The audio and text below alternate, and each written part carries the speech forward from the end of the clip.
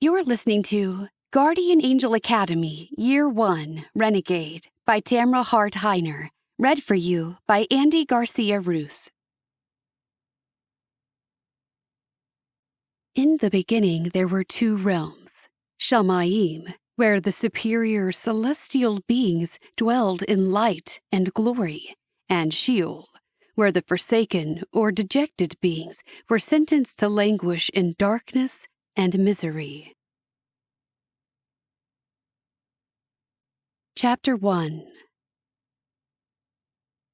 It's safe to open your eyes now.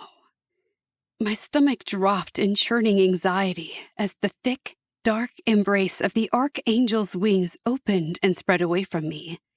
Light slashed through my eyelids and I flinched, but I did not open my eyes. I had trouble breathing, and my pulse shuddered in my throat, terrified and uneasy. It's not heaven, I reminded myself. You don't need to be afraid. No, of course it wasn't heaven. I would have been incinerated the moment I stepped foot onto that celestial plane. This was something else, a cross between the mortal world and celestial ground, a place for those waiting for heaven's approval to enter. But I was not waiting for heaven. Heaven would never approve of me. I still couldn't believe I was here, and I still wasn't sure why. Choice is a double-edged sword. One might choose freedom only to find the choice leads to misery and captivity. Or one might choose to sacrifice what they had in hopes of something more. Such was my case. Archangel Barachiel's wings fluttered near my face, the softness of the air stroking my flaming cheeks. "Jezbatasat," he said, his voice soft like falling rain, yet holding a strain of command. "Open your eyes." The word whispered around me, my name, the lexicology that forever branded me a daughter of hell. I swallowed hard and pried my lids open. The white light of purity and holiness did not assault me or burn me to cinders as I feared it would, and my shoulders relaxed slightly. "Welcome to the Guardian Angel Academy at Yishuv," he said. I looked at him as his golden wings folded and withdrew into his body, leaving him looking as common as the wingless men of the damned I'd witnessed in the depths of Sheol, which was my home, not heaven. "We are not in heaven," he said, and I flinched. Were the rumors true?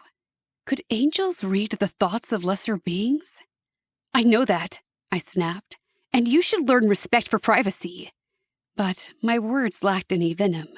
I'd made the choice to come here, and, in truth, I was terrified. While his motives remained questionable, the archangel had shown kindness to me. I didn't want to leave the protective embrace of his wings. Archangel Barachiel walked in front of me without a backward glance, expecting me to follow. His dark brown hair was cut short, and his face held no lines. He did not look any older than a 30-year-old mortal. He wore a dark suit and concealed his wings, giving no indication of his status. But I knew he was a master at GAA, at Yishuv, Guardian Angel Academy. I could hardly think the words to myself.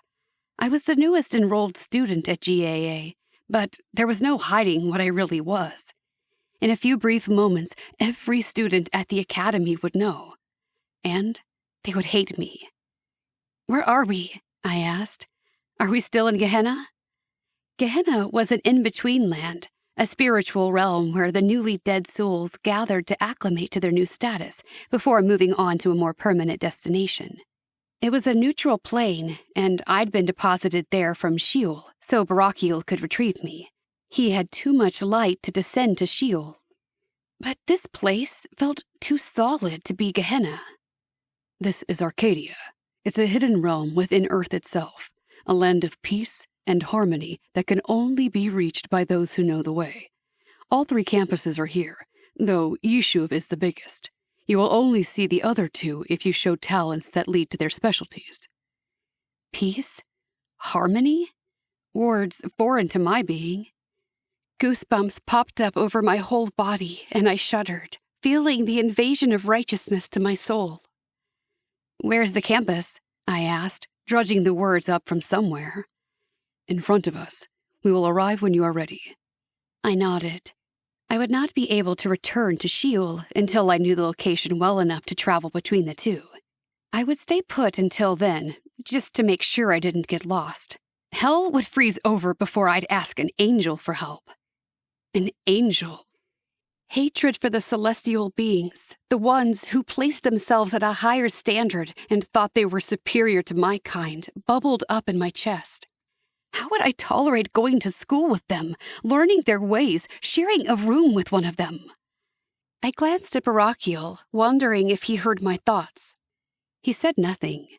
Perhaps because he knew they would hate me as much as I hated them, but it would be one of me against hundreds of them. "Do not be afraid." So, he was listening. I knew it. They will not accept me. They will know what I am. He stopped and looked back at me, his eyes trailing over the black chains crisscrossing my exposed flesh, wrapping around my arms and claiming me. Hasatan had relinquished me to the academy so I could become informed enough to make my choice. But he had not relinquished the chains that bound me to Sheol. They branded my skin, burying themselves into my body like a sentient tattoo. I tugged on my dark hair, pulling it over my shoulder, but I couldn't conceal the chains. "Learning acceptance and forgiveness is part of the curriculum at GAA. You will make a fine candidate for practicing what we preach." "Just what I hoped," I said sarcastically, but he only smiled. He continued walking, and I rolled my eyes before trailing after. The archangels and master instructors had already graduated from GAA.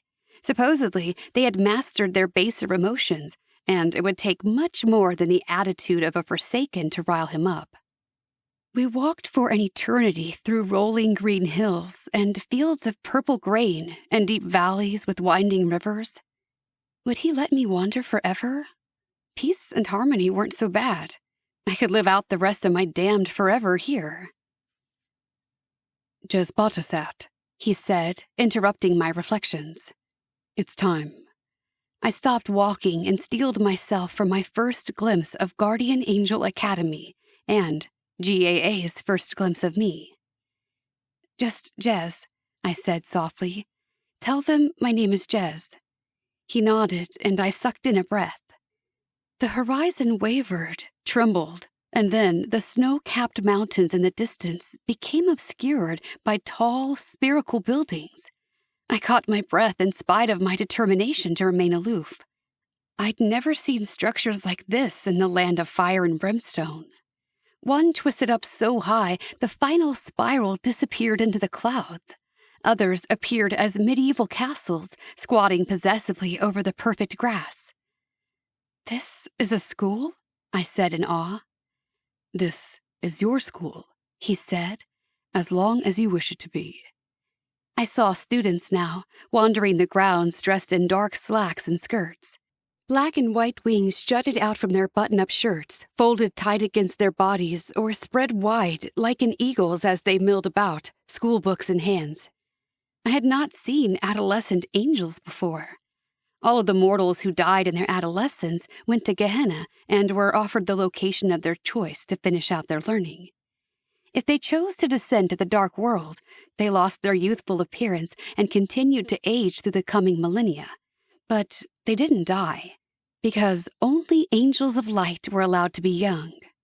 The injustice burned through my veins, but I swallowed it back, wishing to mask my feelings from Barakiel. The time for retribution was not yet at hand. But it would come, and I would bring it. A chime sounded, ringing out over the courtyard, and the students turned toward it. One by one, most of the black-winged angels stepped into the shortest building on the grounds, a long, rectangular edifice that looked out of place among the sweeping, rounded structures. The white wings dispersed as well, heading into various buildings. "Come, that is your cue." I'm not sure I can." Fear gripped me, and my feet remained rooted to the spot. I looked down at my black clothing, my non-standard halter and torn skirt. My outward appearance reflected my inner self, unsure, non-conforming, and tattered. Barachiel did not move. It is your choice, but you will not regret this, Jesbatasat. His words rang with truth and promise. Was it a manipulation, or could I believe him? But I didn't really have a choice. Hasetan had warned me of the consequences of failure, and his words I could trust. I will go, I said, and I moved my feet forward, closing the distance between myself and the building of my own accord. Barachiel led me through a side door and to a seat tucked at the back of the massive hall. I sat with Barachiel as a wingless female with almond-shaped eyes and jet-black hair in a white business suit stepped onto the stage. "Welcome, angelings," she said, her face wreathed in a dazzling light as she smiled. I squinted against it, fearing I'd go blind. "I'm Archangel Salafiel. I coordinate new student orientation. I'm also the Master for Human Relations, a class you will all be required to take in your second year. I know there is so much new information for you, but let me start by saying, I'm sorry you find yourselves here." For one brief moment, I thought she spoke directly to me, and then I remembered every new student was here because they'd recently died. I wasn't the only one in a new place. "I know it's a shock," she went on. "I'm here to help you adjust, and we will also have classes geared toward teaching you what you need to know to move forward in this life. We've tailored the school to be a familiar environment for you, with customs and technologies like what you had on Earth." I leaned toward Barachiel and whispered, "Do the other students know about me?" He shook his head. "You are just one more new student starting your first year at the academy." A few students glanced back at us at the low murmur of his voice, and I sank lower in my seat, grateful for the darkness around us. Darkness, good for hiding. Not so much all the light that surrounded the campus and kept trying to penetrate my shield. I wrapped my hands around my arms, wishing for something to cover myself, as if not having wings wasn't bad enough. "Now, let me tell you about the goals of the school," the woman continued. "The mission of Guardian Angel Academy is to provide you with the knowledge and experience you need to minister to mortals on Earth. In doing so, you will become more equipped to join the celestial beings in heaven, or Shamayim, as we call it here, and make your final placement. But first, there are a series of tasks you must complete at the Academy. GAA is built as a 4-year program, though you may repeat a year as often as necessary to master a task. During your first and second years, you are only Guardian Apprentices, or GAs. We will be reteaching you many of the concepts and principles you learned in Shamayim before you were born, but have forgotten through mortality. You will notice that your memories start to come back, but it could be a full decade before you remember everything from your first existence." None of that applied to me. I was not created in Shamayim. I had no memories to recover. The second year are allowed to watch what goes on Earth and learn how to travel there, but you won't go to Earth until your third year. During your third year, you should be assigned to your first ward, and then you will become a Guardian in Training, or a GIT. You will be mentored and guided. You might recall the temptations you had during your mortal life. Our job as guardians is to be the protector and the guide, helping mortals make the correct decision. If it is possible, we often save them from an untimely death, though you will learn it's not always possible to do so. The fourth year is a mere formality. You will receive a new assignment, and this time you will not be mentored. Classes will continue in between your guardianship, and you will become a master in your field and perfunctory in other fields. Should you decide to continue as a guardian after you graduate from the academy, you will continue with your ward until the end of their earthly days. From there, you have choices. You can take another assignment, or you may choose another profession. Professions? Assignments? Guardians?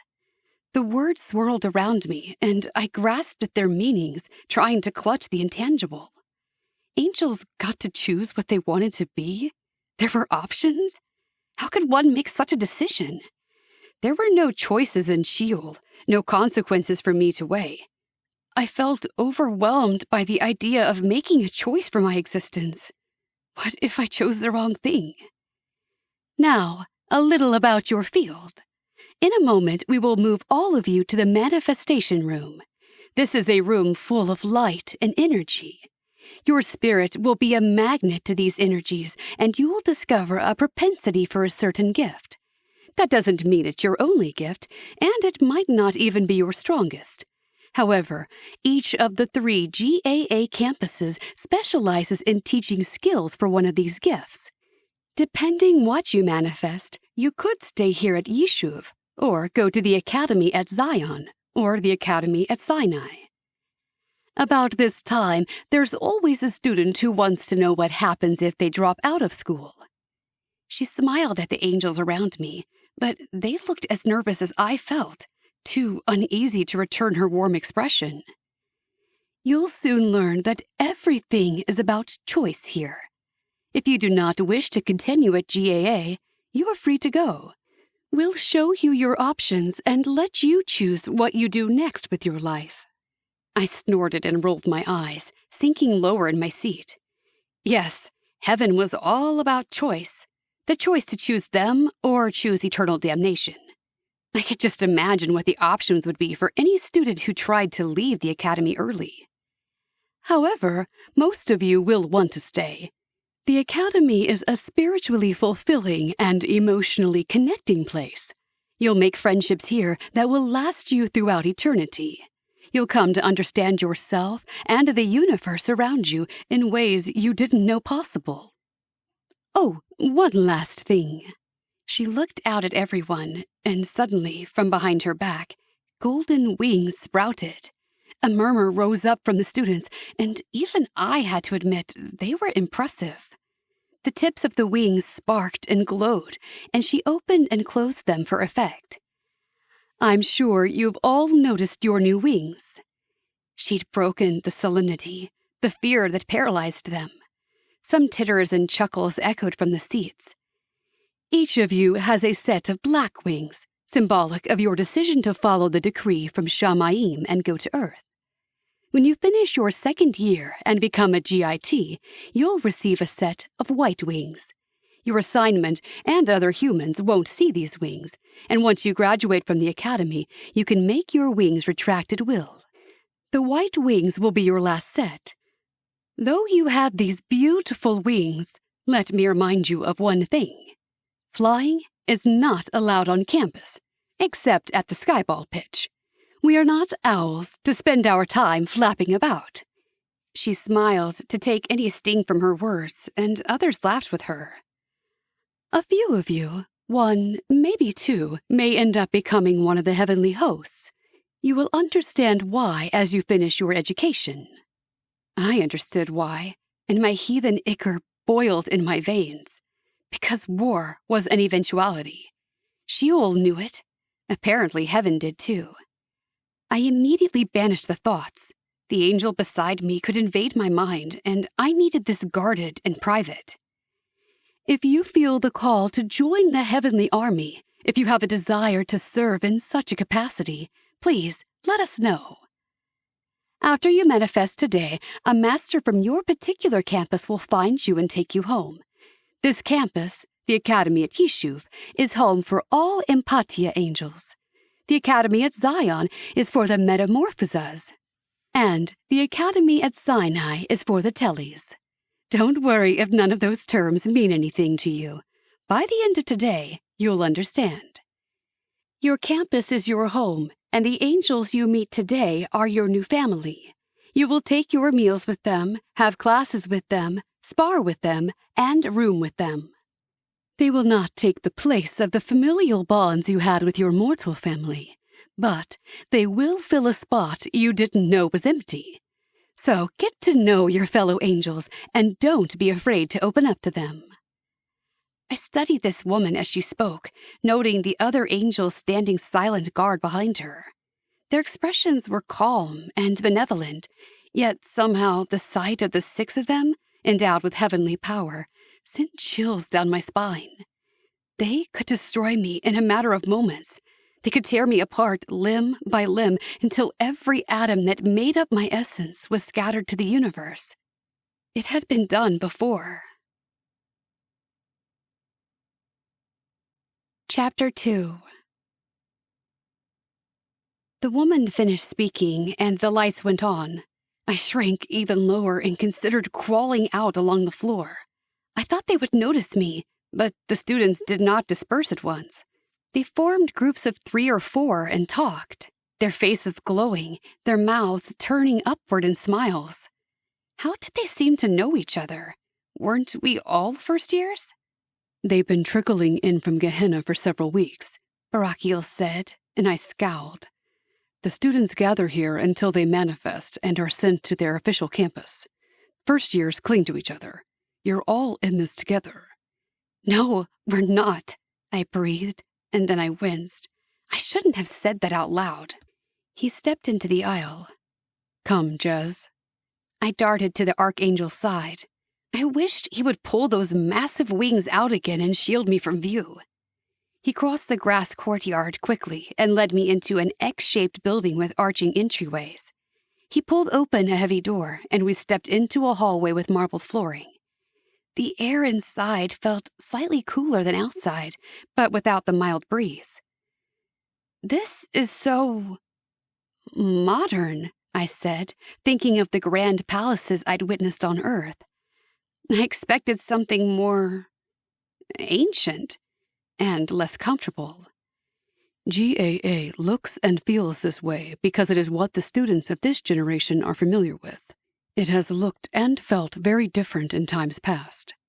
He pushed on a door in the hallway and ushered me into a room. A woman turned from where she stood, examining the top of a desk, and I recognized her as the one who had spoken to us moments before in the auditorium. Ah, she came toward me, a welcoming smile on her face. Jezbatasat, we are honored to have you here. I examined her closer now. She stood regal and tall, even with her golden wings tucked out of sight. If I had wings like that, I would never hide them. But I had no wings, none at all, not even the black wings of a first year. Thank you for meeting us, Barakiel said. I know you prefer to be present during the manifestations. Remiel and Sabriel are both present, as well as the elder masters from the other academies. They can handle it just as well. She faced me, her expression kind. Welcome to Yishuv. Her kindness was not unexpected, but I did not know how to respond. I understood fear and formality, not gentleness. I inclined my head. Yes, my liege. She gave a soft laugh. I can see it will be an interesting journey for all of us. I am Archangel Salafiel, master of the Human Relations class. Another Archangel? But I'd known that after I saw her golden wings. Salafiel, Archangel Barakiel said. Could you find something for Jez to wear? Salafiel looked me over, her eyes falling on the dark tattoos embracing my arms. Of course. She opened a drawer of her desk and dug around for a moment before pulling out a long-sleeved jacket made of some kind of animal skin. Will this do? I took it from her, fingering the supple black material, surprised and pleased she hadn't gone for a different color. I cannot keep myself from asking, You keep a supply of these in your desk? Her eyes sparkled. Manipulating material to produce what you need and when you need it is a skill you will learn also. I was definitely intrigued. This was not a skill available to the Forsaken in Sheol. This was probably yet another reason Hasatan wanted me to come here. I slid my arms into the jacket, marveling at how the material fit to my skin, as if it were made for me. Perhaps it had been. I exhaled, my shoulders relaxing. With the tattoos covered, I might not stick out quite as much. It's time to meet the other new students, Salafiel said. Like you, those just arriving are unsure of where they are and why. They do not have any knowledge beyond their recent deaths and Earth life. That certainly encouraged me. I knew more than these new recruits did. To begin with, I'll take you to the manifestation room, and you'll be separated by your powers. I don't have any powers, I began, but Celestial cut me off with a shake of her head. You don't know your powers yet, and neither do they. You will be on equal footing. I'm a Forsaken, I said, annoyed she seemed to have forgotten. I'm not gifted like they are. I'm not endowed with light. The only reason I can tolerate being here is because he, I jerked my head at Archangel Baracule, is shielding me with his light. The two of them exchanged a look I couldn't decipher, but didn't like. Elder Master Baracule has reason to believe there is light in you. It's just been concealed by darkness for so long, you don't know it's there. It's not, I retorted, the anger rising in me again. Wait, had she said Elder Master? Calm down, Salafiel said, reaching for me. Don't touch her, Baracule warned, intercepting her hand. It is forbidden. Archangel Salafiel withdrew, confusion flickering on her face. Surely she knew this. The law forbidding touch between spiritual beings was created long before I was. She gave me a soft smile, keeping her hands where they belonged. You will not be as out of place here as you fear. I fear nothing, I said, but it was a bold-faced lie, and my face flamed. These mind readers would know it. Do they all have wings? I demanded, turning to another painful topic, because that was the biggest thing. I couldn't hide my lack of wings. They all have their first set of wings, yes, Salafiel said. But none of them know how to use them, and many of them will spend the first few weeks trying to hide them. I had never wanted wings as desperately as I did now. The Fallen had wings before they came to Sheol, but their wings were torn from them when they fell, leaving only shadow wings in their place. But the Forsaken, and others like me who had never gone to Earth to receive a mortal body, had no wings. And we never would, because the time to make the choice to go to Earth had passed. Come this way, Salafiel said. Baracule stopped her before we exited. Jez, remember, you are not to go to Shema, he warned. The amount of light in that room will be too much for you. I nodded. I hadn't planned on going anywhere that contained a concentration of light anyway. But that led me to a question I had. How do you keep so much light in Arcadia? I asked. I knew it was just another dimension of Earth, and Earth could not retain light. How do you keep other demons out? I tried hard not to flinch at the word, as I was considered a demon. We have a generator. It receives light directly from Shamayim and maintains a shield around the campus, much as I'm using my light to shield you from the light of Arcadia, except in reverse. A shield within a shield?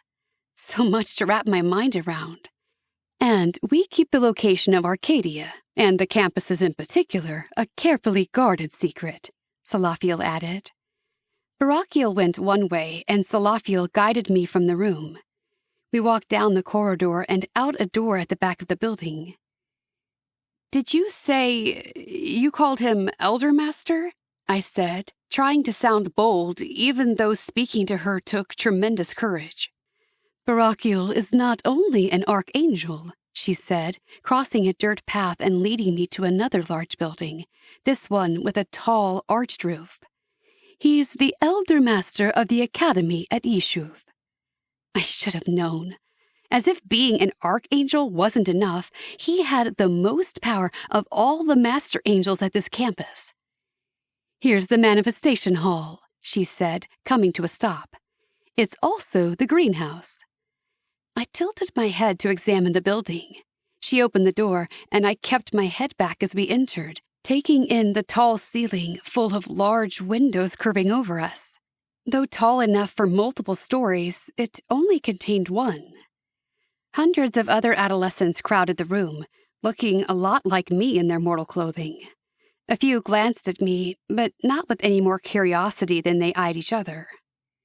"Join them," Salafiel whispered, inclining her head toward the group. "You are one of them."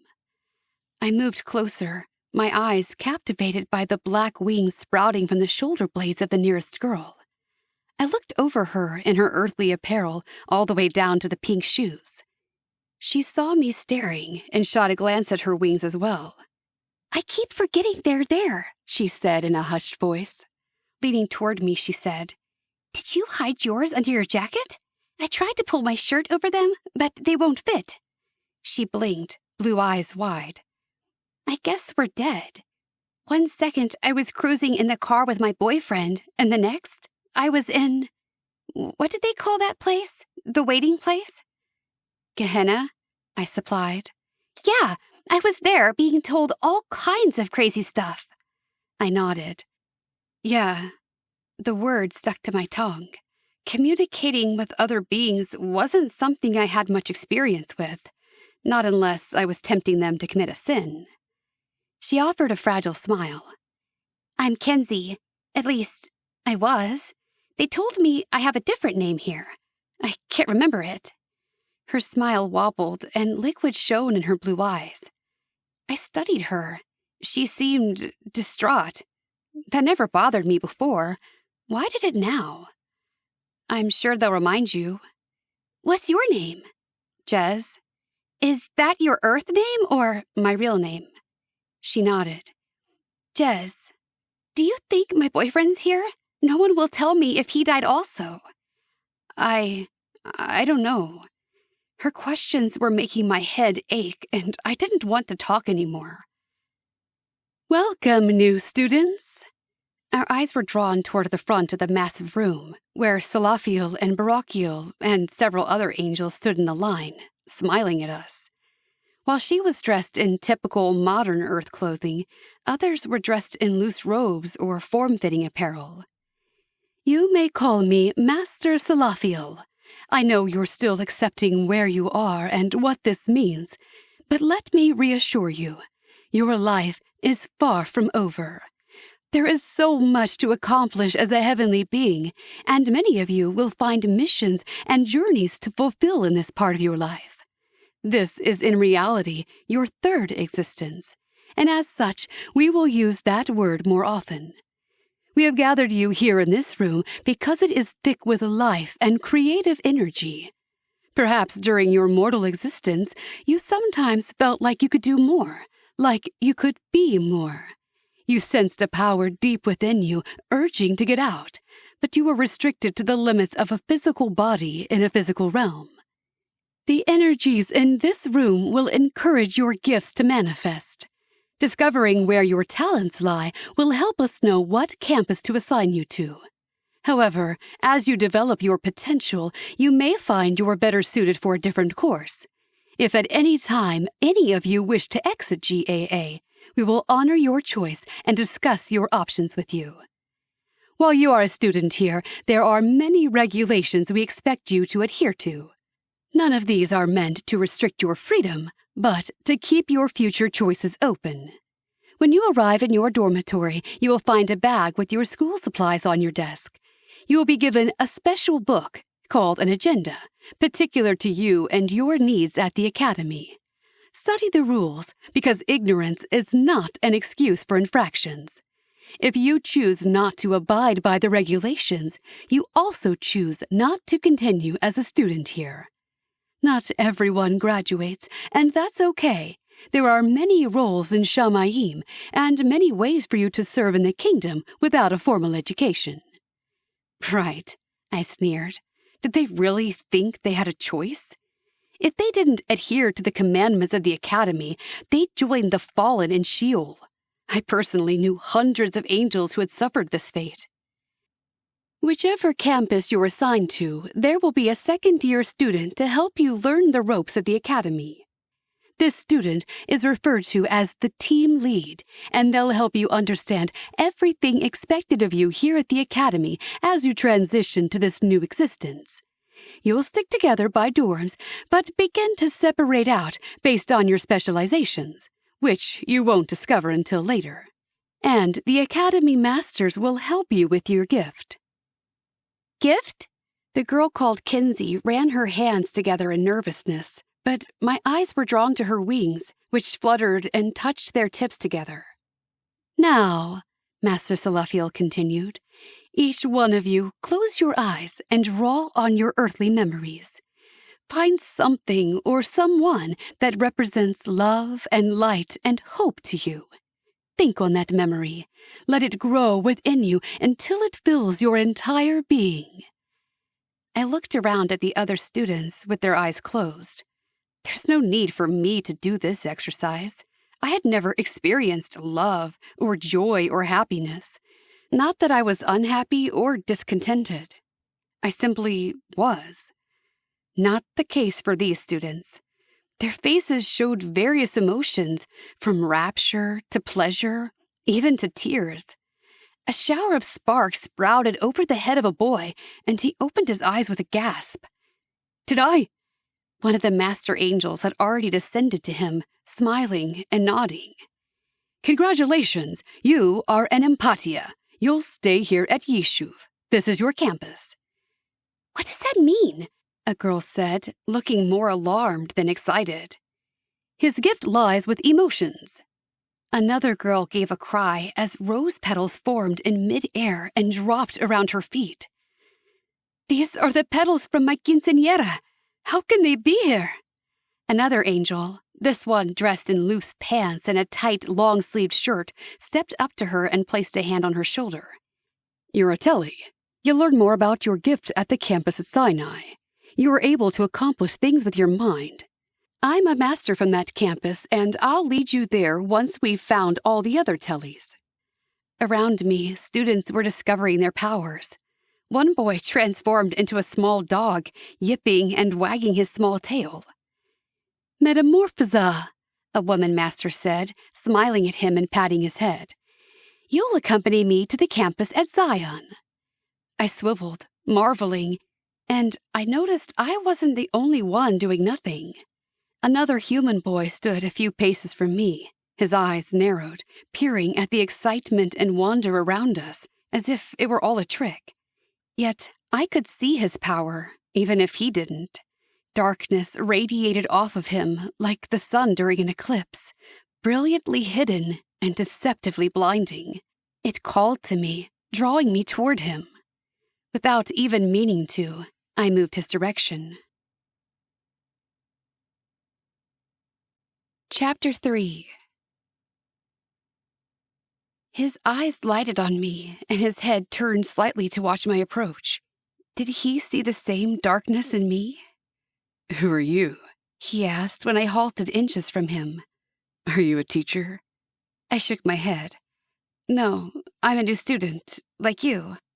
Where are your wings? I stole the first lie that came to my mind, thanks to the girl called Kinsey. I hid them beneath my jacket. His lip quirked upward, amusement sparking in his eye. So, you're not any more excited to be here than I am. It wasn't a question, and I didn't deign to answer it. I stepped closer still. I can see your power. It called to me, beckoned me. It felt familiar to me in a way that was almost comforting. I closed my eyes and inhaled, and when I opened them, I saw an aura around him, a redness so dark it blended with the shadow peeling off him. Is that yours, to see other people's gifts? I shook my head. I don't know. Jez, Grubiel. An angel stepped toward us. The boy glared at the approaching angel. My name is Ryan. The angel did not miss a beat. Ryan was your earthly name. Here, you are known as Grubiel. It was your name before your birth, and you have returned to it. Kerubiel/Ryan opened his mouth, but before he could say anything more, the angel continued. I am Master Cassiel. Have you discovered your powers? No, Kerubiel/Ryan said, and the air between him and the angel darkened. I don't belong here. I have no powers. Darkness is all around you, I said before I could stop myself. Can't you see it rolling off you? I gestured at the space near him. The angel looked at me with a slight smile on his lips. That's right. Kerubiel is a shadow shade, but that's not his gift. A shadow shade? I leaned forward. What is that? Shades can create light or shadow. It's a part of their being, and they are rare. Only 1 or 2 exists in each generation. He can actually create darkness? I knew demonic angels that could create an illusion of light, or the perception of darkness, but to make it appear out of nowhere? How is that possible? What about me? I asked. Am I a shade? Cassiel studied me. You see the shadow emanating from Kerubiel. I nodded. What happened when you thought of one of the times in your life when you felt loved? I stared at him as if he were crazy. Didn't he know where I came from? In case he'd forgotten, I scoffed. I was never loved. Sadness crossed over Cassiel's face. You were not the first, and you won't be the last. Think of something that makes you feel comfort. I remembered the moment when I felt the darkness seeping from Kerubiel, that sense of familiarity. Color, I said without thinking. I saw a color around him. Cassiel's face brightened. What color? Red, and then gray. You have the gift of discernment. You are an empatia. Oh, I said, a wave of disappointment washing over me. I can see colors? Kerubiel snorted. Awesome power. His color had changed again, to a rusty, muddy hue. My own face warmed, surprising me by my reaction. Why should his opinion matter to me? Cassiel faced him. And you are gifted with the ability to make others feel what you feel. You are also an empatia. The boy looked like he wanted to argue, but the fight seemed to go out of him, and the colors around him faded from dark red to a muted gray, barely discernible against the black surrounding him. Cassiel pointed across the room. Barakiel is the elder master for Yishuv. Master Salafiel handles room assignments for the girls.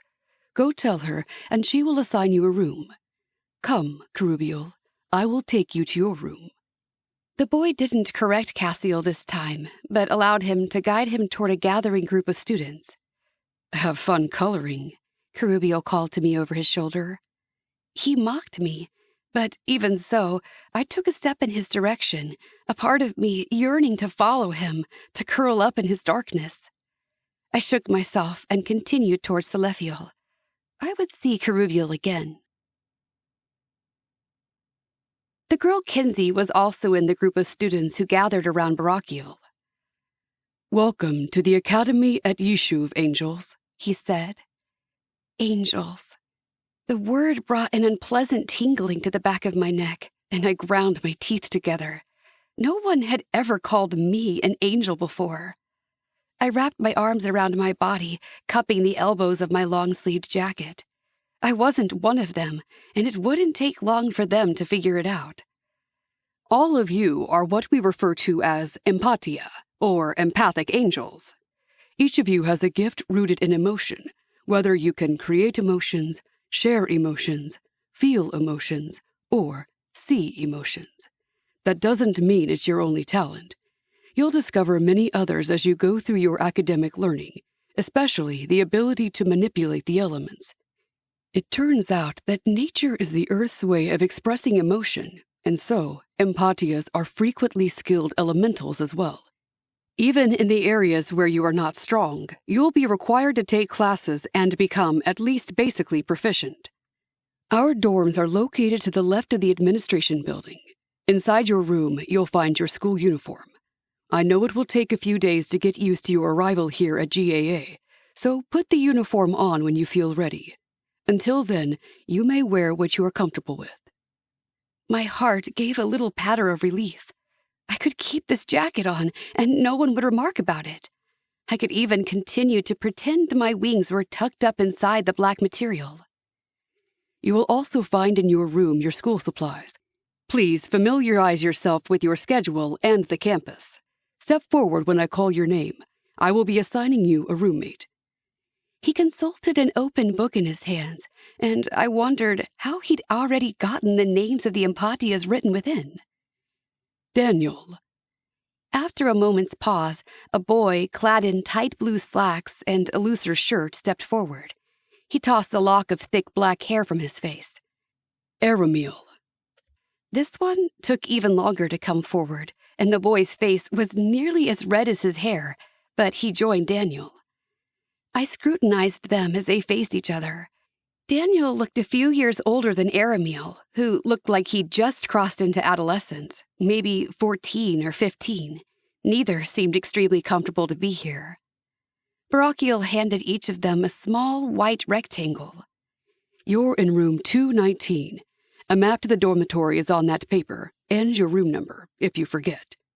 He turned back to us, not watching as the boys slowly walked away, shooting glances over their shoulders. But then, Barakiel had done this before.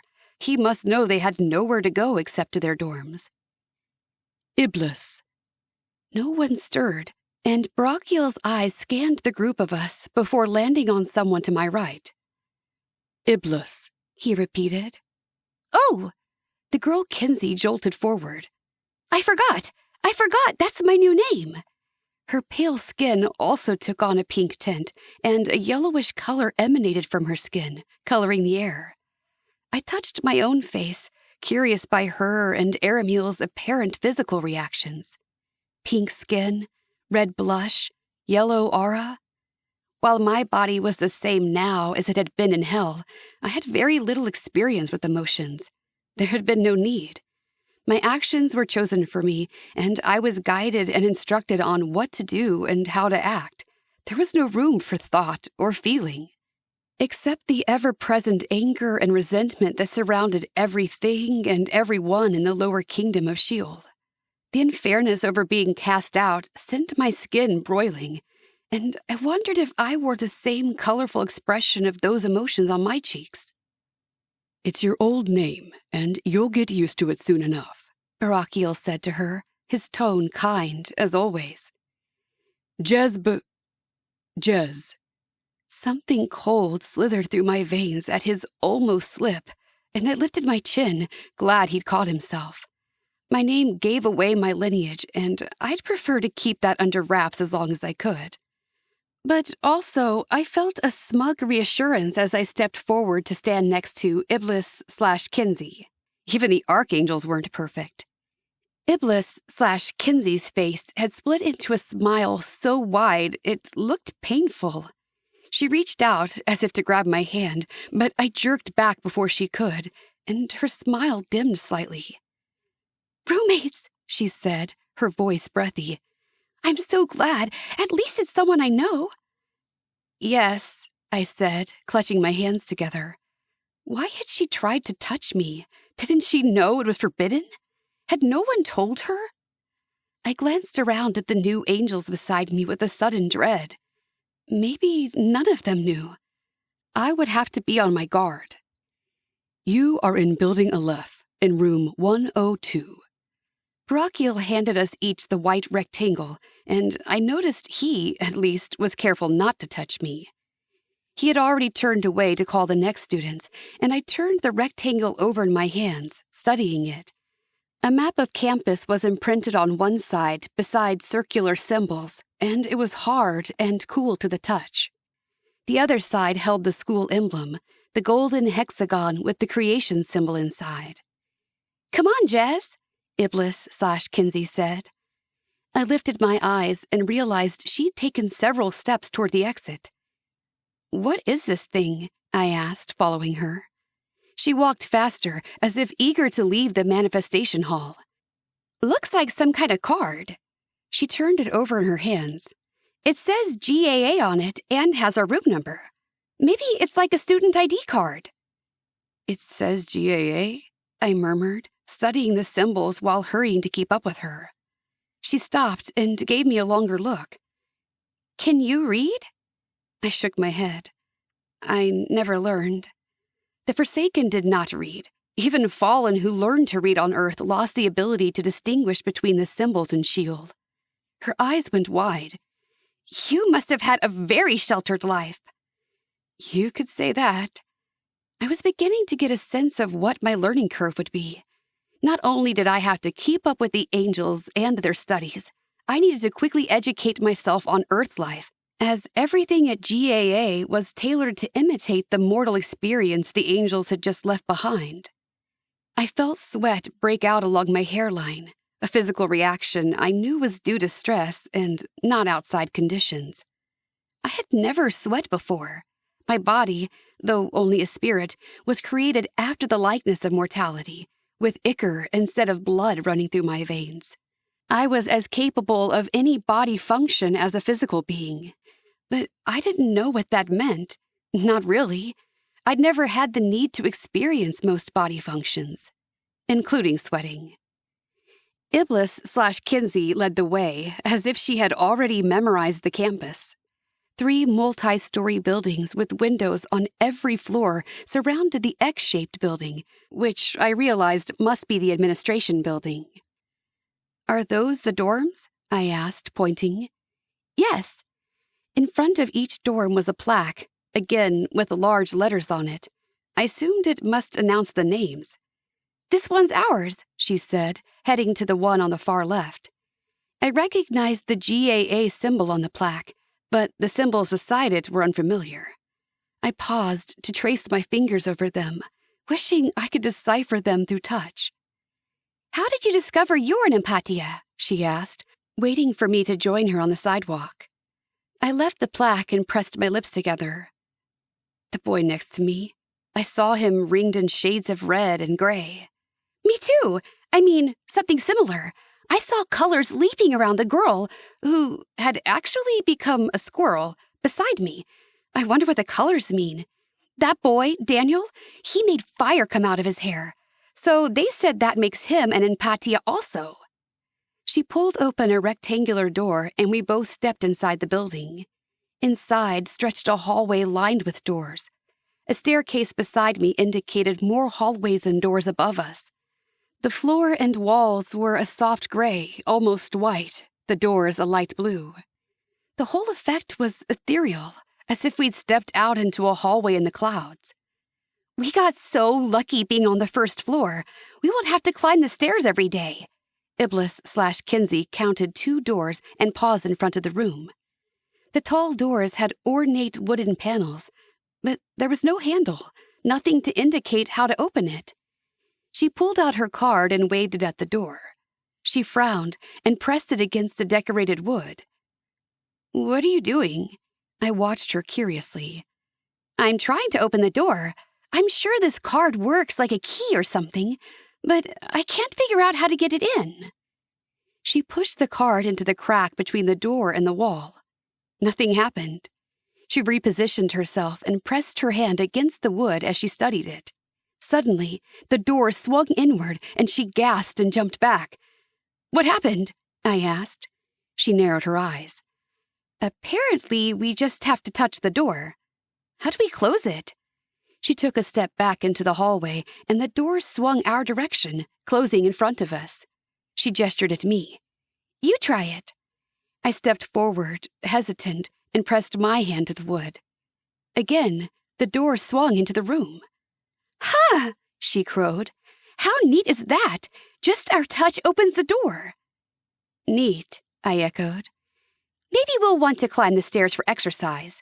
She looked thoughtful as she stepped into the room. "Or do we even need to worry about physical fitness anymore?" I followed her and did a little spin, taking in the 2 beds, each beside a desk with a wardrobe against the wall. A bookshelf against the far wall separated the beds. One window lit the room from above the bookshelf. "This must be the bathroom." Kinsey/Iblis disappeared into an adjoining room. "That's odd. There's no toilet or shower, just a sink and a mirror." "Oh!" She came back out, her eyebrows raised. "We don't need toilets anymore, do we?" Toilet. The word meant nothing to me, but I was perturbed by one thing. "What should I call you?" I couldn't keep thinking of both of her names in my head. The girl paused, tilting her head so the light brown hair cascaded to the side, an uncertain expression passing over her eyes. I guess I'm not Kinsey anymore. I'm Iblis, she sighed. They told me that was my name before I was born, that Kinsey was only my Earth name. I nodded. This was true. Her mortal parents had named her after their own desires, making her more of a creation after themselves by giving her a mortal name. Not that they could have known her spirit name. So, Iblis, then? She chewed on her lower lip. I hope I start to remember this place. Right now, it feels so foreign. Her eyes welled up with tears. I just want to go home to my mom. That feeling swelled in my chest again, a strange desire to help her, to ease her pain. Was it because she was an empatia? Was she pushing her feelings onto me? Things will be fine here. It's just going to take time. I hoped the sentiment applied to myself as well. I sat down on the bed, running my fingers over the soft coverings, and considered the bench I'd had in Sheol. Resting wasn't really a thing in the lower kingdom. When I did grow too weary, or too wasted to fulfill an order, I was allowed to sit on the bench. But it never rejuvenated me. I required the essence of a mortal to do that. Not now. I would have to find another way to get my nourishment. Barakiel had told me I wouldn't have the same yearnings and cravings here, that the light would counteract them.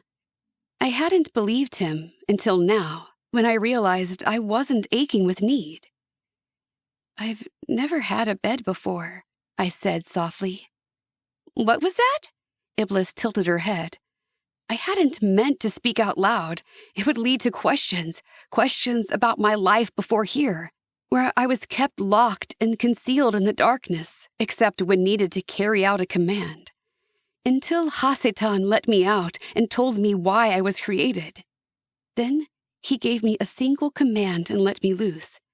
And somehow, through all that, I ended up here, an unheard of impossibility, a forsaken at GAA. Chapter 4. Jess? Iblis asked softly. I slowly lifted my head and met her clear blue eyes. Her expression reflected the same emotion I'd been feeling in my chest, and only now did I think of a word for it. Compassion. I shook my head. I had no place for these feelings, no way to categorize them, so I tucked them away. And you? Tell me about your Earth life. Even as I said the words, a yearning desire, the hunger that I kept repressed, opened up like a giant cavern inside of me. All who chose to follow Hasatan were denied the opportunity to go to Earth, and I, an abomination in both kingdoms, was never even asked who I wished to follow. Iblis had those black wings, the symbol of her choice to follow the chosen before she was born. She didn't even remember making a choice, but there it was, the proof. Well, Iblis gave a little laugh. I was born in Connecticut, in Southington, a little town outside the capital. I've got 2 brothers. I'm the youngest. My mom and dad work for the local newspaper. My mom's an editor, and my dad's a writer. I'm on the volleyball team. Was. She whispered the last word. Do you think I'll still be able to play sports here? I don't know anything. This is all new to me as well. I wanted to ask her more questions about Earth, her family, her body, what it had been like to touch other people. My fingers traced each other, a haunting longing in the touch. The only being I would ever feel was myself. Iblis went to her bed and picked up the uniform, a short, pleated apron that looked to go around her waist instead of slacks. It had a matching white tunic, but instead of a drawstring to tie it together, it had a row of white buttons. It seems so odd. Here we are, dead, but everything still feels so alive. I think it's because you didn't understand what life is, I said before I could stop myself. Being mortal didn't make you alive. You've always been, and you still are. She nodded. I'm starting to see that now. This name doesn't feel genuine, but it's actually the real me. She scooped up her uniform in her arms and headed for the room attached to ours. I think I'll go change. I stared after her. She was coming to terms with this so quickly. I ran my fingers over my own uniform, laid out beside me on the bed. I felt the soft fabric beneath my fingers, the texture of the cloth. I noted, with relief, that the tunic was long-sleeved. If I ever did decide to put on the uniform, at least it would cover my chains. Not that I could hide them forever. Perhaps it would be better just to show them and get it over with. The door opened and Iblis stepped out. The tunic was tucked into the skirt. A strange piece of fabric designed to match the skirt hung from her neck. She still wore the pink shoes from her earthly clothing, but everything else was changed. "What is this?" I asked, eyeing the odd fashion statement. "Oh, it's called a tie. It's pretty common with private schools back home. But this is home now, isn't it?" She got a quizzical look on her face. I shrugged, not ready to commit to Arcadia as my new home.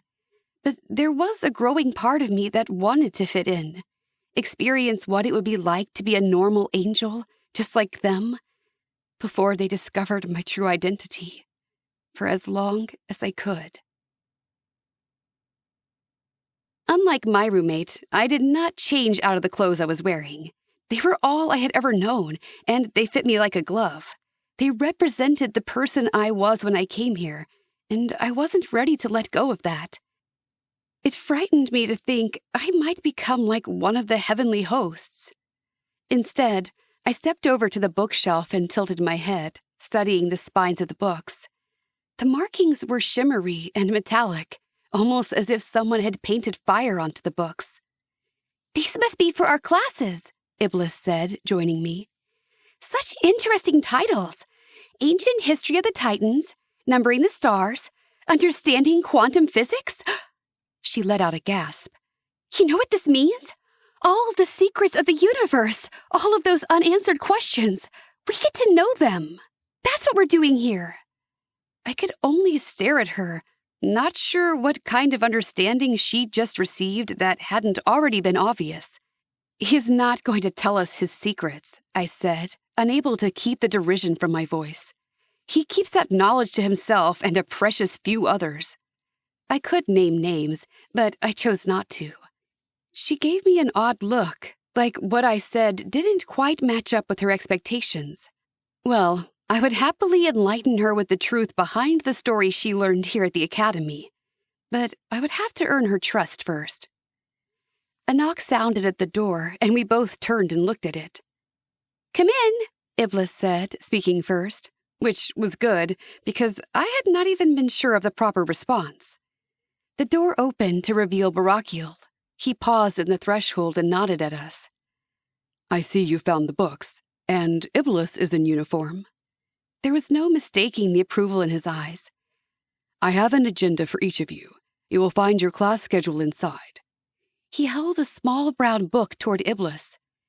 "Thank you," Iblis said, accepting it. She opened it and her eyes went wide. "What kind of book is this?" "It's your personal assistant here at the academy. It functions like a book. It also functions like the tablets you are familiar with from Earth. And like a computer, with a messaging system to both your teachers and your fellow students." "Jez?" I turned to see Barakiel holding another book out to me. My face warmed. I'd been so caught up in watching Iblis with her book that I hadn't noticed my own. I shook my head, not extending my hand to take it. "I can't read," I whispered. Had he forgotten that small detail? "I know. The situation will be rectified. Take your agenda, please." I heaved a sigh and snatched it from his fingers.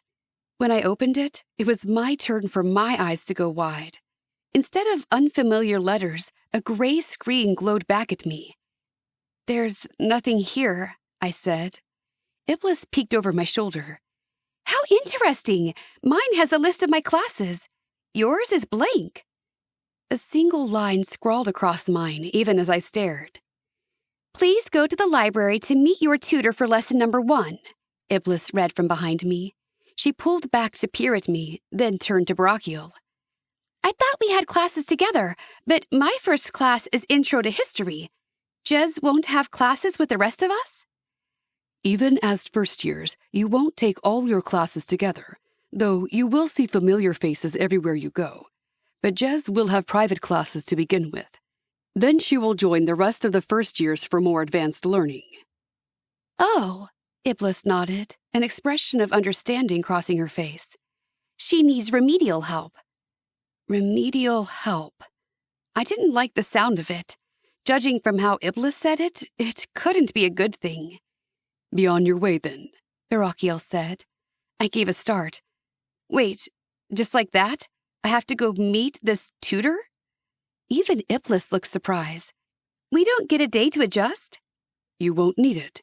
Everything here will feel very comfortable to you very quickly. I had my doubts about that. I guess I'm on my way to Intro to History, Iblis said, consulting her book again. I felt a surge of panic as Iblis started out of the room. I barely knew her, and I wasn't even sure I liked her, but I didn't have anyone else. When will I see you again? I asked her. I don't know. Do we have any classes together?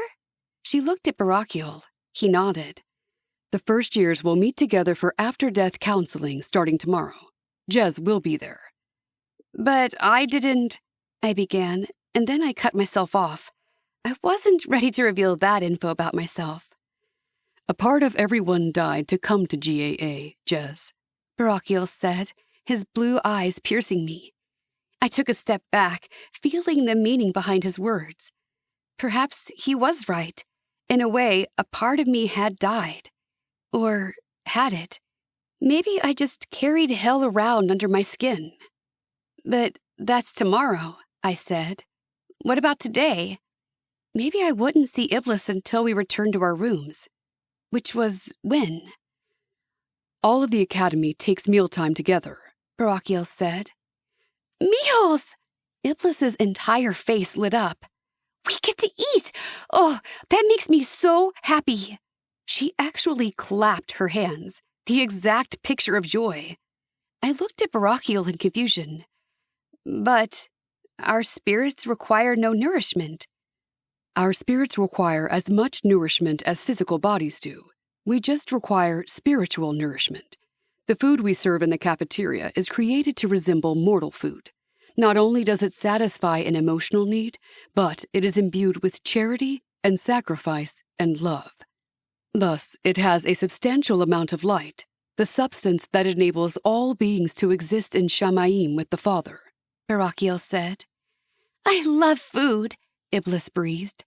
I'll see you at dinner, Jez. With that, she went down the hallway, a skip in her step, as if she'd forgotten her recent death and sudden arrival at GAA. How can she be so accepting of all these changes? I asked, watching her go. The emotions of sadness and loss and despair only linger in mortality.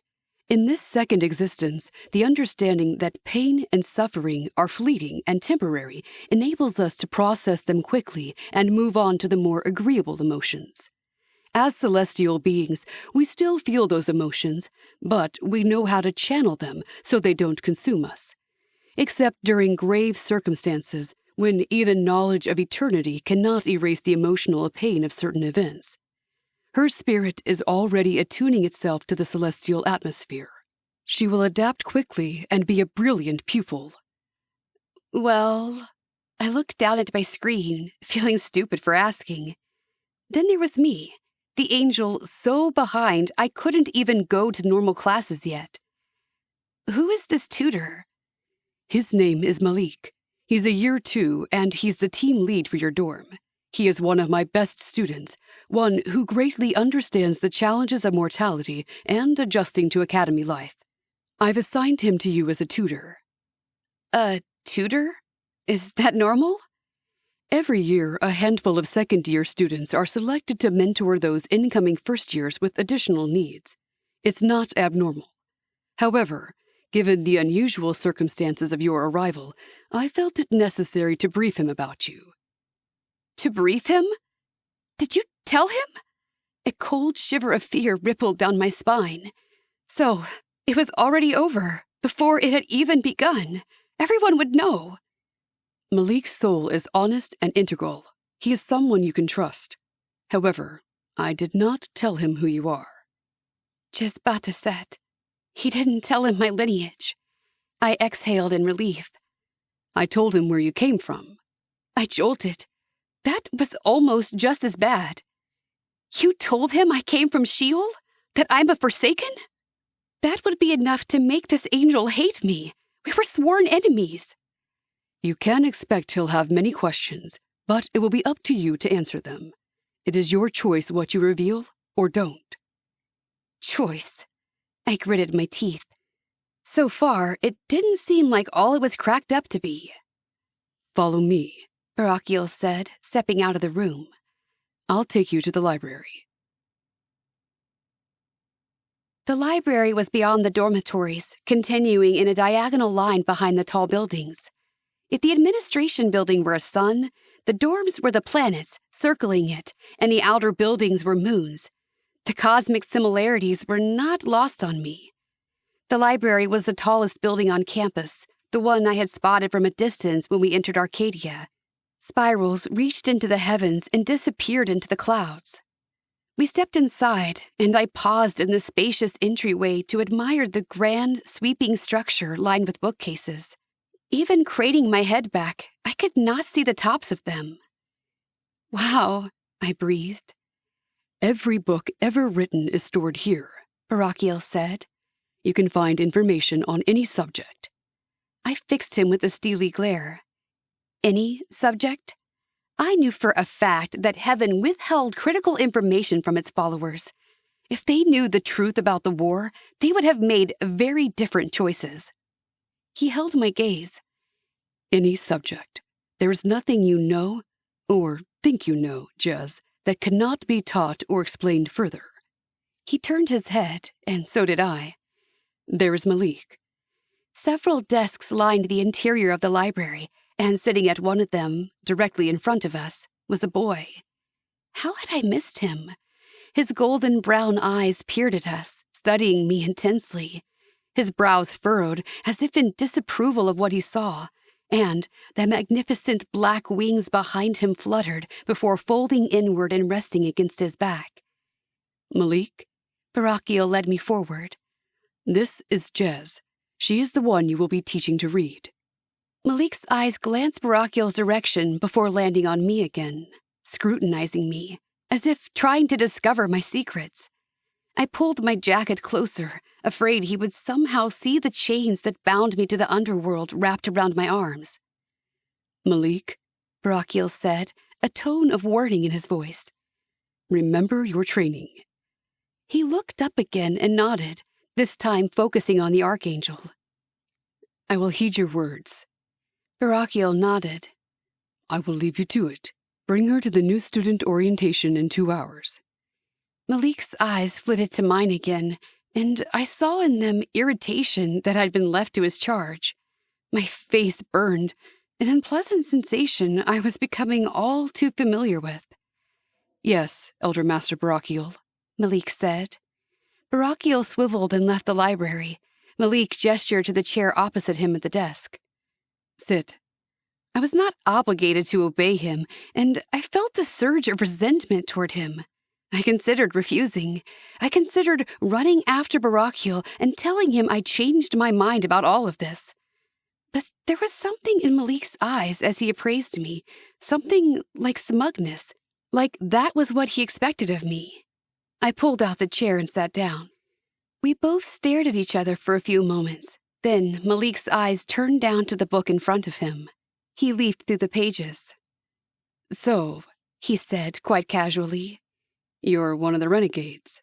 I glared at him, the lusty emotion of hatred firing through my veins. I knew this feeling. It was the one that fed and fueled me, got me through each day of my existence. It was the one I whispered into the souls of mankind, prompting them to heinous deeds of darkness. Weak, these self-righteous, condescending, arrogant angels from God's side had nicknamed all of Hasatan's followers renegades, simply because they had chosen a different path. And because of it, they were condemned to Sheol, condemned to seek their sustenance from the follies of men. I might not have been at the first war, but I was condemned right along with them. "You hate me," he said, with such certainty that I reared back. "How can you—" I began, fearing he was also reading my mind. And then I remembered. We were empatias. He could probably read my emotions as easily as he could read a book. I lowered my gaze and took several deep breaths, trying to control my feelings. He waited without saying a word. I finally lifted my eyes, but this time I studied him, trying to get an emotional reading off him. I could not even discern a color. Why was that? "Did Barakiel tell you I'm a renegade?" I forced the word out. We did not call ourselves that. We called ourselves Forsaken, because we've been cast out, abandoned, left to fend for ourselves. And we had fended for ourselves, the best we could. Malik's eyes remained stern as he stared at me. "He told me you could not read because you've spent your existence in Sheol. You have no wings. It was easy to put the pieces together." So, Barakiel had not told him even that much. I exhaled and ran my finger over the wood grain of the desk. For a moment, I wondered if the furniture was brought from Earth or if angels also had the skills to work wood. "Are you?" he asked, driving my attention back to him. "Am I what?" I said, matching the poisonous tone of his voice. "Are you a renegade?" He couldn't begin to imagine my existence. How would I survive Sheol if I wasn't able to pry the darkest emotions out of a soul? I was a Forsaken from the moment I was created, existing as a shadow among humanity, bringing out the vile and wicked tendencies of mankind. I wasn't given any other option. Chapter 5. Do you hate me? I couldn't meet his eyes when I asked the question. Something within my chest trembled, and I willed myself to be still. His reaction to me was what I could expect from every angel who learned the truth. He sighed. "Why are you so intent on destroying humanity?" I couldn't even think of a response. Then my eyes flew to his as I burst out. "What? What makes you think I am?" He blinked. "Aren't you?" He thought I wanted to destroy humanity? Why would I want to do that? What were they to me? Nothing. Their short, brief lives would end and be snuffed out before I'd even finished maturing. They held no power over me. "No," I said. "Well, maybe not you in particular," he said, and his shoulders relaxed slightly. "But you're kind." It wasn't that the Forsaken wanted to destroy humanity. They just wanted a piece of it. They wanted to feel what humans felt, and feed off those emotions. Sometimes, I admitted, human souls became casualties. Luckily, I didn't have to explain that as Malik kept talking. "And why do you get to come to GAA when no other renegade gets to? What makes you so special?" I couldn't tell him that. So I said, "I don't know." He gestured to the book in front of him. "I've been reading, looking for other examples, other cases of a renegade attending the academy. I can't find any account or history of it. It's as if you're the first." The wings came out again, fluttering, and I took it to be a sign of agitation. "Why?" I could only shake my head. The wings opened all the way, and I tried not to stare at the impressive span as they flapped once before folding against his body. The envy sprouted in me like a budding plant, and I wanted to see them again. I wanted to touch them. "You can't touch." The rule was seared into my very being, and I pushed down the forbidden desire. He watched me a moment more, but when I said nothing else, he must have concluded I didn't know. Pressing his lips together, he pulled out what looked like a book ripped in half, long, with white, blank pages. He placed beside it a marking utensil. "Barakiel has asked me to bring you up to speed. He said even you don't know how much you don't know. So, I'm supposed to stick to you like glue for the next few days and help you understand everything you see and hear. We could start with him. I heard his words, but half of what he said didn't make sense to me. I slowly shook my head. I don't know what you're saying. His brow creased. What did you not understand? What is up to speed? He blinked, and then he let out a short laugh. You really don't know anything. Who did you spend your time with? The hellhounds?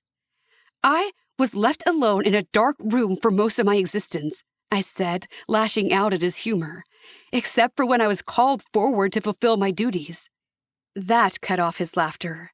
His expression grew somber, and I knew he was imagining what evil duties I might have been fulfilling. Let him imagine. Up to speed means I'm going to teach you what all the other kids here know, so you don't stick out like a sore thumb, he said shortly. His terminology was still foreign to me, but I got the gist. You'll teach me what I need to know to fit in. That's right. And I also have to teach you to read. He lifted the book of white paper. Do you know what this is? Paper, I said. I did know some things, at least. It's a notepad. We use them on Earth to learn how to read and write. He put the notepad down. Why can't you read? I was never taught. It's more than that, though. Are there no books in hell? I was silent a moment, but then I figured I wasn't revealing any big secret. Inhabitants of Sheol can't comprehend written glyphs. He will not allow it. He who? You know. I pointed my finger toward the heavens. Him. Interest sparked in Malik's eyes. Why? I can't believe you didn't already know this, I sneered, unable to resist the jibe at his self-righteous attitude. Because he plays favorites, and we are not them. Malik leaned forward on the desk, his expression darkening. That's not it. How do you know? Because I know the Father, and that's not how it works. Really? I challenged. You've met him. Well, no, Malik faltered. Not yet. I will after I graduate, though. Then your knowledge of him is less reliable than mine. I lifted my chin. You've been dead for how long? 4 Earth years, Malik said. But, so you've been here for 4 years? I've been simmering in Sheol for the equivalent of 10 Earth lifetimes. I think I'm the more reliable source on the matter. But you've been in hell, Malik fired back. Your information is tainted. Your whole worldview is distorted and black. No, it's not, I returned. I see things how they really are, not through a wholly glorified view. That's impossible, Malik said, and finally a color appeared around his body, a vibrant red pulsing around his being. You are tainted and distorted. Everything you perceive will be the same. He stood up, grabbing the notepad and pulling it to his body. I cannot teach you. I will tell Barakiel to find someone else. He pushed away from the table and strode toward the door, his wings flapping in rhythm to his rapid footsteps, his feet practically gliding across the stone floor. And all I could think was that I wanted to glide my fingers along the edges of those feathers. Hello, first years! The angel that came into the classroom smiled at us behind the podium that was taller than she was.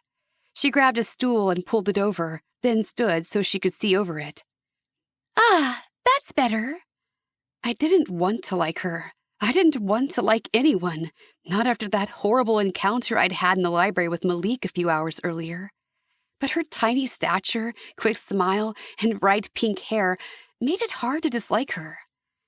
I'm Master Nuriel, she said. Most of you won't see me again until you're a 4th year because I teach advanced classes. But I also get to do new student orientation. She smiled again, her white wings fluttering like a butterfly's behind her. She reminded me more of a mythical pixie than an angel. You've discovered your gift by now and been assigned to a dorm. Hopefully you're feeling more comfortable here at Yishuv. There are just a few practical things I'd like to go over with you. She glanced down at the podium and cleared her throat, then looked up again. By now, you've been to your dorm. We have 3 dorms on campus. Aleph, Hasid, and Emet. The 3 dorms form a triangle around the quad. The boys' rooms are always on the left side of the building and girls on the right. Your classes are arranged by year and then dorm, so you will see the angels from your dormitory more often than those from the others. Master Celestial already told you flying on campus is not allowed. Sometimes your wings will control you more than you control them, and we understand that. But intentionally is prohibited on campus, so please, don't do it. Use your legs. Remember the blessing of having a body, even if it's a spiritual one. She consulted the podium again. Many of you come to us with vices for mortality still affecting your mental state. You will be assigned special classes to help you with these vices, as they are much harder to control in this existence than in your last, but controlling them is essential. Whatever weaknesses you did not overcome in mortality must be conquered now, most especially the vice of lust. She grew very serious, taking the effort to meet the eyes of nearly every angel in the room. You will learn more about sacraments in your advanced classes, but steer clear of the carnal desires. It is not done here. There can be no accidents. Later, you will learn about bindings and the important nature of these feelings. But for now, just know that you must not give in. I tilted my head, intrigued. Lust was a physical appetite, and I'd assumed it required a physical body.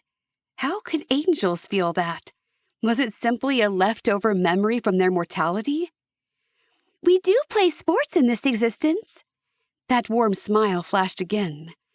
You'll learn more about Skyball later, but we encourage you to attend the games and participate on the team if you feel so inclined.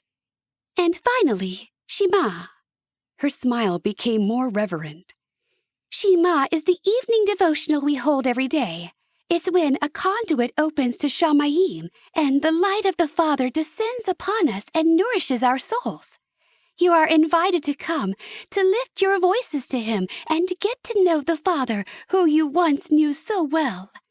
The light will help you remember your previous existence, and each memory will fortify you as you go through your studies and recall who you are. That's all. Shema begins directly after dinner in the auditorium. Thank you for your attention. Master Neriel stepped down, and the other angels stood. Curiosity and an eagerness to experience Shema reflected in their voices. Not me. I already knew I'd be staying as far away from the light as possible. I didn't know what else to do with myself, so I returned to my room. I sat down on my bed and stared at the glowing screen in my hands. The gray page flashed a message at me, but I couldn't read it. I was used to being alone, with nothing to do and nothing to hear except my thoughts. But I'd never had so many thoughts to ponder before, and my mind found it overwhelming. I lay back on my bed and stared at the ceiling, at the light placed there as if to mimic the sun, as if one could capture the glory of the sun and place it in a small container to light the rooms. I wasn't sure I'd ever used the word glory before. Definitely not to describe the sun. But why not? The brilliant orb was glorious. The thought made me sit up, and I stared at the door. Light. Light was glorious. A shiver ran through me. I was changing. Without even meaning to, I had started to see light differently than yesterday, when light was still something to be afraid of. Before Barakiel brought me here under his protection, where I could face the realm of Arcadia without being burned to ash. I stood up and walked into the adjacent room, the one I hadn't yet explored. A reflective glass steadied itself on the wall, which I found surprising. Vanity was one of the biggest sins of humanity, and these mirrors only perpetuated the mortal tendency to admire oneself. What other purpose could it serve? But my thoughts quickly redirected when I caught a glimpse of myself. I knew I had long, dark hair because I'd gripped it in my hands before and held it before my face. But the only time I'd spent on Earth had been as a shadow, and I'd never seen my reflection. It had never even occurred to me to wonder what I looked like. Now, I stared back at the image in the mirror with astonishment. My eyebrows were slanted upwards at the ends, as were my eyes, which were so brown they were almost black. I wondered who created my features. I trailed my fingers over the high cheekbones and touched the corners of my face, intrigued. This was me, just Bathaset. A familiar knock at the door brought me out of the bathroom. "Come in," I said, imitating Iblis's response earlier. The door opened, and I wasn't the least bit surprised to see Barakiel there. "It didn't work out with Malik," I said. "He got up and left." "I have spoken with Malik, and he regrets his behavior," Barakiel said. "But you also should not have spoken the way you did." "What?" I scoffed. "I upset his sensitivities? The truth bothered him?" "The problem is, Jez, that you don't know what is truth and what isn't. Until you learn, your best course of action is to keep silent and observe." I didn't like his insinuation. The implication that my understanding of the universe might be incorrect didn't settle correctly with me. "That's how all of you are," I said, my ichor growing hot again. "You think you know everything.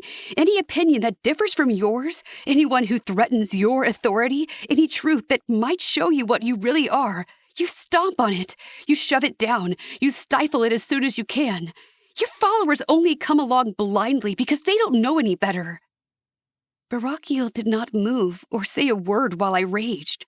Only after I paused to take a breath did he speak. "Are you done?" "No." But no more angry words came to me. I needed him to fight back for me to keep going. Relenting, I leaned my head against the wall. "Yes." "As I said, Jez, keep your mind open to learning new things. No one here will tell you what you should or shouldn't believe, but the truth will reveal itself." Ugh, how his smug confidence made me want to hit something. I was quite certain the truth would reveal itself, and not in the way he expected. I had always assumed the archangels were involved in the Great Deception, but it only took a day with Barakiel to know he was sincere in his mission. No, the deception began higher up, and the guilt lay with those of higher powers. "Tomorrow you will meet again with Malik after your first class. May I see your schedule?" I turned to my bed and picked up the book. He opened it and touched the gray page. Lights flickered as something else crossed over the page. He handed it back to me. "I've changed your settings so your book will not show you words, but images. The building you see on the screen is your next destination. When it's time to go somewhere else, a new building will appear. Once you've learned to read, your screen will resemble those of the other students, but you won't have regular classes until you've mastered that skill." I could only stare at my book. The gray page was gone, replaced by a glowing, flat replica of the long, squat building behind the Hesed dormitory. "How did you do this?" Barakiel smiled. "Technology, Jez. Heaven has always implemented the technology that mortals are just beginning to understand. But we introduce it in degrees to the students, giving them what they are familiar with before moving on to more advanced objects." Technology. I didn't know the word, but I could see the definition clearly in front of me. My sense of injustice bridled again. What right did heaven have to keep this from Sheol? Why were we stripped of our powers, except in certain spheres, trapped in unpleasant realms, and forced to use the minimal of elements? Why couldn't we have the same technology? I tailored my thoughts, cutting back the most rebellious ones and working hard to avoid any inclination of my intentions from creeping in. Shamayim would pay for forcing the inhabitants of Sheol to live in the darkness. Chapter 6. I walked alone from my dorm toward my next destination, which Barakiel told me was the cafeteria, a place of comfort and familiarity to mortals who would gather in such places to socialize and eat. Other students began to emerge from various dorms and buildings, moving in the same direction as me. I wondered if I would see you again. I turned slightly, not expecting anyone to talk to me. Sitting on top of his dorm sign, his wings opening and closing as if they had a mind of their own, was the Shadow Shade Angel. "Kerubiel," I said, his name coming to me. He smiled, but it was a dark expression. It didn't light his face the way Iblis's did when her lips curved upward. It drew me toward him. "What did they say we are?" he asked as I stepped closer. "Empatia angels?" "Yes." I stopped a few feet from him. "So, you see emotions?" A color like brown and green swirled around him, rippling and rolling off his shoulders and wings. "What am I feeling?" "I don't know," I said. "I haven't attended my classes yet." "Ah." He stepped off the sign and closed the distance between us, his eyes, so blue they were nearly black, swallowing me in their depths. His hair curled in loose waves against his head. "So, you're a rebel also? Already skipping classes?" A rebel? A renegade? That was what the angels called us. "Yes, that's what I am," I said. For some reason, it didn't bother me to tell him. I knew he wasn't going to hate me. If anything, his attitude indicated it was a desirable trait. That filled me with a sort of confidence that made my heart swell. "Going to dinner?" He nodded his head toward the long building in front of me, where the students were clustering together as they entered the doors, an air of joviality and companionship emanating from them. "Yes." "Well, let's go then, Jez." He knew my name. We walked together toward the cafeteria, his wings opening and closing at random times. "Can you control them?" I asked. He paused and glanced at me, then continued forward. "Where are your wings?" I halted mid-step, my veins flushing ice cold. I'd given myself away with my question. I considered lying, but I wasn't sure what to say, so I kept silent. He waited a moment, but when I said nothing, he said, "I can't control them yet. They just sort of do their own thing. I guess I'll learn how in class." "So, there was a class on that, too." "I've heard that sometimes angels get them torn off," he said softly. A little shudder ran through me. "You've heard that?" I'd seen the marks on the backs of the fallen, ones who crossed a rule or boundary and were thrust down to Sheol. Only shadow wings, a dark memory of what used to be, remained. They were angels who had already received their white wings. I could not begin to imagine the pain they must go through at the physical loss of such beautiful appendages. He was looking at me again, a deep blue-green color seeping out of his skin.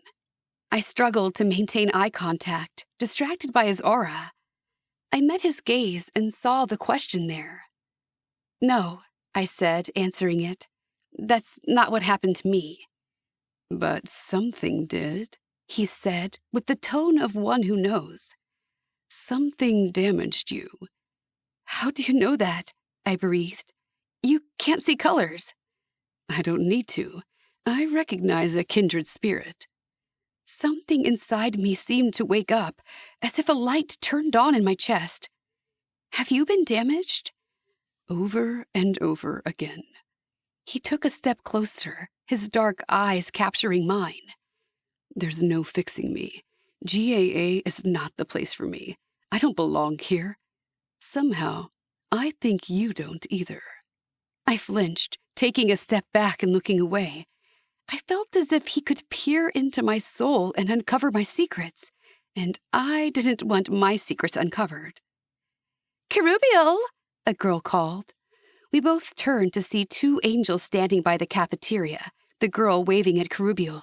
Neither had donned their uniforms. "I'll see you later, Jez." Kerubiel's smile was both intriguing and disarming. I stared after him, confused by the emotions tumbling around in my chest. "Don't get too close." I whirled around as Malik came up behind me. His face remained stern, his eyes unreadable. No color swirled around his visage now. What do you mean? I stared at him.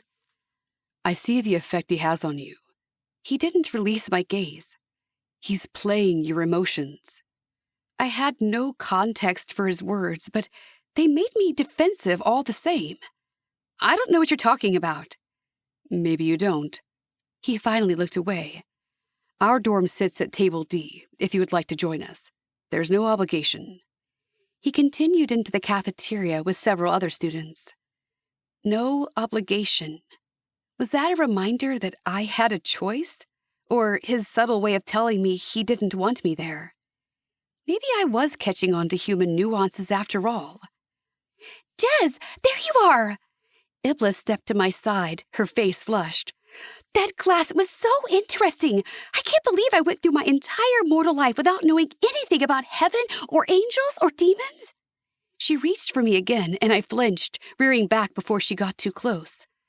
Why hadn't they told her touch was forbidden? That should have been the first rule explained in their classes. But also, if she knew who I was, where I came from, she wouldn't be so keen to be close to me. My reaction didn't go unnoticed. She frowned, some of the glee going out of her face. What's wrong? So many things. But I started with, why would you presume to touch me? Well, she shrugged, still looking confused. We're friends. I was excited to see you, to find out about your first class. First of all, I said, my incredulity ringing in my voice, you can't touch me. I can't touch you? I wasn't done. And you don't know me, yet you assume a closeness to me that I don't reciprocate. I'm not looking for friends. I'm just trying to get through each day. Okay, she said in a more subdued tone. Sorry for being presumptuous. She turned away, a gray color pulsating around her person. I didn't have to attend a class to know what it meant.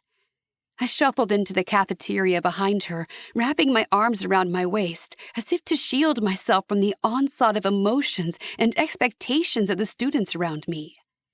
Iblis paused to speak to Malik at what could only be Table D.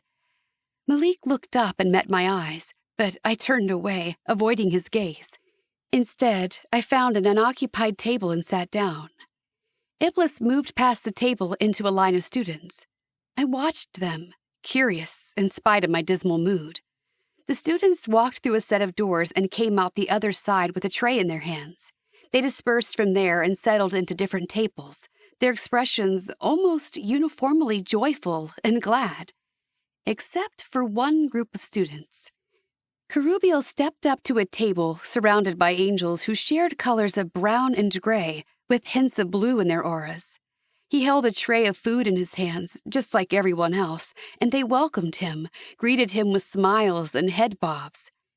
They wore the purple color of the Emet dorm, to the right of my own. Their moodiness hung over their heads, a feeling of brooding pouring off them.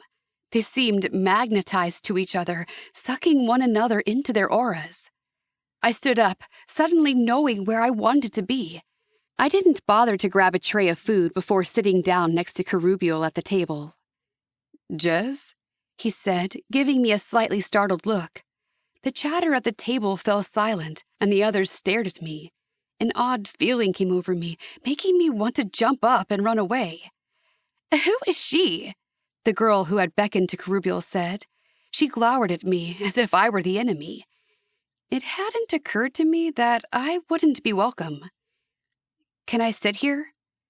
Kerubiel faced the others. She's all right. She could see color, a boy with fair hair and splotchy skin said. Red and a brilliant shade of yellow spiked off his body. We don't mix with them. How do you know I see color? I asked. Because you keep looking past us instead of at us, the girl said. It's easy to spot. She's not like the others, Kerubiel said. She's an outsider also. Well then, welcome. The boy held his hand out to me. Might be nice to have someone who can read feelings on our side. I shrank back from his hand. Was this a test? Man, this food is great. Rubio redirected the conversation, taking their attention off me. Like manna from heaven. Too bad we're expected to be vegetarians now. They laughed and grumbled, and the conversation resumed. Only then did Rubio turn to me. You aren't going to eat? I shook my head. It's not necessary, and I never developed a taste for it. You are one odd soul. He eyed me as he bit into what looked like a ball of rice. I can't wait to learn more about you. A shiver of something almost predatory and delicious crept down my spine. I held on to the heady feeling, relishing it. Maybe not all of these new experiences would be unpleasant. Iblis did not bring up our interaction when I saw her in our dorm room later. Actually, she did not say a word to me. She changed out of her uniform and disappeared into the bathroom, where she mumbled to herself about not being able to find a toothbrush. Then she came back out, climbed into her bed, and turned out the light. As if I were not even there. I laid in my own bed and stared into the darkness. But even with the lights out, it wasn't completely dark. Not like in Sheol. I could still discern particles of light and energy around me. Spiritual beings did not require as much rest as mortals did, but we still required some. But resting reminded me too much of being secreted away for most of my existence, hidden from the prying eyes of heaven. The worst part had been the loneliness, wondering when someone would come see me again, if anyone would. Iblis said not a word from her bed, and I finally identified the colorful emotion swirling around her. Rejection, wounded pride, hurt. Because of me. I didn't have to fix this, but if I didn't, I would lose my best chance at a friend and companion. Iblis, I said quietly. Not a conversational response, but at least she hadn't ignored me. I am sorry. I waited, but silence met my proclamation. I offended you, and I did not intend to. I hesitated, not sure what words should come next. I've never had a friend before, I admitted, or even someone to spend time with. More silence met my words. Then I heard the bed creak, and she pushed up on one arm to peer at me across the room. That doesn't make any sense. What kind of life did you have? I didn't, I sighed. It was a terrible existence. I've been alone for a very long time. But I think I would like... I paused, feeling the rapid pulsing of ichor in my veins. I would like you to be my friend. Considering we share a room together, it would be nice. She reached over and switched the bedroom light back on. Why didn't you sit with us at dinner?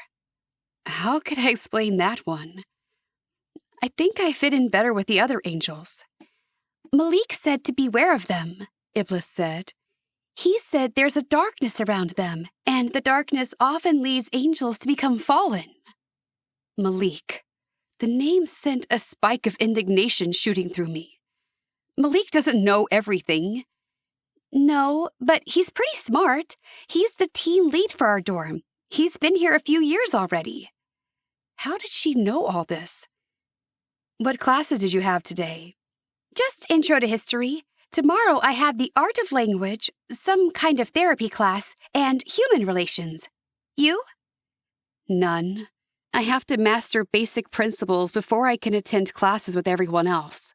But I get to go to the therapy class. Oh, that's interesting. A moment of silence followed, and then Iblis said, Can I help with anything? I sensed it was a genuine offer, and it rubbed me in an uncomfortable manner. No, Malik is helping me. He's my tutor. Malik is your personal tutor? She sounded impressed. Then I'm sure you'll catch up soon enough. I'm sure, I said. We drifted into silence. I didn't feel completely at ease, but at least I didn't feel so isolated. Natural sunlight streamed through our dorm room window in the morning, waking us both. The sleep rested my mind, and I climbed out of bed feeling refreshed and ready to tackle whatever was coming my way. Iblis donned her uniform again, carefully settling the school badge near her left collar. I stood up and picked up my agenda, checking what building I should be going to. The cafeteria. Jez? I looked at Iblis, who smiled at me gently while pulling her long golden hair to the side and weaving it. You haven't changed your clothes since we arrived, she said. You don't want to go out today in the same thing as yesterday. Why should that be a concern? I asked. Well, the clothes are dirty. I glanced down at them, grabbing the fringes of my skirt and looking for signs of soil. Then I frowned at her. They're not dirty. They're as good as they've always been. They're the same, at least. You don't want to wear the same thing 2 days in a row. I had worn them my whole existence. I sensed that would be the wrong thing to say, though. You are wearing the same shoes. She looked down at the pink shoes and laughed. It's okay to wear the same shoes every day. These are my favorite.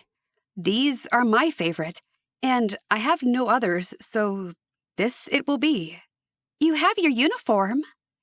I glanced toward the wardrobe filled with proper uniforms and academy attire. I was no more ready to don them today than I had been yesterday. What's wrong with this? I asked, almost challenging her to find something offensive with my jagged skirt and tight black jacket. You're dressed in leather. It makes you look like some kind of rebel. Leather. I fingered the soft, supple material of my sleeve. So that was what this was called. You could at least take the jacket off. It's not cold here. No. I pulled the jacket closer to me. It stays on. Perhaps forever. Without it, all my secrets would be given away. Fine, she shrugged. Sit with us at breakfast? Her invitation resonated within me. Was this what it meant to have a friend? Okay. I walked with Iblis back to the cafeteria and followed her through the line, where she loaded her tray with what appeared to be mortal food. I found this silly at best and deceptive at worst. Why encourage the pleasures of gluttony? Aren't you getting anything? Iblis asked me. I shook my head. I remembered what Barakiel had said about the food being imbued with light. I didn't know what would happen to me if I ate, and I didn't want any more light near me. I don't eat. Here. She picked a small rectangular container with a brown square and set it on her tray. I'll get that for you. You have to try it. I did not comment. We left the food line and went over to table D, where I spotted Malik and several unfamiliar faces. Everyone, this is Jez, Iblis said, introducing me. She's my roommate. The faces turned toward me, taking me in, confusion and questions in their eyes as they studied me. But if she's your roommate, she's also a first year? In Dorm Aleph. The girl who spoke frowned at me as she did. Yes, that's right, Iblis said, nodding. Why haven't we seen you in any classes? A boy asked. Weren't you sitting with that shadow shade yesterday? Another boy asked. She looks like a shadow shade, a girl murmured. I stiffened, regretting my decision to pursue a friendship with Iblis and sit with my classmates. It was clear they also saw I didn't belong here. Jez's previous learning didn't prepare her enough for the academy, Malik said. I tilted my face toward him, surprised he came to my defense. Or had I missed a human subtlety and he was actually putting me down? I'm tutoring her privately until she's ready to join us in classes, he continued. But she's one of us. That seemed to settle it. The students shrugged and relaxed and went back to their conversations. Here, Iblis said, putting the brown square in front of me as she sat down. Thank you, I said to Malik as I also sat, though I wasn't sure why he deserved my gratitude. For whatever reason, his words had calmed them, put their worries to rest. Have you eaten food before? He asked, quietly enough that I hoped Iblis on the other side of me did not hear. I shook my head. He was the only angel among my peers who knew where I'd come from. Try it. He nodded at the food. It's good. I stared at it and then back at Malik, lifting an eyebrow. I'm sorry for yesterday, he said. I Reacted. I'm still learning to control my reactions. Still learning? So he didn't know everything, and he readily admitted it. Some of my misgivings smoothed down. Try the food, he said again. A smile stole across his lips. Trust me. I stared at him. Did he know that light wreathed his face when he smiled? Or was that part of my gift, to be able to see it? His eyes flickered from the squared front of me to my face, the color of his irises more golden than brown. His gaze captivated me. I forced my eyes away, a tingling energy pulsing over my skin. I didn't know Malik from Adam, but for some reason, I did trust him. I picked up the brown square and placed it between my lips, then took a nibble. Chapter 7. A shocking sensation of bitter and sweet spilled across my tongue, accompanied by a sticky, crumbling sensation unlike any I'd ever experienced. It dissolved into a pleasing taste of... I had nothing to compare it to. Nothing happened to me either. No light burned through my veins, eradicating my essence. I wasn't consumed with guilt or pain. Perhaps the light in the food was not that strong. "What is it?" I asked, pulling it away and staring in wonder. It's a brownie, Malik said, satisfaction in his voice. It's chocolate. It's the perfect dichotomy of bitter and sweet, as if together they make a whole. I took another bite and was again enthralled by the sensation. The bitter makes the sweet sweeter. Malik stood, empty tray in his hands. I believe you're joining us for group therapy at the Gabriel building this morning. I eyed Iblis's tray, wanting to snatch up another food item and try it. A new world had been unveiled from before my eyes, and I wanted to dig in with both hands. How like heaven to keep something this wondrous from us. "Group therapy?" I asked. "What is that?" "I read about it last night," Iblis said. "We all recently died and left behind everything we thought we knew about existence. Group therapy is supposed to help us connect our mortal life experiences and our deaths with our current life. And because we get to hear about what our classmates went through, it helps us become more united." I looked at Malik. He knew I hadn't died. I didn't have life experiences to share. "We've all experienced some kind of death," Malik said, not lowering his eyes from my gaze. "We've all ended one life and begun another." So that's what he thought this was for me. I would have to try the other foods later. I stood when the others stood, and we left the cafeteria as a group. The upper year students dispersed to go to their classes, while the beginning years moved toward the domed building lit on my screen. I lingered behind the group, fearful of accidentally bumping another student as we made our way toward the Gabriel building. They clustered together in a mob, and I wondered how they kept from touching. The Gabriel building was located adjacent to the library, behind another dormitory. At the threshold of the building, the students from my year stopped, looking as uncertain as I felt, except Malik, who pushed his way past everyone. I was certain he bumped at least one or two arms, but I had to be wrong. He didn't flinch, and the fires of heaven didn't rain down on him. "It's this way," Malik said, pausing to wait for us. "You'll know the way next time." "Why are you coming?" I asked, letting everyone else pass in front of us. "You're not a new arrival." "I'm the team lead for our dorm," Malik said. "It's my responsibility to orientate all of you. I also need to get to know each of you on a personal level." "Why is that?" He gestured me forward. "Come along, Jez, and learn about mortality." We entered a room with chairs set up in a large circle. A wingless man with a head full of curly red hair stood in front of a chair, smiling warmly and inviting each student who entered to have a seat. "Are you an angel?" a boy with dark hair and dark skin asked. "I am, Lake," the man said. "Then where are your wings?" "I've learned to control when they emerge." This created a small stir among the new angels, who must not have known the wings could be controlled. A few heads turned my direction, where I sat in between a small blonde girl and a large redhead boy. Well, Kerubiel thought my wings had been torn off, and my classmates thought I'd learned how to retract them. I sat up straighter. Now that we're all here, the man said, let me introduce myself. I'm Master Lilith. I've been teaching at GAA for 85 Earth years. I died 200 years ago during an outbreak of the Spanish flu. I was 15. I leaned forward, enraptured in spite of myself. I didn't know about life on Earth. I'd never spoken to a newly dead about their earlier existence. When I went to Earth as a shadow, my focus was on my human target.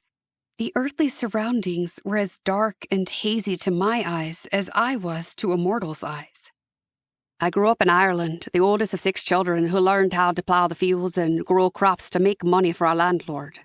My father died 3 months before I did. When I died, I left behind my mother and 5 small siblings. They were left to fend for themselves. He paused. Their story did not have a happy ending. While I attended GAA as a student, my brothers and sister were starving, trying to take care of the land and crops with no man in the household.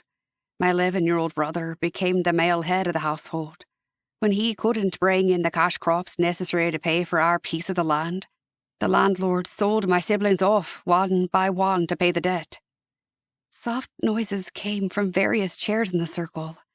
I glanced around and realized a few of my classmates were crying. Some cried quietly, eyes focused on Master Lilith, a dignified, resigned expression on their faces. Others buried their faces in their hands, shoulders shaking, as if his story had somehow personally wounded them. This I could not understand. Why did they cry? Was it for Lilith's siblings? That made no sense. All of this happened so long ago, none of the students had even been alive then. Whatever suffering they might have experienced was long over. I kept an eye on my family and did what I could to intercede on their behalf. As soon as I graduated from GAA, I asked to be my brother's guardian. By then, he was 15, the same age as when I died. I held my breath, strangely caught up with his tale. Was he allowed to guard his brother? And then what? Iblis asked, looking as engaged as I was.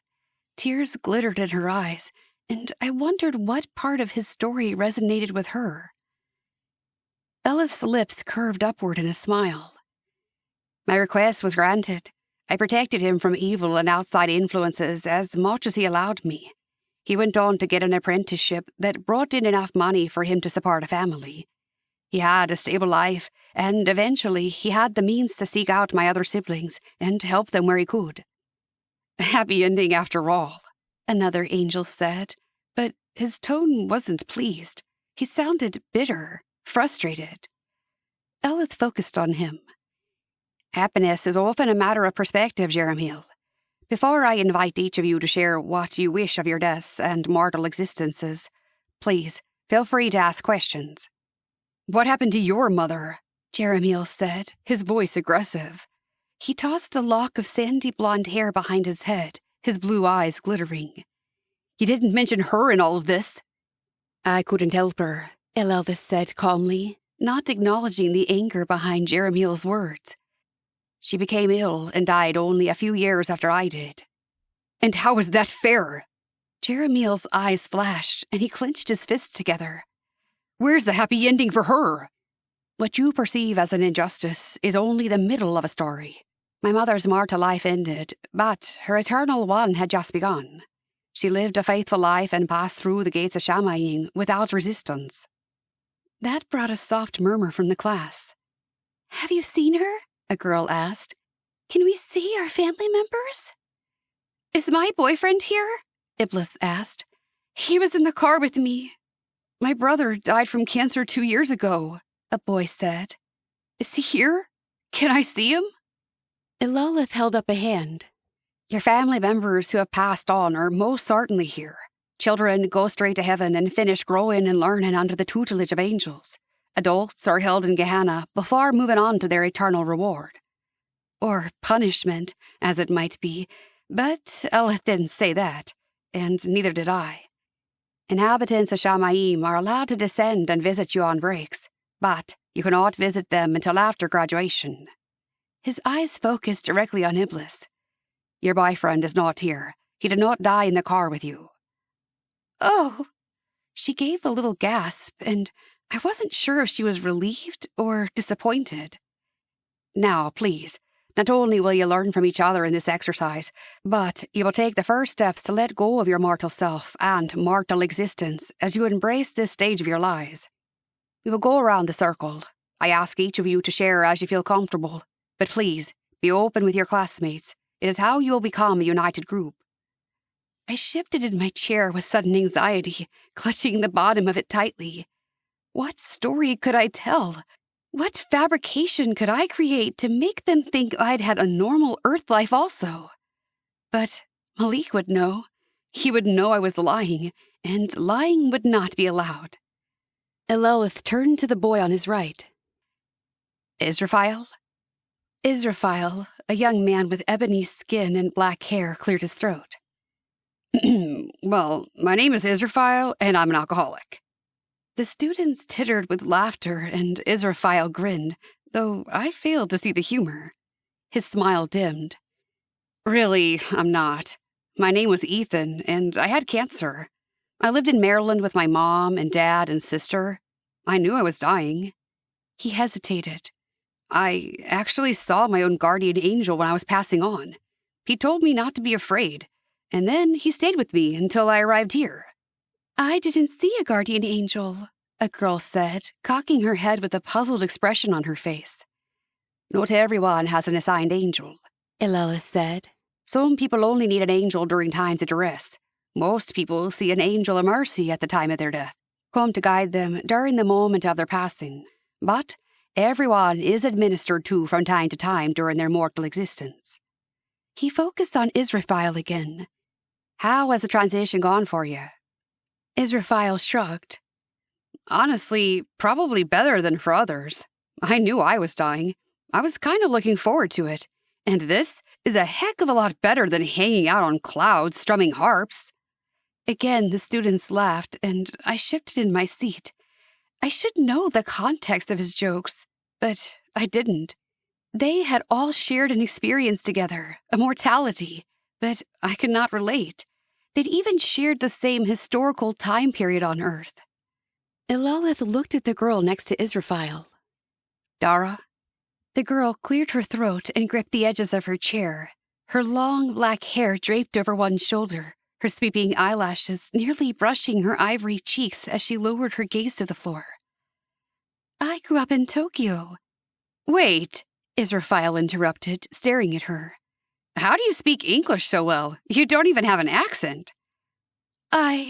She paused, blinking at him. "We learned English in school, but I'm not speaking English." "How can I—" Israfile began, and Elelith chuckled. "You're all speaking Adamaic, the first language, the language of the heavens.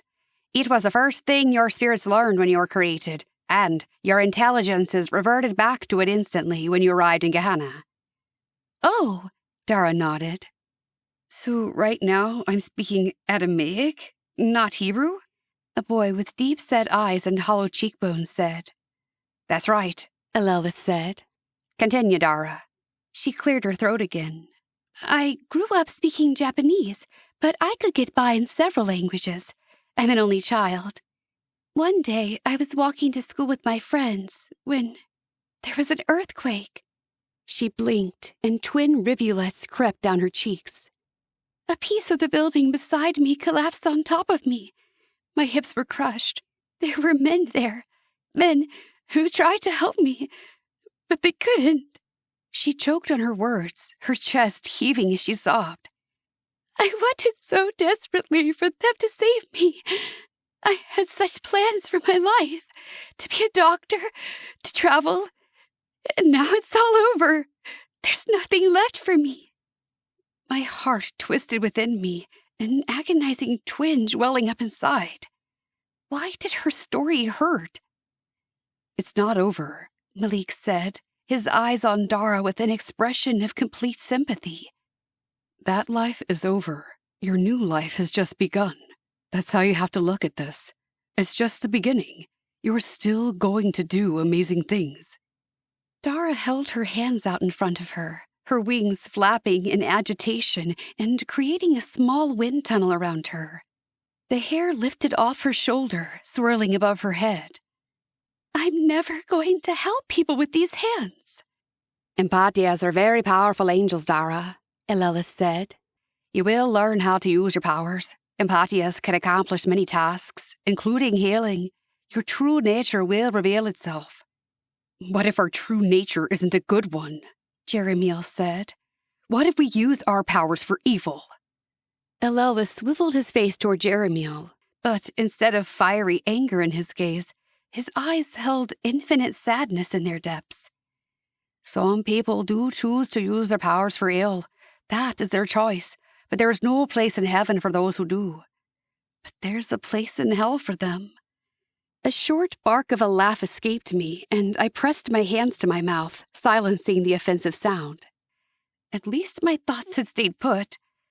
What about you, Jeremiel? Elelith asked. Would you care to share your story? Jeremiel sat up in his seat, rocking the floor with his toes.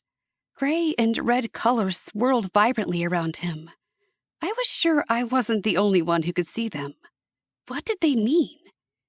My story? I grew up in the inner city in L.A.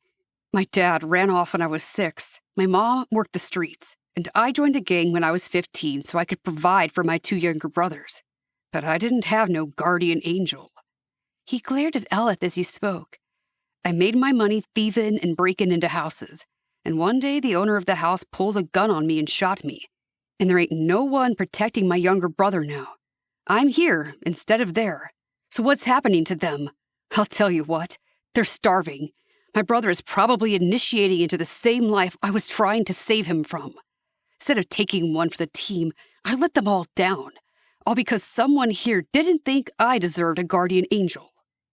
Each word left his mouth punctuated by a flash of red, and a spattering of soundless colors escaped as well.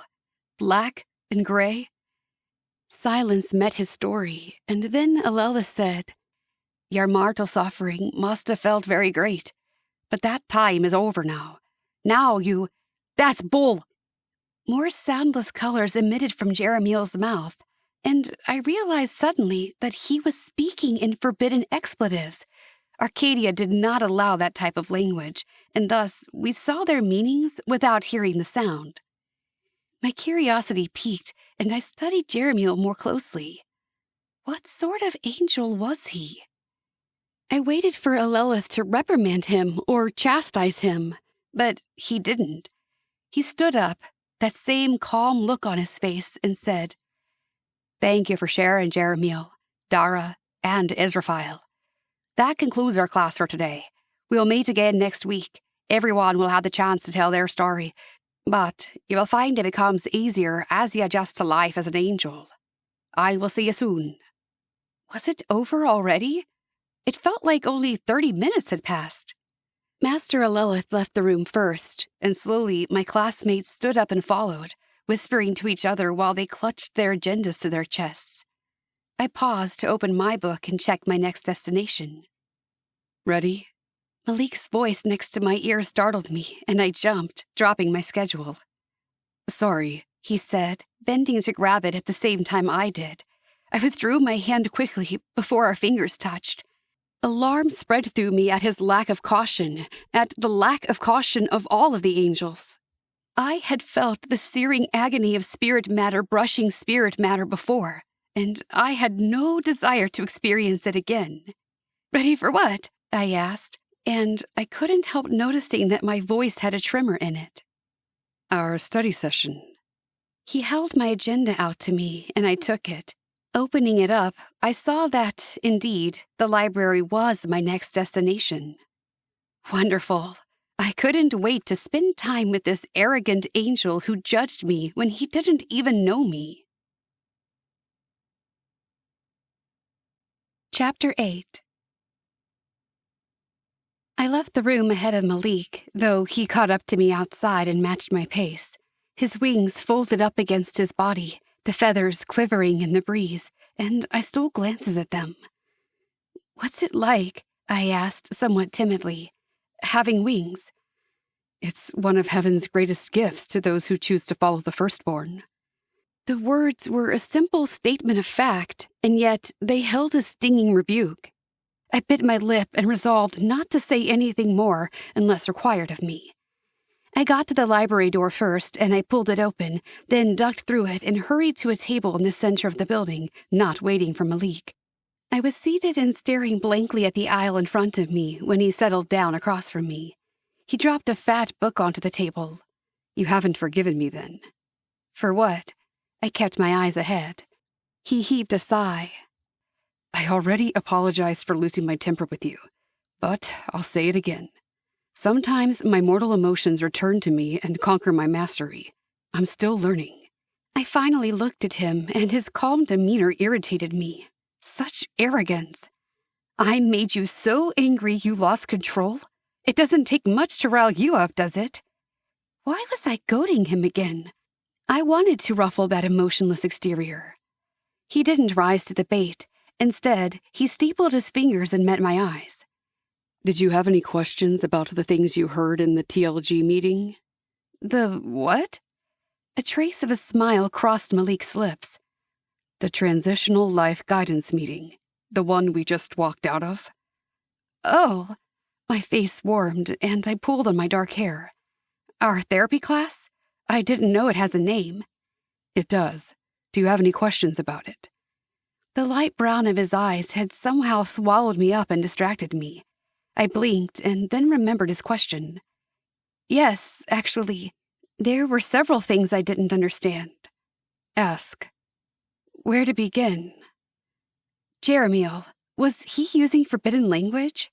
"Yes, it's a normal reaction for many angels when they first arrive in Arcadia. They're frightened and scared, and that's one of the only ways they know how to lash out." "So, there's no punishment for such behavior?" Malik shook his head. "Each of us is learning in our way. We give each other space for making mistakes." "But this didn't fit my understanding of heaven at all. Doesn't each error count as a black mark on his soul?" "Errors are just another stepping stone in the school of life." "No, that didn't make sense." "There is a judgment," I said, wondering if Malik didn't know. "The angels who have not lived out life according to heaven's rules and expectations are sentenced to hell and imprisonment. Jeremiel used the forbidden words. He's broken the law and is subject to the judgments." "It doesn't work that way," Malik said. "First of all, I'm not his judge, and neither is Master Alelith. Judgment is withheld until after our probational period is over." "Mortal life was your probationary period. Now it's time to see who you really are." "You are misinformed." "No," I said. "You don't understand." "Jez," he held up a hand. "There's no need for us to argue over this. One way simply is, and we will both in time see which way that is." His logic infuriated me. I pressed my lips together, angry at his self-righteous attitude. "Other questions?" he said, redirecting the conversation. "Was there anything else from TLG that you weren't sure about?" I tried to remember. "Jeremiel's Earth life. He said he was in a gang? Please explain this term." "Gangs are a problem on Earth. It's like having two sides in a battle, except the sides are small and the war is one they create, like who owns this street or who can shop at this store." "I don't understand." "You know battle." His eyes peered into mine. "Yes," I glared back. "Gangs are like armies, fighting each other, but they have no real cause." "Then why do they fight?" "To show who is more powerful, who has the most team members." "And this is a bad thing?" Malik nodded. "Gangs operate outside the law. They follow a leader, and if that leader tells them to steal, they steal. If he tells them to kill, they kill. He's in charge of them." This I could understand. They have no choice. "They do, but at great consequence. Really, they give up their choice when they join a gang." I nodded. "And his mom, working the streets?" Malik rubbed the skin between his eyes. "She sold her mortal body for other people to use for their own pleasure so she would receive material goods." I needed no further explanation to understand the severity of this sin. I wondered if she'd given in to a shadow and chosen that life, or if she'd been so desperate that it felt like the only option. Sometimes shadows weren't needed.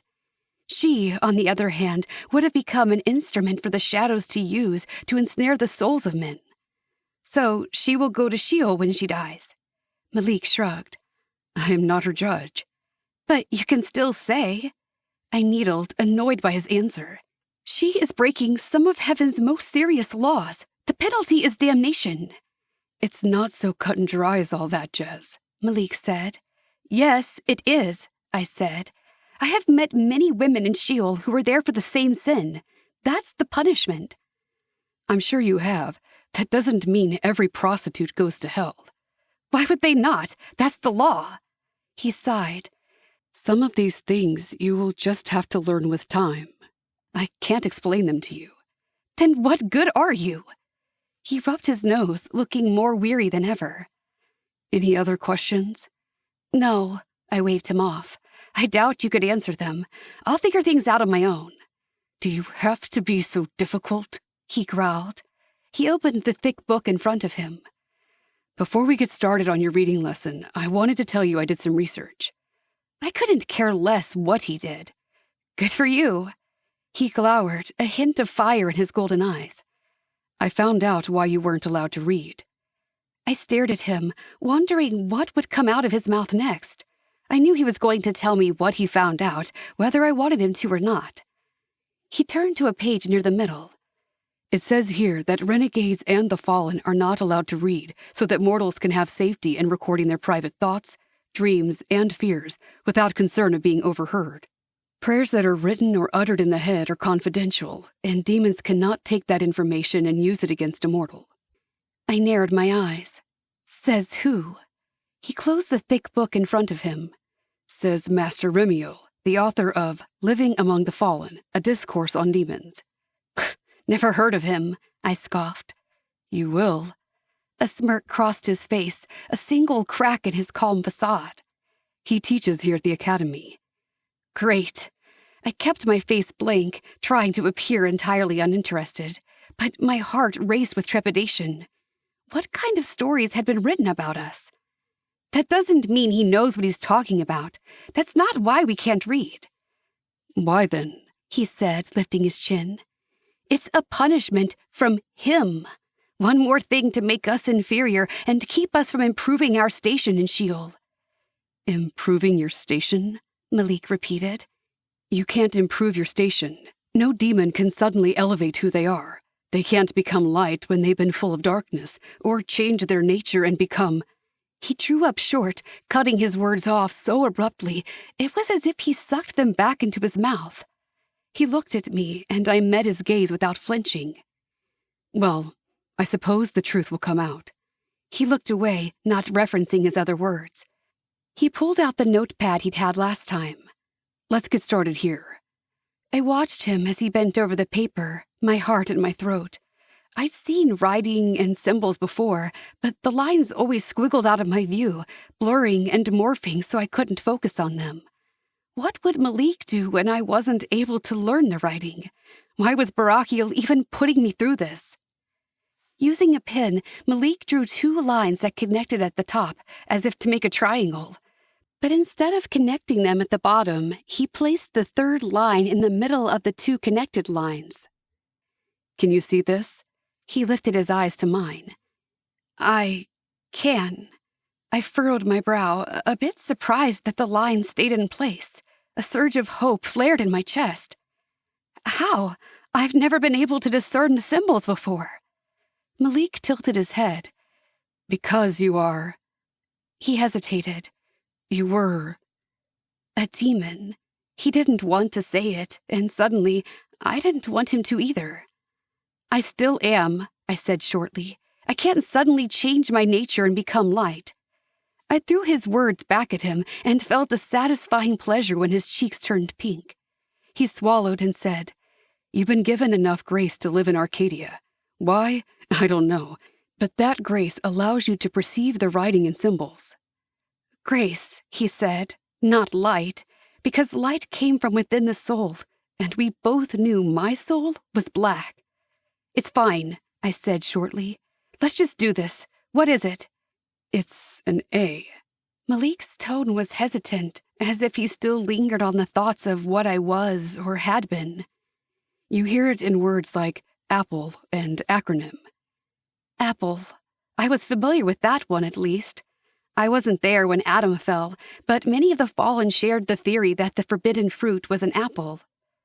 How do you spell apple? Malik made a few more symbols after the A. This is a P. It makes the p sound. My eyes traced the lines, absorbing the new information. There are two of them. I mouthed the word apple, trying to hear an extra p sound. Yeah, it's kind of redundant. You only hear one of them. I'm teaching you English, right, because that's what I know. Barachiel said in the end it won't matter. As long as you can read one language, you'll be able to interpret the others. But you have to know how to read one first. Oh, I kept my eyes on the symbols. And then? That's an L, followed by an E. It can be tricky because the sounds are reversed, but write another one. The letters had engraved themselves in my mind with an astonishing clarity, and I hungered for more. Okay. Malik wrote on the pad, then turned it around for me. This is the letter B. You hear it in baby and body. Baby and body. Also important words. Write them. Malik obliged, making the symbol for B followed by an A, then another B, before adding an upside-down triangle shape with a tail. B, I tried. Malik shook his head. Here, the A makes a different sound. It's what we call a long A, like an 8. I tried again. B. I knew the word and the last sound, which meant the fourth symbol sounded like E. Good job. Malik beamed at me, looking both impressed and proud. You're a quick learn. It is easy, and my soul hungered for it. I soaked up the knowledge like a sponge, feeling as blank as the notepad before Malik wrote on it. Teach me more. It's good you want to learn, he said, and his smile seemed genuine. Knowledge is the only thing we take with us when we die, so the rest of us have an advantage on you. We're bringing all of our Earth knowledge with us. It's a lot to learn, but we can catch you up to speed. The next half hour flew by as Malik taught me the entire English alphabet with coordinating words. A bell chimed, indicating the end of our study session. Malik put the notepad into a bag and added the thick book to it. You did well today, Jez. Your eyes have been opened. He nodded his approval. Maybe we will make an angel of you yet. His condescension grated on my nerves. I stood also, grabbing my book tightly. Maybe I don't want to be an angel. Something glittered in his eyes, something like satisfaction. Then why are you here? He had me there. I turned away, holding my agenda to my chest, and stomped out of the library ahead of him. By the time I stepped into the cafeteria, the tables were buzzing with conversation and laughter. I picked my way through the students and almost avoided table D. But as I was about to bypass it, I realized that to earn my classmates' trust, I'd need to associate with them as often as possible, appear like them. Jez! Ipla swiveled to face me as soon as I sat, her face bright. The first skyball game is tomorrow night. Want to go together? What in the sky is skyball? I'd heard the term during orientation, but it meant nothing to me. Oh, you missed lunch today. The older students were telling us all about it. It's a combination of basketball and football, but of course there's flying and stuff to make it more interesting. I nodded along as if I understood her, but I didn't. I gathered that it was a sporting event, but I didn't know what kind. I'm surprised they have that here, I said. Sporting events are when humans tend to be the most irrational. They were prone to anger and impulsive actions when their blood ran hot at such activities. Right, well, Iblis shrugged. Apparently, that's why only third and fourth years can be on the team. First and second years haven't learned to control their emotions yet. She gave an eye roll. I see. So, you want to go with me? I may as well. Besides, I was intrigued. How did angels play sports? Had they really mastered the part of themselves likely to cheat or become angry? Iblis put away her tray and walked along with Dara, the two of them chatting nonstop. She didn't seem to remember me, and I lagged behind, unsure if I should catch up or sit by myself. Jez, long time no see. I turned at the sound of Kerubiel's deep voice. My eyes took in his dark clothing, this time paired with one of the Academy's jackets, the Emmet dorm symbol emblazoned in gold across the lapel. "You're wearing the uniform?" I said. Surprised? He arched an eyebrow. I guess eventually we all caved to the desire to fit in. He shoved his hands in his pants pockets. Going to the game? I was still mulling over his words. Was that what I was doing? Trying to fit in? Yes, it appears everyone is heading to the game. You don't sound too thrilled. I don't understand sports, I admitted, and I don't know anything about the game, or the games it's based on. Because your Earth life was so sheltered. Sports were not a part of my previous existence. Well, I used to play basketball once upon a time.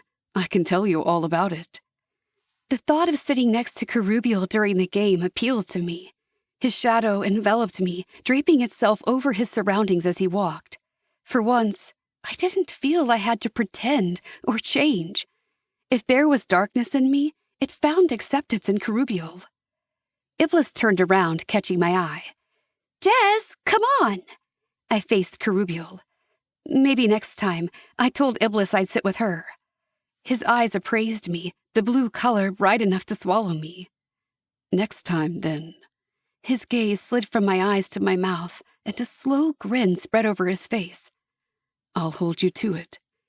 He strode away, his wings folded against his back, and I stared after him, a little breathless. Something tingled in my chest, a longing that I couldn't begin to define. Chapter 9. "Jez!" Iblis beckoned wildly. "Don't make me come get you!" No touching. I wrapped my arms around myself as a reminder and climbed the wooden stairs to sit beside her. The stairs led us up and up, past the supports keeping the platform of rising steps high in the air. 3 other platforms also dotted the field. Angels who had mastered flight flew to their seats, while the rest of us climbed the stairs in the back. To our left sat the library, with its tall towers disappearing into the cloudy atmosphere. "There!" Iblis pointed, her arm crossing in front of my face. "Can you see that hoop perched on the exterior wall of the library?" I zoomed my gaze onto the building and saw a hoop extending outward from the tower. "Yes, that's where the players put the ball." "Ah." My eyes lowered from the hoop to the ground beneath it, and the familiar bitterness crept into my chest. This game could not be played by those without wings. Somewhere a whistle blew, and 2 rows of angels dressed in tight blue or green uniforms walked onto the grass in front of us. Each row held 3 people, and they came to a stop facing each other. "Those are the players?" I guessed. "Yes." Master Sabriel, the woman who taught our creations class, stepped onto the field next. She carried a large orange ball in her arms. "She must be the referee," Iblis breathed, her tone excited. I suppressed a smile. It was already starting. How would my classmates resist the impulsive emotional rush of the game? A whistle blew again. Master Sabriel held the ball up, and then she threw it at the ground. The moment the ball hit, it bounded upward, flinging itself into the atmosphere. Instantly, the 2 rows of players took flight. I found myself rising to my feet, my eyes wide as I watched the outcome.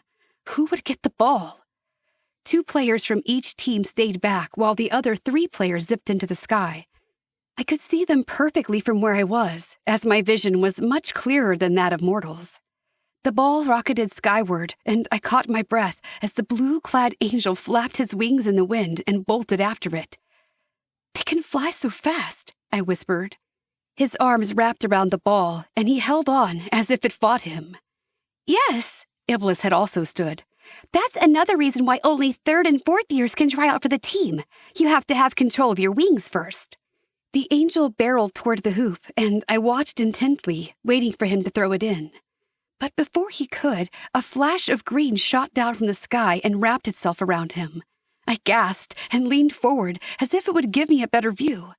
Around me, the students screamed and cheered, emotion thick in the air. Another flash of blue and green joined the huddle, and the group of angels with the ball seemed to come to a halt. "What just happened?" I cried. "They tackled him!" Iblis shouted. "That's allowed?" I could make out the shapes now of 4 distinct angels, except now they were falling toward the ground with their arms around each other, all grappling for the ball. "It's a game," Iblis said. "They're not going to hurt each other." That wasn't what I'd meant at all. The first angel broke free, but only for a moment. A moment was all he needed, however. He reared his arm back, the one holding the ball, and threw it, away from the hoop.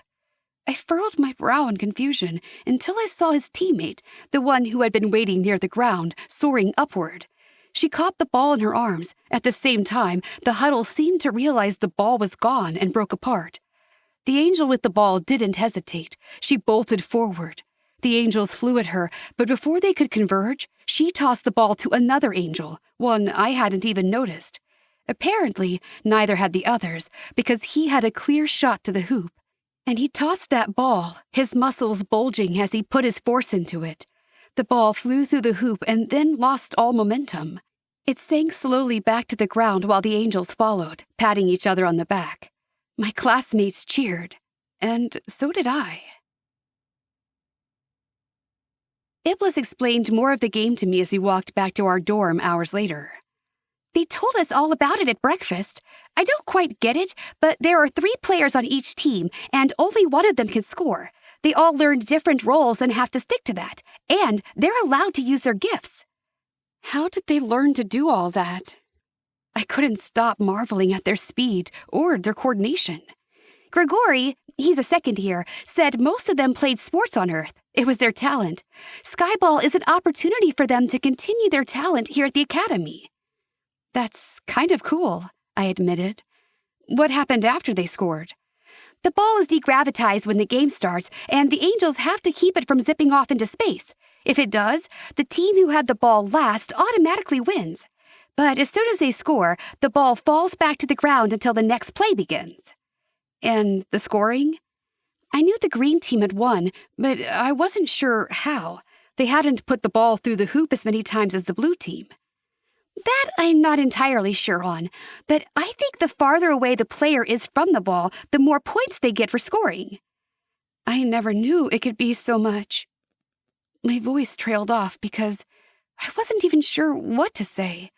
The emotional rush I had gotten from watching angels I didn't even know try to slam the large orange ball into a certain location was rather bewildering. "Fun?" Iblis grinned at me. "Have you ever had fun before, Jez?" "No," I said it emphatically and without hesitation, and the smile wiped from her face. And then pity replaced it. "Oh, Jez, I'm so sorry. Do you want to talk about it? Do you want to share what your home life was like on Earth?" "No," I said again, and I regretted answering her truthfully earlier. Now she would wonder. Now she had questions that a moment ago she hadn't had, all because I didn't think before I responded. "Well, welcome to your new life." She clasped her hands together, and I knew she really wanted to clasp her hand with mine. "You're about to experience all kinds of fun." I paused a moment, and then I asked, "What about you? What was your Earth life?" I wasn't just asking to take her attention off me. I was genuinely curious. She lifted a shoulder. "You already heard about my death, my brothers, my family. What about the boy who was in the car with you, the one you kept asking about?" "Jason."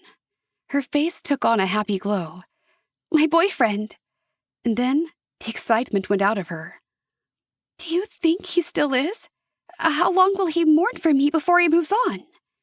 "That depends on the person," I said. "Some people linger in mourning for too long, wallowing in despair. Others seem to brush it off and keep living without too much thought." She tapped her fingers against her palm and stared unseeing into the horizon. "It's not that I wish he was dead," she said quietly, "but I wish he was here. I miss him. Why? She turned to me and blinked, looking surprised by the question. Don't you miss anyone? No. Again, I winced, kicking myself mentally for the honest answer. I missed the darkness. I missed inhaling the lecherous thoughts of a weak human soul, of tasting the delicious decision to commit a sin. Something twinged in my chest, something uncomfortable. I frowned. Why would thinking of darkness make me uncomfortable? Well, I miss Jason, Iblis said, turning away and continuing the walk back to campus. I want to see him, even if he's forgotten me, but I hope he hasn't. What happened in the car accident? She shook her head, not looking at me. I'm not sure. It was February. The roads were slick, and I remember Jason losing control of the car. I don't remember anything else. When I opened my eyes, I was in Gehenna, except I didn't know that then, of course. Now she turned my direction. What about you? I should have seen that coming. I'd opened myself up for a question and answer session. I hadn't died. I had nothing like that to share. Same. I was in Gehenna, and Elder Master Brocchiel came for me. The Elder Master came for you? She lifted both eyebrows. Did he not for you? She shook her head. The woman, I guess she was an angel in disguise, but I didn't know, told me it was time to go. She told me to walk out the front door and I'd be where I needed to be. So I did, and I was here. An angel greeted me and showed me to the assembly hall. She must have made a portal with the door. I guess so. I don't really know what that is. Heaven's throne, I'd done it again. I pressed my lips together and resolved to be silent. The next morning, my schedule directed me to a building on the outskirts of campus. I made my way over there and spotted several other students heading that direction. Not all of them were from my dormitory either. I noticed the color scheme of the sweaters and ties changed with each dorm. Sweaters and ties. How quickly I was learning their terminology and culture. Well, if it isn't the elusive Jez. I looked up to spot Cherubiel a few paces in front of me. He stood still, other than his wings, which opened and closed in a slow motion. "You're here," I said, and something pleasing spiked in my chest. "Looks like our dorms have this class together." His eyes scanned me from head to toe before landing on my face again. "Still not in uniform?" "You either," I replied. He wore the same baggy slacks and the tight black t-shirt, which only called more attention to the magnificent wings spreading out behind his shoulder blades. This time, he'd left behind the academy jacket. "Yeah, not happening. This isn't my place. I might wear the jacket sometimes. It's kinda cool." He fell into step behind me. His words resonated with me, but I couldn't let on that I didn't belong here. "So, what do you intend to do?" I asked. He glanced around and then leaned in close to me. "I'll learn what I need to, stick to this charade as long as I can. Then, I'm out of here." A shiver ran through me at his words. No angel was required to stay at GAA, but there were consequences for leaving. "Where will you go?" He didn't answer, which either meant he didn't know or he didn't want me to know. He was not forthcoming about his plans, so I let the topic drop. For now. "What class do we have in here?" I asked as we stepped through the doors into an open arena. "Weapons." A glint entered Cherubiel's eye. "This is a very important class." "Welcome, angels." A woman with flaming red hair stood in front of us, her legs spread apart in a defensive stance, a long bow in her arms. "I am Master Ingram. Please put your bags down on the floor and gather around me, and I will explain the purpose of this class." I gathered in with the others, my gaze going around the room and studying the various weapons on display. Daggers lined an entire wall, and above them, pointed stars and sabers dangled in threatening manners. A shudder ran through me. I hadn't been created at the time of the first war in heaven, but I knew about it. I knew how the heavenly host descended upon hell with their cursed daggers and blades of damnation, destroying the fallen with single blows and changing the nature of the forsaken into weak and lustful demons. It had been an unprovoked massacre, a merciless show on heaven's part of what happened to any who disagreed. The very thought stung my eyes, and my hatred for these angels stirred within me. I wrapped my arms around myself and glared at the master angel in front of us. We will start with the daggers. This is a weapon of necessity for angels. Every one of you will be trained to handle a dagger, though some of you will have a better affinity for it than others. Why? A girl spoke up. I don't understand. We're angels. Isn't this life all about peace on earth and goodwill in heaven? Why would we need weapons? Master Ingram gave a patient smile. That is the goal, but we have still not attained it. The war between heaven and hell wages on. We fight for the souls of humanity, and we fight for our future, and we fight for the souls of the redeemed. That said, any time you leave on a mission, you will take a dagger with you. It's not necessary to carry one around on campus, but you want one whenever you leave the safety of heaven or Arcadia. I tried to rein in my breathing, but my thoughts were growing dark. I took a few steps backward, breathing heavily, trembling from head to toe. Who do we use these weapons against? A boy asked. Humans? Master Ingram's eyes were somber. We will discuss the use of the weapons and the consequences in greater detail. You will be given your own dagger, especially for your use, and eventually you will carry it always. But that will not happen until you have passed this course and understand not only when and how to use it, but what will happen when you do. For now, everyone step over to this wall.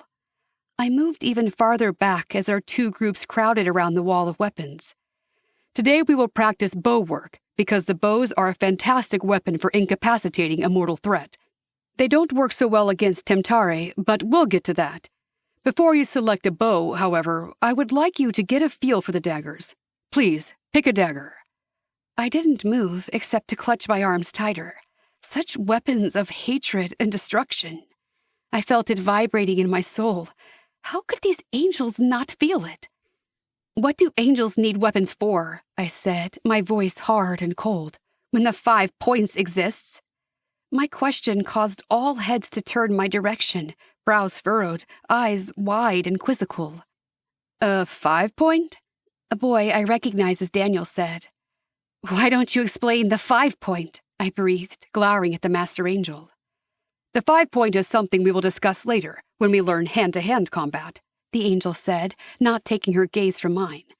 Students, go ahead and touch the daggers, but do not remove any. Still glancing over at me, the angels studied the daggers, forgetting me as they touched the sharp blades and admired the shimmering, shiny handles. I needed to touch them also. It was imperative I act normal and proceed with the plan.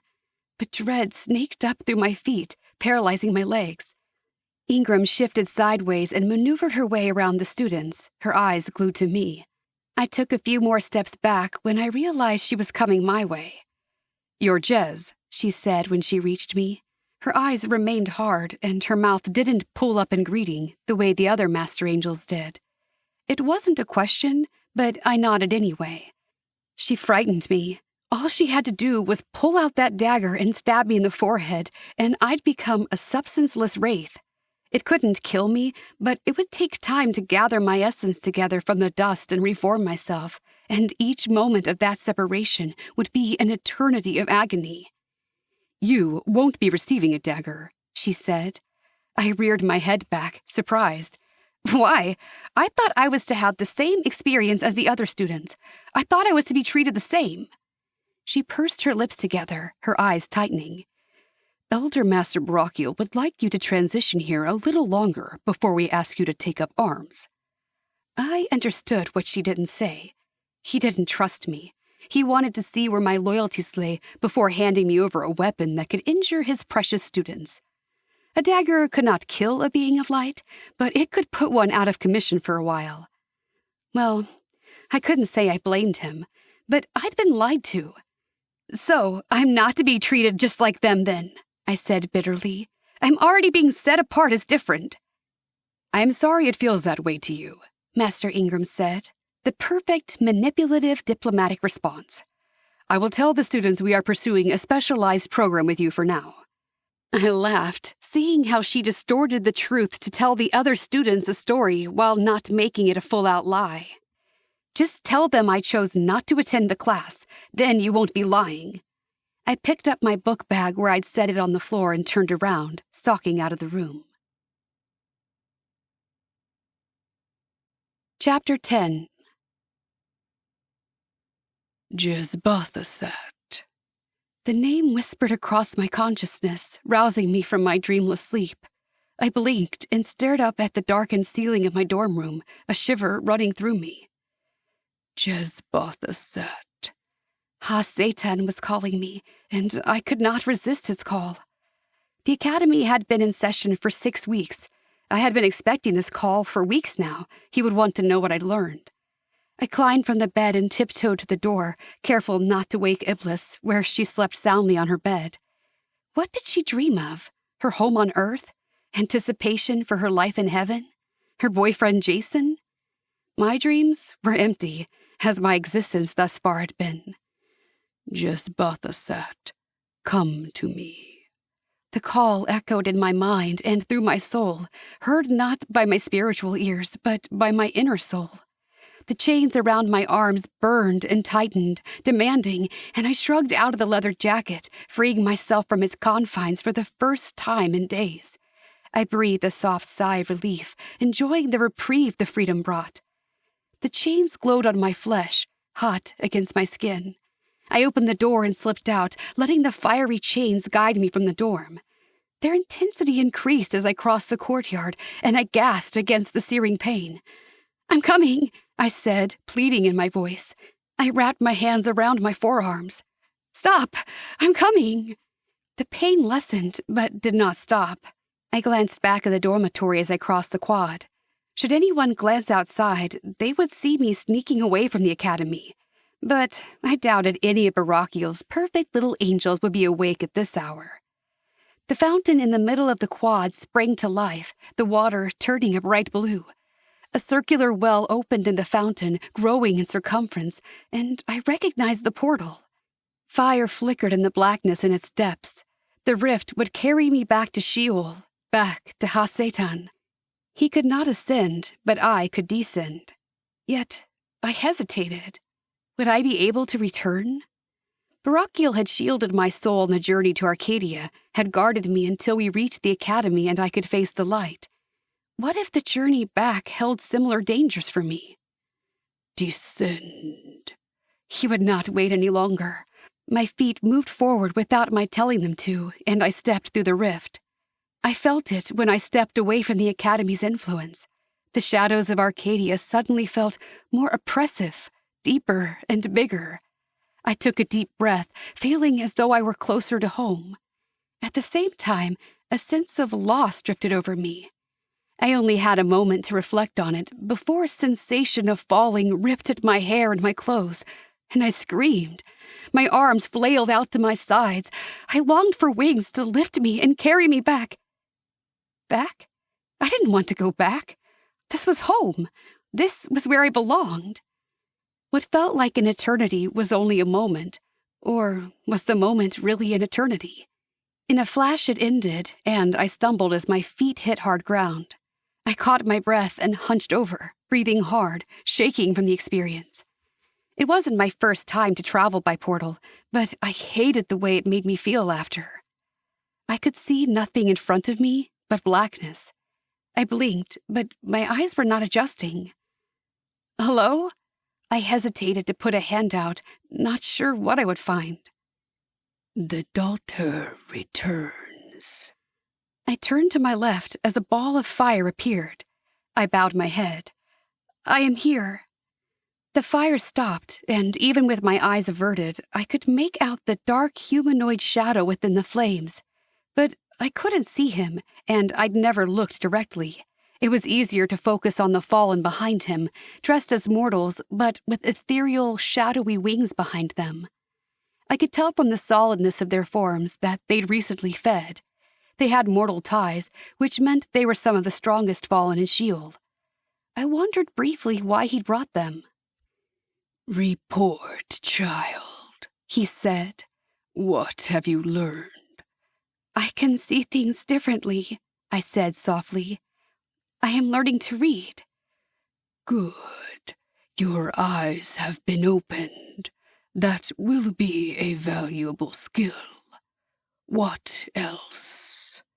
"I know how they keep demons out." I felt his smile, even though I could not see his face. "Excellent. How is it done?" "They have a generator used to dispel light over the campus and keep it shielded. No demon can cross it, even if they knew the location of the campus." Haseta nodded. "Find the location of this generator. I'm certain an infusion of darkness would destroy it." I knew just where he intended to find that darkness also. I felt the power coursing through my veins, replenishing here in Sheol. My appetites were returning, my longing to inhale the misery and sin of mankind. "You are hungry," he said. "Your form is fading." How quickly whatever light they'd put in me drained away. "But there's not time for me to go to Earth and feed." "I keep souls here for that purpose. Tell me what else you found, and I'll find you nourishment." I craved what he offered. "There's a weapons room." "Did you find the daggers?" I nodded. "Yes, the room is full of daggers and swords used to fight against us." "Did they give you one?" Something tightened in my chest. "No." "Why not?" The chains on my arms lit up, as if on fire, and I screamed, shaking my arms in a futile attempt to rid myself of the pain. Just as quickly as it had begun, it stopped. "Do not wait for me to ask, Jespathasat. Give the complete answer the first time. Did they give you one?" Panting, I shook my head. "No, I have not earned their trust." "But you will." I nodded. "I will." "Very good. I will summon you again. You must tell me the moment you have their trust. Recruit them by avarice or cunning. Some will look evil in the face and gladly embrace it. Some will turn their face away from the blatant evil, but will allow a blind eye to pass over the smaller infractions. Find their weaknesses and exploit them." "Why?" I wanted to ask, but I didn't dare. It was never up to me to ask the questions, not even the one I really wanted to know. "Have you learned anything else?" "No. My classes haven't started yet. I'm being taught to read first." I shouldn't do it. I shouldn't ask, because the answer was always the same. But the words were slipping past my lips before I could stop myself. "Has my mother returned?" "She is your biggest weakness, isn't she?" He sounded amused, his tone taking on an almost fatherly quality. "She has not returned." I nodded, masking my disappointment. I could barely remember my mother, but sometimes I felt an aching in the distant shadow of a memory of comfort and goodness and something else, something less tangible but more genuine. I started asking Hasetan about her after my first feeding, because my longing for her grew strongest after I'd gorged myself on human iniquity. He told me she'd vanished and to forget her, but I could not let go of the feeling that someday she would return. He turned slightly, and two fallen appeared, dragging a howling soul between them. The face was distorted by agony, so I could not tell if it had been male or female. My hunger returned in full force, gaping wide, scratching at the chance to add to this soul's misery. But something in me revolted. Some new part of me, some unusual part, and I felt a sudden, keen sense of mourning. "Feed," Hasetan said, and I had no choice. I stepped forward and dug into the soul, prying open the secret sins, sucking up the regret and weaknesses. The darkness in me sighed in contentment, and I moved back, strangely sickened by my actions.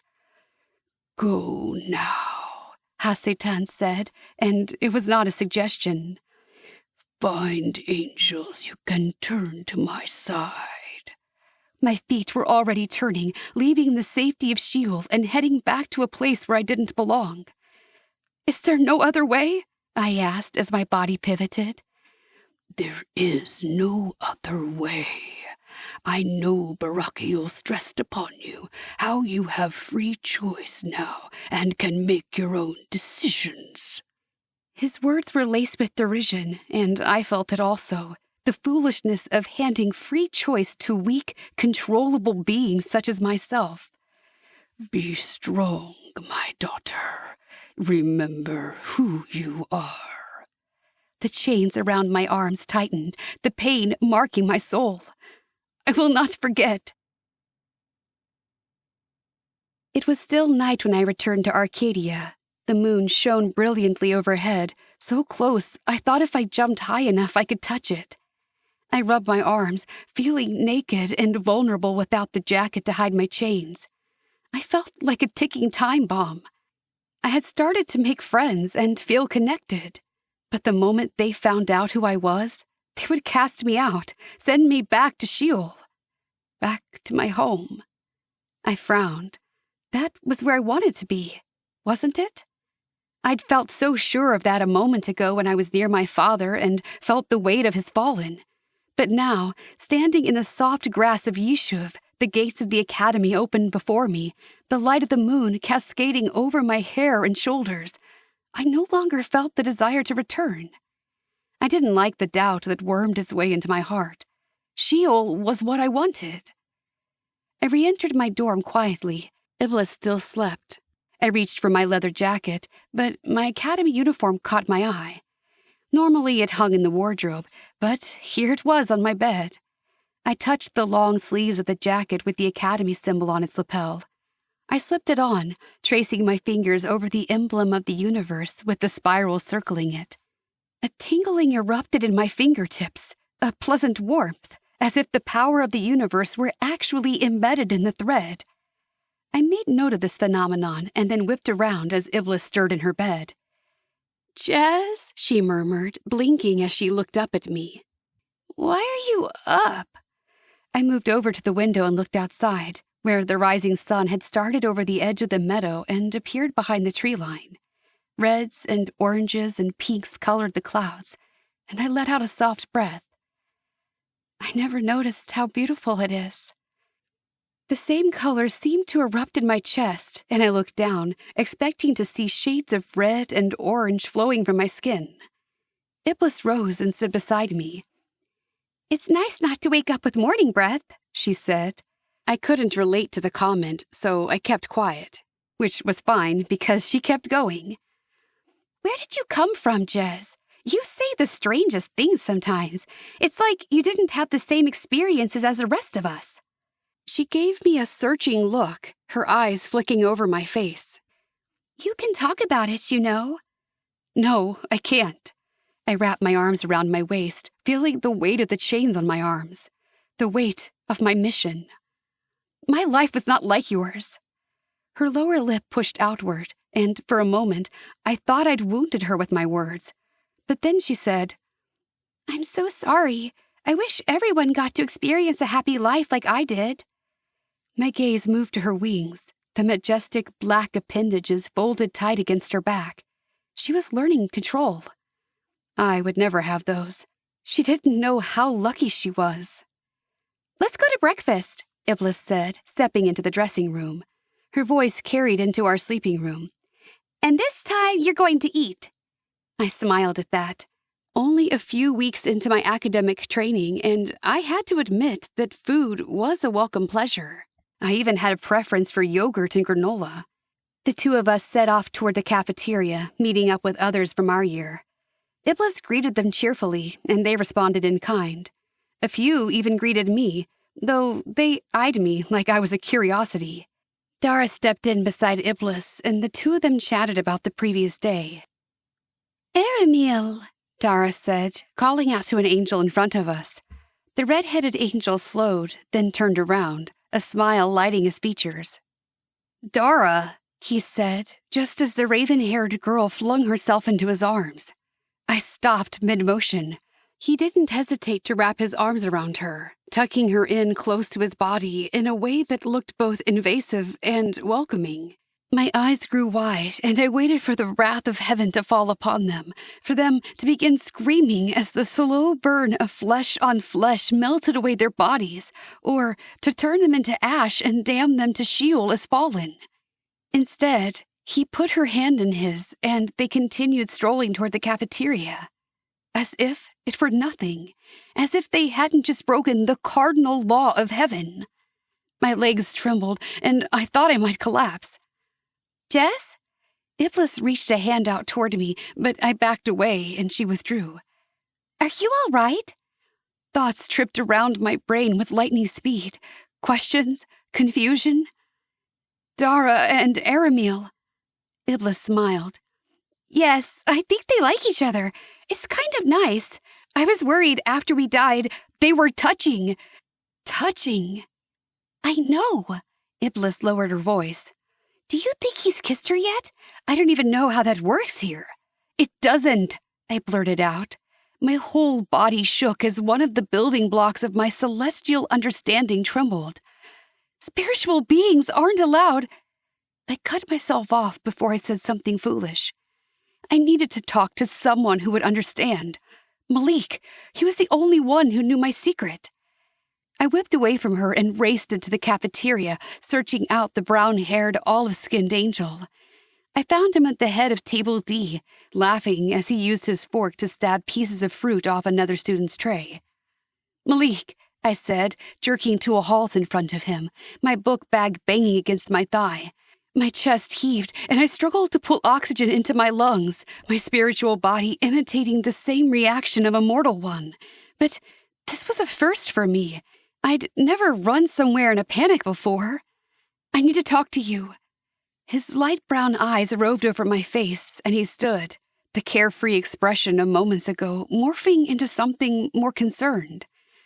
Of course, what is it? Somewhere in private. I clutched my bag to my chest to keep it still and strode through the cafeteria, leading us out the back door to the gardens that framed the cafeteria. The sun was full in the sky now, shining down with the gentle warmth, and the fragrant scent of flowers filled the air. Malik crossed the patio and stood behind me. Jez, what is it? Has something happened? Yes. No. I don't know. I turned around, letting my gaze travel from his face to his wings and landing on his hands. My own fingers twitched, wanting to test what I'd just seen. Maybe in my wildest dreams I'd imagined stroking my fingers over his wings, but I'd always known the reality was I couldn't. I took a deep breath and lifted my eyes to his face again. I just saw two angels. They were touching. Chapter 11. I cringed as I said the word, feeling as if I were about to condemn them, as if I brought the guilt of the act upon myself.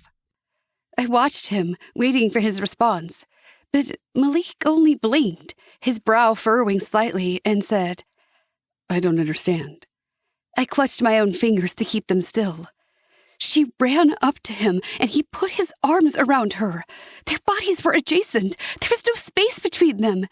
His flesh was on hers. A small smile crossed Malik's lips, though he still looked mildly bewildered. I know what touching means. I'm not sure about your reaction. It's forbidden, I whispered. The laws of heaven condemn physical contact. Malik studied me a moment, and then he moved over to a stone bench beneath a tree with long, sweeping branches. He sat and patted the spot beside him. Come and sit. I shook my head. Fear vibrated through my core. Would he try and touch me next? Was this a trick? An illusion created by heaven to have reason to condemn me as a demon? Malik sighed. Fine, Jez. I don't know what you've heard or what you've been taught, but it's wrong. Heaven does not condemn physical contact. Yes, it does, I said immediately. The act of touching or of taking pleasure from another being is sinful, salacious, and evil. To reinforce this rule, all celestial beings are punished by burning, condemned to fire and brimstone, perhaps even turned to ash for touching another. Malik's eyes did not break contact with mine. You recited that as if you have it memorized. Word for word, I whispered. His eyes narrowed, and a color erupted from his form, a deep purple, almost blue. Jez, whoever taught you that was mistaken. My lip twisted at his euphemism. You mean they lied to me, intentionally deceived me? No, I shook my head. There is no need for lies or deception in Sheol. The path is laid before us. We don't have to weigh pros and cons to know the way to go. There is only one way. Heaven uses lies to manipulate, not Sheol. Touch is one of the Father's greatest gifts. It's why we all were so eager for a physical body. There is pleasure in it, yes, but there is also comfort and strength and unity. It's a blessing. He held his hand out to me. Come here, I'll show you. No! I bolted backward, terrified he'd jump up and force me. No! It's okay. He lowered his hand. You don't have to. His eyes crinkled slightly. It's not flesh on flesh, you know. We don't have bodies. We're spiritual beings. But even our spirits can touch. No, they can't. I blinked back tears of frustration, desperate to right this confusion. But you saw it. How can you deny what you saw? Because I've tried it. I clenched my fist tightly, unable to stop the shaking that rattled up my arms. The memory was seared into my mind, and it flashed before now as clear as if it happened that morning. My mother, she knew it was forbidden to touch me, but one time, she did it anyway. It was one of the only memories I had of her. I squeezed my eyes shut, feeling again the fire that lashed across my body where her spirit caressed mine. My screams had merged with those of the damned, and she'd made it worse by trying to comfort me. My eyes snapped open, and for a moment, all I saw in front of me were the flames of hell. I never saw her again. And that was when the chains came, whipping out of the ground, wrapping around my arms and torso, tightening until I couldn't breathe. They melted into my skin, tying me to Sheol, the constant reminder of where I came from and who I was. Your story does not make sense to me, Malik said, but he didn't say it in a challenging way. Was your mother a fallen? I shook my head. I don't know. That is one of my only memories of her. How is it possible? What are you? I didn't know the answer to that, though I wished I did. So I ignored his question. We cannot touch. The spiritual beings cannot touch. Maybe not in Sheol, he said. But here, we can touch each other. No, I shook my head. No. But the doubt crept in. I'd seen it happen. It couldn't be. That beings in heaven would be allowed to touch, but those of us in Sheol deprived of that simple allowance? No, not even heaven could be so cruel. Malik stood, his aura color changing to a yellowish green. Someday, we will have to learn to trust each other. His wings opened and closed before withdrawing near his body. He strode across the patio to the cafeteria door in 2 steps, then let himself in. Trust each other? Not in my lifetime. I could not trust anything that came from heaven, and he certainly could not trust me. I stayed outside, pondering Malik's words and what it could possibly mean until my schedule beeped at me. Heaven's throne, that meant breakfast was over, and I had truly intended to eat. I took a deep breath, then another, reminding myself that the physical reaction was not real. My lungs didn't cry for oxygen. I opened my agenda to see what class I had next. This was a new building for me, located behind the library. For the first time, I noticed letters along the bottom of the picture of the building.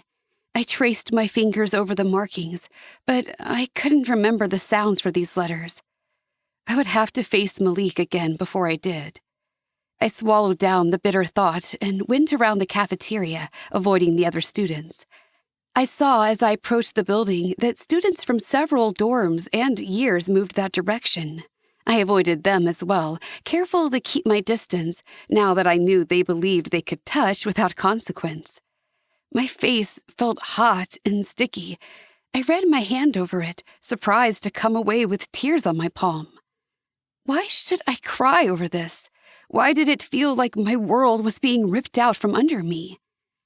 My schedule changed from showing the building to showing a hallway with one room lit up. I followed the instructions until I reached the room. Inside, the room was set up in a rectangle. A white wall glowed at one end, next to the Master Angel, a man with white wings and a head of hair to match, the color as white as snow. He could have chosen to have any appearance from his mortal lifetime. Why would he choose white hair? He was not the first I'd seen to do so, but I didn't understand it. 4 rows of desks were set up facing the angel. I dropped into a desk and pulled my jacket close. Students wearing the colors of the other dorms came in and sat down around me, carefully folding their wings to avoid bumping the edges of the confined seats. Well, if it isn't Jez. Kerubiel's rich voice drew a smile to my lips, and something fluttered in my chest. I raised my eyes as he lowered into the desk beside mine. His wings flapped once and then rested over the edge of the seat as he twisted toward me. You're in here also, huh? Figures. I nodded, though I'm not too sure what class this is. He opened his own agenda, and the light shone on his features as he read over his schedule. Remedial Ancient History. Class description. A refresher course for those who have forgotten the basics of the first existence. I haven't forgotten, I huffed, annoyed that I had to take this class. Welcome, students, the Master Angel said, and I hushed as the power of his voice filled the room. I am Master Remiel, and I will be your instructor for this class. Remiel? Where had I heard that name? This class is to bring you up to speed on the basics of what happened in your life before you went to Earth. Once you're caught up, you'll move on to another history class, or even a cultural studies class. This class is especially geared to those who were not believers in mortality, so chances are what I teach you will be new to you. Life before Earth? A girl in a red sweater asked. I searched my mind, trying to place her dorm. Red was Dorm Hesed, the building on the right of mine, across the quad. What do you mean by that? Yeah, Kerubiel said, stretching his long legs out in front of him under the desk. Pretty sure life started when we were born. He sort of sneered as he said it, as if about to catch Master Remiel in a foolish announcement. Master Remiel only smiled, and I was sure he'd heard the same words from countless new students. This class will be a lot to take in, he said. That's why we break it down into smaller bits and only meet once a week, so you have a chance to internalize what you learn and do your own research. Who here knew you existed before you were born? I glanced around the room. Of the 24 kids in the class, not a single one raised their hand. What the sky? May as well be me. I let my hand slide upward, past my ear and toward the sky. Master Remiel's gaze fell on me, and it seemed his eyes narrowed slightly. Yes, it's, Jez, right? I nodded. You know about the prior existence? Yes. I felt the other students' eyes on me, surprise and wonder and even disbelief oozing from them. What can you tell us about it? Anything? Oh no, here was where I drew the line. I shook my head. All I know is there was life before Earth. A lifetime of life. And some angels chose to go to Earth. Others did not. Yes, that summarizes things up. Remiel smiled, and he looked relieved I hadn't said more. As Jez said, before you were born on Earth, you lived in heaven, similar to how you are now. You were created, you grew, and you learned. When the chance came to come to Earth, you chose to go. Not all of us, but I kept quiet. You couldn't all go at once, so a timeline was created, with the great epochs of Earth time outlined. Each one of you chose when you would be born. I chose to be born 2,000 years ago. When I died, I continued the learning I'd received before my birth. You chose to be born in a later period. You chose to descend to a world of many enlightenments, but also many trials. Because of that, your education in Shamayim continued right up until the moment of your birth, making your generation more prepared for Earth life than any generation before it. Nothing he said was a surprise, and I sat quietly, pretending this applied to me, because it didn't. I hadn't sat in a classroom like this one for the past several hundred years, increasing my knowledge day by day. I sat in darkness, often in pain, listening to the cries of the damned and the fallen, or I descended to earth as a shadow, feeding off the iniquity of mankind and knowing every moment that it was heaven's law that decreed my miserable existence. So, we just sat around going to school for thousands of years, Kerubiel said. That doesn't sound like me. His comment was met by chuckles from other students who apparently agreed. Well, Remiel said, the person you are now is the same person you were before. Your personalities don't change, but you had a broader vision before you went to Earth, before the veil covered your mind and you forgot everything. Perhaps the person you became on Earth is not who you originally intended to become. Even I heard the insinuation in his words that perhaps Kerubiel had not lived up to his potential. He scowled, and the shadows around him grew. I cleared my throat, drawing the attention back to me. Remiel looked at me, and I said, "Tell us about the war in heaven." I lowered my chin, glowering at him, and my fingernails dug into the surface of the desk I sat at. Ah, the war in heaven. Master Remiel did not lower his eyes, but faced me head-on. Who here knows about the war in heaven? I think I may have heard something about it, a girl with a green sweater said. War in heaven? A boy shook his head, his shaggy brown hair drifting around his shoulders. How could there be a war in heaven? That's a place of love and peace and everything good. No, it's not. Remiel moved away from his table and waved his hand over the wall behind him.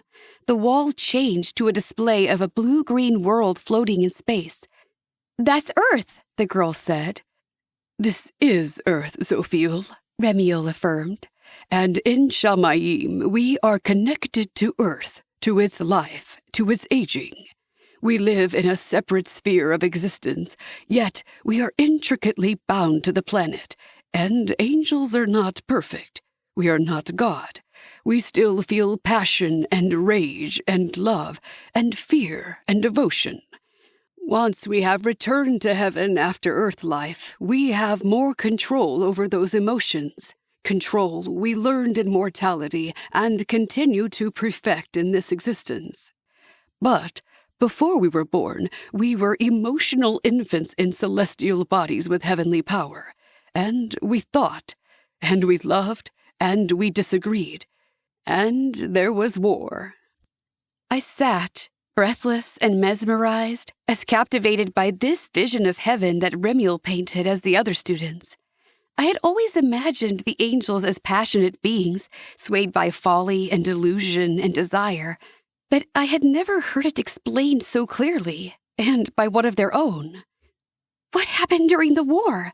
Zophiel asked, her face flushed and her voice breathy. Remiel focused his gaze on the angel. You picked a side, either the side of the father or the side of Hasitan, the angel who rebelled. Silence followed his pronouncement, a heavy, poignant quality to the air. Zophiel fingered her collar, then asked softly, "Which side did I choose?" Remiel looked at each student, meeting their eyes. He flinched slightly when he met mine, but his gaze moved on quickly before anyone else noticed. Which side do you think you chose? I shifted in my seat, not able to sit quietly anymore.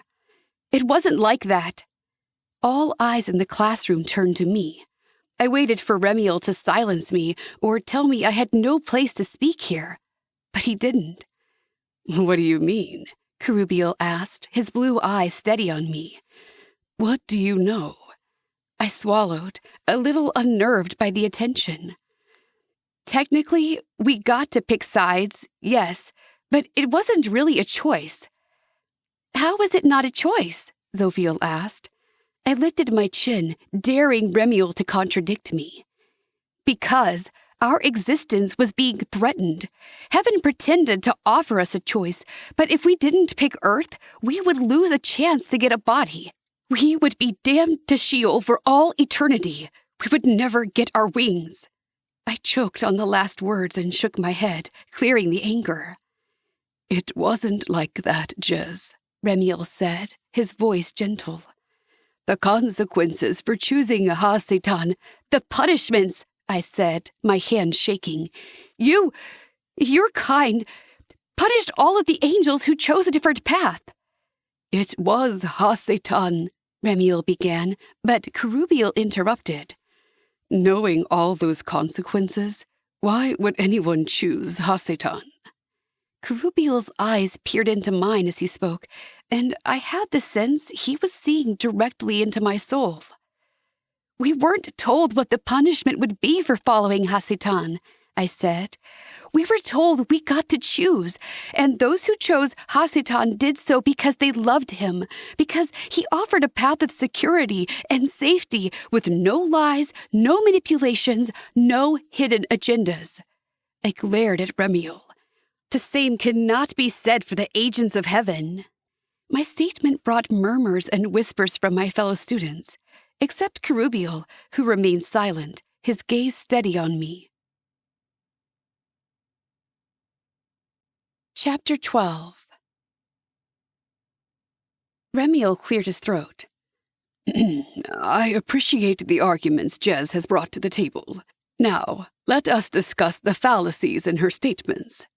I opened my mouth to speak again, but this time he spoke right over me. There were consequences for choosing either side. The pros and cons were laid out before all of us so we could make an educated, informed decision. The angels were not, I began, but now Remiel steered his light blue eyes on me, and I fell silent. Ha-Satan deceived his followers. When Shamayim warned them that they would not go to earth and receive a body, that they would not receive their wings as a first inheritance, Ha-Satan told them that wasn't true. He told them it was a lie meant to frighten them, and he promised his followers that they would go to earth and get bodies, no matter what the Father said. A shiver whispered down my spine at the power in Remiel's eyes. And something whispered through my soul, something that frightened me to my core. I quickly silenced it. So all the angels had a choice. Some chose to believe the Father. Some chose to believe Ha-Satan, who is, Jez, the master of all lies. No, that wasn't how it happened. The room spun, and I gripped the edge of my desk, taking quick, shallow breaths. Remiel's gaze finally moved away from me, and I sank into my chair, trying to discern his words. It couldn't be true. Ha-Satan only wanted freedom and pleasure and progress for his followers. What motive would he have in lying? A bell rang out across campus, echoing in the small room where the 20 or so of us sat. Class is dismissed, Remiel said. I encourage each of you to spend time in the library, learning about the things I've taught you. Follow up with your questions. I myself have written several books on the subject of the Heavenly War and life before the war. Suddenly his name clicked, and I reared my head back. Malik had been reading from his book. I felt a surge of anger toward Remiel, heaven-bound and determined to indoctrinate the new angels with his theories and manipulations. And I felt angry at Malik for buying into it, for believing the deceits so easily. I pushed out of my desk with the other students. Kerubiel walked to the door ahead of me, and then he paused, and I knew he waited for me. "Jez," Remiel said, calling me back. "May I speak to you a moment?" My footsteps faltered. I didn't want to talk to him, but it was against my nature to disobey. "Go on," I said to Kerubiel. "I'll catch up to you later." He nodded and left, and I turned around to face Master Remiel. "What?" I said, wanting to sound indignant, but my voice trembled on the word. "Just Bathasat," he said, and his use of my full name silenced my outrage. "I know the pain and discomfort you are feeling as you encounter new truths here in Arcadia. But you will have to let go of the things you think you know if you are going to learn here." "The things I think I know?" I sputtered. "Yes." He offered a smile. "Your understanding of the First War and the events thereafter is not accurate." "It's factual history," I said stiffly. "It's not true. Keep in mind, Jez," and he lowered his voice. "You were not there." I reared back and glanced around, afraid someone would be near enough to hear. But no, it was only us. Of all the creatures created by God's hand, I was the only one not present during the First War. Because I hadn't been created yet. Because I wasn't created by God's hand. I didn't go to the cafeteria with the other students, but instead went to the library. The quiet inside soothed the rush of confusion in my soul, and I wandered through the rows of books, wishing desperately that I could read. There would be nothing here written by a demon, but perhaps one of the fallen might have written their story before being condemned. There had to be something here to shed truth on what I'd heard today. I fingered the spines of the books and lifted my head upward, watching as the shelves disappeared into the ceiling, so high I could not make out the end of it. My schedule pinged, a soft chime that sounded pleasantly in my ears. I lifted the agenda and opened it. The cafeteria building sat on the screen, lit up, and indicating that was where I should be. But instead of the name beneath it, a small bar had appeared with a string of words inside. I couldn't read them, but I recognized the face in front of the banner. Kerubiel. I raised my eyebrows, surprised, yet at the same time, not. Elder Master Brachiel had said these books were also a way for us to communicate with each other. My father could summon me in my mind and speak to me when he wished, and yet I could not do the same. I had not learned to speak into a mind yet, and neither had the other students, which meant we needed a more technological means of communication. But I couldn't respond. I couldn't even read what he'd written. Frustration crept across my shoulders, and I turned, making my way to the exit and heading for the cafeteria, where I assumed he was. He met me halfway across the quad, a gentle breeze blowing his blonde hair away from his face. "I wondered where you'd gone. Should have known it was the library." He tilted his head, his expression quizzical. "Master Remiel really got you riled up." "I don't trust angels," I said without thinking. "You can't believe everything they say." "Interesting," Kerubiel said softly. He slowed his steps, his hands dropping into the pockets of his black pants. "You say that as if you were not one." I did not know what to say to that. I swallowed and glanced at him, saw the way he studied me. My face warmed and I looked away. "You didn't respond to my message," he said, and I faced him again, glad for the subject change. I opened my book, where his message still glowed. "I can't read," I said. I held my breath, not sure how he would take my admission. "You can't read?" he repeated, disbelief lacing his words. I shook my head. "I never learned." He made a noise in the back of his throat. "You are an interesting mystery, Jez." His eyes glowed with curiosity, almost a hunger, as if he could hardly wait to uncover my secrets. The expression left me both heady and weak. He reached a hand out toward me, and I shied back. "Chill," he said, smirking. "I'm not gonna touch you. Let me see your schedule." "Oh." I handed over my agenda, embarrassed by the misunderstanding. He opened it and scanned the image and message. "All I said was, 'Where are you?' See, here?" He pointed out the symbols, and I leaned close, but not too close. "W. Where are you?"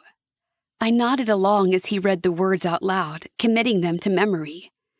"So, you could always respond and tell me where you are," he said with another grin.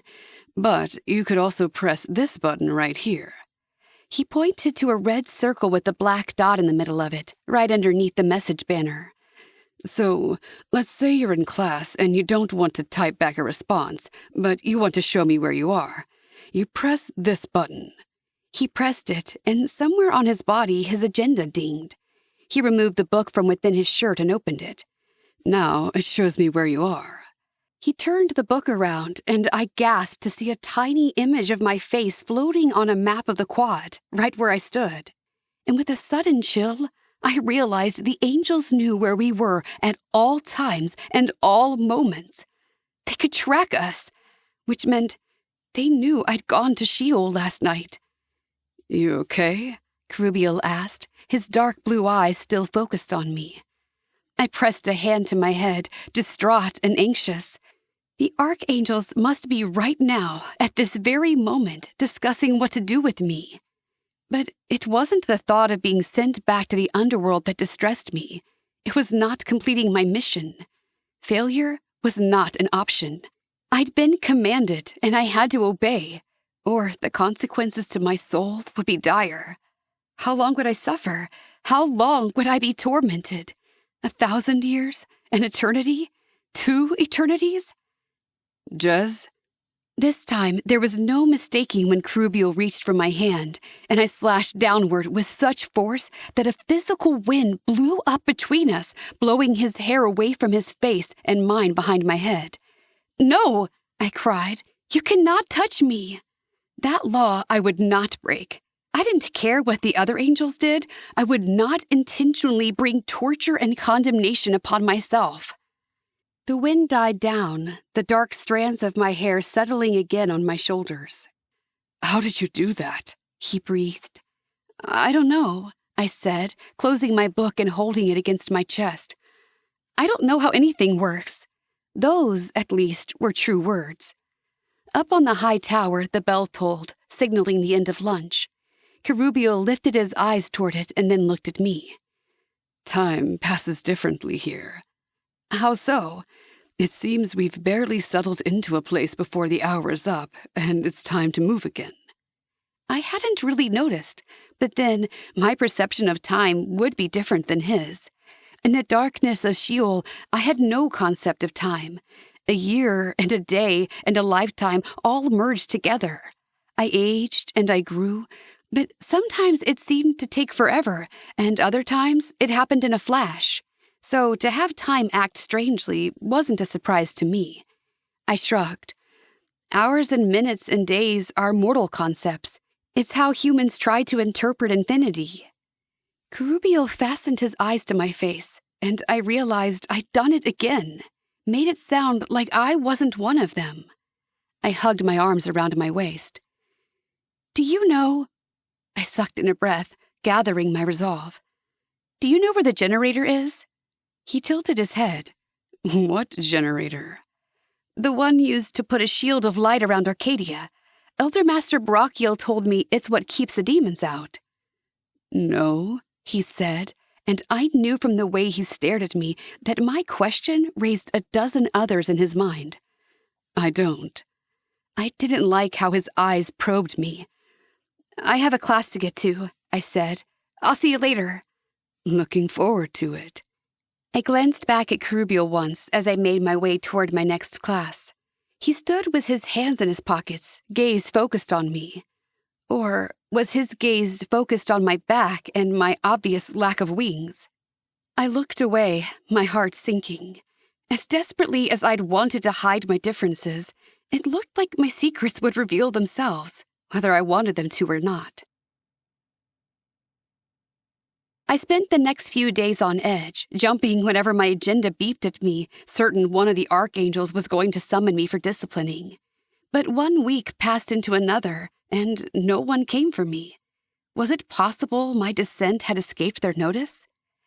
The more I thought about it, the more confident I became. They might be able to find us at any given moment, but that didn't mean they sat around watching our every step. They had more important things to do.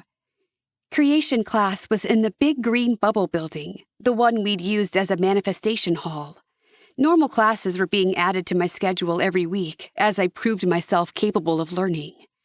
I stepped inside and found the students seated in a circle on the ground, which consisted of soft green material that resembled grass. In the center sat a master angel in a belted tunic whose white wings opened and folded as if attempting to lift her from the ground. Her eyes landed on me as I came in. "Greetings, Jez," she said. I nodded, wary of her, wary of anyone who knew who I was when I hadn't even met them. A girl in the circle twisted around to see me. "Jez," she said, her face morphing into a smile. She scooted over slightly and patted the spot beside me. "Come sit with me." I exhaled, taking note of the sense of relief I felt at the sight of Iblis. There was a familiarity, a welcome feeling. I was wanted. I settled in next to her. "You have this class too?" She nodded. "I think we'll have most of our classes together when you join the regular curriculum." A few more students wandered in and found places in the circle.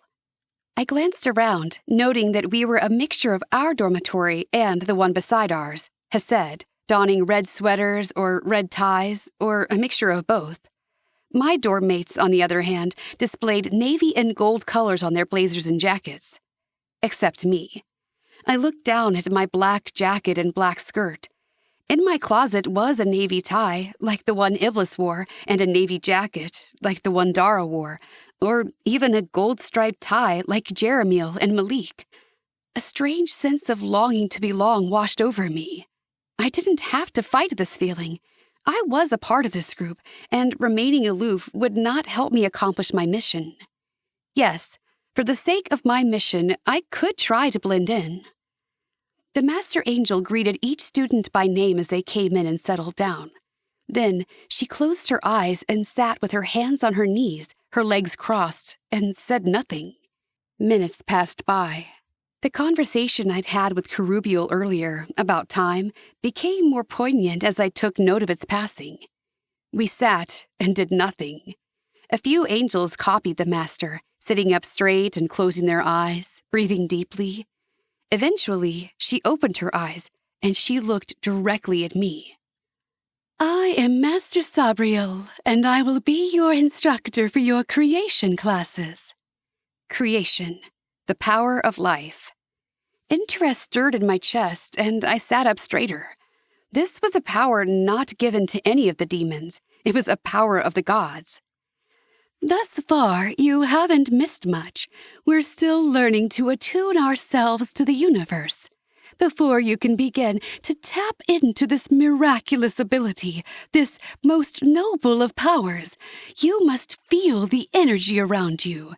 This power does not come out of nowhere. It has to come from something. It exists in the force of the elements around us." I let out a breath. Is this something only Empatia angels can do, since we also control the elements? Master Sabriel looked around at the students. "Would anyone like to answer that?" A girl in a red sweater, who I didn't know, said, "Empatia have an easier time of it, but all angels learn how to tap into the power." "That's right. Thank you, Harut. Whether you become a master at creation or not remains to be seen. You will become adept in all angelic abilities before you can graduate, though you will only become a master in one or two." I blinked, remembering how the wind had exploded around me when I'd become upset with Cherubial. Did that mean I might have a proficiency with air? Perhaps creating would also come more naturally to me. Please, mimic my posture, Jez, and you'll find yourself catching on soon enough. Mimicry is the first step to mastery. Sit up straight, cross your legs, and rest your hands on your knees. Mimicry was the first step to mastery? I pondered that as I sat the way she instructed. If I mimicked the angels long enough, would they forget I wasn't one? Jeremiel, the angel who continued to react with such anger in our TLG meetings, snorted and rolled his eyes. This feels a lot like yoga. Yoga implements one of the ways to achieve meditation, which places mortals on a plane a little closer to heaven.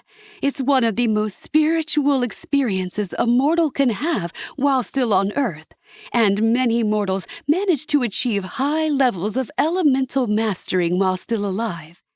I love yoga, a Hesed angel said from my left. She closed her eyes and arched her back, lifting her chin and inhaling deeply. My girlfriend tried to get me to do yoga once, Jeremiel said. Red and orange colors rolled off him in waves, and I wondered who else could see it. I wasn't into it then either. He paused. Of course, she's probably not my girlfriend anymore, is she? Hey, Mr. Sabriel, when can we see the people we left behind? Iblis glanced at me, and I returned her look. Jeremiel had already asked this question in TLG. It didn't appear he was going to let it go until he got a different answer. It's Master Sabriel, the teacher said, unflustered.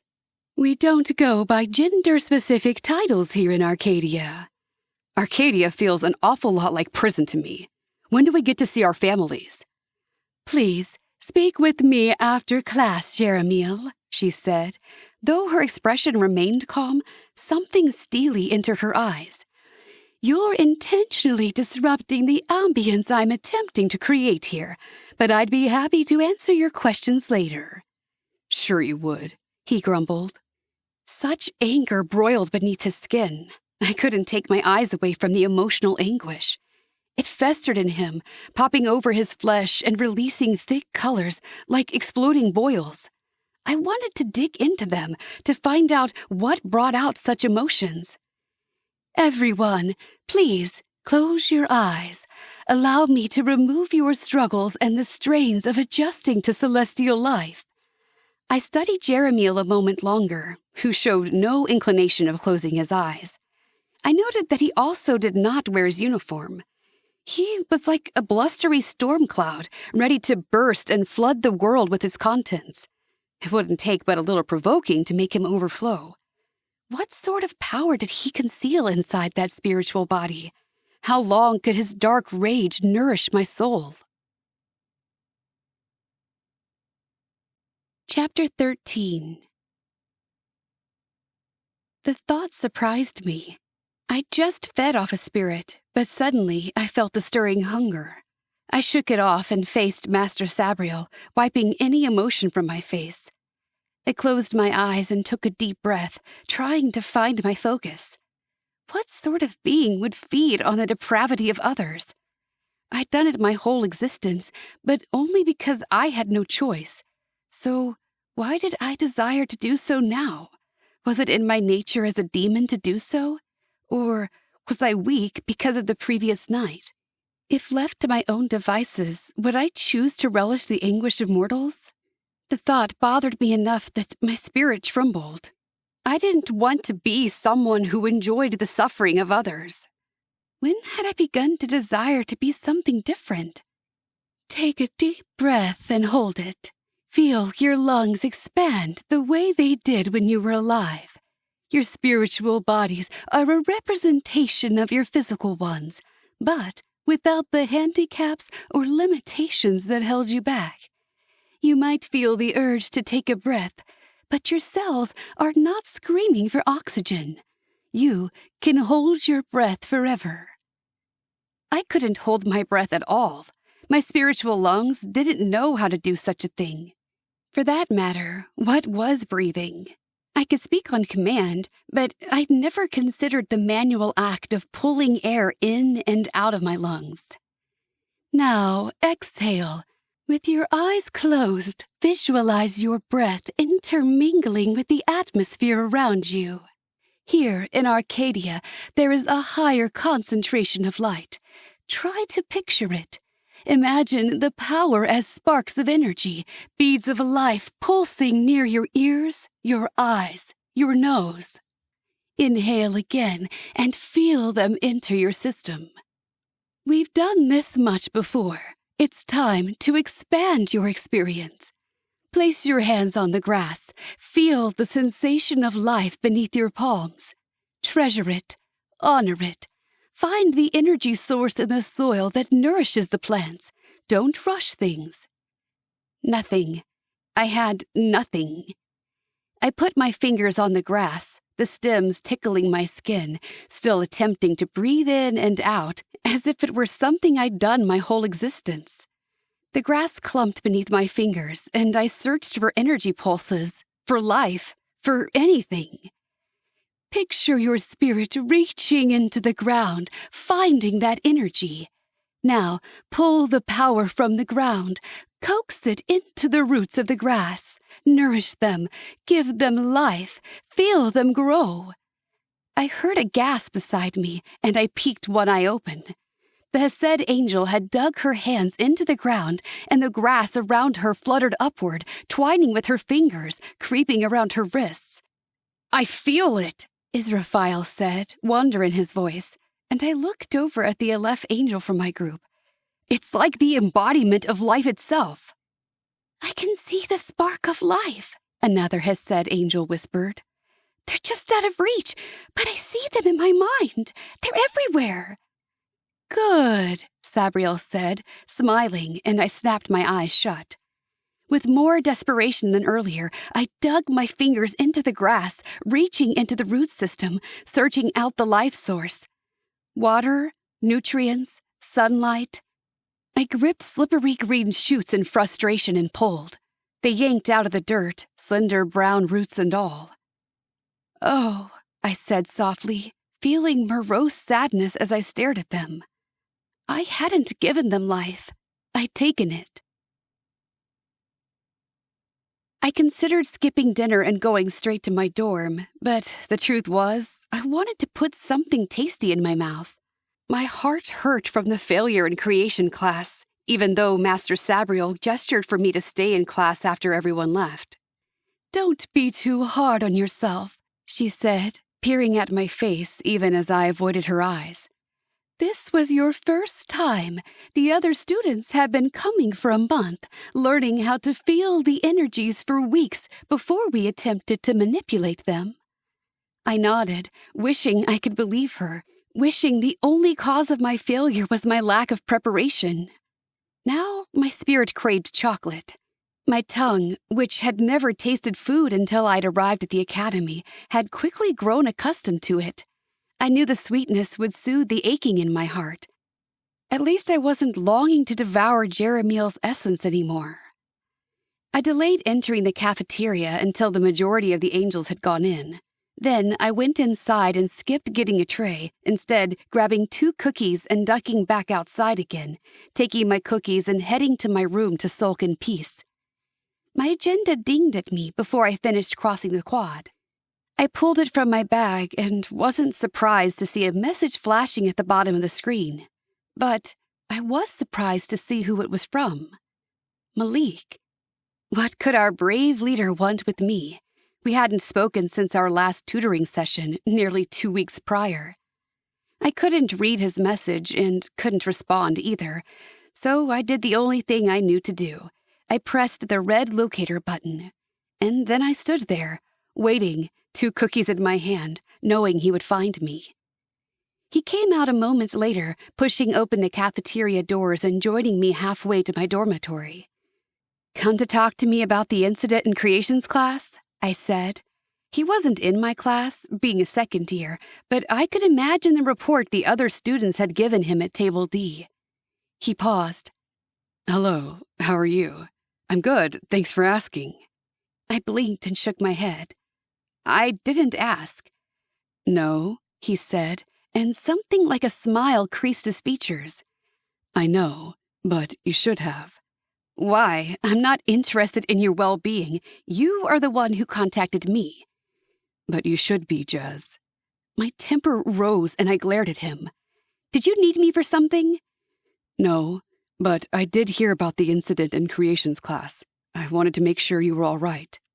His words were concerned, but the stern expression on his face, coupled with his hands shoved deep in his pockets, did not fill me with the desire to share my innermost feelings with him. I'm fine. Creating life is a new aspect for me. One eyebrow lifted over his light brown eyes. I suppose it is. Probably doesn't come naturally. He was only voicing what I had already thought, but coming from him, an angel who thought himself superior because he had chosen a different side, rankled my ichor. I turned away and continued my march toward the dorm. Elder Master Barachiel asked me to try to fit in another study session with you, Malik said, matching my stride. He said it would go a long way to easing some of the frustrations you're feeling. These angels had no understanding of the concept of privacy. I rounded on him, fully annoyed. And why would I want to do that? So I could sit there and be insulted by you, all in the name of furthering my education? So the Barachiel can listen in on my thoughts and feel self-satisfaction that he is so much more enlightened than I am? Maybe I'll find someone else to teach me to read. Why? Malik asked, something like wounded pride entering his voice. We were accomplishing something, and it's more than just reading. There's so much you don't know. I could think of other people I would rather learn it from, I snapped. Malik's eyes hardened. Suit yourself. See if someone else will be as understanding about what you are as I am. Aha! I actually laughed. This is what you call understanding? How I long to be able to take my finger and dig it into his chest. You know nothing, but you think you know everything. One of us is unteachable, and it isn't me. So at least we're in agreement. This arrangement was never going to work. Malik did not even wait for me to come up with a retort. He pushed ahead of me toward the dorm. I considered chasing after him, furious enough to continue our argument, to make him recognize his arrogance. But I realized how desperate that would make me look. His wings folded up when he opened the door, and I couldn't take my eyes off his retreating back. I felt a spasm in my heart, a mixture of envy and wounded feelings. What did I care what Malik thought? I was making other friends. I fumed through the rest of the evening, indignant over Malik's insinuation that he was the only one who could teach me to read, the only one who would be willing to do so. Iblis sat at her desk with a small plant, humming as she caressed it. I couldn't help watching. Though her plant did not suddenly grow upward like the Hesed's plant in class had, it didn't die either, not like mine. My schedule dinged. I chose not to look at it. I couldn't respond anyway. What do you suppose our families are doing now? Iblis asked, startling me out of my reverie. I preferred not to think about it, really. I don't know. What do you think yours is doing? My mom is probably sad, Iblis said, her tone wistful. I hope my brothers are okay. One's in college, and the other's married. I didn't see them much, but I adored them. And Jason? Her tone became hushed. I don't know how he is. I'm worried he blames himself. I'd like to see him. I remembered Jeremiel's desire to see his family. You could ask, find out how it works. I did, in Gehenna, when I finally accepted what happened. They told me I would see them when the time was right. Anyway, what's the rush? We have eternity. She smiled, but I sensed it wasn't genuine. I would like to comfort my mother. I can't wait.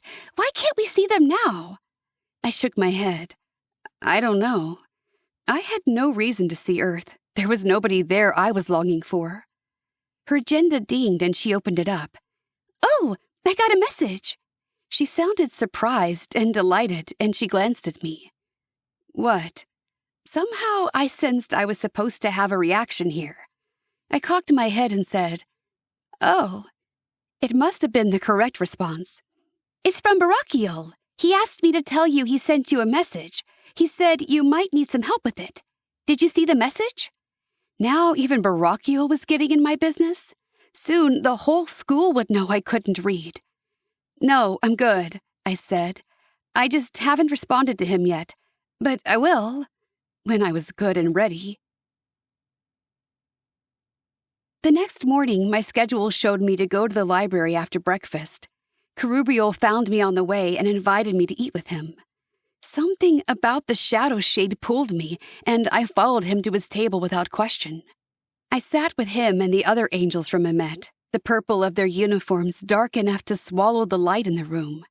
Maybe that was why I liked them. She's not an Emet, one of the girls said.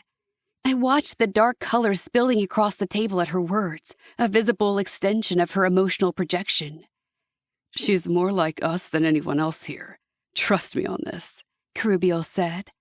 I gave him a startled look, not quite sure what he meant by that, but he just shrugged and went back to his food. The others accepted me because Kerubiel did, so I tried not to worry about what he meant. Instead, I cut my pancake into little bitty pieces, trying to avoid the sticky sweet syrup all over the plate. I decided I preferred yogurt. When breakfast ended, I snuck away to the dorms and sat down on my bed instead of following orders and going to the library. It was the first time I'd chosen to disobey, and it gave me a strangely heady feeling, almost empowering. I sat on my bed in the empty room, wondering if I'd actually get away with it. What was everyone else from my dorm doing right now? What classes did they have while I was still learning to read? Class had been in session nearly 2 months now, the weather changing into fall, and my schedule was only missing a few of the general education classes. Still, I couldn't help wondering what they were learning without me. I lay back on my bed and let time wrap around me the way it had so many times in Sheol, when agency was a foreign concept. But time didn't seem to work as it had before. Instead of entering a semi-aware state, I felt more anxious with each passing moment. My agenda dinged, and I opened it up to see another message. This one was also from Barakiel, and it showed beneath the one he had sent me the night before. I squinted at it, recognizing the first 4 letters. P-L-E-A. Another letter followed, but I couldn't remember what it was, and an E finished the word. I might be able to figure this one out. I sounded out the letters P-L-E-A. Only a handful of words could start this way. Plead, please, pleat. Please, that had to be it. He was issuing a request. But the rest of the symbols I didn't recognize. I couldn't guess what he was asking. The image of the lit-up library on my screen dissolved to be replaced by the administration building. Now I understood. I hadn't gone to the library, and now I was wanted at the administration building. I could only imagine what this was about. You can refuse, I told myself. You're not required to obey. But it was not in my nature to rebel. This recent act of rebellion, choosing to come to my room instead of the library, left my stomach queasy and my hands shaking. Uttering a dramatic sigh that would have made Iblis proud, I shuffled to my feet and made my way to the administration building. I had not been inside since the first day I arrived. As it had before, the screen on my schedule changed when I entered the building and showed me the path to take. I walked down the hallway, past 3 doors, and then made a right. On my left was an open door, and I paused in front of it. Come in, Jazz. I did so, hesitant. Elder Master Barakiel slid from behind his desk, his wings hidden as he approached me. He looked like a human.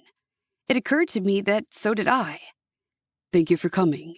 I narrowed my eyes, as if I had a choice. Here, you always have a choice. I gave a dry laugh. We have different definitions of choice. Barakiel sat down and folded his fingers together. You have a different understanding of heaven, but that's not why I called you here. I'm concerned about the altercation you had with Malik. I rolled my eyes. It wasn't an altercation. You missed your lesson this morning. I arched a brow. Malik said we were done, so I didn't go. Humans often say things in anger that they do not mean. Malik is still learning to curb his passions. Oh, well, I shrugged and pleated my hands together. It's probably for the best anyway. We don't get along. He came to me when you didn't show. To tell you how unteachable I am? He did say he cannot teach you. This was sounding familiar. Didn't he say that last time? He said he unintentionally offends you at every turn and does not wish to continue to put negative feelings between you. That stopped me. He had taken the blame upon himself instead of pointing it at me. I trailed my fingers along the wooden desk and frowned at Barakiel. He said that? Barakiel sighed. Jez, I hissed, glancing around quickly. Jez, I know this is a difficult transition for you, but you face everyone with blades drawn, metaphorically speaking, and not everyone sees you as the enemy. My thoughts flew to Kerubiel, who seemed to sense there was more to me than met the eye, but accepted me anyway. Malik sees me as the enemy. He sees Sheol as the enemy. And I'm the embodiment of all he's been taught to hate, I said bitterly. We do not teach hate, Barakiel said, and you are not that embodiment. I stayed silent. The angels might not teach hate, but mortals learned it. The fallen arrived in Sheol either lusty in their desire to take revenge on heaven and God, or terrified of what eternal damnation might mean. There was no love or curiosity or desire for friendship, only hatred and fear. Try one more time, Barakiel said. Give Malik a chance. He is one of my very best pupils, and I have faith in him. This is the third time, I said. Give him as many tries as necessary. I let out another dramatic sigh. Fine. One more time, but if it doesn't work, I want another teacher. Agreed. Barakiel checked a large screen on his desk, his finger moving across it and scrolling it upward. Your next class is Synergy. It will be outside at the Synergy Fields after lunch. I think you will enjoy this class. It's where you'll learn how to master your energy. The class only started this week for all first years, so you haven't missed anything. He looked at me with his piercing eyes. Go be with your dorm mates. Get to know them. The time for you to make your final choice will arrive before you know it, and the more educated you are, the better decision you can make. I nodded and backed away, careful not to think until I'd escaped the room. My final choice: to stay at GAA or return to Sheol. I knew what was expected of me, but I wasn't sure I could do it. Chapter 14. The faces of the kids from my dorm were becoming more familiar to me. Jeremiel sat beside Iblis, who shared a pastry with Dara.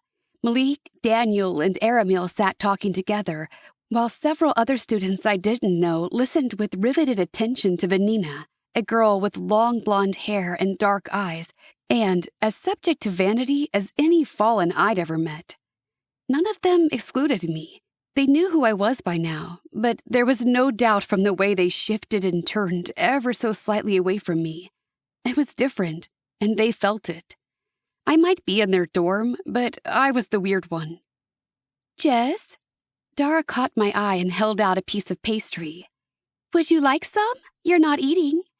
Oh, I'd forgotten to get a tray and go through the line. Friendship.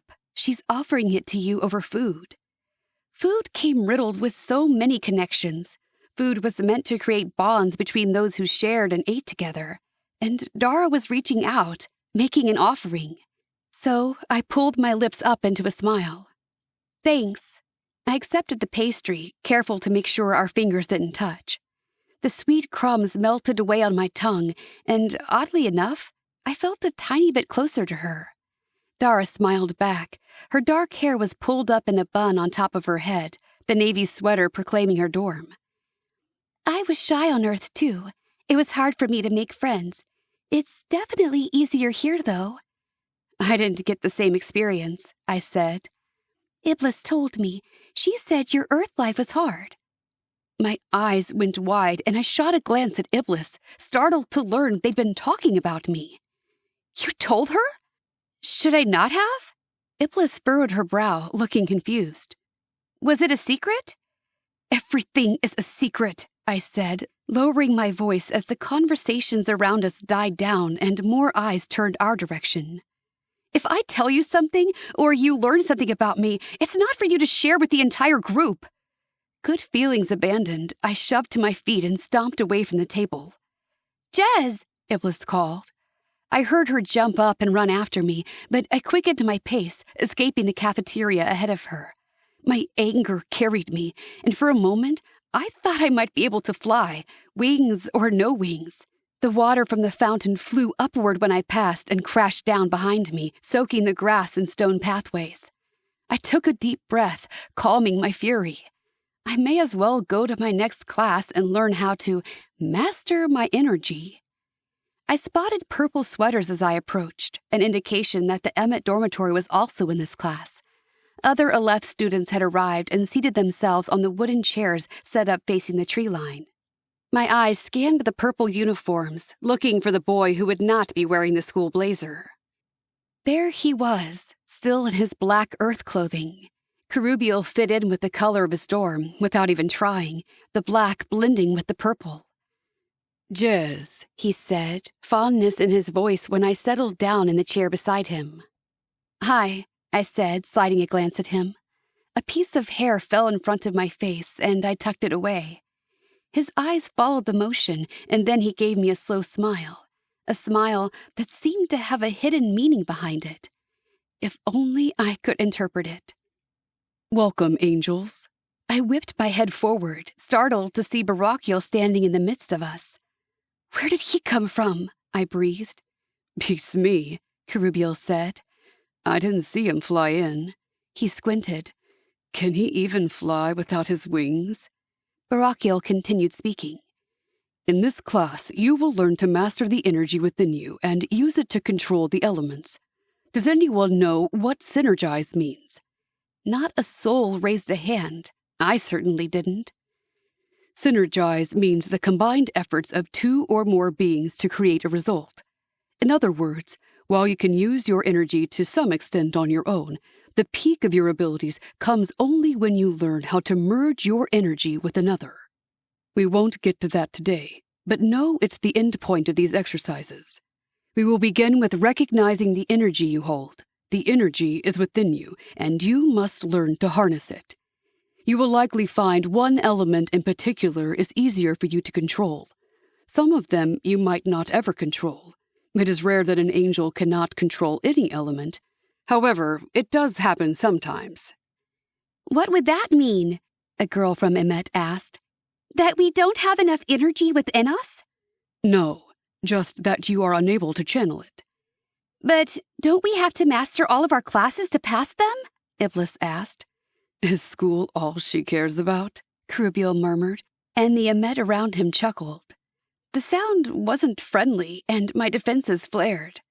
Why did that bother me? I hadn't forgotten I was angry with her, but it still rubbed me wrong. She just wants to do everything correctly. Yeah, we have a name for those people, Cherubial said, and more snide laughter followed.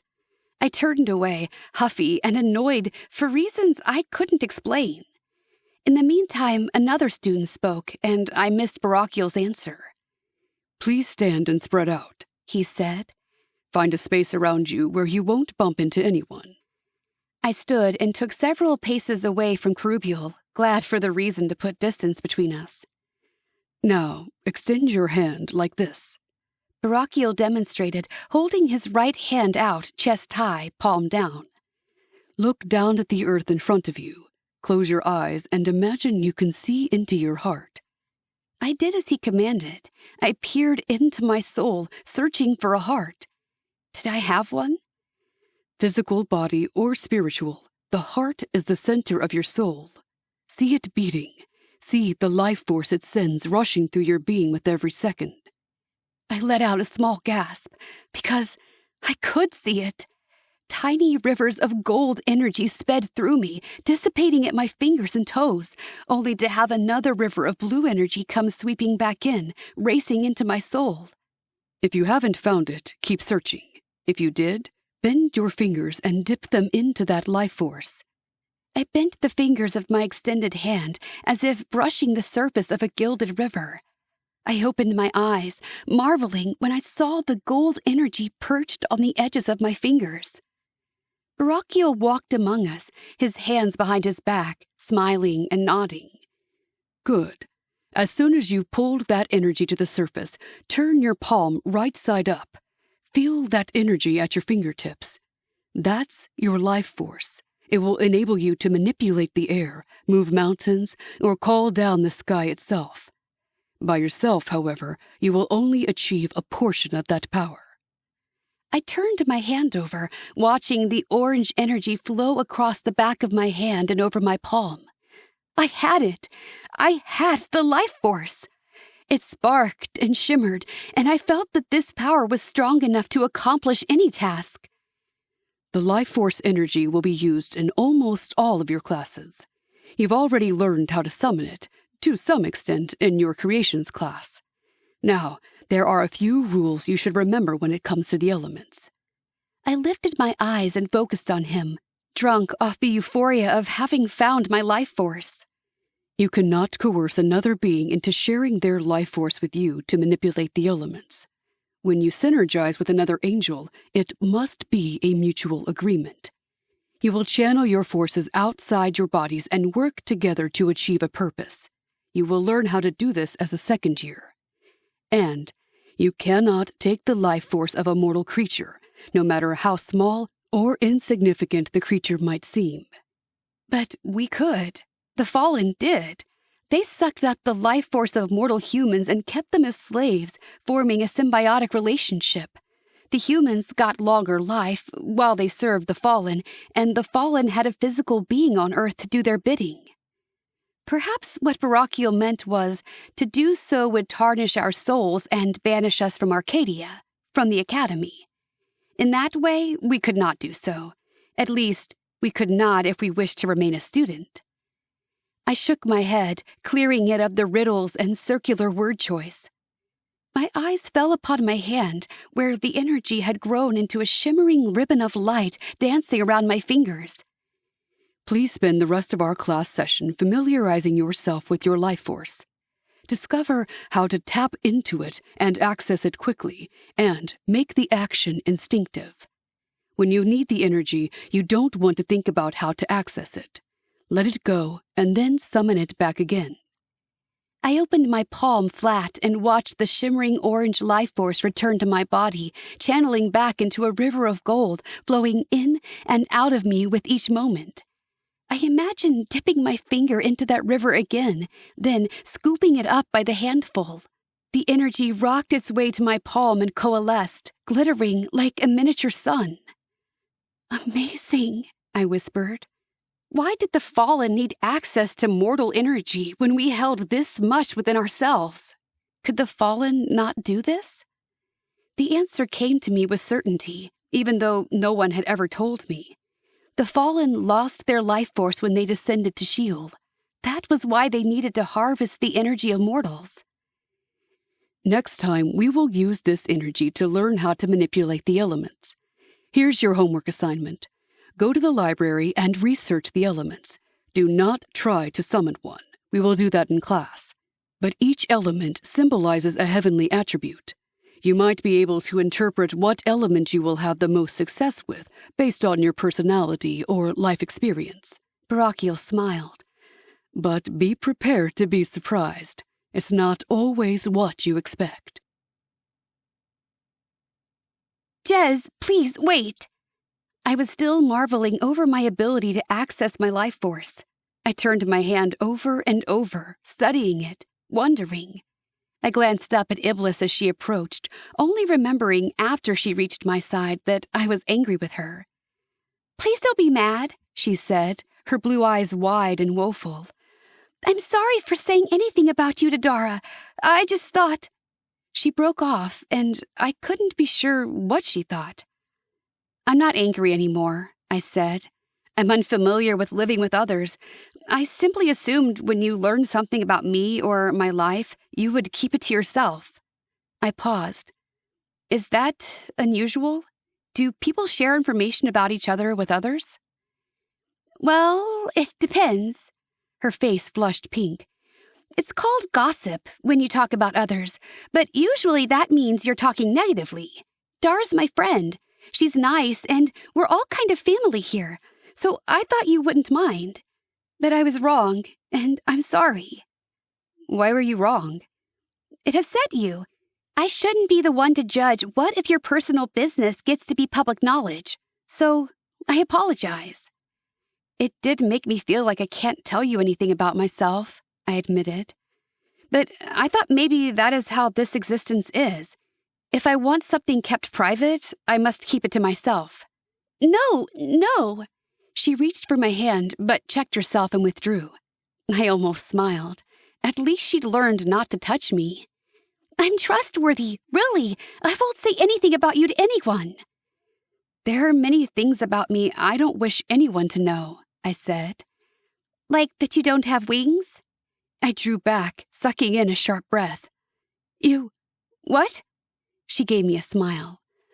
There are a lot of things you can hide, but not your lack of wings. Her wings flapped open and beat the air for a moment, as if in agreement to her statement. I tried to stuff mine under a jacket, like I thought yours were. I couldn't. Maybe my wings are very tiny, I said, my voice small. She looked instantly contrite. I'm sorry, I didn't consider that. So you're embarrassed of your wings? Yes, I said, my face flaming. I hadn't meant to tell a lie, but somehow the falsehood had happened, and I went with it. Have other people asked? She nodded. Yes, but not me. I heard them asking Malik. Malik. My shoulders stiffened. If he felt my information was as public as Iblis did, but no, everyone would know about me already if he thought that way. What did he say? That you're a student here like everyone else, and they should ask you if they have questions. He said that? A warm feeling simmered in my chest, and I glanced around, as if to catch a glimpse of him. But he hadn't been in our synergy class. So, if they ask me... She paused, her cheeks turning pink. Do you want me to say anything? I exhaled, considering. It might be good if she spread the word. Yes, tell them I don't want to talk about it. You're sensitive about it. She gave me a knowing look, and then her brow creased. I wonder why they're small, though. Do you think it has to do with how unhappy your life was? Yes, I said with conviction. I'm sure it has everything to do with that. My schedule lit up the next morning after breakfast, highlighting the Gabriel building. TLG, I muttered. Time for my therapy class. With any luck, Master Alelith would continue to skip me. Even though I was one of the only students who hadn't gone, he knew my past. He wouldn't expect me to share that with the other angels. At least, that's what I hoped. Iblis had already left for breakfast. I lingered behind in our dorm room, examining my closet full of academy clothing. There were pants and sweaters, skirts and jackets, and, of course, the ties, navy or gold or both. It was a much bigger assortment than necessary, as I had never felt the need to change my attire.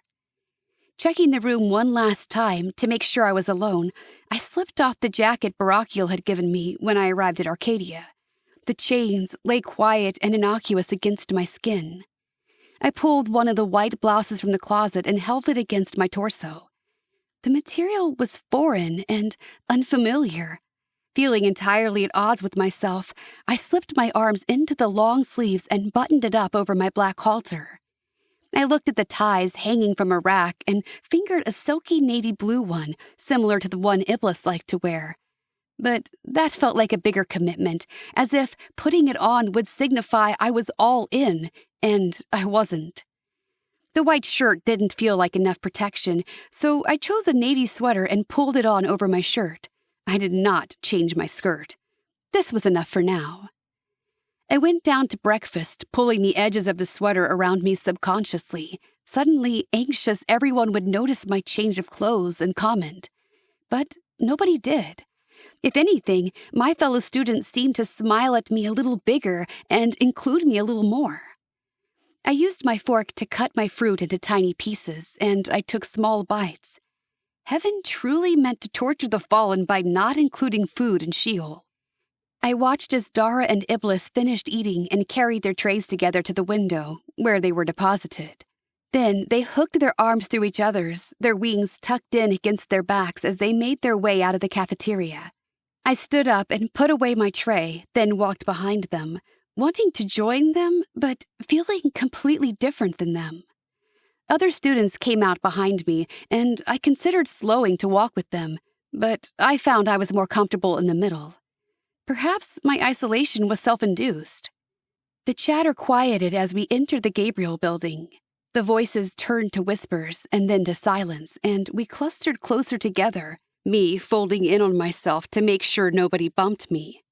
The room was set up as it had been before, with chairs in a circle and Master Alelith already seated in one. It was a big circle, with maybe 25 chairs, but I was familiar enough with my year to know there were many more of us apprentices than merely 25. It was easier to share our personal lives in smaller groups. "Good to see you all again," Alelith said. "I hope in the weeks between the last time we met and today, you've had the chance to get to know each other more and feel more comfortable sharing the details of your lives." I sat myself in my chair and focused my eyes on my hands. Maybe the rest of them had gotten more comfortable with each other, but I was still trying to figure out where I fit. Alelith's eyes went around the circle and landed on Malik. "The first time we met, I started the conversation by sharing my story. I've skipped over Malik because he's not a first year. But today, Malik, as team lead for your dorm, I invite you to share yours." I lifted my head and turned to him, as did everyone else in the circle. Chapter 15. Malik cleared his throat and then bent forward, resting his elbows on his knees and clasping his fingers together. "Yeah, sure. Why not?" He pushed his hands off his knees and leaned back, his wings opening to readjust before folding around the back of the chair. "My death was stupid, and it didn't feel fair at the time. I was a swimmer. I swam meets and competitions and was becoming good. But I overestimated my ability. When I was 17, I was at the lake with several of my buddies. We lived near Lake Michigan and went there a lot. Some of them were getting on a little crazy, and they weren't thinking right, and my friend did a backflip into the water. Except the back of his head hit the dock before he fell in and knocked him unconscious." Pain flickered across Malik's features, and he pressed his lips together. "I thought I could save him, so I dove into the water. But instead, we both drowned." "What a tragedy," Arella whispered. "Yeah, it was, but then it wasn't," he shrugged. "I came here, and I can do so much good now. I'm really looking forward to becoming a Git, to receiving an assignment. I can do more to benefit people now than I thought possible before." His pronouncement was met with silence. Israfile ventured. "And your friend? Is he here too?" "Yeah, except he's a telly, so he goes to the academy at Sinai. I've seen him a few times, at intercampus games." That brought a whole slew of exclamations and excited remarks. "Are you angry at him?" Jeremiel asked. "How often did those happen?" Daniel asked. "No, I'm not angry at him," Malik said. "I was only angry with myself when I realized what happened. But I'm not that anymore either. We made our choices, and these are the consequences. I've told him that too." "You mean we get to meet the other students?" Vanina said. "When are the games?" Alelith laughed. "Are you already tired of each other? Eager for new faces?" But his eyes twinkled, negating any criticism from his words. "You will see the other campuses at various Skybowl games throughout the year, and all 3 campuses gather together for the championship game before the progression ceremony in the spring." "So, are the championship games like World Cup for soccer or something?" Israfile asked. "Kind of," Malik said, inserting himself in the conversation. All of the campuses come here. The playoff between the teams lasts all day, and it's fascinating to watch how the different groups use their gifts to play. What do you mean, use their gifts? Vanina asked. I was glad she did, because I wanted to, but I doubted Malik would answer me. Some of them are metamorphoses, Malik said. They can shapeshift, and they use that in the game. Some are tellies, and they can do things with their minds. It's fascinating to watch. Yes, Elelith said. Skyball is amazing, and you'll have chances to go to several games before the semester is over. His eyes landed on the girl beside Jeremiel. Arela, could you share your story? We were done talking about the game, apparently. Arela, a girl with short black hair and dark velvety skin, took a deep breath and sat up straighter. Yes, I was born in Jamaica. My mind wandered as she told her story. I kept picturing Malik's narrative. A bunch of teenagers messing around at the water, probably giving in to the vice of alcohol, maybe even to lust. A shiver crept over my skin. Touch was forbidden for the spiritual beings, but the mortals engaged in physical acts whenever they wished. The resulting pleasure was a sinful act, an addicting release of hormones and chemicals that bound their spirits and made them more susceptible to temptations and wrong choices. Which was why touch was forbidden, and why choices should be also. Jez? Elelith's voice jarred me from my introspection, and I snapped my head his direction. Your turn. Can you share your story? I stared at him blankly, unbelieving. He actually wanted me to speak? I glanced at the students to my right and realized I had not even heard the past two stories. My mind had zoned out, and time had blipped by. My classmates still stared at me. I licked my lips and cleared my throat. What should I say? Whatever you wish. How is this existence proving different from your last? Malik said, drawing my gaze back to him. He nodded at me, his brown eyes taking on a golden hue. What do you hope for your future? For my future. I took a deep breath, concentrating on Malik's questions. He'd given me a focus, something I could truthfully address. I spent a lot of time in isolation before coming here, I said. My education was lacking, and I didn't have the opportunity to develop my humanity. At all. It's an adjustment, being here. I've learned more in the past 2 months than in the past year. I'm looking forward to feeling more comfortable with you, to understanding more about being human. I said the last word almost like a confession, admitting that I was something different than they were. Yet, the girls stared at me with compassion in their eyes, and even the boys wore expressions of understanding that they hadn't before. My face warmed and I looked down, running my hands over my knees. Thank you, Jez. You add an unexpected element to our dynamic. It's a pleasure to have you here. Elvis spoke without guile, and yet I thought I detected a note of amusement in his tone. His eyes flicked to the boy beside me. Leek, how about your story? Just like that, the attention moved off me. I breathed a sigh of relief and relaxed in my chair. My agenda chimed, letting me know I'd just received a message. I slid the book open in my lap. It was from Malik. The little circle image of his face showed beside the message banner. But instead of a series of symbols I wouldn't be able to interpret, he had sent just one, the image of a yellow fist with a thumb poking up. I didn't know what it meant, but it left me with the feeling of camaraderie. I leaned back enough to catch his eye. He gave a little head bob and then repeated the gesture with his hand, closing his fingers into his palm and lifting his thumb. I imitated him, and he smiled. I pulled forward, feeling the edges of my own smile tugging at my lips. You did good. Malik spoke quietly as we walked across the quad together, approaching the library. TLG had concluded with Leek, and my schedule had promptly shown me a new location, the library. Malik had slipped out before me, but I found him waiting for me outside the therapy room. He didn't say a word the whole way out of the building and halfway across the quad, and his words startled me from my own reverie now. What? I asked, trying to find context for his words. With your story. Good job. You kept it real without giving too much away. Thanks to his encouragement. I smirked. I didn't want to scare everyone in the room. You wouldn't scare them. New apprentices don't know enough about the war yet. Because they haven't had the history classes that fill them with lies and falsehoods about Sheol and Hasatan? Malik didn't answer.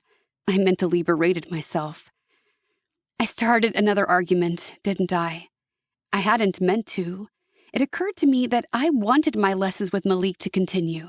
His confidence inspired calmness in me, and the hunger to learn what he knew roared like a lion inside me whenever he was near. No, he said, his voice level. You don't know what you don't know. It's foolish of me to allow your ignorance to anger me. Well, if those weren't fighting words. I pushed down my own frustration. It's you who doesn't understand. You can't believe everything they teach you. Like you believe everything that's been taught to you? He returned, some fire entering his tone. He held up a hand and shook his head. Sorry, that's not what I meant to say. To heaven with my resolution. My ichor warmed. Let's have it out. Tell me what you really think. Jez, I remember. His words stopped me. They didn't fit in the context of our conversation. I frowned at him, and he stopped in front of the library doors. You remember what? I asked. A nervous energy thrummed through me, as if I subconsciously knew his next words would be important. I remember the war. He turned to face me, his eyes dark and haunted. I'm not parroting words and events that someone put in my head. I remember. I was there. My breath caught, and I was captivated by his expression. Your memory has returned? I knew when the angels went to earth, a veil fell over their souls, covering the part of them that thrived in heaven, darkening what they knew of life beforehand. It seemed another trickery from heaven to me, another unfair move meant to coerce more souls to become fallen. Heaven preached multiplying and replenishing, but they wanted to populate Sheol and keep the streets of Shamayim empty, reserved for an elite few who saw through the deception. But their treachery would be our gain, because each soul who became a fallen became a soldier in Hasitan's army, and he was waging war on the mortals, dragging them down to become more fallen in an endless cycle. Except it would end, and soon. Delivering the dagger would be the beginning. Hasatan would have what he needed to begin his new rule, and God would pay. That was the plan, but why did I suddenly feel sick, shaky at my part in it? The war in heaven hadn't happened the way it was taught to the students, but I knew enough of Malik's character to know he wouldn't lie to me. Questions swirled through my head, but I had no right to know. I had no right to ask if Malik lost people, what he remembered, what happened to him in the war. I shivered, understanding his deep-seated hatred toward me now. I hadn't even been there, but I couldn't tell him that without giving away who I was. I also wasn't sure it would even make a difference. I'm sorry, I said instead. Are you? His golden brown eyes were sharp and sad as he scanned my face. Do you even know what you should be sorry for? It was a sincere, serious question, and my breath caught. For a moment, I was lost in the depth of his gaze, which seemed to be an open door leading straight into his soul. Yes, I whispered, captivated by his stare, even though, really, I didn't know. I'm sorry. His eyes held mine a moment longer, and a sigh breathed from his lips, seeming to emerge from deep within his soul. Maybe. With that one word hanging between us, he turned around and opened the library doors. I followed him, feeling an ache in my chest, as if I'd wounded him somehow, and in doing so, wounded myself. The sensation puzzled me. Malik settled himself at the same table we sat at before, and when he looked up at me, his expression had cleared. Let's see what you remember. I sat across from him and watched him write the familiar symbols on the paper. A for apple, I said immediately. One eyebrow shot up, and Malik appraised me. Nice, you remember. Try this one. B, I said as the rounded letters appeared. My heart soared. This made sense to me. Like baby, or beneath, or bad. Great job, Malik said. Let's go through the entire alphabet now. He wrote out a series of symbols on the paper and then flipped it around to show me. What do you remember? I studied them and then touched the familiar ones. A, B, P, L, E, W. Can you make their sounds? I think so. I attempted it and Malik nodded. The next one is C. He circled the semicircle and then wrote beneath it, C-A-T. He smirked. One of the first words kids learn in first grade. First grade? I looked up at him. It's the schooling system used in most countries on Earth. You're learning English, but once you learn how to read one language, you'll be able to learn how to decipher any language. Really? I remembered him saying that earlier, but it meant more to me now. I'd go from not being able to read any to being able to read them all. What a talent! What an asset I'd be to my father. Yeah, but you won't take that class until next year. It's a more advanced class. Ah, I nodded my understanding, but my thoughts were already tumbling around the timeline. That meant I had to keep this charade up for at least one more year. I needed that skill set. Malik continued with the rest of the alphabet, and each letter that matched a sound was like a light clicking on in my head. You're doing a great job, he said after we'd done the last letter. Let's put the letters together to make words now. I watched as he wrote a series of letters on the notepad, then flipped it over. R, K, D, E, A, I read, stumbling over the sounds. Okay, so there are a few tricks you need to know, but you're getting it, you're doing great. First, when you pair an R with a vowel, it changes the sound slightly. So this becomes R. Like, where are you? I said, remembering the message from Carubial. That's right. In that case, the E at the end was silent. So many rules. But instead of confusing me, they fell into place like a puzzle, each having a spot that helped make the image into a whole. And the A here has that longer sound, so it's K instead of Ka, and the I sounds like an E. Arcadia, I said, suddenly recognizing the word. You got it. Malik's lips curved upward, and his praise warmed my chest. I lowered my eyes, wanting to please him again, wanting to see that smile directed at me. But I couldn't want that. Those were human emotions. I couldn't crave his approval and my father's also. No man could serve two masters. Even I knew that. Try this one out. He wrote another beneath the first word. I studied the sweeping curve of the J. J-E-Z. I looked up at him. That's my name. Yes, it is. Why did it give me such joy to see my own name there, to know how to write it? I took the paper from him and slowly wrote out M-A-L-E. I paused at the end, aware that two separate letters made the same ending sound. Which was his? I took a guess and added K. Almost. The smile he gave me warmed me to my toes. He took the notepad from me, and I inhaled when his fingers nearly touched mine. An electric energy tingled around them, and I curled my hands into fists and put them in my lap. M-A-A-L-I-K. He turned the screen around for me to see. Strange spelling, and it didn't seem to apply to the rules and pronunciation I just learned. And yet, the name fits you. I do like it. He flipped the notepad closed and put it into his bag.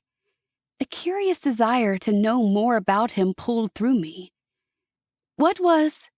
I shouldn't ask this. It felt too private. What was your Earth name? He lifted his eyes from his bag, once again studying me in a serious, probing manner. Maybe I'll tell you someday. He stood up, his wings opening and expanding behind him before retracting again. We're done for today. We didn't even argue. I stood up, unsure how to describe what I felt. I had enjoyed my time with him, and it saddened me that we were through. When do we meet again? In a week, I think. He walked toward the door, and I matched his stride. Malik glanced at me. I like the uniform on you. You do? I looked down at the white shirt and pulled my sweater closer around me. I always feel like I don't fit in. You don't belong here. His first words to me flashed through my mind. It fits you, he said, echoing my own words back to me. He moved ahead of me in the quad, and I lagged behind, holding my sweater against me with one hand and clutching my agenda with the other. The uniform couldn't fit me. I was black and hollow and ugly next to the rest of the students. Could it? No, I shook off the thought. No matter how hard I tried or what it might look like, I would never be one of these angels of light. I belonged with the fallen. I was created with the darkness. Nothing could ever change that. Chapter 16. Malik and I had studied through the designated lunchtime, which was fine, since food was not a requirement. Next on my schedule was the building with the weapons room. Now I could recognize the letters underneath, and I sounded them out with some pride at my own ability. I-L-R-more-E, I said. Oh, Uriel. I knew all about him, of course. The Archangel had been a captain in the First War, right up there with Michael and the favored one himself. He was a master of weaponry and had sentenced many of the Forsaken, or all those who followed Hasatan, to Sheol. Unlike Michael, who preferred to place the Forsaken into Heaven's prison, Uriel's blade cut them down where they stood. His blazing sword of truth became the stuff of legends, and the Archangel was referenced with a mixture of horror and awe even today. So it should not surprise me that the armory would be named after him. I was several minutes early to class, and I entered the building quietly, not wanting to draw attention to myself. The room was empty. The gray wall covered with daggers and sabers beckoned me forward, calling to me. I was alone with a golden opportunity in front of me. This was my chance to take a dagger. I took a step forward and hesitated. A thickness grew in my chest, a warning that I shouldn't do this. I shook it off. I had no conscience. Heaven's curse was a gift. Those of us in Sheol felt no difference between good and evil. The knowledge was lost to us. We knew only pain and pleasure, punishment and reward. So why was a little voice whispering in my head, telling me to stop? I took 5 more steps forward, and the blades were within my reach. I could take one now, conceal it on my person, and take it to Sheol the next time I was summoned. There was no one around to witness my thievery. The ichor pounded in my ears. Do it, I told myself. I reached a hand out, but I shook so badly I worried I'd cut myself. And while the blade would only cause a temporary wound to my classmates, as a demon, one scratch could banish me for decades. What does Hasatan want with this? I hadn't bothered to ask because I was certain I didn't want to know. I had heard enough to understand his plans to create a weapon that could be used against the Angels of Light. Against my classmates. My classmates. The statement hung in my head, drawing up images of Iblis and Dara and Malik and Jeremiel. Could I really be the instrument to bring about their demise? If I delivered one of those daggers to my father, even if I did not strike the blow, I would be the cause of it. I took a step back before I even realized I had. My hand lowered, and I took another step, then another. When I looked again, I was on the other side of the room, the tantalizing wall of weapons out of reach. Why had I backed down? Was I so weak? There will be another chance, I whispered at them. The door to the armory opened, and by the time Master Ingram entered, flanked by several angel students, I was seated on the windowsill, quietly and innocently doing nothing. Oh, Master Ingram paused, something like surprise crossing her features when she saw me. What are you doing here? I got here early, I said. She just stared at me. But how did you get in? The door should have been locked. Well, it wasn't. Heaven's throne, was it usually? My heart sank within me at the realization that this might have been my one and only chance to take a dagger. I thought Barakiel didn't want you in here. Now my face warmed, and the other students peered at me with piqued interest. Suddenly, I wasn't just an early arrival. I was a curiosity. The class is on my schedule, I said. I guess he changed his mind. Just one moment. She separated herself from the students around her and moved into another corner of the room. Her lips moved as she spoke toward the wall, but I couldn't make out what she said, nor did I see anyone with her. Then she turned around and came back, a grimace trying to pass for a smile stretched across her lips.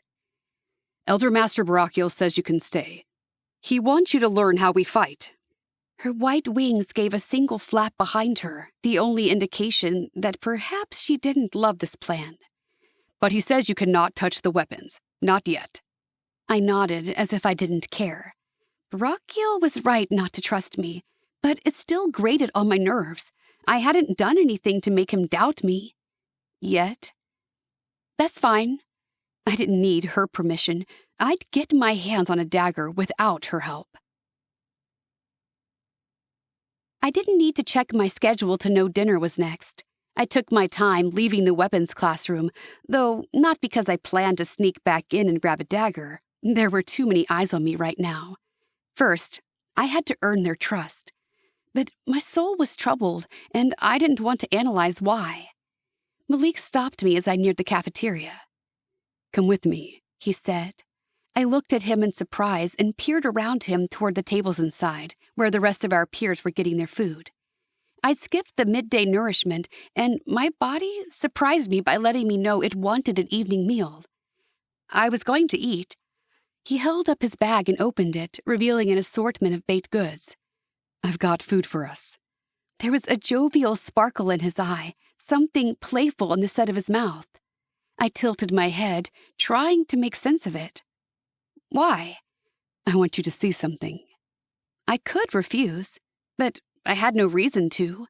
Whatever Malik's intentions were, they were not meant to harm me. Okay. This way. He stepped past me and hurried down the path, leaving me to fall into his wake. A few other students were on the same path, and we made our way across the quad to the Gabriel building. We weren't the only ones, and I walked slower to avoid bumping into the other angels moving toward the building. Malik reached the entrance first, and he stepped to the side and waited for me, one hand clutching the strap of his bag. You all right? He asked. I eyed the contents of his bag. I could use some food. He pulled out a pastry and held it out to me. Your soul is starting to crave the light, he said, his eyes studying my face as I took it. What do you mean? I took a bite and exhaled, feeling a sense of wholeness rush through my soul as I did. As angels, the energy we expend during the day and during our classes is light energy we receive directly from Shamayim. It's replenished during Shema and prayers, but it's also infused into our food. Everything we eat helps us restore our light. I put the roll down. But I'm not an angel, I whispered, catching his eye. Only Malik knew this truth about me. Maybe you don't know what you are. I opened my mouth to protest, but he rode over me.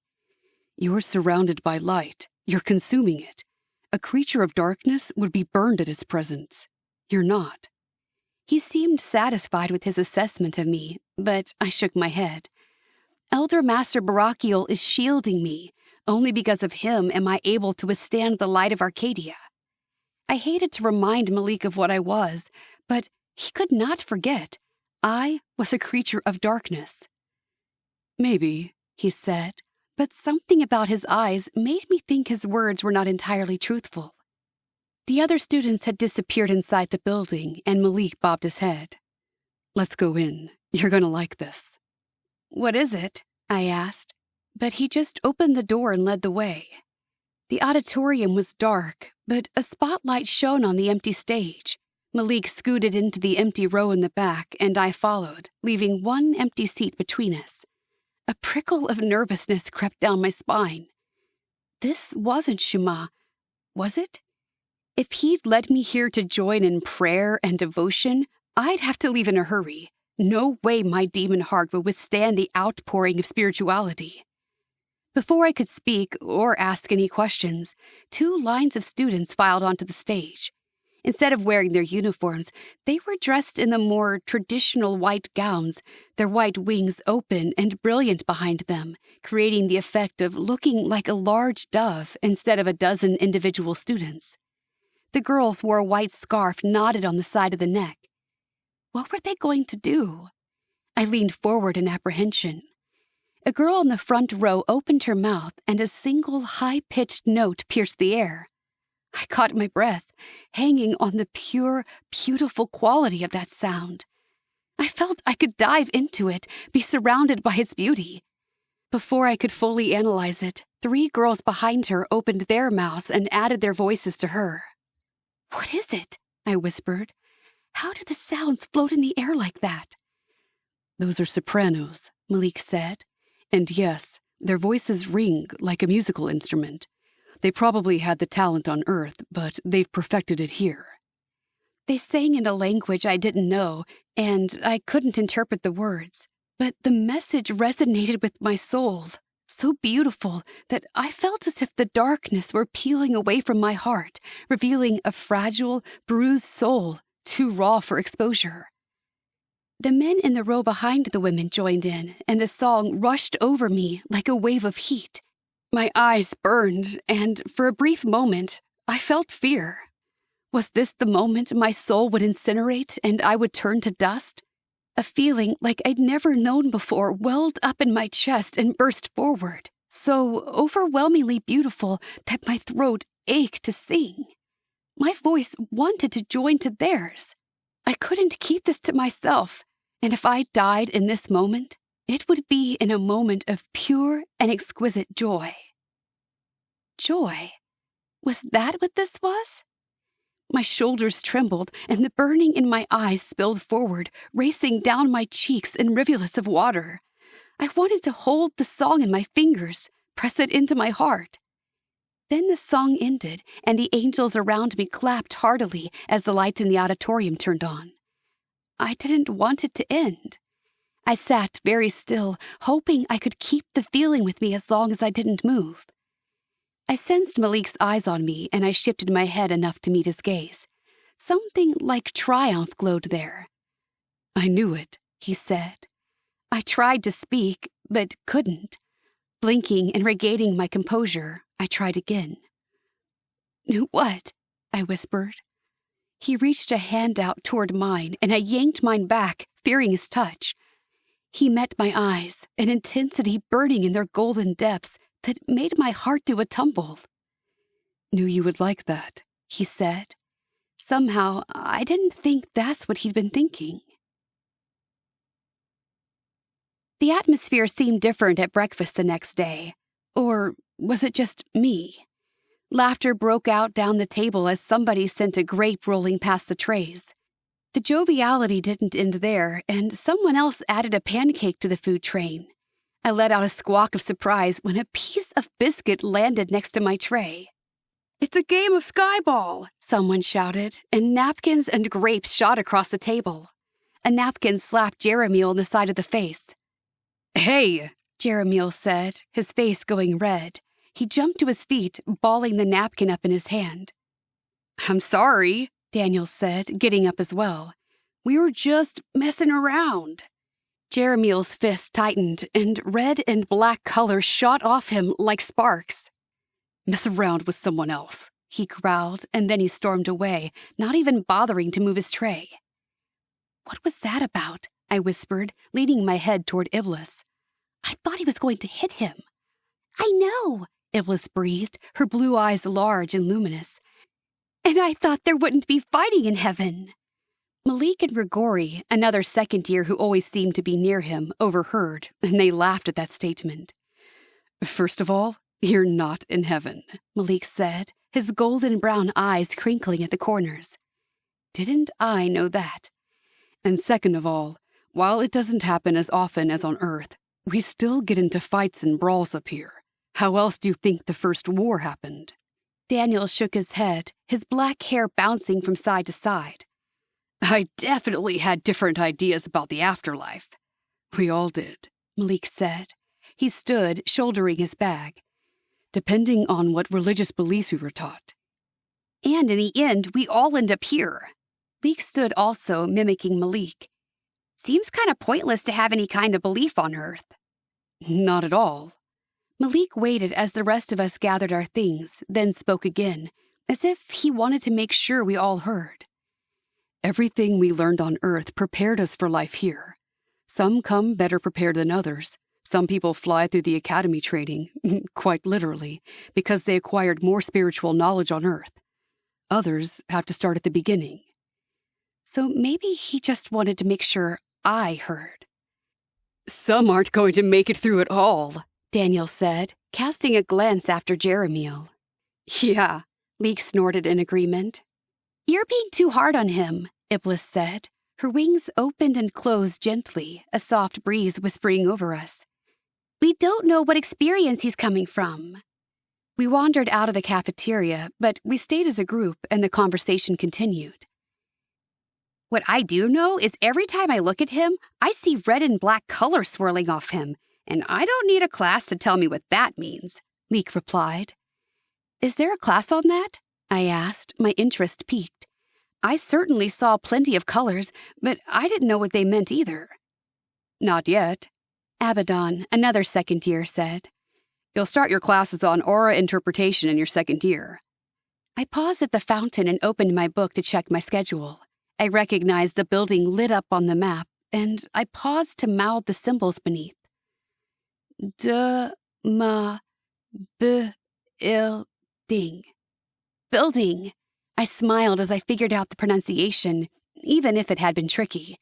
Then my eyes flickered to the top where I read, Intro to Celestial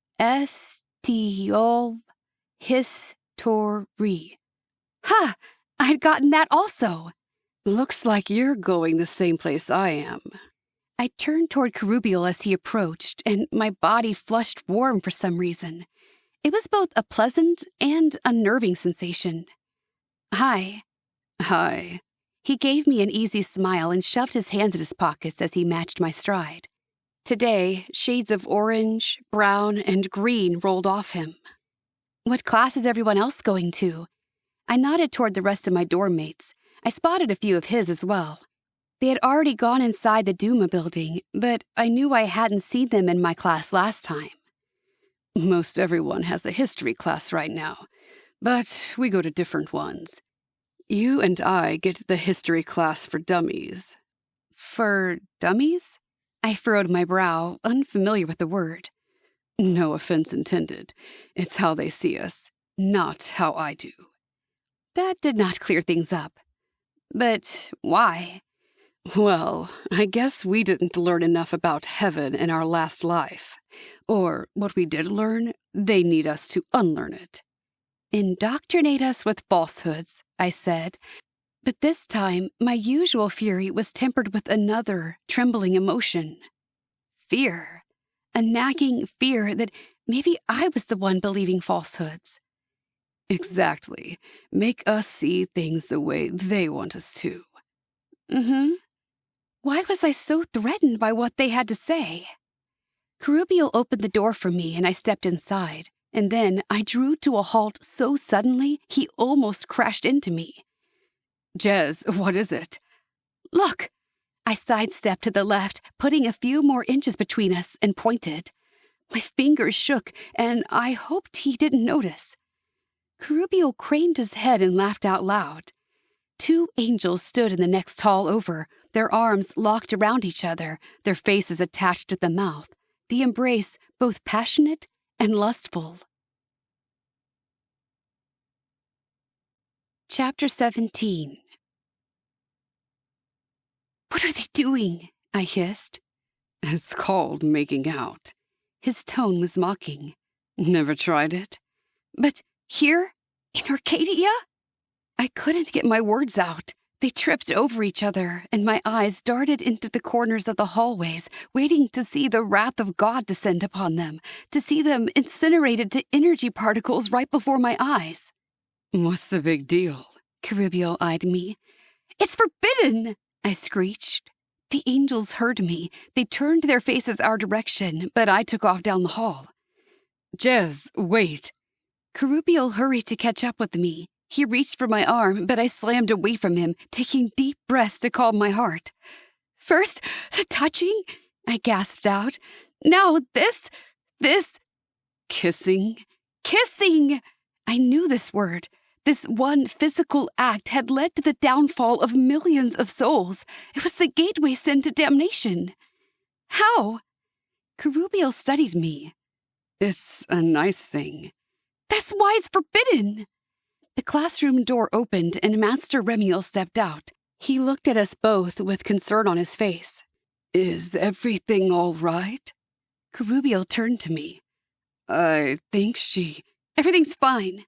I flung myself past them, careful not to brush against either of them. My thoughts whirled in confusion. Malik had to have been telling the truth. Touch was not forbidden. What else was I mistaken about? All right, class, Master Remiel said, stepping up to the whiteboard. We're going to continue where we left off last time. He drew a line across the board. But first, did anyone go to the library and study any of the topics we discussed? He swiveled to face us, and I thought how sad it was that he'd retracted his wings. His magnificent white wings should never be hidden. Most of the students lowered their heads or dropped their eyes, but I didn't. I just shook my head. I couldn't even properly read yet. Great, then I know what to go over. He smiled, and the other students lifted their gazes, chuckling in appreciation also. Above the line on the board, he drew a giant circle. When we were created by the Father, we lived here. Zophiel raised her hand. Created how? You'll learn about the creation of souls in your third-year biology class. For now, just understand that the Father formed each of us into spiritual beings. All of us? A boy with curly blonde hair and wearing the colors of the Emet dormitory asked. That's billions of people. Billions and billions, Camille, and the Father created all of us before any other creation. Carubio gave a derisive snort. I bet he was tired after all that. Indeed, a day of rest has always been a part of the schedule. So, he created all of us? Zophiel leaned forward. What did we do? We lived. This was in Shamayim. Time wasn't measured for us the way it is now. We don't have a sense of how long we were there. Like we lived in houses? A girl with long red hair chewed on the end of her stylus. I couldn't tell what dorm she was from, as she hadn't changed out of her Earth clothing yet. She had a screen open on her book, and new words had been written across the top. Like we did on Earth? In a similar way, Layla. We organized according to friends and relations, not families at this time, since such a thing didn't exist. All of us were family, but with so many of us, it didn't feel familial. It felt friendly.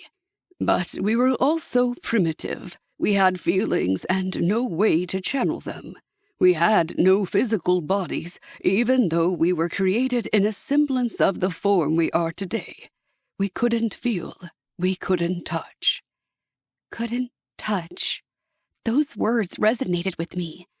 I looked down at my hands and ran them over my arms, covered by the soft sweater of my dorm. I couldn't touch. I couldn't touch. Maybe it was just me. We could only learn and develop so much in Shamayim, and our Father saw this. He knew we needed a place to go where we could develop not only physically, but spiritually and mentally. So he created a world and gave us our first task. Come up with an idea involving the new world that would help achieve this goal. Remiel smiled, though the expression seemed tinged with sadness. This was the last time all of our father's children worked together on a project. What happened? Camille asked. I knew what happened. My father submitted a plan, a perfect plan. Each one of them would be sent to Earth with a body and a clear directive from which they could not stray. Guaranteed redemption, guaranteed salvation. It was benevolent and loving and unselfish. But the favored one had a different plan, and for even considering a contrary way, Hasitan was slammed down to Sheol, a new place created just for him. Not that he went quietly. I did not speak, though. I wanted to hear how Remiel would tell the story. Several plans were put forth, each of them holding merit. There was some squabbling and disagreement on our parts, but in the end, we knew the final judgment lay with the Father. Several plans? I interrupted. I furrowed my brow. There were just 2. The other students looked at me, but I kept my eyes steady on Remiel. You are misinformed, Jez. Thousands of excited, eager-to-please angels submitted a plan. No, I shook my head. Only 2. And for even attempting to subterfuge the plan of the favored one, the second was cast away into darkness. First of all, the proper term is the firstborn. Now, let's analyze what you think you know. From your perception, there were 2 angels vying for their plan to be chosen. Am I correct? Yes. But one never really had a chance. So by simply submitting his plan in opposition of the chosen plan, he was punished, correct? His eyes were steady on me, unerring, and I nodded, finding my voice to be hidden. My statement that thousands of plans were submitted conflicts with this knowledge, because it would mean either thousands were also punished, like the one you reference, or that the one you reference was not punished the way you have been taught to believe. Also correct? He'd gotten to the heart of the matter, and his words struck a nerve. I sank lower in my seat, wishing the other students would look somewhere else. Now my voice whispered out of me. Yes. Let your belief be challenged then, Jez, and this will not be the first time. For I also submitted a plan to the Father. I can even pull it up and show you, for my memory of the first existence is strong and clear. First existence? Layla interrupted. Her stylus scribbled like crazy across her screen. I thought our Earth life was the first existence. It's the first one you can remember right now, but it was your second existence, and this is your third. All of them tied together into one eternal life. He addressed her question before facing me again. My plan was presented to all of us souls, along with thousands of others. For eons of time we debated the plans. We discussed the pros and cons while our Father readied the interplanetary system for us, preparing us to live on a world with physical bodies. Eventually, all but 2 plans were rejected, including my own. While I felt the sting of not having my plan chosen, I recognized the flaws in my own thinking, for we had spent decades debating them by now. There were 2 plans left, and they were similar in almost every way. What were they? Sophia asked, her eyes alight with interest. Both involved us coming to Earth and procreating as man and woman to receive our bodies. Both allowed us to be born, grow, and die. But one of the plans wanted to make all the decisions for us so we would never know hurt or sin or pain. It guaranteed a way for us to return to Shamayim with the Father, not losing a single soul to darkness. The other plan called for each of us to fall and stumble along the way, to make our way through mortal life with no memory of heaven, to feel pain and sorrow and sin. There, I blurted out, sitting up straight in my seat. Isn't it obvious which is the better plan? Why would anyone choose to feel pain? Why would any caring father require his children to go through that? My heart pounded in my chest at the boldness of my outburst, and I heard the murmurs of agreement around me. That was what many of us said then, too. Why? Why would we want that? And then the father pointed out, if we didn't feel pain, we couldn't feel pleasure. If we didn't know sorrow, we couldn't know joy. And if we never fell into sin, we couldn't escape into the light. Once that was explained to us, we made our decision. We didn't want a half-life on earth. We wanted the chance to experience it all, the good and the bad. But not everyone, I said, rattled. The way he described it, the other plan did sound better. Even to me, it was appealing. Pleasure, joy, light. I wanted to feel those things. Not everyone, Remiel agreed. What do you know of this part, Jess? I shook my head. I wasn't about to elucidate the situation. My knowledge was not the same as theirs, and I didn't know who was right at the moment. I did know that Hasitan did not go down without a fight. While most of us agreed that the plan the father chose was the correct one, a good number of angels did not. They wanted the experience the second plan provided. Going to Earth, getting a body, and a guaranteed return. Remiel let out a sigh. He turned to the whiteboard and drew 3 stick people on one end. On the other end, he drew 6 more. 1/3 of the souls rebelled, pulling away and vowing to see the second plan through to the end. What followed next was the First War. Remiel put down his stylus and faced us, forcing his lips to curve upward into a smile. We will start on the First War in our next class. In the meantime, are there any questions? His gaze scanned the room before landing on me. I shook my head. Again, I encourage you to go to the library and look up what you've learned. Many great books have been written on the subject. I refrained from an eye roll. Yes, many great books written by angels. How unbiased could they be?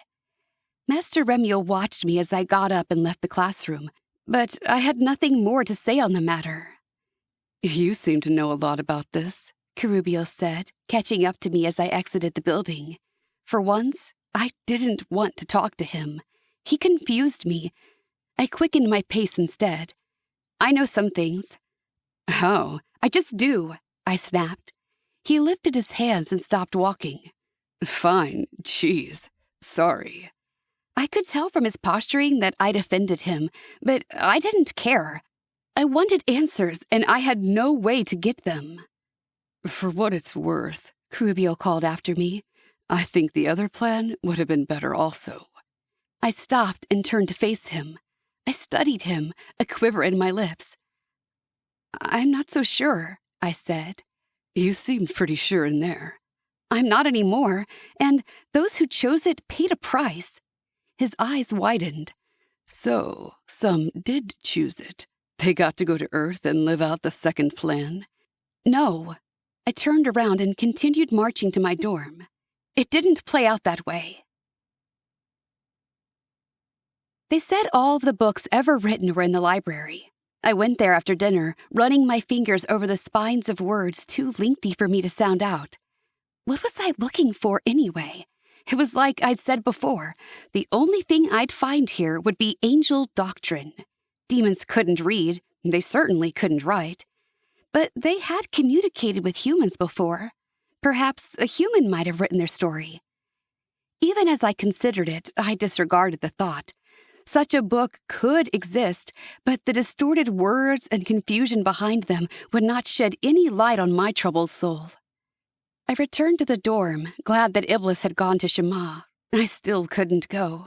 I feared what so much light would do to me.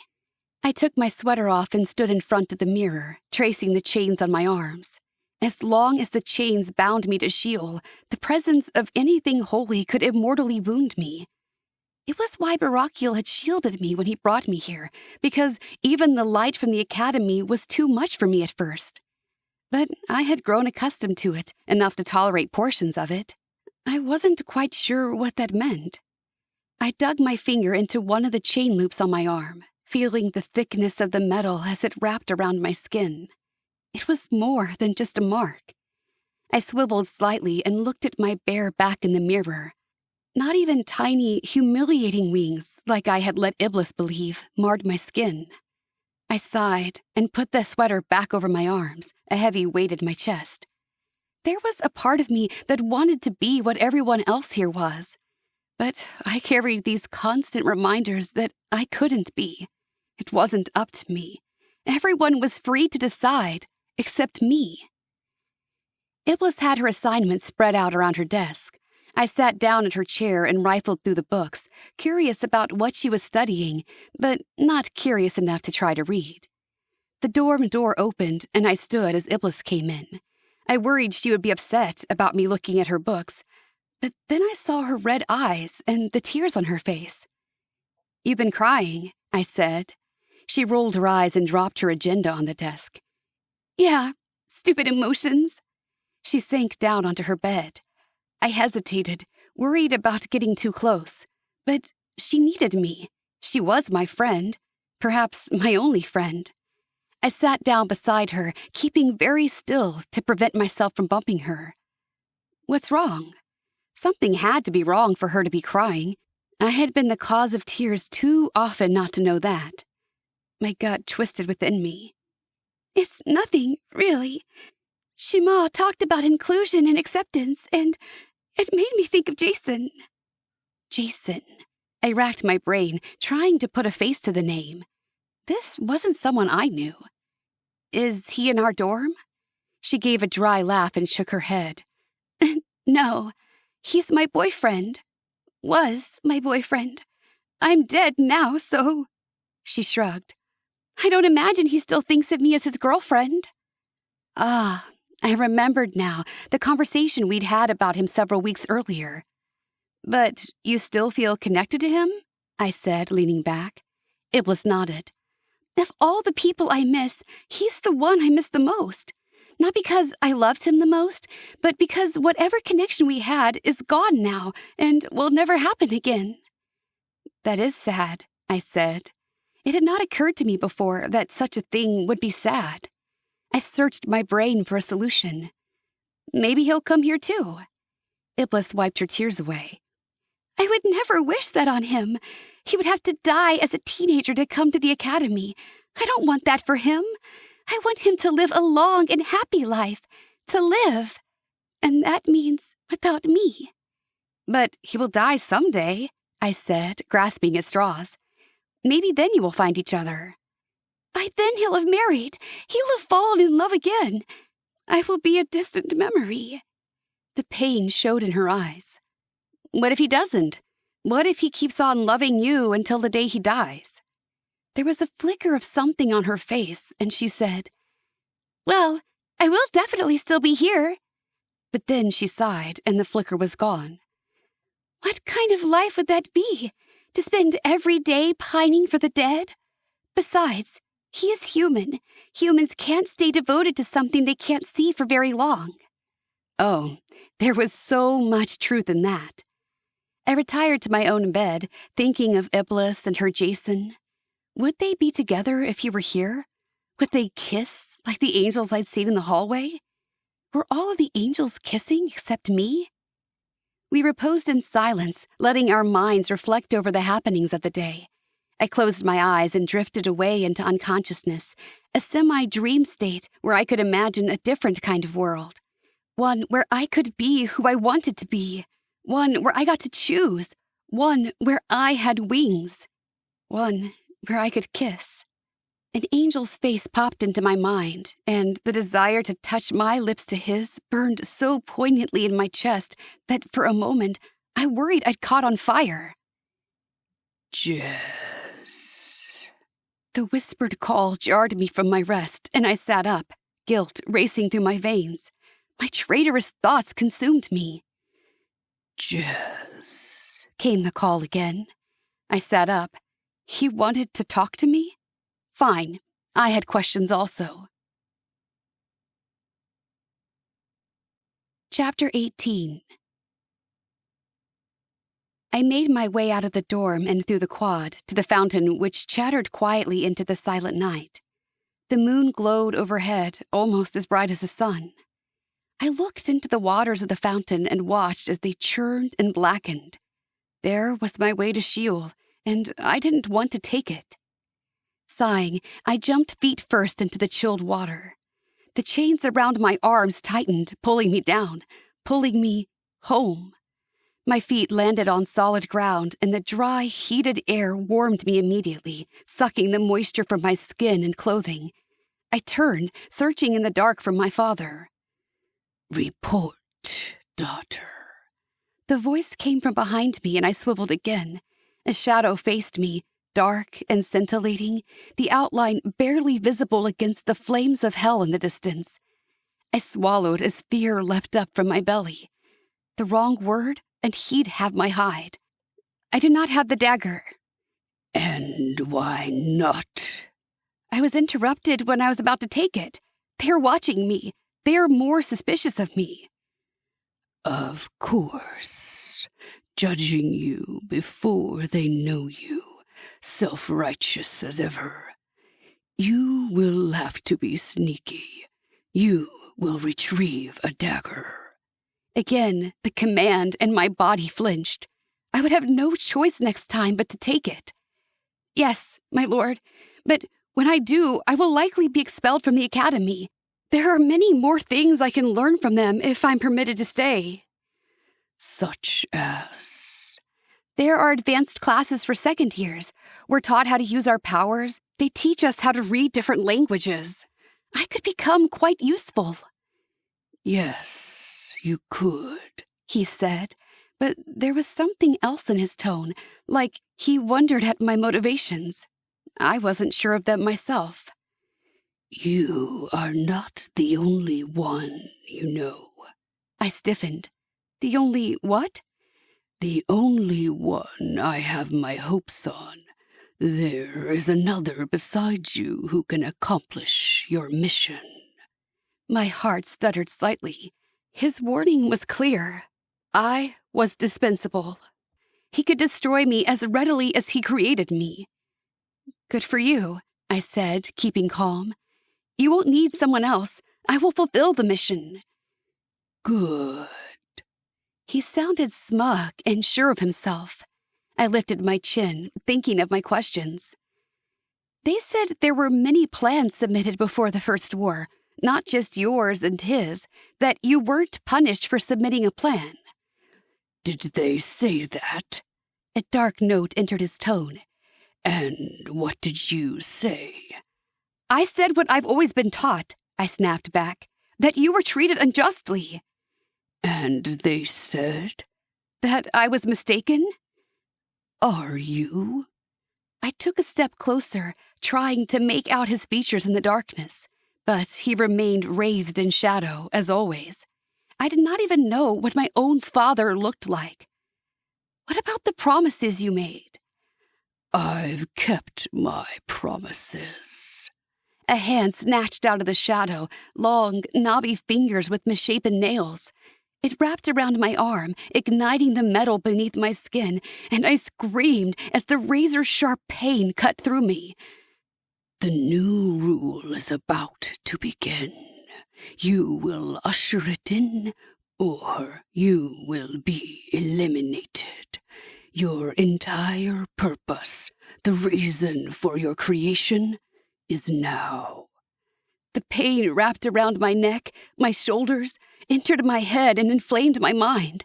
My cries melted into those of 1,000 other anguished souls, and my edges frayed, sparks of energy breaking off and soaring away. "The fulfilling of all things is at hand, and my kingdom will be a part of it. My kingdom will be the new rule. I have foreseen the days to come." He released me, and I gathered the pieces of my being together, sinking to my knees and letting the energies drift back to me. I trembled from the mere memory of the excruciating pain. His hand fell near my head, and I flinched, but his flesh did not touch mine. "Come, child, You've won many souls for my kingdom. Now it is time to fulfill your destiny and bring me the Academy students." He chuckled grimly. "Free will? We will offer them a choice. Either they join me, or their souls will be set free. Permanently." I shuddered. The daggers could not destroy an immortal soul, only dispatch the energy particles, and the daggers couldn't hurt beings of light. But Hasitan knew that, so there must be something else he had planned. The sharp nails dug into the scalp of my head, and again the pain from his touch seared through me. "You will bring me a dagger. My time is almost at hand." He inhaled sharply. "I can smell it." He released me, and I collapsed on the hard ground, my fingers grasping for something to hold on to, something to ease their trembling. Fear rocketed through my veins, and I panted, the sour taste of sulfur in the back of my throat. "Go now and do," he said, his voice haughty. "Retrieve the dagger and await my next command." "I will do it," I said, and I would. There was no failing this time. I did not sleep when I returned to my dorm.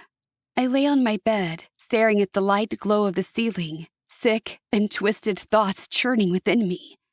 I rolled over onto my side and faced the wall. Tears pricked my eyes. For the first time, I understood. I wasn't bound by free will. Choices didn't trap us. They gave us options. But I was not created by their father. I was created by Hasitan, and he had me playing by a different rule book. I had no choice. The hot, stealthy tears dripped from my eyes and over my nose and down the side of my face.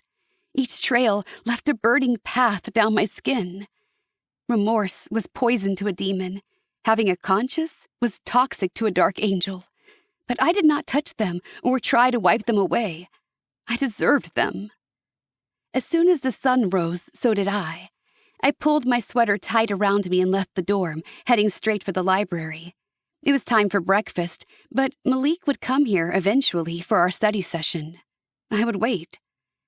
I sat in the library and traced circles with my stylus on the table. My agenda dinged with a message, and I opened it, wondering who it would be from, dreading who it might be from. Carubiel's face shone from the little icon. I mouthed the letters as I read them out loud. "Where did Yahoo. That one gave me trouble until I realized I was overthinking it. Then I got it from context. You. Where did you go last night? The rest of the written word was unfamiliar and confusing, but it hardly mattered. I knew what Carubiel was asking, and a chill ran down my spine. I stared at my screen, unable to respond. Had he seen me? How much had he seen? The table jostled, pulling me from my thoughts as Malik settled his bag on top and sat across from me. "You skipped breakfast," he said. Then he peered closer at me. "Are you all right?" I shook my head.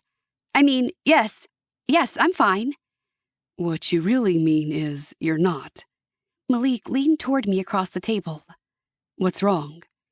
How could I even begin to tell him about the secret rendezvous with the devil last night? Not to mention my mission, and now Carubiel, who may have seen me cavorting with demons? So I just shook my head again. I still have trouble fitting in. It's not even the middle of your first year. By the end of this year, GAA will feel more like home than anywhere you've ever lived. He gave me a curious look. If you've even had a home before. Sort of. I did not want to talk about my previous existence. Instead, I remembered what Carubiel and I had seen yesterday. Malik, I had to ask you. You said... I took a deep breath, feeling as if just speaking about this bordered on blasphemy. You said touching is not forbidden. Right. A slight smile quirked the right side of his lips, and the sudden wonder of what his lips would feel like if they touched mine leapt into my mind, and a strange tickle rushed up my belly. I forced my eyes to remain focused on his face. But yesterday I saw 2 angels kissing. Surely kissing is forbidden. Ah, He gave a wistful sigh. of course it's not. Why would you think that? Because it is expressing a carnal lust, a sinful desire. Even in Arcadia, such things cannot be allowed. Jez. Malik folded his fingers together, his gaze serious. So, there are laws and rules in heaven, but it's not the way you imagine. That's a 4th-year class. We do have to learn to tame our carnal desires, and there are acts we are expected to refrain from for our own good. But for now, in Arcadia, we're to let our consciences guide us. The closer we are to the light, the better decisions we make. On our own, without having someone set down rules for us. By the time we get to be 3rd years, most angels are walking in the light and living by the rules of heaven without having to think about it. So then, kissing's not allowed? Malik chuckled. Kissing's always allowed. It's not just an expression of sinful desire, as you put it. It's also an expression of love and devotion. Love and devotion. The words sent a shiver down my spine. If he touched his lips to mine, would it mean he was devoted to me? I banished the troubling thought. But how? How is that permitted? Angels can't possibly be encouraged to nurture such feelings. And why not? A challenge entered his expression, and he settled back, his jaw tightening. We went to Earth to gain bodies and discover the glories of being a physical entity. Our bodies are different now, but we haven't forgotten. We remember the joy of food and sleep and a warm bath and a mother's kiss and the caress of a hand. These feelings and understandings make us stronger. They make us better. Why would we want to forget them or pretend they don't exist? He brought up excellent points, but I could not wrap my mind around it. I thought heaven was the one who decreed such things as forbidden. Sounds like we have a lot to clear up from your former education. Yes, I nodded, my eyes glazing over as I studied the marbled flooring beneath the table. Maybe we do. So, I thought we'd get started. Something heavy thumped on the table, and I lifted my face to see a thick book resting in front of Malik. He met my eyes and grinned. Reading material. I arched an eyebrow. You want me to read that? We'll start with this. You're very smart and acquiring knowledge quickly. Why read about Jack and Jill when we can read Genesis? My heart gave a little patter of uneasiness. Genesis? Something about the word had my skin crawling. Malik opened the book and turned it around to face me. Right here, he said, pointing at a large and gilded letter C. I began. Ch. Those 2 letters put together make a new sound. Right. Not off to a great beginning. O. This is another weird one. Sometimes O makes a W sound. That happens here. So it's the number 1. Gotcha, I breathed out slowly. Chapter 1. In. TH also makes a new sound. That's the. In the beginning, God. A shudder ran through me when I said the name. Had I ever dared utter that word aloud? My face grew hot, as did my torso. Remember R? It does interesting things to consonants also. I listened as Malik told me the rules, nodding my head and wanting to tell him I wasn't ready. I couldn't read this. But another part of me tingled with anticipation. I was reading Holy Writ. Keep going. God created the heaven. Just heaven. And the earth. The heat was increasing, creeping up my neck and into my hairline. And the earth was without Without? Without form and void. I stopped and fanned my face. The warmth on my arms was growing unpleasant. Good job with that word. Void. Keep going. And darkness was upon the face. This is another rule. When you have an E. His explanation evaporated around me as I plucked at the sleeves of my sweater. Hot. I was getting too hot. Jez, start there at face. I started up again, only now it was with eagerness to finish. I needed out of the library. Face of the deep. Fire. Fire on my arms. And the Spirit of God. The moment the word left my mouth, flames exploded from my body. I heard Malik yell, but all I could think was how I needed to get the flames off me. I screamed and tore at my sweater and the button-up shirt I'd put on beneath, but both had burnt into ash. It was the chains. They glowed red hot, flames wicking off them, daring to burn anything that got close. My body racked with torment, the burning fire licking my exposed skin. Be still, Jez. Malik had taken off his jacket and moved to wrap it around me, but I shied back. Don't touch me, I cried. I'm trying to help you, he shouted back. And I'm trying to protect you, I screamed. That stopped him, but only for a moment. Then he thrust the jacket over my shoulders. I clutched at it, feeling the satiny cloth inside as it dampened the heat of the chains. Malik reached out as if to grab my arm, and I was too beat to stop him. But instead of closing around my arm, a fiery jolt shot through me to him that had him yelping and jerking backward. I closed my eyes and sank to the ground, letting his jacket billow around me.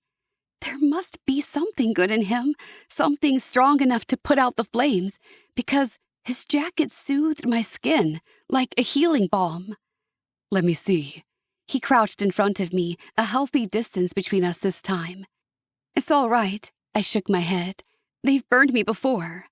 This was my fault. I looked up and saw the torment on his face. Why did he care if he hurt me, a demon of darkness? Not too long ago, I was certain that if given the choice, he would have gladly sliced me through with an archangel's sword. Let me see your arms, he said again. I removed his jacket and held my arms out, hands fisted. My skin had been burned, but the burns faded as we watched, soaking back into the chain-ridden skin of my body. The chains did not disappear. They still glowed, though the heat had lessened. Instead of orangish red, they glowed a faded copper color. Almost as if testing to see if it would happen again, Malik snatched at my wrist with his fingers. The same painful shock rippled between us, and he sucked in a breath and pulled back. It's forbidden, I said, understanding crashing down around me. It's forbidden for us. We cannot touch. Not for them, but for us. You. The Forsaken, I said, clarifying. We never got bodies. We don't get to experience all the glories of being a physical entity. For the second time in one day, my eyes filled with tears, and the sadness and unfairness caused me to bow my head and shudder. Malik sat beside me without saying a word. When I finally lifted my head, his eyes were still on me. I'm sorry. You? I scoffed. What do you have to be sorry for? Many things. Let's start with my ignorance. I thought I knew everything about you when I met you, but I know nothing about those from S.H.I.E.L.D.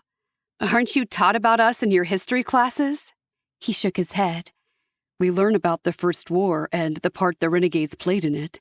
Third and fourth years can take a specialized history class that delves into the underworld, but most of us as Guardians don't need that information.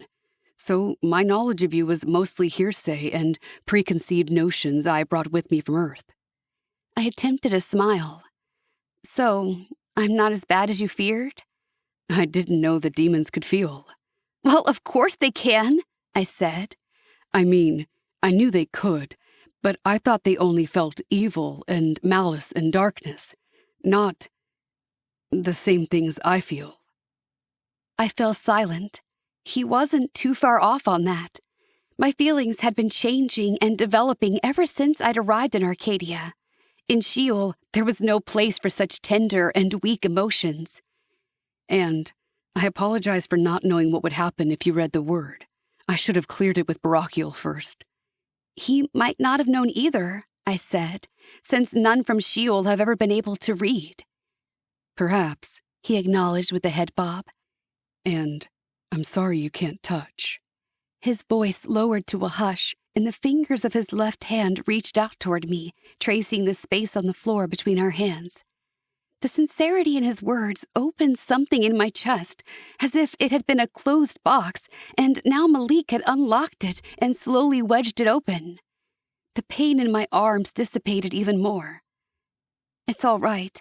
I'm used to that one. He nodded at me, his eyes moving to include the chains, now a dark gray, that wrapped around my arms. What's with the chains? They are a reminder, like I needed one, that I'm not one of you. The ends of the chains rest in Sheol. That is where my home is. Unlike you, I am not a product of free will. At any moment, if my master calls me home, I must obey.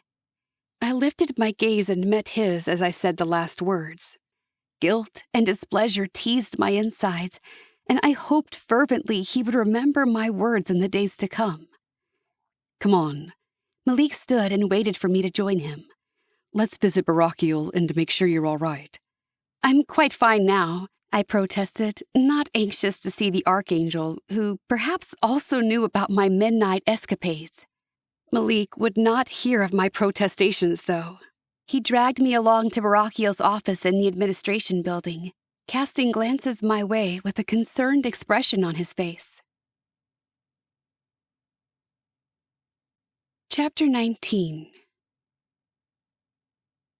Barachiel is not in, Master Selephiel said, greeting us at Barachiel's office. Can I help with something? I saw Malik's hesitation as he glanced at me again, wearing his jacket now, since my own clothes had been burned to ash. I fingered the silken fabric inside, the rougher exterior of the woven cloth, and wondered how I could feel this so easily, but not touch Malik. Because I was a demon. I thought the judgment against me harsh and unfair, and I resented it. We had an issue during our study time. I feel like I should speak with Elder Master Barachiel. Malik met Salafiel's eyes. I expected her to take offense or try to coax the information out of him, but she merely nodded. I will summon him. Come inside. He will come when he is done teaching. We stepped inside and sat in chairs just within the office. I waited for Master Selephiel to pick up a book similar to mine so she could call Barachiel. But instead, she made a motion in the air, as if writing with her finger. Can I get either of you two something to drink while you wait? I shook my head, but Malik said, Water would be nice. While Selephiel stepped away, Malik leaned toward me and whispered, It's polite for humans to offer a drink while you're waiting for something, and it's customary to accept, even if you only ask for water. But I'm not thirsty, I said, furrowing my brow. And I'm not human. None of us are, Malik replied. It's a comfort thing. It makes us feel a little bit more human, and we liked being human. I nodded, understanding. And if I want to appear human also, I should try to act this way. Well... Malik lifted one shoulder. Behind him, his wings shifted, as if they wanted to unfold before they remembered the cramped space of the chair. I was thinking more so you could experience a little of what it's like to be human, since you never mind. Malik shifted away from me, and awkwardness fell between us. I didn't know how to broach it, so I remained silent. Selephiel returned with a glass of water for Malik, then she sat at Barachiel's desk. She kept her eyes down, her fingers occasionally moving across a flat surface I couldn't see. After only a few moments, Barachiel shimmered into the room. Malik stood at once. Master Barachiel, thank you for coming. I stood also, though I was still trying to get over his abrupt appearance. I'll give you some privacy, Selephiel said, and she left the office. Did you fly here? I asked, unable to keep the questions at bay. Of course. Barachiel smiled at me like a doting grandfather, as if all my questions were reasonable. But we didn't see you, and your wings aren't out. My wings are always out. You just can't always see them. The same goes for my personage. I can render myself intangible by shifting to a different plane when I wish. It makes it easier to maneuver through solid objects. Of course, I murmured, echoing his earlier words. But the rules of this dimension were so different from the one I came from. Assuming they would be the same had been a mistake. So, what has happened? Are the two of you arguing again? Barachiel looked back and forth between us, his eyes falling upon Malik's jacket across my shoulders. He blinked once and then focused his gaze on Malik. Or not? No, Malik shook his head, his posture respectful and proper. We were doing our study, and I thought it would be, appropriate. His eyes cast downward for a moment before looking up. I decided to introduce her to the word. I waited to see if Barachiel would react to this confession, but he only nodded. Trying to be funny? He said, and Malik's cheeks turned a rosy hue. Maybe a little, he admitted. So, what was the problem? She... Now Malik was more hesitant, glancing at me and stumbling over his words. They had an unexpected effect. She... Heaven's throne, I'd have to help him out. My chains began to burn. They caught my uniform on fire and burned it to ash. Barachiel's eyebrows shot up. That is unexpected. So, it's not my fault? Malik exhaled. I thought it was something I did. It was something you did. You had her read the word. But the result was unanticipated and certainly not your fault. Now Barachiel's eyes bored into mine. I placed a protection around you when you arrived in Arcadia, Jez. A protection to keep you from being injured by the holier light surrounding you.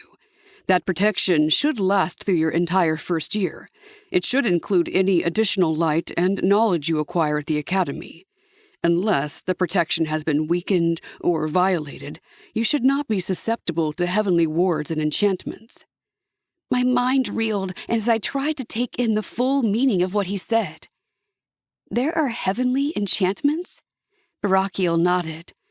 For the safety of demon and mankind alike, some things should not be known, so there are safeguards to keep certain knowledge from falling into the wrong hands at the wrong time. So, you do intentionally hide knowledge from us, I said, my anger growing. Barachiel did not answer, but I saw a fire of challenge flicker in his eyes. Can you think of anything that might have caused your protection to weaken? A question with a question. My stomach churned as I remembered my visits to Sheol. What sorts of things could cause the protection to weaken? Malik asked, his eyes steady on Barachiel. Breaking the Academy rules, breaking the celestial laws, inviting a demon into your life, allowing devils to influence your choices. Hanging out with demons in Sheol? Barachiel did not list that action, but my conscience pricked. My conscience! The realization that I had one, and it was speaking to me, made me gasp out loud. Both Barachiel and Malik looked at me. You have something to say? Something that might enlighten us. I knew the truth burned in my eyes. I stared back at Barachiel, shame heating my face. I did not want Malik to know the depths of my wickedness. I might know what I did, I hedged. So you did do something? Malik asked, his wings fluttered open. It wasn't intentional, I said, and I couldn't meet his eyes. I will take care of this, Malik. Let me see your hands. He hesitated, and I looked over at him, for the first time, wondering about him. Barachiel was still waiting, and Malik held his hands out, palms up. Black fissures lined his skin. Go to the healing ward. We'll remove the darkness from you.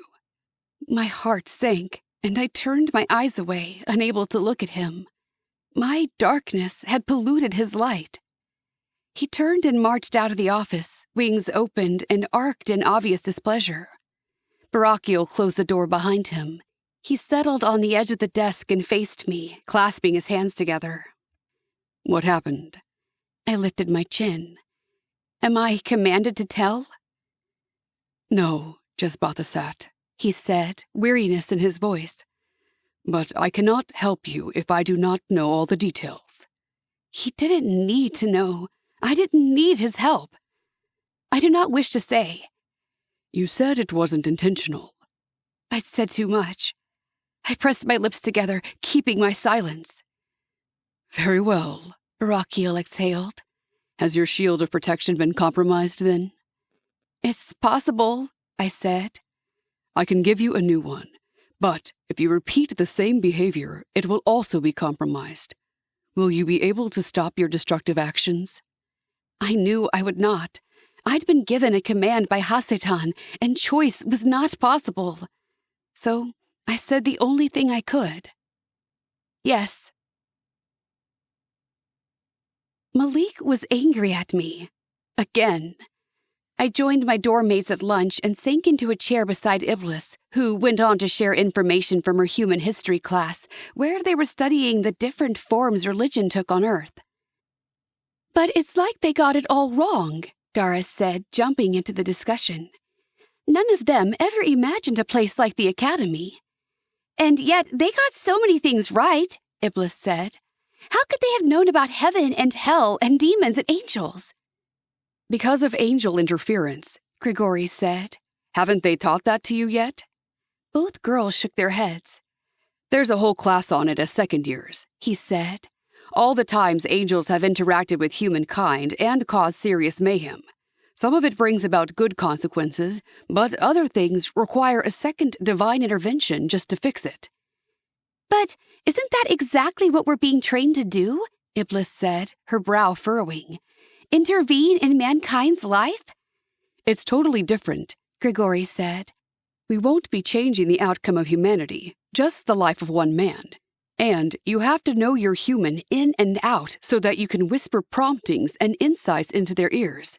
Usually, you're helping them make a safer choice, not making it for them. Usually, Jeremiel said, coming into the conversation with his usual bluster. But not always.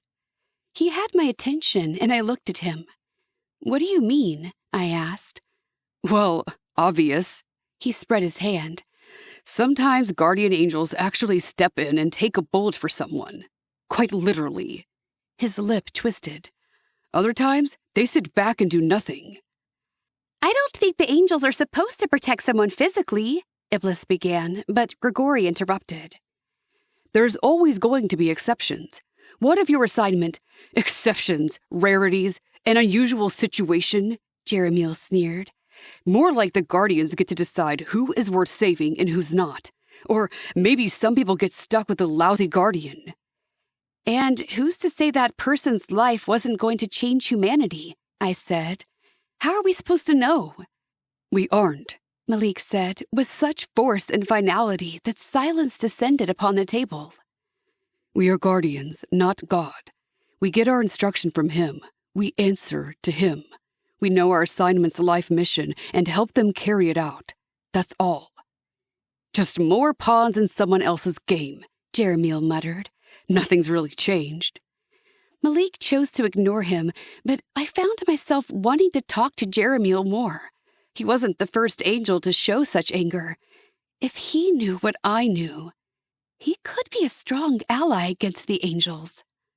Malik was still talking, and a hard lump formed in my throat as I redirected my attention to him. My eyes swept over Iblis and Dara and the other angels I was coming to know from my dorm. Hasetan had not told me yet, but I knew it was coming. I would have to fight against them. Chatters of excitement around me jarred me from my negative contemplation. Iblis clapped her hands, her face alight, and then she looked at me, and some of her eagerness faded. Oh, Jez, there's nothing you want to see, is there? I blinked at her in confusion. I'd missed something. Iblis shook her head. Never mind all that. You can watch with me. Come on. Dara took her arm and pulled her to her feet. I already know what day I'm requesting. Let's go put it in. I stood up slowly, clutching my book to my chest and watching the two of them hurry out, wings brushing as they leaned their heads near each other. My skin tingled, and I rotated to see Malik watching me as he slung his bag over his shoulder. But he didn't say a word to me. Instead, he stepped up to Grigori, and together they strode from the cafeteria. Jeremiel also stood, his lips pressed together and his eyes glaring as he headed toward the doors. On impulse, I called out to him, "Jeremiel!" He spun around, his eyes flashing. I raised my hand in greeting and stepped closer. "I'm Jez." He studied me, eyes roaming from the sweater, courtesy of Baracule, slung over my shoulders, to my face, to my visible halter beneath, and then to my shoulders again. "I know who you are," he said. "Do you?" I matched his stride and moved in front of him toward the door. He did also. "You've already heard amazing things about me?" Humor. It was my first attempt, and I peered at him out of the corner of my eye to see his response. "Something like that," he said, and a glimmer of a smile pressed against his lips. He matched my stride as we walked out of the dining hall. "You don't join the first years as often as the others. You skip all the devotionals, and you—" He glanced at my shoulders again and fell silent. I didn't respond to his attention to my lack of wings. "You mean you go to the devotionals?" "Yes, I like to keep up on the Kool-Aid." "Kool-Aid?" I didn't get the reference. "You know, like everyone thinks this place is happy, happy, joy, joy. It's nirvana, almost heaven." "But you don't think so." He stopped walking and faced me. "Do you?" He stared at me hard. "Something tells me you don't, which is the only reason I'm talking to you now." I had trouble catching my breath, and with a sinking heart, I realized I was right. Jeremiel would be easy to sway to Hasitan's side. "Why are you so angry?" "Because—" Jeremiel's hand closed into a fist and pressed against his heart. He shook his head. "No, you first." This was a game I could play. "I'm angry because of all the lies. I'm angry because I don't know who to trust. Each side points the finger at the other and says they did it, while the angels sit here in Arcadia, all innocent and benevolent, acting like they aren't the cause. Violence and hatred has plagued the world since the beginning of time and driven humanity apart." "Exactly." He stared at me, his body weaving back and forth as he nodded. "Exactly. You get it." I waited quietly, but he didn't open up about himself. "So," he said instead, leading the way back toward our dormitory. "Who are you going to see?" The question caught me off guard. "What?" "You know, for the great viewing day." He curled his fingers around the words. I shrugged. "I wasn't listening. What's it about?" He arched a brow. "Is there no one you care about back on Earth?" I chose not to respond. He gave me a minute, but when I didn't, he kept on talking. "So, Malik said during winter break, or the holy days, we get to pick a day to view someone we care about back on Earth. Just a chance to see them and what they're doing." Oh! Now I understood their excitement. But dread bloomed in my chest. Who would I pick to view? A human who had succumbed to my filthy whisperings? "That sounds rather boring," I said. "I think I'll skip it." He gave me a bewildered look. "You really don't care about anyone." "I have no one," I said, my fingers curling into my palms. It had never bothered me before, but now I wondered, what would it be like to care? To feel my emotions stir every time a certain spirit came near my own? "Who will you watch?" "I don't know that I will," he said slowly. "What if I don't like what I see? I'll just be further tormented here." "But this isn't the place for torment," I said, trying to make sense of his words. Could have fooled me. We stepped into the dormitory together, and Jeremiel paused at the stairwell leading to the second story. "Aren't you going to your next class?" he asked. I shook my head. I hadn't checked to see what it was, but now that I was here, I didn't want to. I wanted to be alone with my thoughts. I wanted to put words to my feelings and write them down.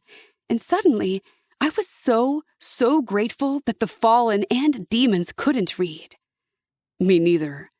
He looked me up and down again. You could come up to my room, if you want. We could see if everything works the same in this life.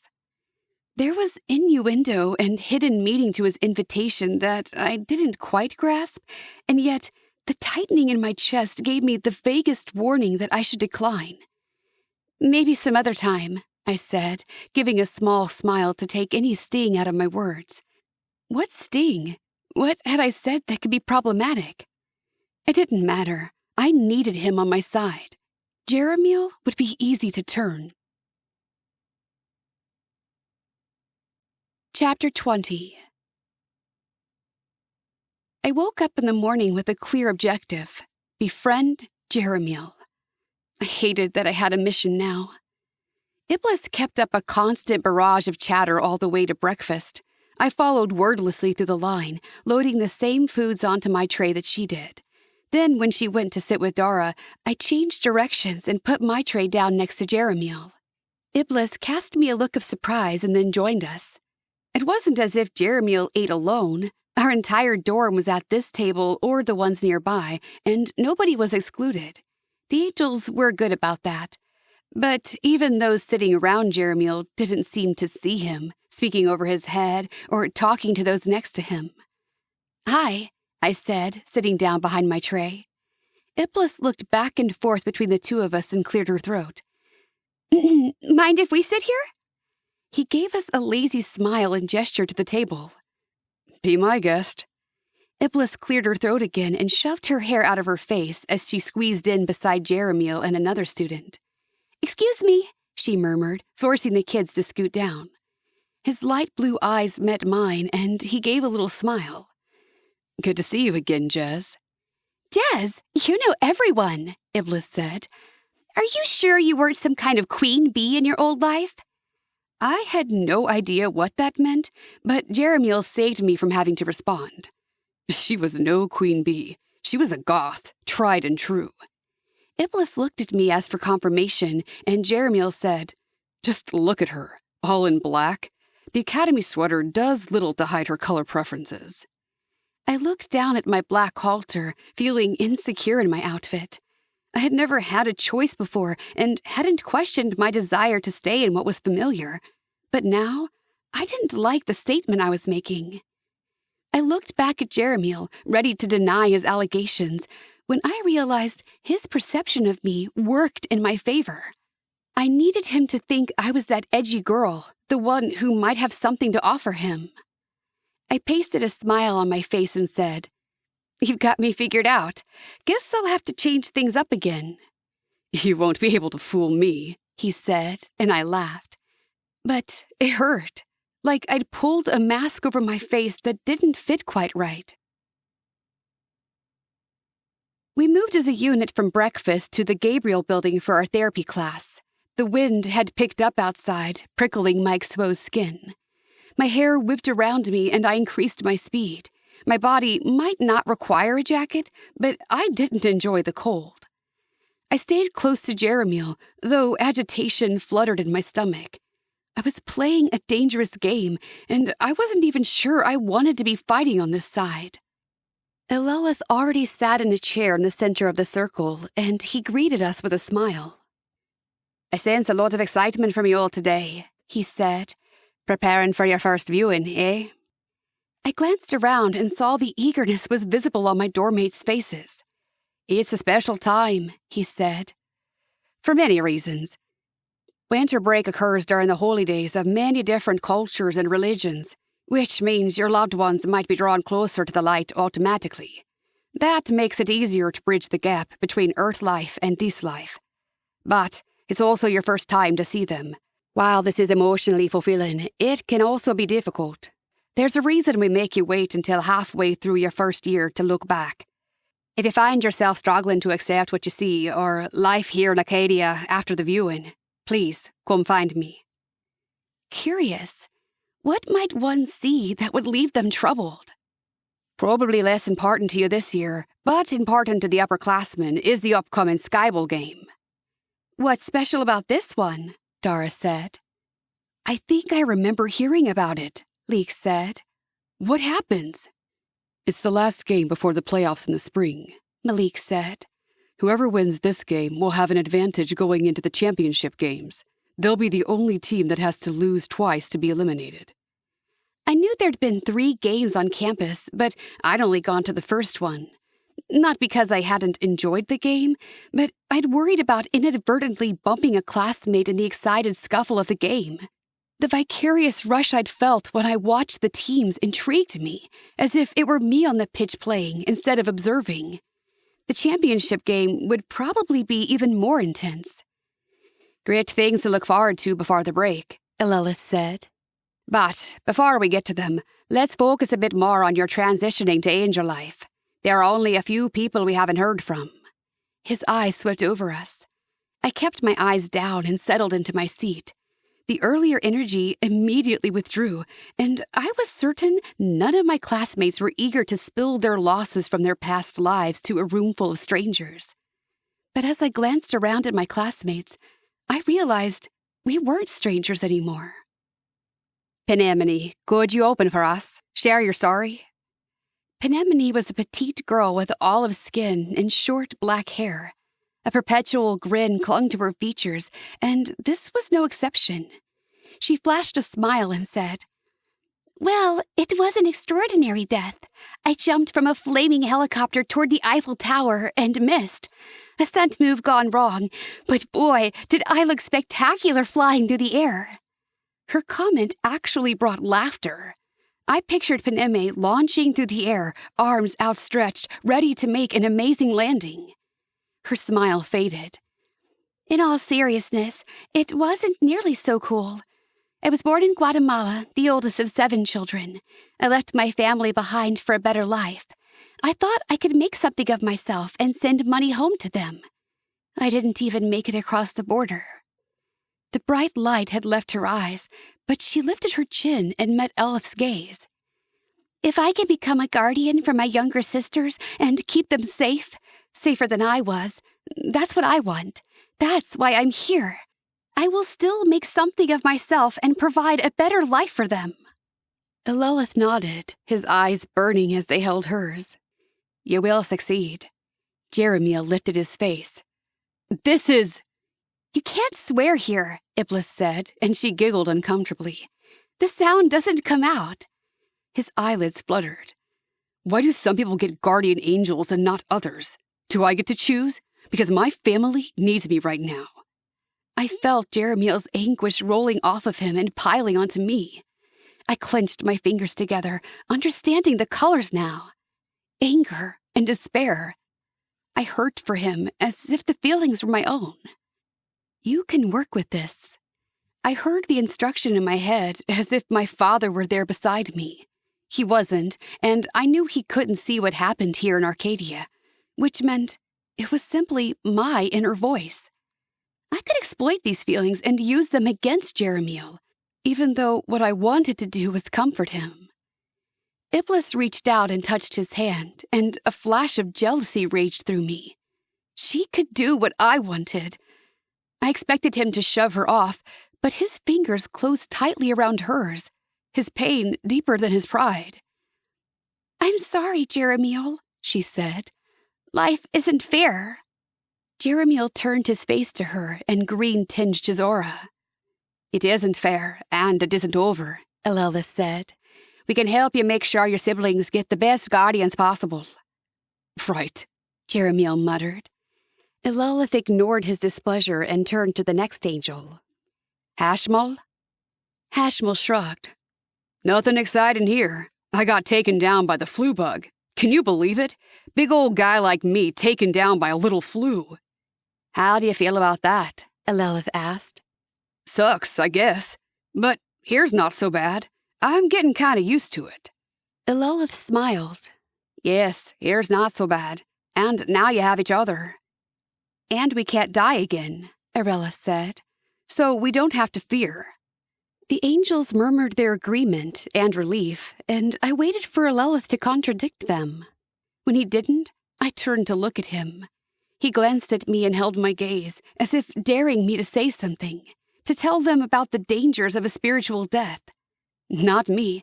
I wasn't going to warn them, especially not if he wasn't. The last day of classes for the semester carried an air of expectant anticipation and giddiness.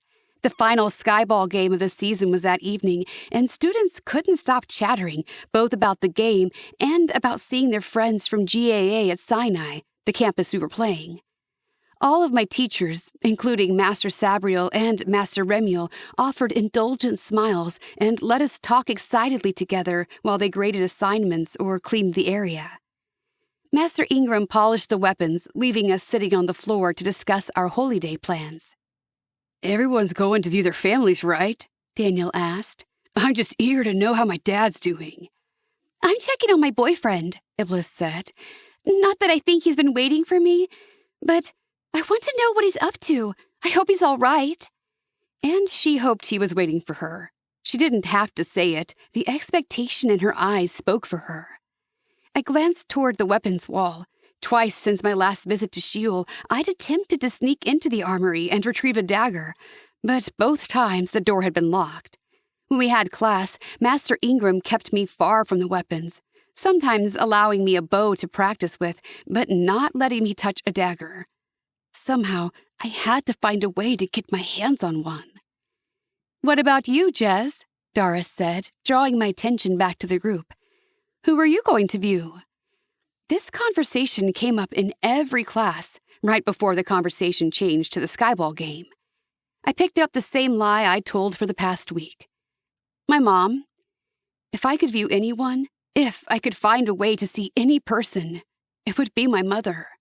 I just didn't know how to make that a reality." The bell chimed in the tower, signaling not just the end of class, but the end of the semester. "You are free to go," Master Ingram said over the flutter of wings and murmur of voices as we stood. "You're welcome to use the armory to practice during the break. Just be sure to check with me so I can open it for you." I seized on her words, relief dispelling my panic. I could sneak one out during the break. I just needed to find a way to use the armory after it had been unlocked for another student. Maybe even enter with someone else and wait until they left. Satisfied with my course of action, I followed my dormmates from the room, heading to the skyball pitch. It was late afternoon, and the wind had died down, taking a bit of the freezing chill with it. Enough moisture lingered in the air that tiny snow flurries fell around our faces. Knowing we'd be outside for the games, I'd grabbed the thicker winter jacket from my closet. No reason to be uncomfortable for several hours. I lingered behind my classmates, not because I felt left out, but because they were huddled so close together. I knew I'd touch one on accident if I caught up to them. "I thought I'd find you back here." I shifted slightly to face Malik. He approached out of the wintry background, tiny snowflakes sticking to his eyelashes and nose. My heart did a little stutter, and I thought I'd never seen anything quite so beautiful. But even as I thought it, I remembered his reproach toward me. "I did not think you would talk to me again," I said. "Not after I caught on fire during our study of the Holy Book." "Elder Master Brachiel has asked me to get in one more session with you before the break." "Oh," I said, disappointment filling my chest. So that was why he was talking to me. I shook it off. "We tried, Malik. You see what I am now. If you don't wish to continue tutoring me, we can work out a new arrangement." "The thing is, I don't really know what you are at all. And I'll admit that confuses me sometimes. But something about you keeps drawing me back." "I'm a curiosity," I shrugged. "A mystery to be solved." "I want to get to know you more." For some reason, ire shot through me. "Why have you ignored me since our last session, then?" His cheeks reddened. "I got a little flustered. I thought I'd figured you out, and I was wrong. I'll tell you something, Jez. One of my biggest vices during Earth life was anger. I still struggle with it. It takes me a few days sometimes to cool down and see things rationally. So, I'm sorry." "What did I do that made you angry?" We'd reached the tall bleachers that overlooked the skyball pitch now, but he stopped, leaning against one of the supports. I stopped as well. "Sometimes I don't even know," he said. That's why anger is so irrational. I was angry when I heard you'd compromised your protective shielding. Because it reminds you of my evil roots? I said, lashing out with harsh words, almost as if I wanted to see him lose control again. Not really, because I could have hurt you when we read from the Word, and it would have been my fault, but also yours for not taking the care you needed. And it made you angry that you took the blame, I said, beginning to understand. He shook his head. It made me angry that you would take chances with yourself that way. His words caught me off guard.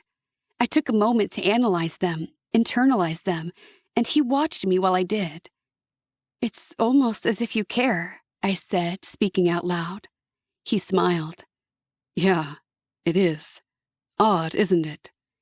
There seemed to be a hidden meaning in his tone, something confessional, but the way he smiled, the way his eyes twinkled, made me wonder if I was missing a humorous nuance. Come on, he said. We'll miss the start of the game. I lagged behind, glad the crush of students had already filled the bleachers. I'd rather sit away from everyone.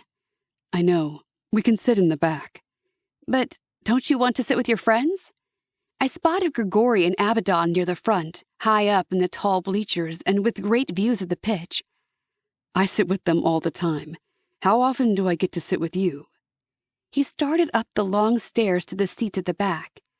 He could sit with me any time he wanted, but I didn't point that out. He said it as if sitting with me were a privilege, and I rather liked the way that made me feel. It was just the two of us in the very back. I noticed the other platform had students with different uniforms than ours. Are they from the other campus? I asked. Yes, they're tellies. They look like they're not sure if they're about to become ninjas or do gymnastics. I narrowed my eyes, trying to understand what he meant. They wore tight-fitting, sleeveless clothing. They control things with their minds. I guess they like to be ready for movement. Metas, on the other hand, wear white robes. They're from the campus at Zion, and since they shift into other animals, they keep their clothing loose. He pointed across the pitch. See the guy from Sinai at the end of the first row? That's Jake. Well, that was his Earth name. He's my friend, the one I jumped into the water to save. He's at the other campus, I said, catching on. Yeah, he has telesight. He can look in someone's mind and see what they see, or show someone else what he's looking at. I'll introduce you to him after the game. I nodded, but my mind was tripping, trying to catch up with me.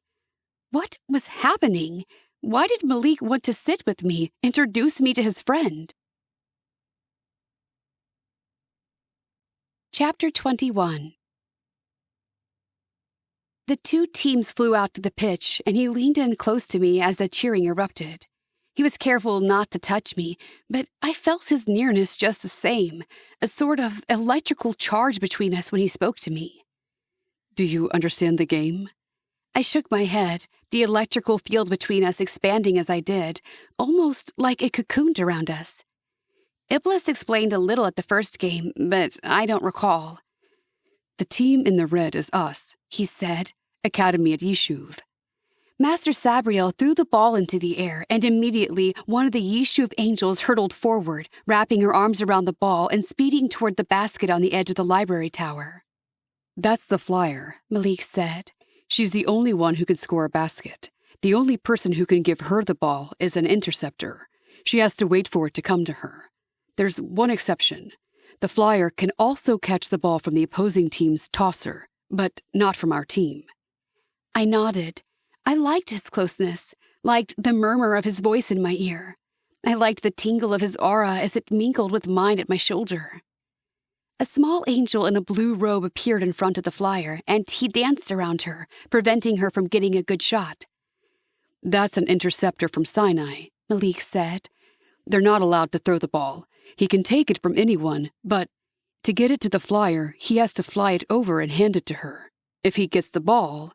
The flyer tossed the ball over his head, and another angel from Yishuv in a red uniform caught it. The blue-robed angels closed around him, and he spun his hand in a circle. A portal opened in front of him, and he tossed the ball through it. And that was, I asked. A tosser, the only one on the team who can create a portal. They have to synergize with the interceptor to do so, but they can hold onto the energy until the moment they need it. I nodded, the game starting to make sense as I watched it play out. Is that all the tosser does? The tosser can throw it away from the goal. They can also throw it to the interceptor, so the interceptor can fly it to a flyer. So there's a tosser, an interceptor, and a flyer. Those are the 3 positions on each team? Yup. Simple, huh?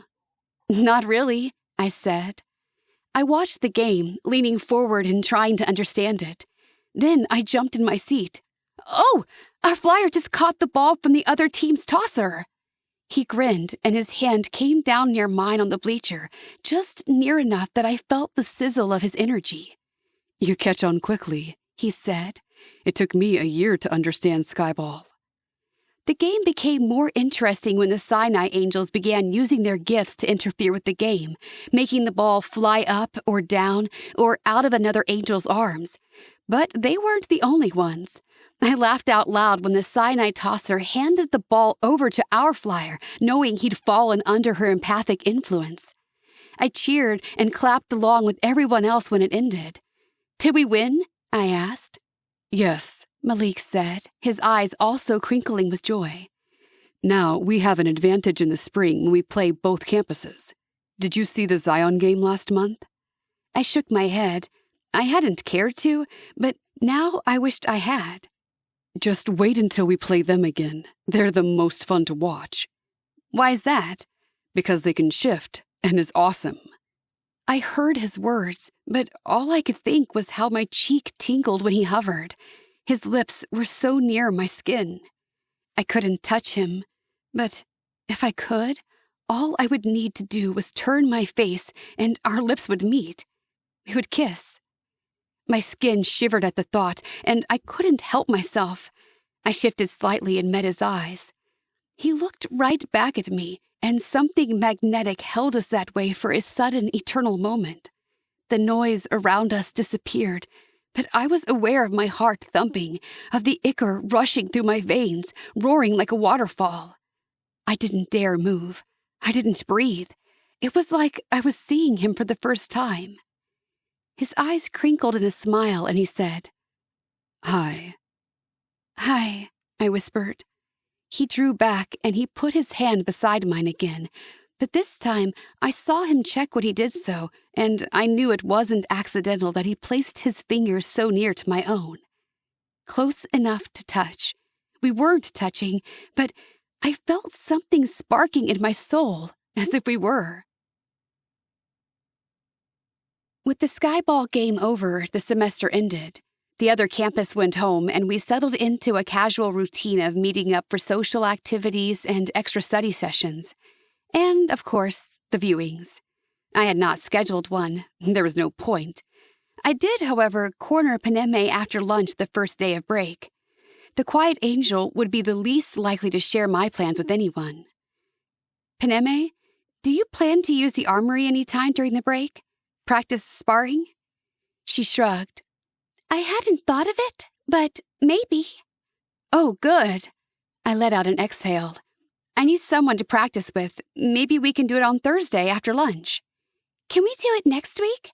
"Sure," I said. "Anytime. Just let me know and I'll meet you there."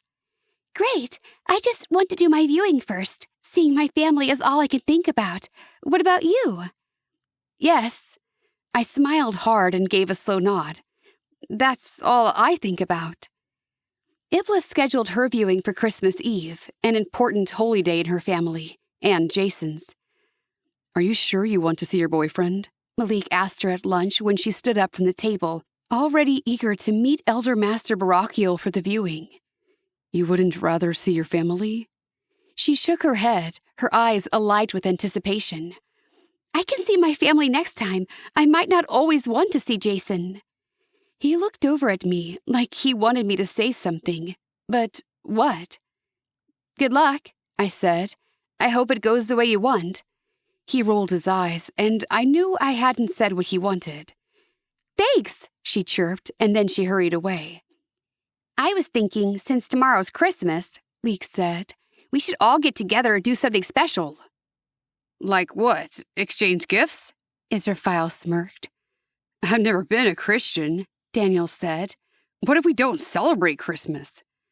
I wasn't comfortable with the idea either. The whole thought of the holy days made me nervous. I'm not sure it's a good idea. It's a great idea for whoever wants, Malik said. You'll find several pockets of students getting together to do so, but no one should feel obligated. There will be a special Shema service in the morning and then several musical numbers throughout the day. You might find comfort and joy in attending those. That sounded more like what I would like to do. I opened my mouth to say so, but Malik looked at me and spoke first. Would you mind if we did another study session tomorrow? I blinked in surprise. I'd already started to think of different ways I would fill my day, starting with music. I had not gotten those sounds out of my head and looked forward to hearing them again. But then I realized he was offering me an out, a way to escape all the holy day celebrations, without looking like that was my intent. Sure. Then I'll see you at the library tomorrow, after the morning Shema. I nodded. I didn't go to the devotional, but maybe after our session we could sneak over and listen to the choir sing. He gave me a smile, then shouldered his bag and headed for the exit. I jumped up and ran after him. You said they'll be singing all day tomorrow, after Shema. I caught up to Malik on the sidewalk and walked with him toward our dorm. You liked that, didn't you? I nodded, not wanting to voice how much the music touched me. You can listen to it on your agenda, you know. I can? He held out his hand and I fished through my bag, finding my book and dropping it into his palm. It's not quite the same, he said, but you might like some of this music. I watched him sift through tabs, selecting lines and moving them into a folder. There, he said, handing it back to me. Merry Christmas, Jess. I blinked at him, wide-eyed. I didn't dare say the words back, but he didn't seem to expect them. He just turned and continued on his way. I sat down at my desk in my room before opening the folder he'd created for me. I clicked on the first item, and the sound of cheerful soprano voices filled my room. I smiled. He was right. The tone wasn't as pure. The music wasn't as angelic as listening to a heavenly choir, but the music itself lifted me. I settled back on my bed and closed my eyes, letting the light fill my soul. And then I sat up, troubled. How could I do this? How could I let the light and goodness enter me, knowing the betrayal I was planning? My heart tore within me, and the conflict filled me with anguish. The door to the room clicked before it opened, distracting me from my mental conflict. Iblis came in. She smiled at me, but her eyes gleamed with moisture. I reached over and silenced the music on my screen. "What is it?" I said, rising and moving toward her. "Has something happened?" She shook her head. "No, not really. I mean, they warned us, right? That things would be different. That's why they made us wait a few months before allowing us to have a viewing." She tapped her fingers against her palms. I nodded. "What happened? What changed?" "It's nothing. And everything." The tears overflowed and rushed down her cheeks. "Jason has moved on." "Oh, but you anticipated this outcome, right?" I had never had a boyfriend or even loved anyone, but when I thought of Malik and pictured the way his golden eyes seemed to see straight into my heart, I felt a stirring of longing. I would not like it if he looked at another angel that way. Maybe it was a tiny glimpse of the emotional connection Iblis had to Jason. "I knew it was possible." Her eyes reddened as tears flowed down her face. "I didn't really think he'd move on so quickly. I mean, I died." Perhaps I was lucky after all, never being born, never experiencing true heartache. "I'm sorry, Iblis. What did you see?" She picked up a hand towel from the bathroom and wiped her eyes. "It was Christmas Eve, and there was a party at Austin's house. Jason picked up my best friend Amy and took her there. He has a new car, of course. I thought it was sweet, since I'm not there. The two of them are hanging out. I thought maybe it helped them remember me. They stopped by my parents' house first. My mom cried when she hugged Amy, and Jason gave them a Christmas ornament. It was super emotional, and I just loved him all the more for it. I could see the guilt on his face. She shook her head. I think he worries they blame him. I saw lots of colors, but I couldn't interpret them. Then Amy and Jason left for Austin's party. I should have stayed with my family, but I wanted to watch Jason. I wanted to imagine for a moment that I was there with him. She sighed, her breathing ragged. But Amy started crying in the car, and instead of going to Austin's, they went to her house, to her room. There, she fell into his arms, and he comforted her. Her lip twisted. In a very caring, passionate way. I had watched similar scenes play out often enough to picture it. Do you want revenge? I could make it happen. What? No.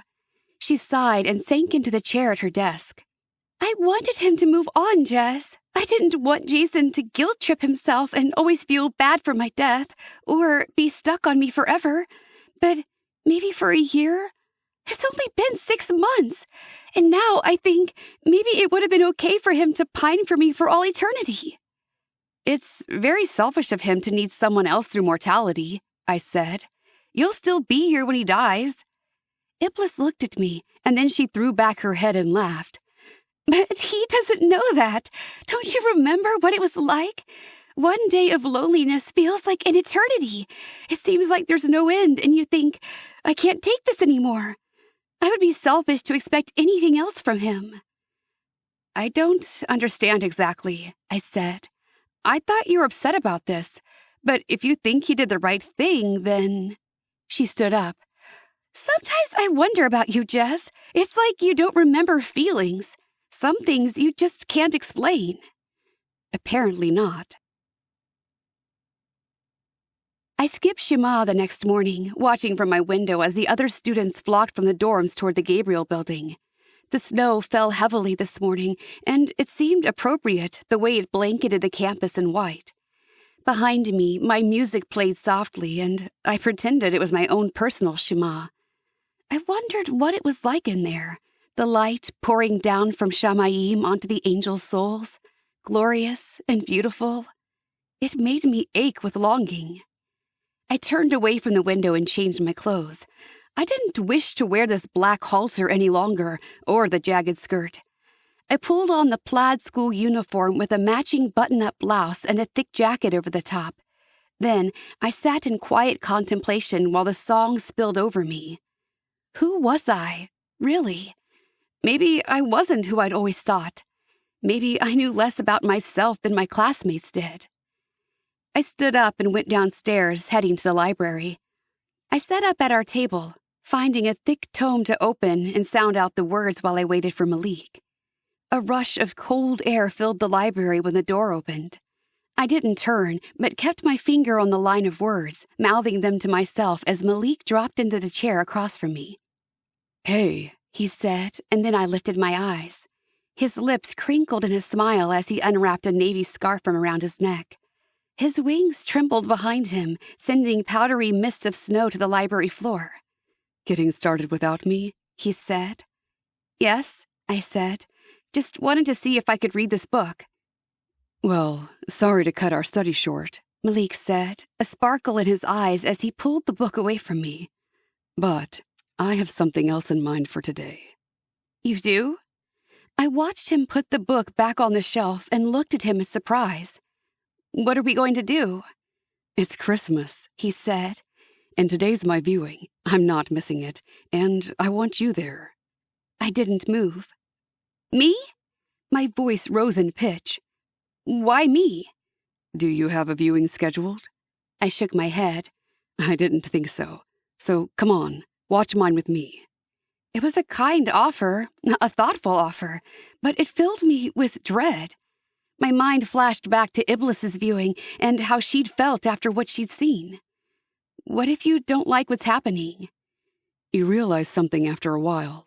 He shouldered his bag and stood. The only thing that matters on Earth life is preparing for this life. This is where existence really happens. I stood also. So it doesn't bother you if you see bad things? Of course it does, but I want to see my family. I remember that Earth life wasn't always happy, and I accept that. Some angels don't want to see it, and they decide not to participate in viewings. He paused a moment, his eyes scanning my face. You haven't done a viewing with anyone else, have you? No. There was no one on Earth I wanted to check on. For a brief moment, my mind flashed on the hundreds, or was it thousands, of souls I had led astray during my time in Sheol. I shoved the thoughts away. I couldn't dwell on them now. I certainly didn't want to see them. Come with me. Excitement showed on his face. You can meet my family. I imagined Malik's family would be light-led, stiff and righteous and holier than thou. Isn't it private? Maybe. Malik turned around and headed deeper into the library. I scurried after, interest replacing my misgivings. Where are you going? My favorite place on campus. He reached one of the ladders in the back of the room. Without hesitating, he clasped the rungs and pulled himself up. Come on, he shouted over his shoulder at me. Well, why not? I'd always wondered what was up here. I grasped the rungs firmly in my hands and hauled myself up the ladder after him. We were climbing the library tower. I tilted my head back and looked up, but the ladder disappeared into the roof, too far for me to see. The ground beneath me faded from view long before the ladder ended, and still I could not see the end of our journey. Malik's wings fluttered ahead of me, and I kept my gaze focused on them. I trusted Malik, even as I felt a twinge of nerves about our ascent. He stepped off the ladder first, and I followed him into a hallway with a door at the end. He turned around, his eyes shining with mischief. Ready for this? For what? I asked. He threw the door open behind him and stepped into open space. Chapter 22. I gasped when I saw the clouds passing near us. The ground remained firm beneath my feet, but entirely transparent, and I tiptoed after him, my jaw dropping. How far did we climb? Are we still in Arcadia? Below us, I could see the snow drifting over the campus. We were above the clouds, and the heavy flakes didn't land on us. I lifted my face and could see directly into the heavens. Stars twinkled in the firmaments. Planets glowed in the distance, large and round. Yes, there are still some things I don't understand, and the tower is one of them. It's almost like magic. But we know magic isn't real, I scoffed. Yet everything we do now at the Academy, when I was a mortal, I would have called magic. We are still learning, I said, catching on to what he said. I placed my hands on the railing and looked over the edge. From here, I could see the tops of the campus buildings. They appeared far away, but when I looked down on them, suddenly they zoomed in, details becoming clearer. Are all viewings done from the tower? Viewings can be done from wherever you choose to be. First years don't know how to open windows, so Elder Master Brachial opens one for them. I can create my own. I prefer to be here. His voice became softer, reverent almost, as he looked up into the starry sky. Something warm crept up my chest and into my neck, all the way to my cheeks. This was his special place, and he'd brought me here. How do you do it? I asked. How do you view Earth? First, you have to think about who you want to see. Make sure your why is pure, that your intent is for their benefit. Then, you use your energy to open a window, like peeking into a house to see that person. He held his hands out, and his fingers glowed orange as his life force gathered at the tips. Then he spun them and spread them apart, and a sphere appeared between them, small, with turquoise rays shooting out of the edges. He pulled his hands apart, and it widened until the sphere opened like a round doorway. It paused directly in front of us, big enough for one of us to step through. An earth home appeared, a kitchen with wood cabinets and a refrigerator covered with magnets. Is it a portal? I asked. Can you step through? No. Windows are similar to portals, but you need to synergize to create a portal, unless you have an assignment. We can't descend until we become a Git. Is this your house? My dad's house. My parents are divorced. I lived with my mom, but right now, I want to see my dad. How does the window know to open here? Malik chuckled. I control where the window opens. So many questions whirled through my mind, but before I could ask, a man stepped into the kitchen. He had a small phone pressed to his ear, and he argued with someone on the phone. My stomach clenched in recognition when I saw him, and a cold feeling of dread washed over me. This could not be Malik's father. Please, no, not this man. Who's that? I whispered, not able to raise my voice any louder. That's my dad. He's probably talking to my mom. He rolled his eyes, but there was no anger or even annoyance in his tone. I closed my eyes, clutching the railing as the world spun around me. The heat of shame and regret rushed up my neck, and I took a step back, afraid Malik would read the emotions in my aura. That man was Malik's father.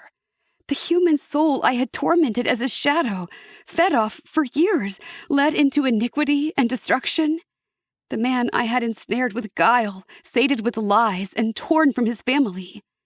He was Malik's father. Oh, Malik exclaimed. They had the baby. I didn't want to look. A terrible dread had seized me, and bile burned my throat. I needed to get away, before Malik discovered the part I'd played in his life.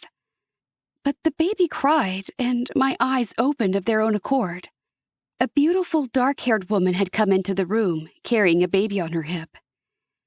"Elias, get off the phone," the woman said snappishly. "I need help with dinner, and the baby's hungry." He held up a hand, silencing her, and continued the barrage into the phone. The woman huffed and put the baby into a swing tucked in the corner. Immediately, the infant began to cry, but the woman said a few dials. The swing began to move, and she walked away from the baby. "Who are they?" I asked, wishing I could run from the scene, wishing I could undo the past 10 years. My dad's girlfriend and their new baby. Rosanna was pregnant the last time I saw her. The woman pounded away in the kitchen, rattling cupboards and plates while she searched for utensils to begin the meal. Malik's father left, only to return without the phone just as she dumped the vegetables into the frying pan. "This is how they are spending Christmas?" I asked. "Wouldn't you rather watch your mother?" Please, I thought. As a shadow, the people around my victim had never been anything more than fuzzy shades, but I remembered the feeling of light that radiated off his mother had been so strong. Just her presence had often been enough to drive me away. But sometimes the man's darkness had overridden her light, and that was when I fed the most. "I know how my mom is," Malik said. "It's my father I worry about." He kept his eyes trained on the scene, and I forced myself to look back. This was my doing. This man's isolation from his family. I should face it. Rosanna started yelling at Elias when he returned, but he ignored her. Instead, he opened the fridge and hunted around. I sensed Malik tense beside me. "Here." Elias set a can of soda on the counter. "You finish making dinner and I'll do the laundry. Does that help?" Malik drew in a breath and exhaled. "A soda. He was looking for a soda." He laughed out loud. "You thought he was looking for—" My voice trailed off. I knew what he'd feared, but if I said it out loud, he might guess I had more knowledge than I should about his father. "A beer or whiskey or something. My dad's an alcoholic," Malik said, his eyes bright. "He was never sober. For 8 years, my mom put up with him and his abuse." "Then what happened?" I whispered. "She left him. He's had a bunch of girlfriends since then, but this one I think might last. I check on them every year." "Only once a year?" "Yeah. If I check too often, I don't see enough change, and that's discouraging. But just now, they were fighting, and my dad didn't grab a beer. And he didn't yell at her or hit her." My eyes turned back to the open window before us, where Malik's dad shuffled clothing from the washing machine into the dryer. It had been years since I'd goaded this man to sin. He'd become less accessible, and I'd moved on to easier targets. My shame burned me. What changed? I think losing me was a big part of it. I swiveled to face him, my heart feeling twice its normal size. I would have been there, a shadow haunting his family when he died. How did his behavior affect you? The way it affects most kids. I was angry and rude and obnoxious, and I drank a lot too. I didn't want to hear this. I didn't want to think I had any cause in Malik's life being unhappy. But Malik couldn't seem to stop talking now that he'd started. You heard how I died. A swimming accident? I nodded, my eyes glued to his face. I didn't go into detail in the group. He looked away from the window and met my gaze. But the accident was my fault. We'd been drinking. I was drunk. I brought the alcohol. When my friend fell in, I went in after him, which was stupid. If I'd been sober, maybe I could have saved him. But instead, I killed us both. My throat ached with unshed emotion, but he remained stoic, so I forced myself to be as well. I thought you would have been like Iblis, someone who went to church every Sunday and believed in... My voice caught. I still couldn't say the word. Oh, I believed in God. I hated him. I was so angry for what he'd done to my family. But he didn't do it. I whispered the words out, almost against my will. I know that now. My mind whirled, trying to digest this new information. And they let you into the academy? Everyone gets in, Jez. We're still learning. Once we're here, we decide if we're staying or going. And you decided to stay, I breathed. It seemed unreal that someone with that venomous attitude would want to be here. I almost didn't. I almost decided I'd rather have my hatred and my anger than trust a God who let such wicked things happen. I clutched the railing. You almost became a fallen? Almost. A small smile graced his lips. But the masters here, they don't want us to fall, especially Brachioel. He convinced me to stay, and try again, and again, and again, and again. Try what? To change, to believe. He put his hand next to mine on the railing, like he'd done at the game, close enough that the energy of our souls sizzled between us. I repeated year 1 3 times before moving on to year 2. So you've been here for 4 years? Yep. And here I'd thought he was class leader because he'd been so perfect on Earth, because he'd been the perfect example. Do you despise me now? He said, his voice teasing. Because I'm not the guy you thought I was? I shook my head, still trying to understand. They gave you so many chances. As many as I wanted, Jez. I lifted my face when he said my name, his eyes peering into mine. You get these chances also. If my soul could be redeemed, so can yours. For a moment, I let myself hope. The idea that I could become someone as whole and good as Malik washed over me like warm sunshine. I inhaled it, held it close to my heart, and believed. And then I remembered. He did not know everything I'd done, the souls I'd destroyed, his own family that I'd destroyed. I was not like him, and I could never be. I am past redemption, I whispered, looking back into the darkness of space at the twinkling stars. Nobody is, Jez. You wouldn't say that, I said, my voice trembling. If you knew what I've done, what I was. He bent his head closer to mine, his aura expanding, reaching out as if to envelop me. I accept you. I took a step back, away from his energy field. I didn't argue with him, because I couldn't tell him. I checked the message on my screen for the 3rd time. Meet at the armory after lunch, I'd said to Benemone. Okay, she'd replied.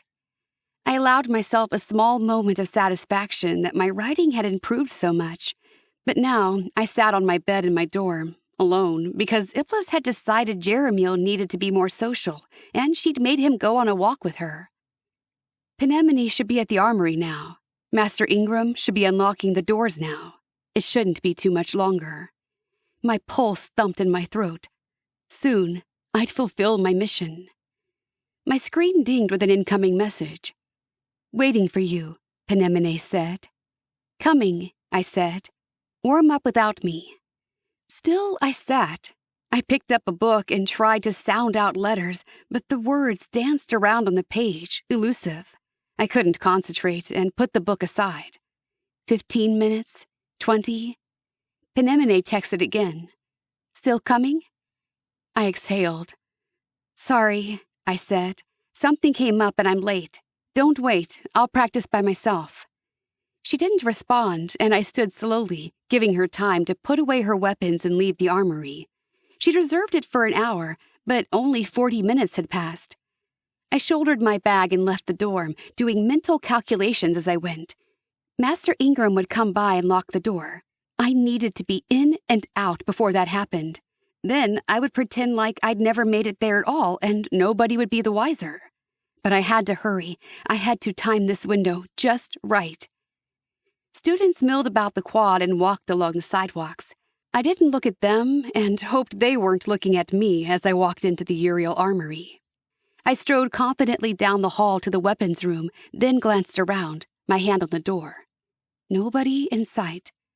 Heart thumping in my ears, I pushed open the door and let out an exhale when it wasn't locked. I'd almost hoped. I shook it off. Time to act. I entered the weapons room and pulled up short when Penemone turned, her short, dark hair swishing with her head when she faced me. "Hi," she said, flashing white teeth in a smile. "Our hour is almost up, but we have a few minutes if you wanted to spar." She was still here. I stared at her in disbelief, my plan fading to ruins at my feet. "I can't believe you waited," I said, trying to hide my distress. She shrugged. "I didn't mind. It's a lot more fun to spar with someone else. Here." She tossed me a bow. "We're not allowed to touch the daggers without a master present, but I'm getting pretty good with a bow staff." "Thanks," I said, catching it. I cast a look of longing at the daggers, but I couldn't do anything about it now. If I ran over and grabbed one, she'd see me. All of the academy would know. I would just have to do it some other time. The second semester started without fanfare. The holy days were over, and every first year had assuaged some of their homesick feelings by having a viewing. Except me. And I wasn't homesick. But I got sick every time I thought of home. It was only a matter of time, I knew, before my father demanded my attention again. And I got nervous every time I thought of it. "Why do we use a book instead of the screen when we practice?"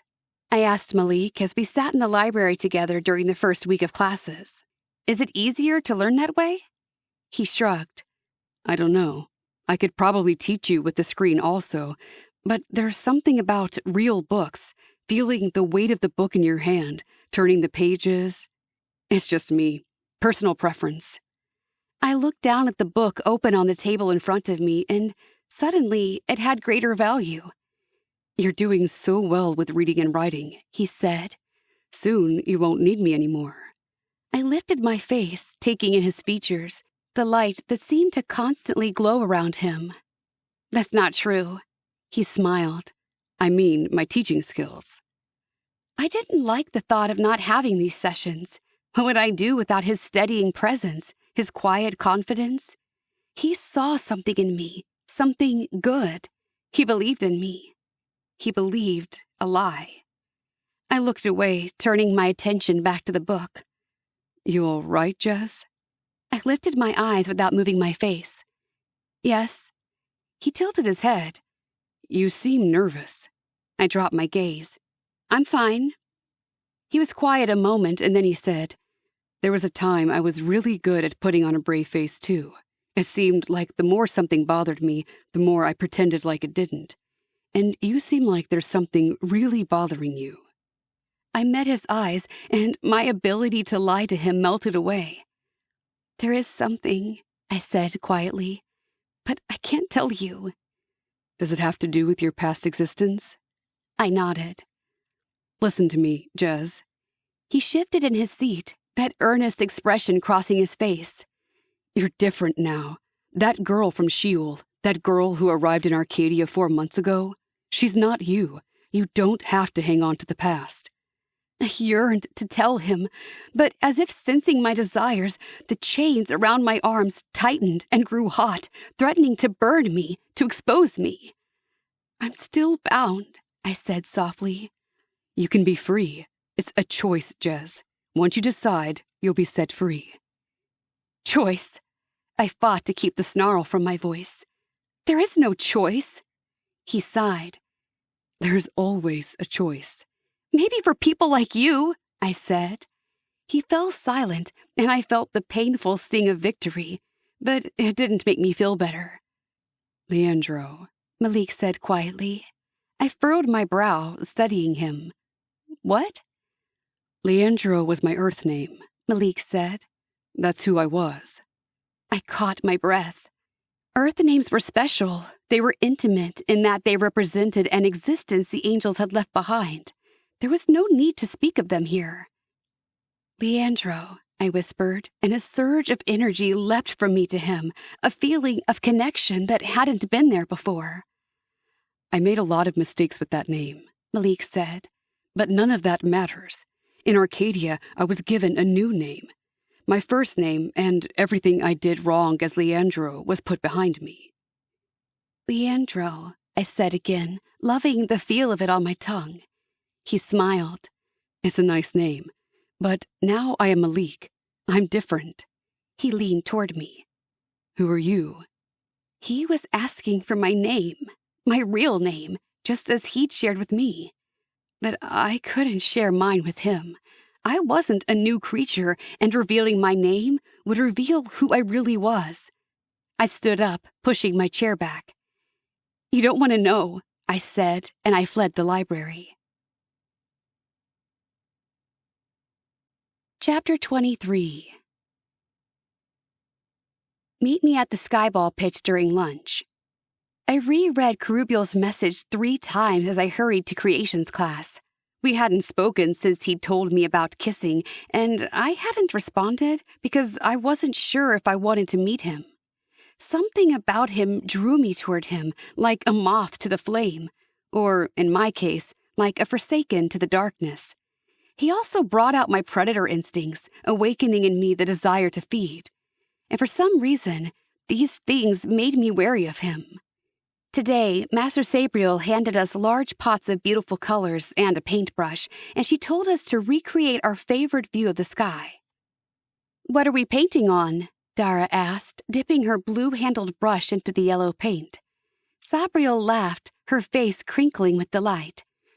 Oh, yes, I always forget that first years expect a canvas of some kind. Just paint it directly on the sky, my angelings. The students looked at each other with wide eyes, but I had never painted anything before, so it didn't matter to me. No need to clean your brush between colors either, Master Sabriel said. You may begin. Paint my favorite view of the sky. A few months ago, it would have been blackness, the sky with no moon and no clouds, just a blanket of dark. But now, my thoughts flew to how the sky had looked when I stood on the tower beside Malik, feeling his spirit beside me, feeling his light and warmth igniting me with hope and longing. Such a bittersweet memory. I dipped my brush into the black paint and then waved it in front of me. Sure enough, the coloring stuck to the sky above me, immediately transforming the light blue into a night sky. I brushed more on, and more, so it blotted out the light, and a feeling of such misery and sorrow filled me that I gasped out loud, forcing back a painful stinging in my eyes. Out with the light. No, I thought, the light cannot be expelled. It's forever a part of me now. Jez, Master Sabriel said, approaching behind me. Remember where you are. Try to leave the past behind you. I didn't even turn to her. The angels all said this as if they thought it a simple task. I'm not done.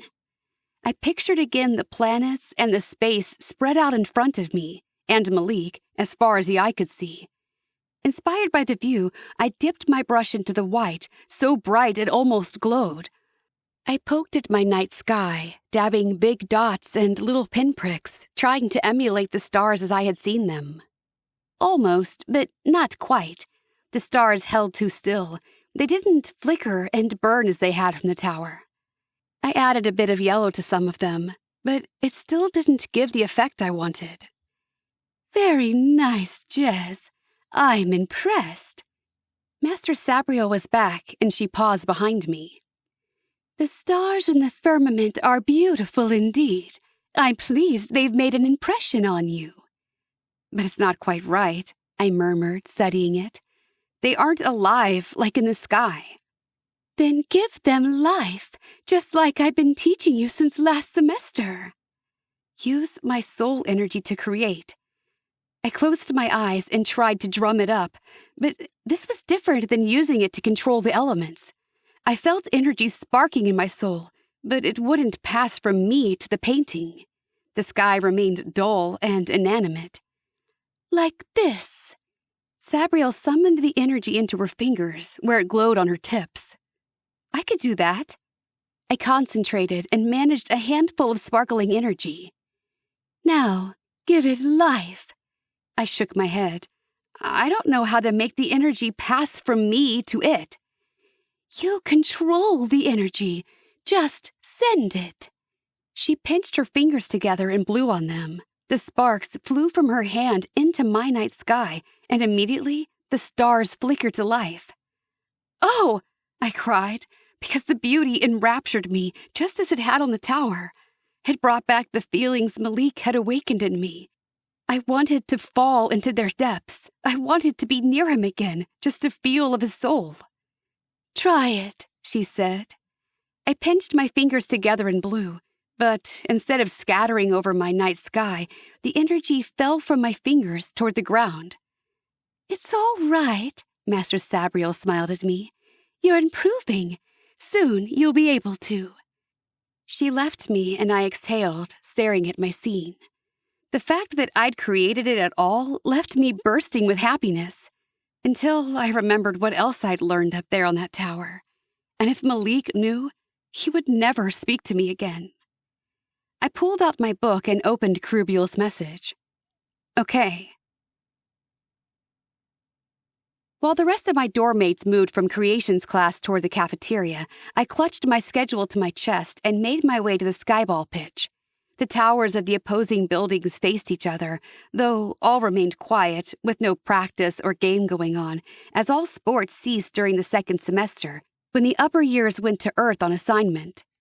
I stood on the field and imagined what it would feel like to glide through the air, flapping those magnificent wings and throwing a ball around for sport. There you are. I turned around as Kerubiel approached. His light hair was shoved out of his face, and the darkness framed him like a shadow he carried around. I took a step toward him, reaching out as if I could gather his shadow into myself. His eyes darted to my hands, and he reached out also. I yanked back, catching myself before I gave in to the magnetism. What's wrong? He asked, tilting his head. I can't touch you, I said. You keep saying that. Why don't you try it? I shook my head. I can't. There's a lot you're missing out on. He stepped close to me, so close that I took a stumbling step backward. My heart rattled at his nearness. Can you harness your energy for creation? His eyes glinted. I can create lots of things. Show me how.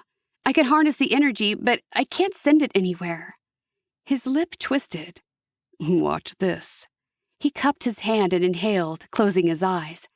I studied his hand, and a moment later, the crackling energy I expected snapped in his palm. Yes! I looked at him and then summoned my own energy to my hand.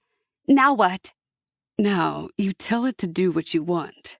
You're in charge. Do I have your permission? Permission? The word filled me with trepidation.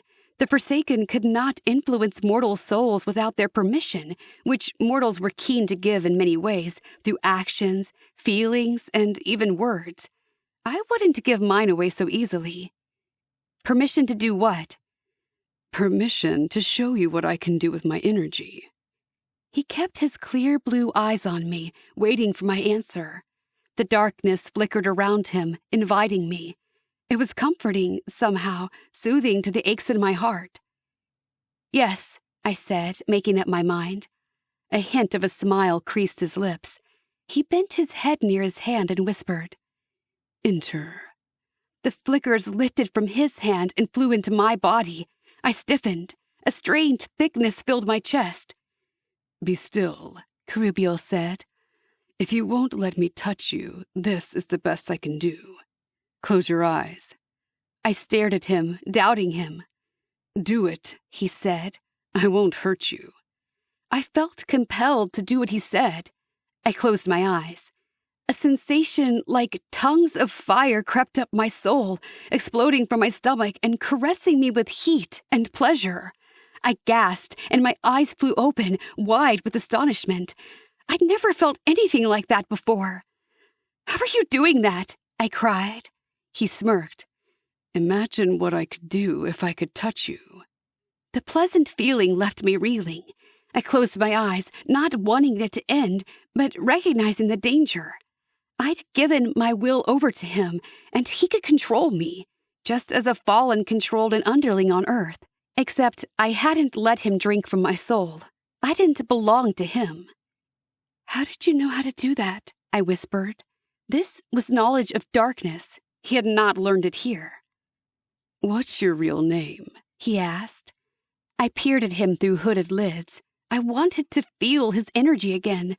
I wanted to feel that exquisite pleasure. "Do it again." He grinned. "Tell me your name." A tiny flicker of energy caressed my neck, teasing me, and I let out a breathy sigh. "Do you like how this feels?" he asked, curiosity tinging his voice. "I've never experienced this," I admitted. "If you only knew, Jez, when two human bodies come together, touching, with nothing between them, it's the most marvelous feeling in the universe. It's paradise." I believed him. This was desire?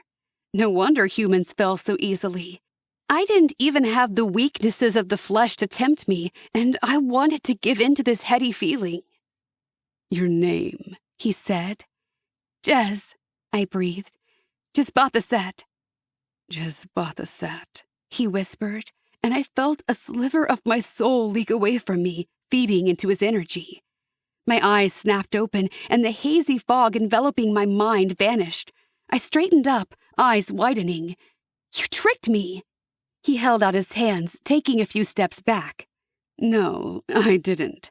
I did exactly what you wanted me to." He'd manipulated me, and I'd fallen for it. Me! "What are you going to do with my name?" I demanded. What would he want with that information? Names were valuable. They had power. That was why Malik sharing his with me had been special, intimate, and why I hadn't shared mine. A fallen could not control an underling without knowing his name. He studied me coolly. "I'm trying to figure you out."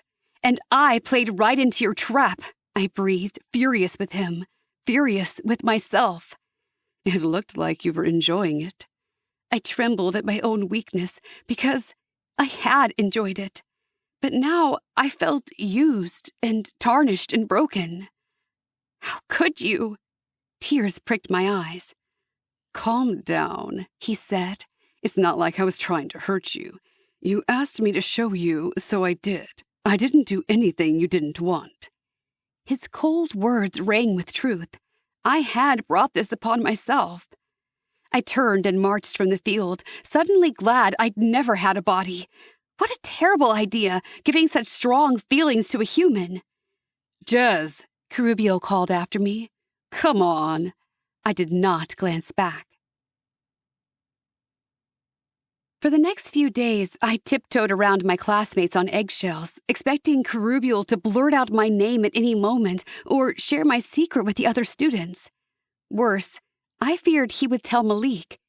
My skin prickled with fearful apprehension of what Malik would say if he knew. If there was any way for me to keep my identity a secret from him forever, I intended to find it.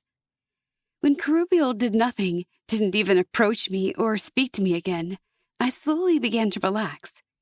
Just when I thought everything would be fine, Hasitan's voice woke me in the night. Come, Jesbatasat.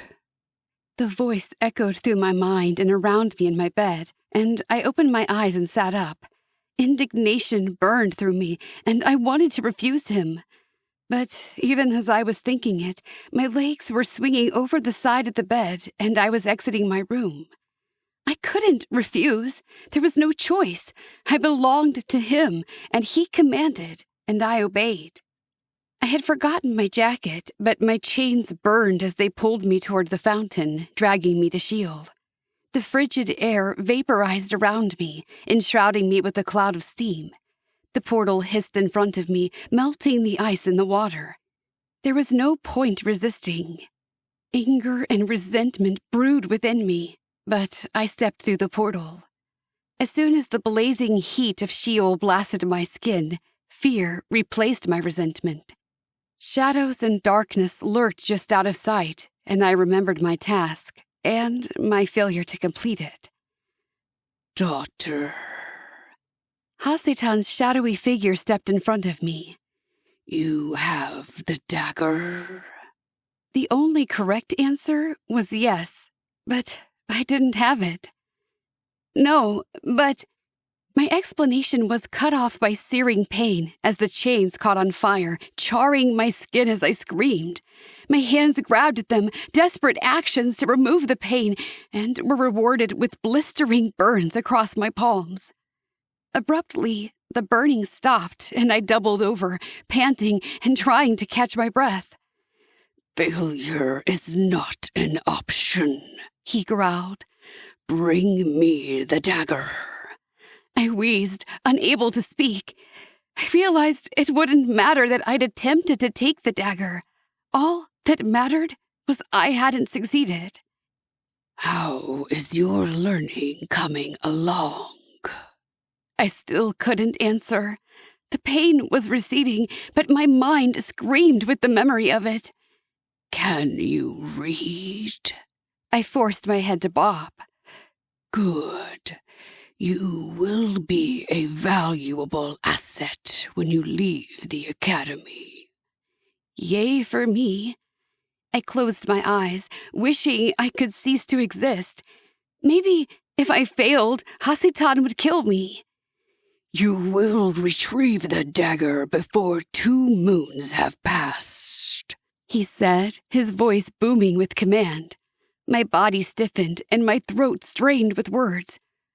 I will retrieve it, I managed to gasp out. I knew without a doubt that I would do it. There was no other option. I can't believe how quickly you've picked this up. Malik beamed at me, the pride evident in his eyes as he closed the book I'd been reading from. I suppose I shouldn't be surprised. It's a lot easier to learn in this realm than on Earth. But soon you'll be able to pick up material from any language and read it. I offered a smile, though I felt uneasy inside. That's what Hasitan wanted, someone who could read. I wore a thick jacket, even inside the library. The marks from the burns had faded, but weren't gone. Not yet. Every time I moved, I received a visceral reminder of my father's command and what I'd promised to do. I hated this. Somewhere, my feelings had changed.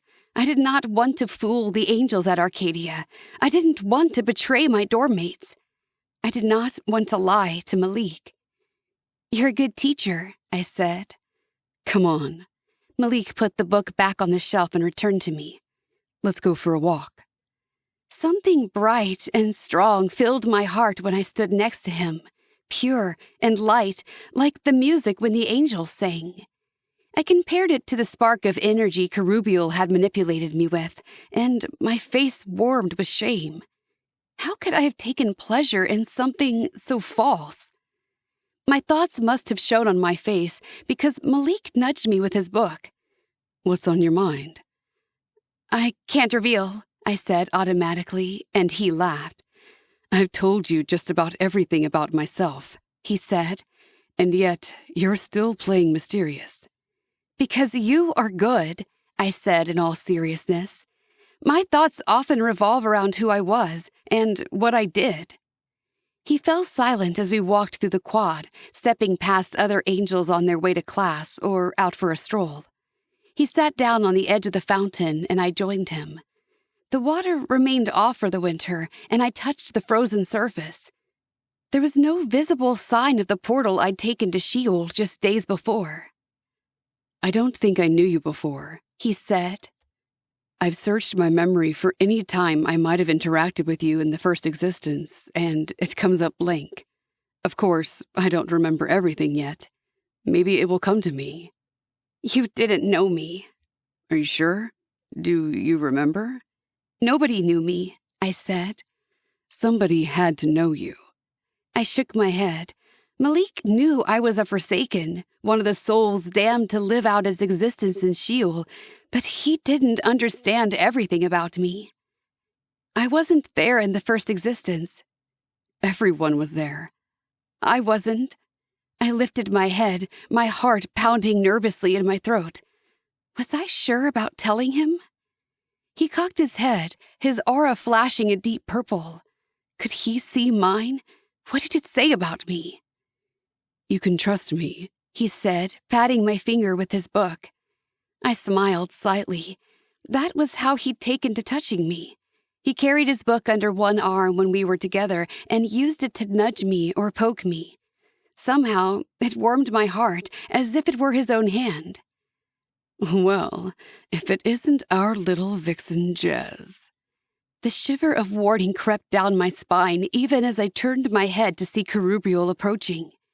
Something in Malik's expression hardened. What are you doing here, Shade?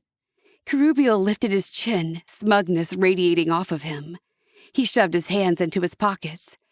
You say that like it's an insult. Shades have a very powerful influence on other beings. Wouldn't you say so, Jez? Chapter 24. I glared at him, face warming with embarrassment as I remembered our last encounter. Kerubiel's eyes looked at my hand, pressed nearly against Malik's, and then he smirked at Malik. But maybe you already know about the influence of Shades. No one's influencing anyone, I said, incensed by the insinuation. Let it go, Jez, Malik said. He doesn't know anything. A lot, Kerubiel said. I know a lot. Don't be fooled by her innocent face. You don't know what she did with me on the skyball pitch. I could not look at Malik as the heat rushed to my eyes. I clenched my fists, panic racing through my veins. Behind us, the ice cracked in the fountain, and Malik glanced at it. So did Kerubiel. Then he looked at me. I'm still figuring you out. I don't have all the answers, but I'm close. Somehow, I suspect your name is a clue to it all. Jezbathasat. What? Malik said, his tone of voice changing. What did you say? I closed my eyes, fear flooding me. Kerubiel had just done it for me, revealed what I was, who I was. Kerubiel didn't miss the reaction. That means something to you. What is it? But Malik was looking at me. Is that your name? You told him your name? It just kind of slipped out, I said, helpless before him. You could say she was caught up in the moment, Kerubiel said, that smirk back on his face. Oh, how I wished I could smack him. He manipulated me. Malik stood up, and I watched him anxiously. Where are you going? To see if what he's saying is true, Malik replied, not even glancing at me. I stood as well. You could just ask me. Something darkened in his gaze. Somehow, I doubt you would tell me the truth. His response stung, and I stumbled backward. Just like that. And now he didn't trust me? Kerubiel regarded me as Malik walked away. What does he know that I don't? I spun on him. This is all your fault. He lifted an eyebrow. No, it's not. You're keeping things from all of us, and that makes it your fault. I glared at him, hating that he was right. I left Kerubiel at the fountain and ran back to the library, where I assumed Malik was, searching in the books for information about me. But I didn't find him, even as I ran among the shelves. So I sat down on the floor and removed my agenda. "Where are you? Can we talk?" I sent the message to him and held my breath, waiting for his response. When it came, it was harsh and loaded with emotion. "Now you want to talk? I've been trying for weeks to get you to open up. But apparently it wasn't that you didn't want to talk, just that you didn't want to talk to me. Maybe you should stick with those you're comfortable with." It took me nearly 10 minutes to decipher the message, and each word felt like a slap to the face. He hadn't said it, but I could feel the words as if he had. "Stick with your kind." He didn't tell me where he was, and I didn't ask again. I comforted myself with what he'd told me before, that he was prone to anger and sometimes needed a moment to cool down. I'd give him time. Malik skipped meals, not joining Table D, and as one day turned into 2 and 2 turned into 3, I wondered how long it would take. Or maybe now that he discovered the truth about me, we were through talking. A coldness sank into my soul at the thought, and a sorrow I hadn't thought myself capable of accompanied me to each class and every activity. "Today, we are going to work with the elements to see which one you are most inclined to." Elder Master Barakiel walked among us where we stood on the grassy lawn, each of us with our feet apart and palms facing the ground. "Did you go to the library and study the meaning behind the different elements?" He'd given us the assignment a week ago, but I did not. I had not returned to the library since I'd gone seeking Malik. I was afraid he'd be there, and I didn't want to intrude on his space. But it looked like I was in a minority. Most of my classmates nodded. Now I was at a disadvantage because they had studied the elements, and I had not. "Fantastic," Barakiel said. "Make sure you have plenty of space around you. Let's start with drawing up your energy. Go ahead, pull it up from inside you. Let it flow to your fingertips." I'd had practice with this now, both in this class and creations class. I closed my eyes and visualized my soul energy burning up into my fingers. "Now, we will cycle through the most common elements. There may be more than one that speaks to you, but there will be one you control the best. Let's start with the earth. This is the power to move mountains, to shake the ground, to cause cities to be swallowed up, to create valleys and hills where before there were none. The ground trembled beneath my feet, and I opened my eyes to see the earth shooting upward, creating a mound in front of my face. I gasped and took a step backward. "Sorry," Arella said beside me, her face turning pink. "I didn't know that would happen." "You did that?" "I think so." She looked at her open palms. "I felt the energy leave me." I hadn't felt anything. My fingers still sparked with unspent force. Valleys and hills sprang up around me, and Leek was in the midst of creating a mountain. Very good, very good. Those of you who were able to work with the ground, remember that power. "Earthbender! I'm an earthbender!" someone shouted, and several angels laughed, apparently catching a reference I did not. Remember, it might not be your only power. Now, put everything back the way it was. This appeared to be much harder. I watched Arella scrunch up her face in concentration, moving her hands back and forth over the mound. She succeeded in getting it to fall back into the earth, but it looked as if a child had dug it up with a shovel and put it back. "Looks pretty good," I said, and she gave me a grateful smile. Barakiel chuckled, and I looked up to see crinkles around his eyes as he walked in front of us. A quick glance showed she wasn't the only one who had struggled to get the earth back down. Leek was shoving the mountain back into the crater he'd pulled it from.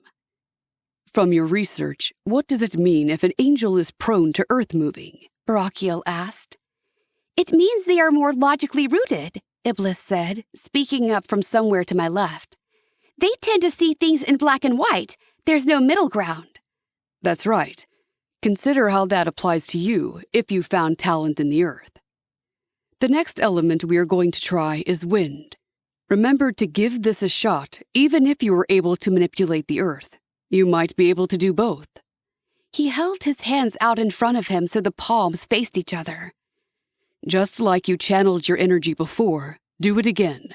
Only this time, push it between your hands.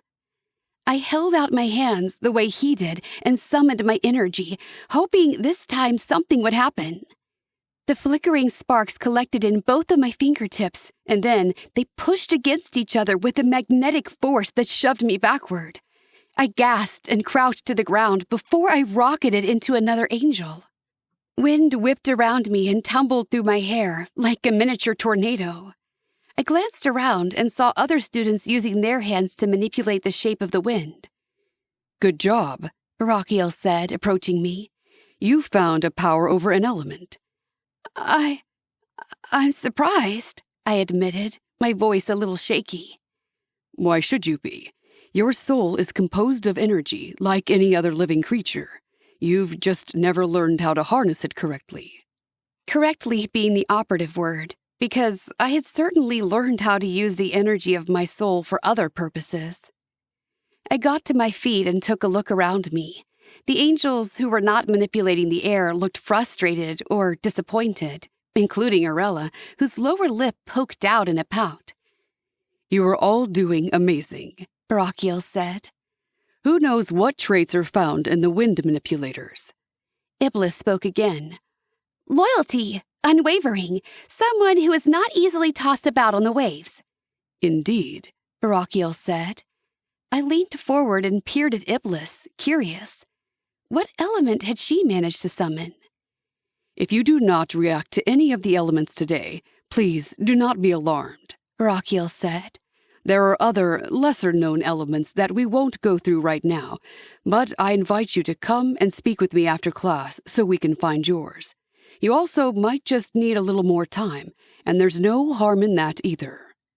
Anticipation rushed through my veins as I stood with my palms open at my side, anxious to see if I would be able to summon any other. The last one we will try is fire. This one might seem unusual because we don't always see fire in the world around us.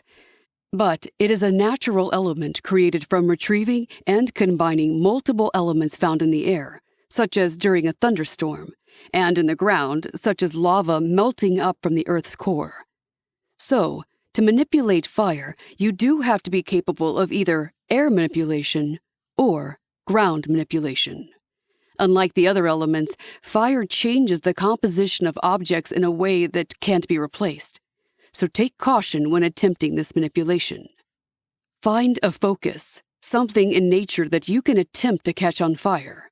The grass at your feet, a nearby tree. I focused on a tree just in my line of sight. Got that? Good. That's the easy part. The hard part will come naturally to you or not at all. Close your eyes and use your energy to connect with the elements that would create a spark. I did as he said, sucking in a breath and visualizing the electrons of the sky vibrating against each other, generating enough of a charge to create lightning. I could see them. With my eyes closed, I could see the molecules dancing in the air around me. My fingers twitched, calling them together. With a single force, I could get them to ignite. A yell rent the air, followed by a shriek and a scream. I opened my eyes, my concentration broken, to see a whirling fireball spinning in Israfil's face. It gathered energy, like a vortex, sucking leaves off the branches of nearby trees and adding grass to his escalating appetite. For a moment, I froze, a tremor of fear ripping through me as I saw the fireball as if it were a reflection of a portal to hell.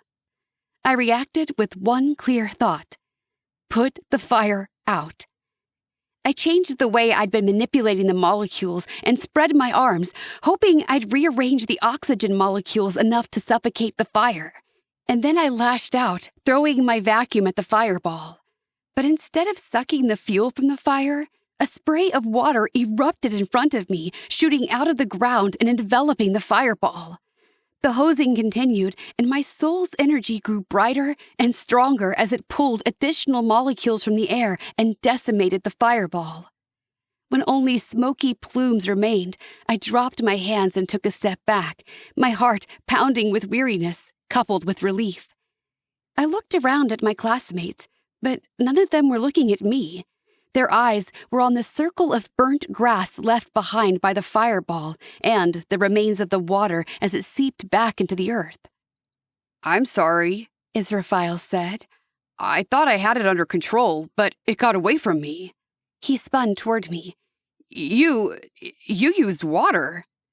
"Class dismissed," Barakiel said, so loudly and abruptly that it didn't feel natural.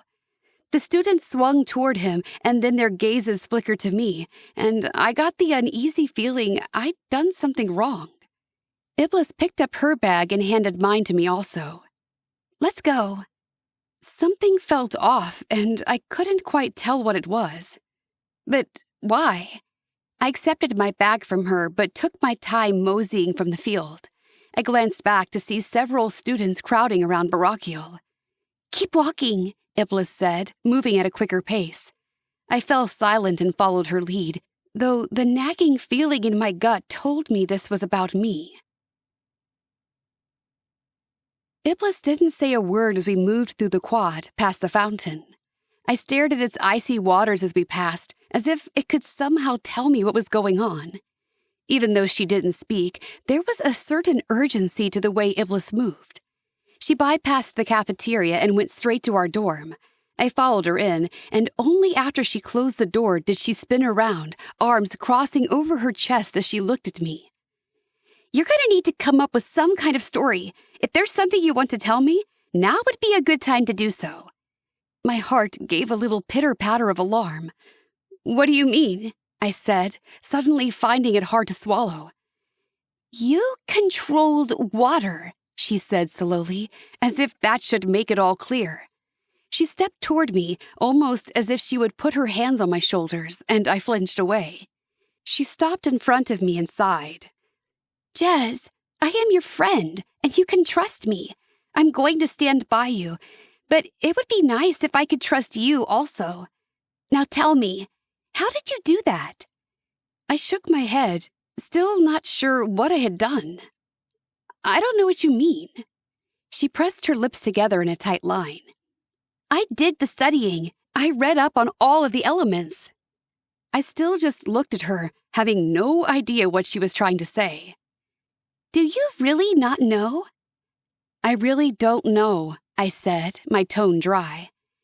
"Angels have power over many things, the elements, emotions, light and dark. But over one thing they don't have power. Water." A chill tickled down my spine at her words.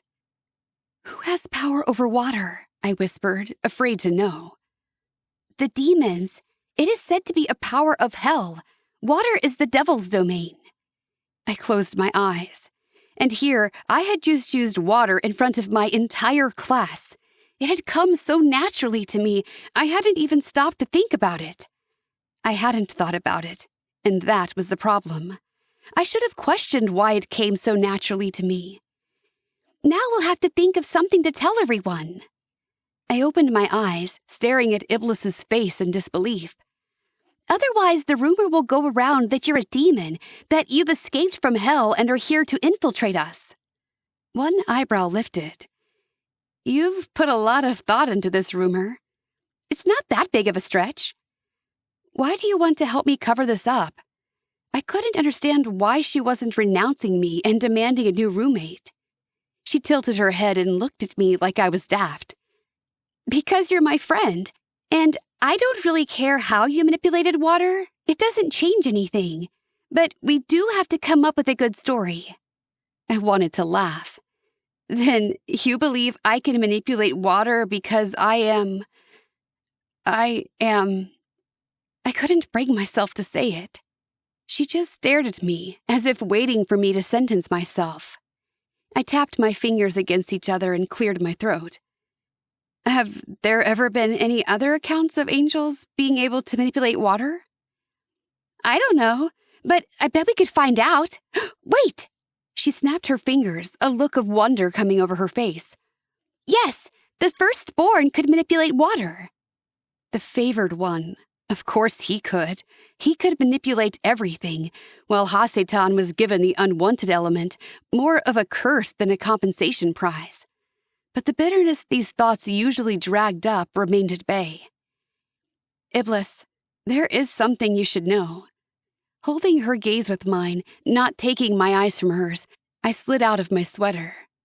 Her eyes shot to my shoulders, probably seeking out my tiny wings. But I didn't stop there. I unbuttoned my shirt and pulled my arms free of it, revealing the chains that wound around and around my arms. Take a good look. I lifted my chin and stepped forward, leaving myself open for her scrutiny. Iblis looked uncertain for a moment, and then she stepped around me, behind me, and back to the front. You don't have any wings. No, I don't. Her eyes scanned the chains of my arms. What does it mean? Are you a fallen? What do you know about the fallen? She scooted past me and sat down in her chair, swiveling to face me. They came to Earth. Upon their deaths, they were judged unworthy to enter heaven and were stripped of their wings. Then they were sent to hell for eternal damnation. Some of them choose to go to hell instead of heaven. They want to be there. Yes, because living in heaven as an unholy being would be more torturous than living in hell. Where did you learn all this? I asked, curious in spite of myself. She gestured at the bookcase between our beds. Books, they're everywhere, and I can read faster than I ever could before. The knowledge just pours into me. I nodded, having experienced the same thing while learning to read. A spark of anticipation simmered in my belly. Soon, I'd be able to read as quickly and easily as Iblis, I hoped. So, she said, are you? I'd forgotten she'd asked me a question. I regarded her, wondering how much to reveal. The truth would not reassure her, and yet I found myself reluctant to continue lying to her. Chapter 25.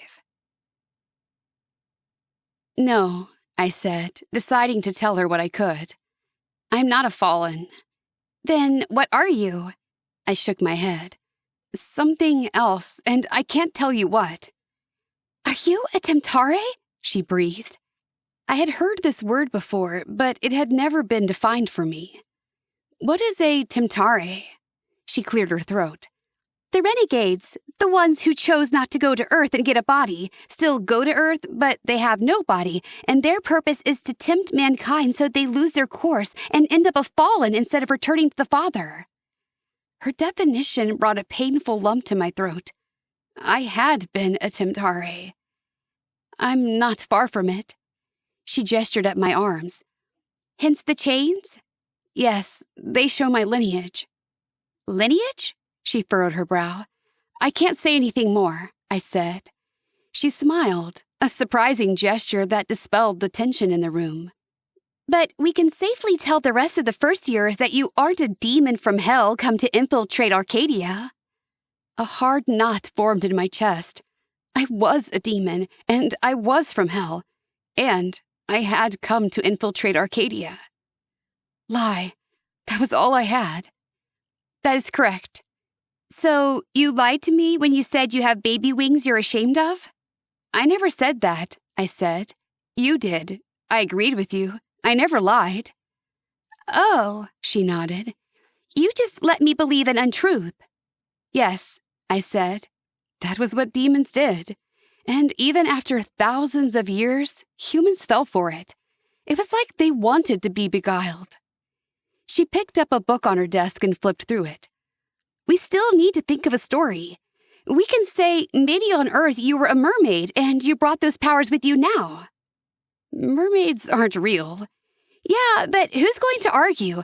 Everyone will assume maybe they are and they just haven't learned about it yet. Perhaps. Why don't we just tell them I'm not a demon? Maybe it's the new trend, manipulating water. Yeah, maybe, she said slowly. That might work, since Barachiel was there and he didn't boot you off Arcadia. But we at least need to face it head on. Laugh it off so everyone knows we know what they're thinking. I wasn't sure how that would help, but Iblis was nodding her head decisively. Okay, we can just laugh this off. She still seemed awfully calm about this all. You're still okay with me? She gave me a patient look. Jez, you're quirky. There's been something odd about you since the moment we met. This isn't really a huge surprise. Her reaction was, but then I reminded myself, she couldn't remember the first life yet, and she didn't know my role on Earth or my contribution to the fallen state of mankind. I stayed in the dorm the rest of the evening, hoping the interest in my abilities would be forgotten before morning. But I couldn't hide forever. I joined Iblis as we went to creations class. True to her word, Iblis spent the whole time laughing off my ability to use water. Master Sabriel had us working with clay, trying to create beautiful pots and vessels for storing water and oil and wine. It wasn't a living creation, though she encouraged us to pour some of our heavenly souls into the effort because it would allow us to create more fully and with more beauty. I knew she didn't want my soul in it, so I didn't try that. Instead, I listened to Iblis. Can you believe people used to think the only angels who could manipulate water were from hell? She laughed loudly and shot a glance my direction. Right, Jess? I attempted a smile, though the skin on my face didn't want to bend. Right. I mean, the very idea of Jez as a demon? Iblis looked around at our dorm mates. It's ludicrous. Ludicrous, Jeremiel said, taking up her cry. She cast him a grateful smile. But it's unheard of, Dara said, sounding uneasy. How can she do it? Just because we've never seen it doesn't mean it's unheard of, Iblis said, shaking her head at Dara like this should be obvious. Clearly she's gifted. She did control 2 different elements out there, Leek said. Some of the stiffness eased out of my shoulders, and I concentrated on my hands as they molded the clay into an egg-shaped mass. I didn't want to appear too desperate, but they were coming around, convincing themselves that I could not be the enemy. I've never seen an angel do that, Grigori, another second year, said. But I've only been here 2 years. I'm sure someone has seen it. Exactly, Iblis said, pouncing on that admission. Just because we haven't seen it before doesn't mean it's impossible. It kind of ups her cool factor, Israfile said. Arella huffed. Like she needed any help with that. I lifted my eyes, focusing on her. I knew about humans and their search for coolness. I never understood it and never longed for it. I certainly didn't desire it now. At least, I hadn't until she said that. Now my cheeks flushed and I looked back to my egg clay. Why did her words feel like praise? How could I be thinking and acting like them when I'd never been human before? The conversation moved past me and I hollowed out my egg, giving up on making a vase and pretending like a bowl was my aspiration the entire time. I felt the prickle of eyes on my face and I lifted my head, only to meet Malik's penetrating gaze where he sat next to Grigori. He knew. He alone had not said a word while Iblis wove my defense. He had not spoken to me since the confrontation with Kerubiel 4 days earlier. I tried to win our staring contest, but when Malik finally broke my gaze, it didn't feel like a victory. Did you see how I actually turned my clay into a tall vase? Iblis said excitedly as we walked to the cafeteria after creations class. My clay never made it past a hollowed-out circle, I grumbled. What I really wanted was to thank her for sticking her neck out for me, for sticking with me. She'd been glued to my side since the incident in Synergy class, and she made it very clear to any onlookers that I was still her friend and still a part of our dorm. But I couldn't thank her with the other angels around us. Well, you can't be good at everything. Since you can manipulate 2 different elements, including one that no one's supposed to be able to, I don't think you have a leg to stand on. She was right, and her words made me giggle. Okay, I'll stop complaining. We entered the dining hall, but before we took 2 more steps, Kerubiel stepped over to us. Jez, can you sit with me? I turned to look at him in his dark clothing and brooding aura, not diminished by the orange tray of food in his grip. I inhaled, breathing in his darkness without meaning to. Some part of me flickered, still nourished by the dark. I don't think so, I said, withdrawing from him. I took a step backward, putting distance between him and me. He held up a hand, stopping my retreat. I just want to talk to you. His expression seemed nervous, vulnerable, very different from his attitude a few days ago when he'd driven Malik from me. The memory surged through me, making me angry. As if reading my mind, Kerubiel said, No one should make you feel inferior for who you are. If anyone treats you like you are less than them, you should be angry at them. I was a catalyst, not the cause. His words rang with truth, and my feelings shifted. My hurt at Malik's abandonment turning into anger that he couldn't even bother to tell me he despised me now. Yes, I said. I'll sit with you. Iblis cast me a long glance, but said nothing. I'm outside. He nodded out the doors where I had previously taken a scolding from Malik. Okay. Iblis stayed quiet until the outer door closed behind him. Then she said, Something going on with you two? I wasn't sure if you wanted to murder him or eat him. The darkness called to me, awakening my salacious appetite. He smells delicious, I admitted. TMI! Laughing, Iblis held a hand up to the side of her face. I'll catch you later. TMI? I pondered the letters while I slipped through the line and put a box of fruit on my tray. If I had ever judged Eve for consuming the fruit in the garden, I did not now. If there was one food I could eat all day, every day, it was fruit.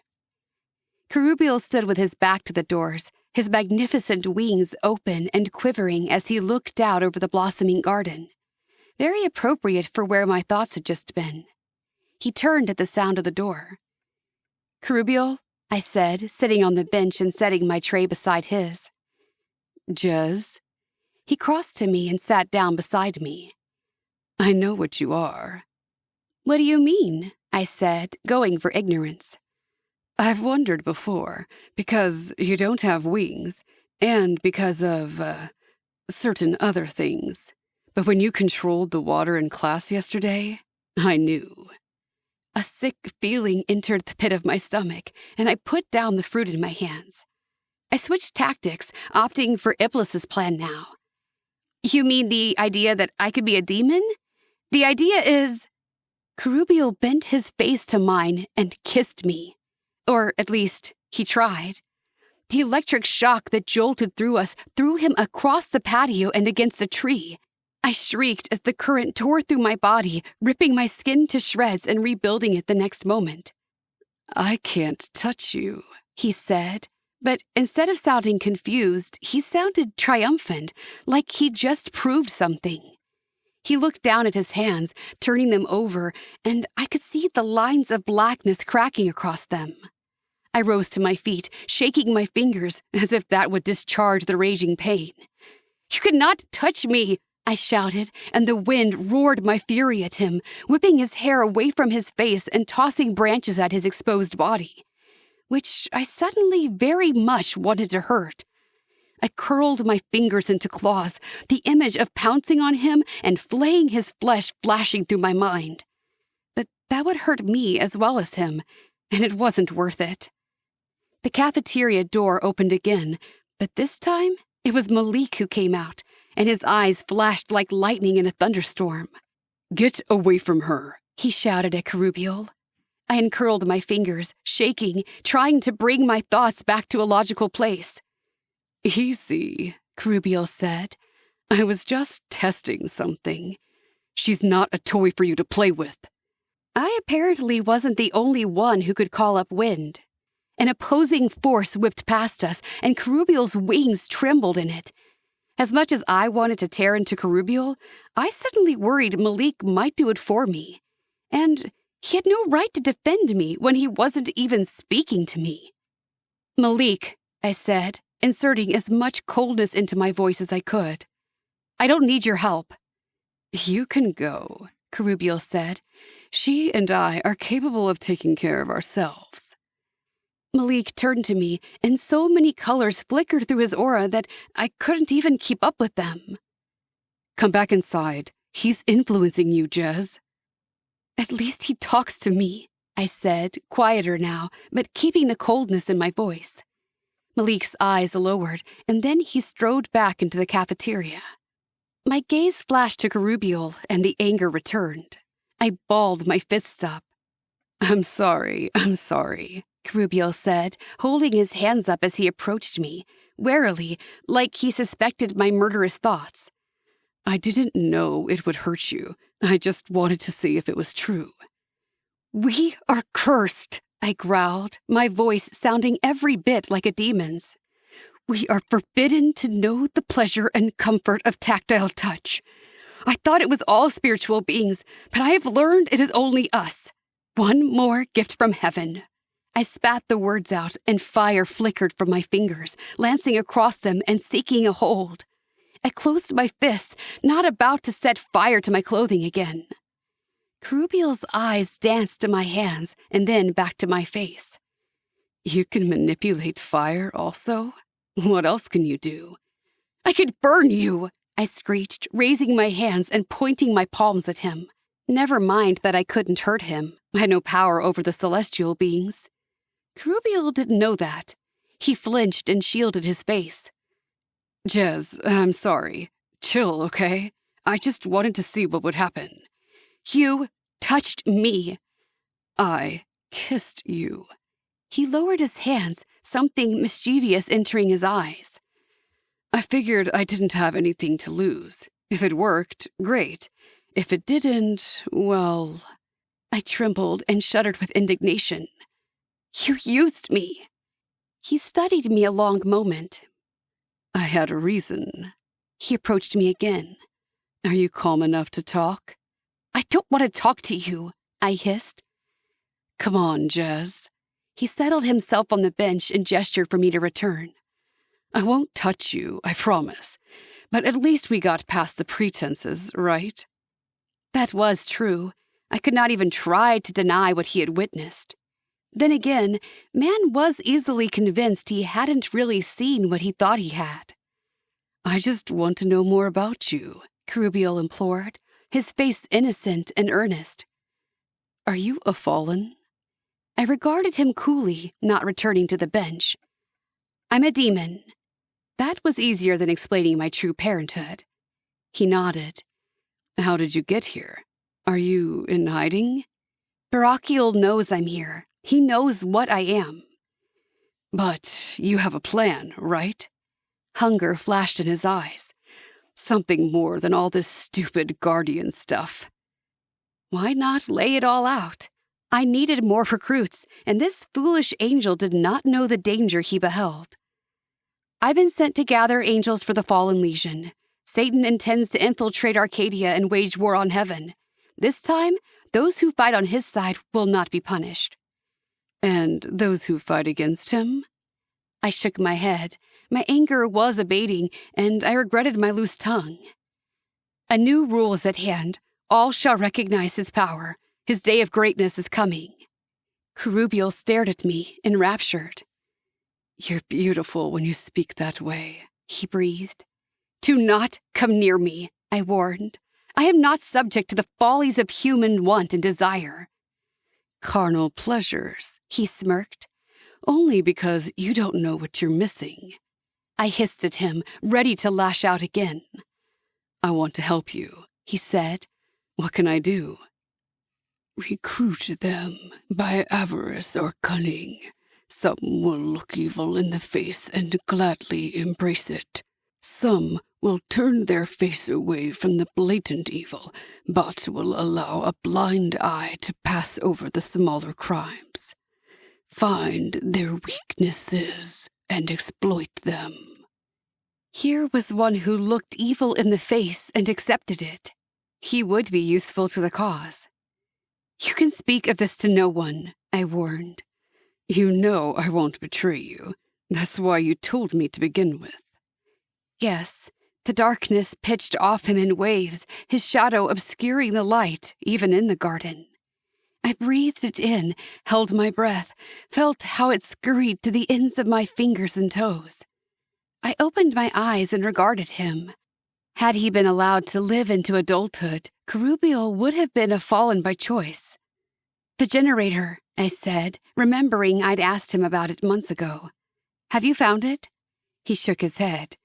"Find it, and find out how we disable it." All right. What else? My chest tightened, and I felt nauseous.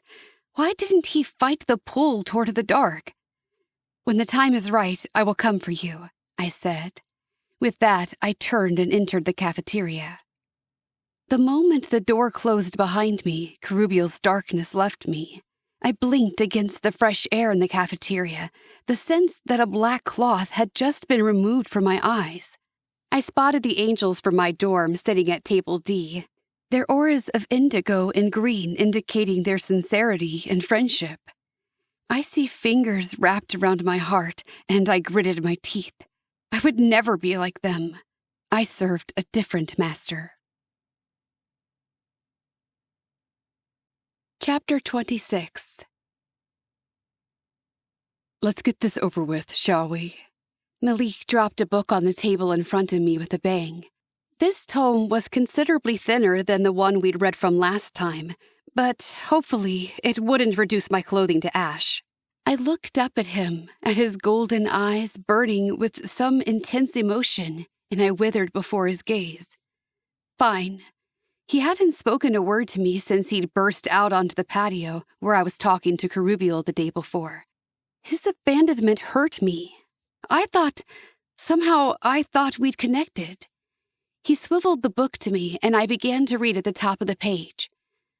Marley was dead. I glanced at him for affirmation, but his head was bent, studying his knees or his shoes or something, anywhere but me. I turned back to the book. To begin with, there is no to. Now I was certain I was wrong because I didn't know this word.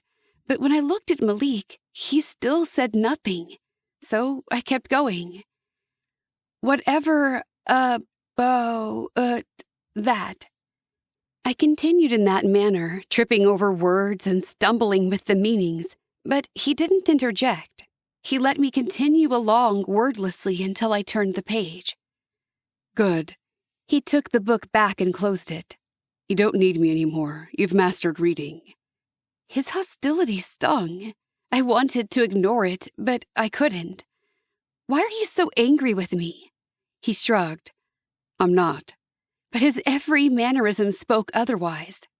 Other than interrupting an argument with Carrubial yesterday, you've not spoken to me since we last met. My voice grew quieter. Did I do something to offend you, or is it just knowing who I am? Why do you care? He returned, red and black exploding from his aura. I cannot answer that. I did not want to know why I cared. It doesn't matter. You can't change what you are. I can't expect anything more from you. So it's back to that, I said, my defenses rising. The self-righteous, condemning angel. And isn't it justified? He shot back. What have you done in your spare time to earn my respect? My face burned. He didn't know about my visits back to Sheol. He was grasping at straws. But it was an intentional jab toward my admission in Brachial's office. What I do is none of your business. He shrugged. Then there we are.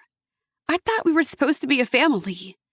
Something hurt within me. Something closed my throat, made it difficult to breathe. Something was choking me. Right, he said. Aren't we supposed to be transparent with each other? He narrowed his eyes. But you don't belong in our family. You never did. I blinked back, the stinging in my eyes. You don't know anything about me. I know everything about you, and I know you'd rather talk to the shadow shade than to me.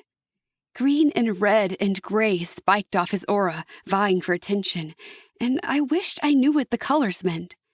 You mean Carubial? I whispered. Is there some other shadow shade you've confessed your name to? Someone else you're kissing? His words lashed out like blades slashing at me. But in that moment, he reminded me of a wounded human, giving in to anger and accusations rather than facing the hurt someone had caused him. But who? Who would cause Malik enough pain to make him angry like this? I could say nothing against his accusations about Carubial because each one of them was true. But I was more interested in his own pain, and not because I wanted to feed upon it, but because I wanted to take it away. Why are you so upset? I'm not. That's what you are. That's what you're going to do. His implications and accusations pierced my heart. I thought he was the one person who saw me differently. I guess now that you know who I am, my value has diminished. I'm not worthy of redemption after all. Something flashed across his eyes, and he took a step back. His mouth worked, but no words came out. I told you I wasn't, I said, finding the words for him. You just didn't believe me. I gathered my bag, clutching it to my chest, and hurried from the library. I escaped to my dorm room, my whole body shaking as if I'd been soaked in ice water. I opened my agenda and searched for the messenger program. A bar opened that read, 2. I concentrated as I imagined how to spell his name. B-A-R-A.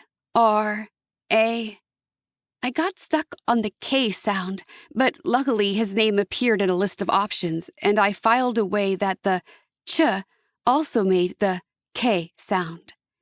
Next, for the message. This would be harder. I have finished my studies with Malik.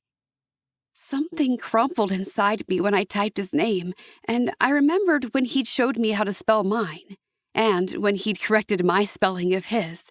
He'd believed me to be better back then. He thought I was capable of goodness. Now he knew better. I will keep practicing by myself. I knew it wasn't perfect, but Barakiel would get the message. And we were done. Malik and I could not get along, no matter how many angelic interventions we had. He made too many assumptions about me, and too many of them were true. I didn't go to the cafeteria for lunch. It was better to separate myself from my dorm mates. What did it mean that Carubial was a shadow shade? I stood up and faced the bookshelf in my room, tilting my head to read the titles. Iblis said she'd learned a lot from reading them. If I was going to acquire knowledge before returning to my eternal position in Sheol, now was the time to do it. I was looking for information about the shades, but the second book title caught my interest. A brief analysis of the purpose of the Temptares in the journey of man. It was that word Iblis had used. I sat down at my desk and opened the book. Forward. When the heavenly hosts accepted the plan to come to earth and learn right from wrong, they knew the choice would not always be easy. But each correct choice would bring them closer to becoming like their Heavenly Father and eventually returning to their first home, only this time with more knowledge and understanding that could be acquired in the heavenly realms alone. What no one could know, because it was an unknown variable, was what form those choices would take. With the first war ended and the dust settled, the renegades could no longer accept the greater light. A new realm was created for them to live in comfort, but they were not satisfied with this. With Hassetan's promises ringing in their ears, the renegades developed their own plan to achieve the goal of getting to Earth. They took the form of the Temptare and descended to the chosen planet, living among humans as ideas, intelligences, and spirits, ready to lead the light-led down the jaded path and join them in Sheol. Why didn't the Father prevent them from this descent? Because what Hassetan didn't know was his plan fit within the great plan of happiness.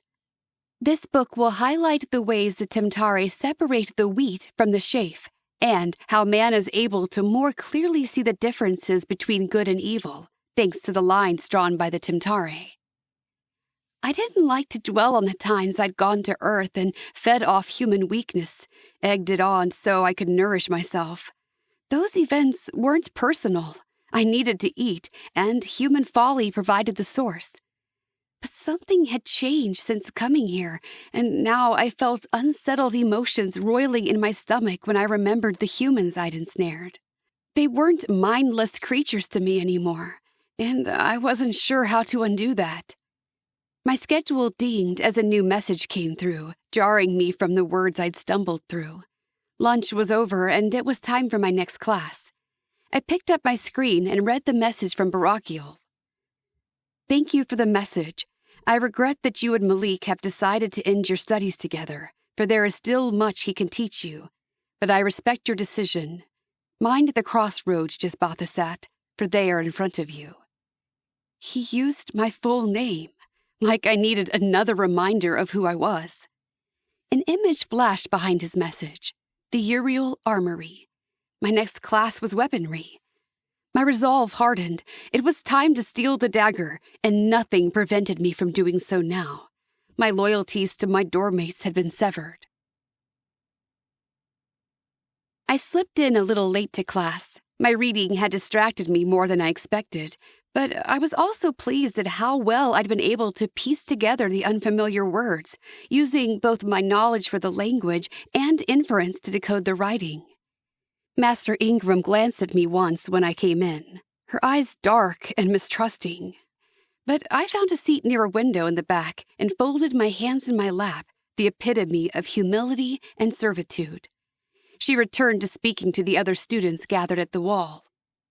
Now that we are into the second semester and you've learned how to fight with bows and sabers, your next step is to claim your dagger. We've used them before, and you may already know which one is yours based on the previous times we've touched them. The dagger you choose will become a part of your soul. It will understand your needs and fight for you without you having to control it. It will match your personality, whether it is used primarily as a defensive or as an offensive weapon. From where you stand, you may already feel a call. Close your eyes and listen. What the sky? It couldn't hurt. I closed my eyes. Take a deep breath. Inhale and let it out. See if there is a tug on your breath, a tug toward a dagger. A tug? I felt a distinct pull, so strong I lurched to my feet. My eyes shot open, to be sure no one had seen. Then I put my hands on the windowsill behind me and lowered myself down again. But something called me. My heart pattered in my neck, and I couldn't have been more shocked if Master Ingram had walked over to me and presented me with a weapon. There was a dagger on that wall for me. Open your eyes. If you felt a pull, move toward it. If you didn't, step forward and try again.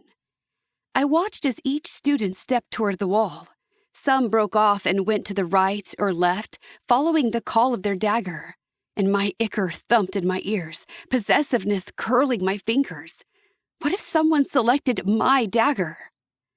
When you think you've found your dagger, hold your hands in front of it, palms out. You don't have to guess. The dagger will leap into your hands. I held my breath with anticipation as different angels approached the wall and held their palms out. Several of the daggers trembled in place before releasing themselves into the hands of the angels, and their cries of surprise and pleasure echoed through the armory.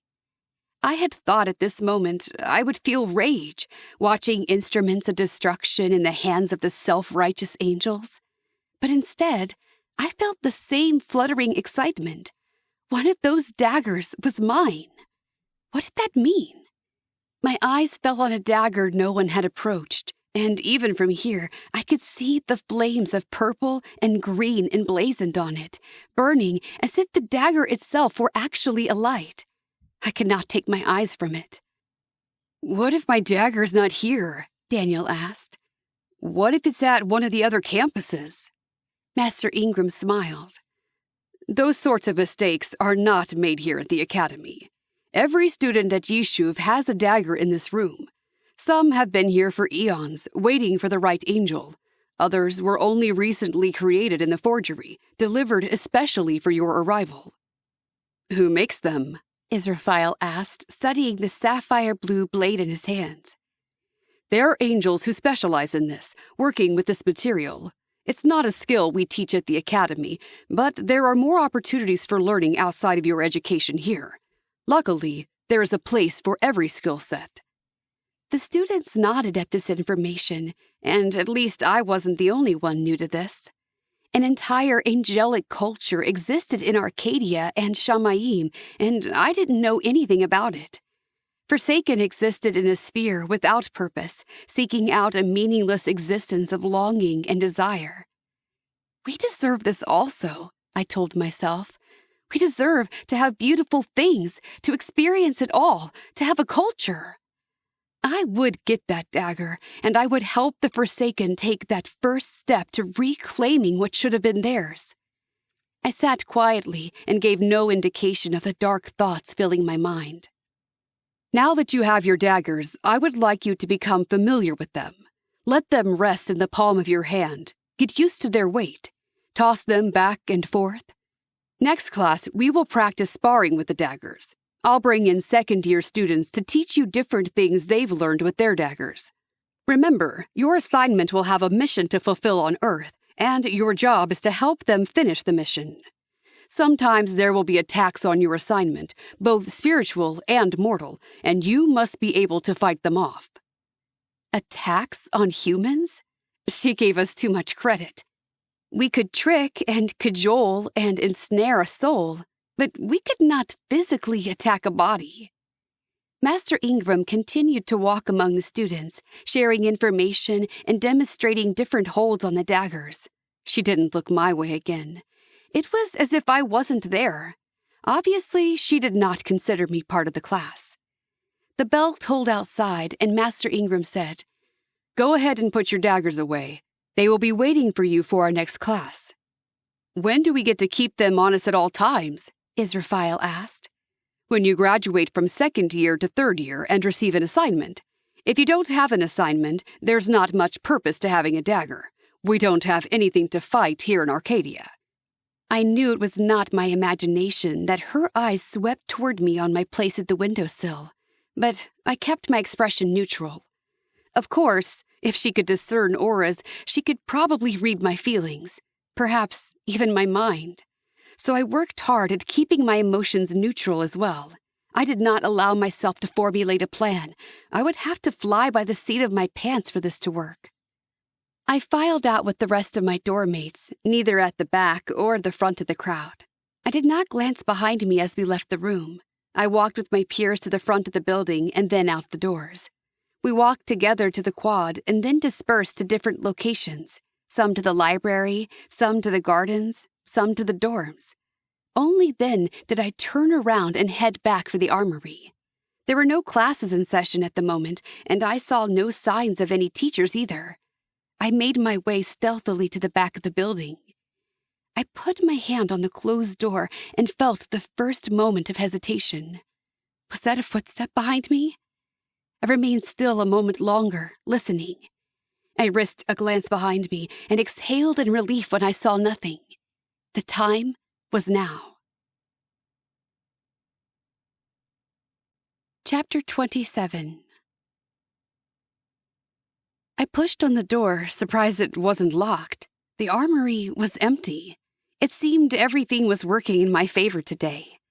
I crossed the room in several quick strides, my chest heaving when I came to a stop in front of the daggers. The green and purple flame dagger fairly hummed at me. I took a step closer and watched it vibrate on the wall. It was waiting for me. I wouldn't make it wait any longer. I held my hands out toward it, palms facing forward, and without a moment's hesitation, the dagger leapt into my hands. "What are you doing?" I whipped around at the sound of a male voice, my heart skyrocketing. Jeremiel stood there, his wings closed and arched over his head. He studied me with a calculated expression on his face. "It's my dagger," I said by way of explanation. "You didn't pick one today." This one picked me. I didn't bother to explain the politics behind why I wasn't allowed to participate. "But why are you here now? We had to leave our daggers behind after class." I wanted to touch it. I should have been allowed during class." "That's all?" A female voice sounded in the hallway, sounding as if it were getting closer. Jeremiel's eyes shot to my hands, still clutching the dagger, and then to my face. "You better hide," he said. Hide? My eyes cast around the armory, riddled with weapons and chairs and a series of hanging bags used for hand-to-hand combat practice, and I remembered she still hadn't taught the 5-point. I darted as fast as I could to one of the bags, mostly in shadow, and then ducked behind it. I slipped the dagger into the band of my skirt and made myself as tiny as possible where I crouched. "Hello?" Master Ingram entered the room. "Jeremiel, what are you doing in here?" "You caught me." His tone had just the right amount of chagrin and teasing in it. "I just wanted to take a look at my dagger again, and I figured since you didn't lock the door, that must be okay." "Just because a door is unlocked doesn't mean you have free access to every room on campus, Jeremiel. We do expect you to be self-governing and understand that you are not invited everywhere." "Right. Well, I wasn't so great at this self-governing thing on Earth, so you might have to cut me some slack." His tone had become more sarcastic, and I peeked around the bag.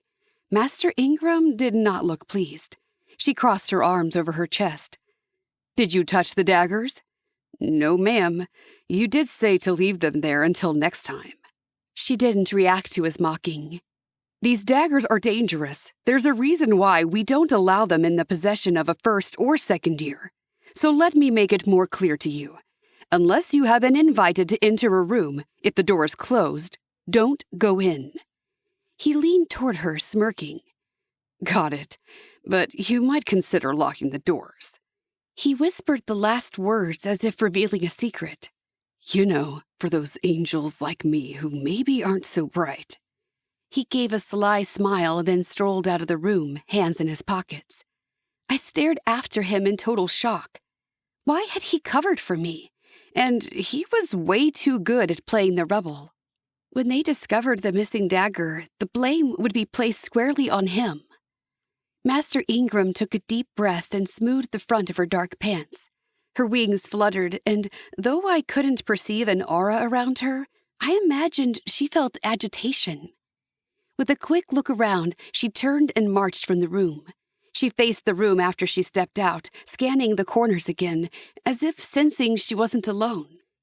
I pulled back behind the bag entirely, afraid she'd feel me out somehow.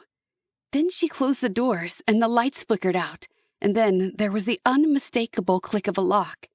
She locked the doors. I was locked in.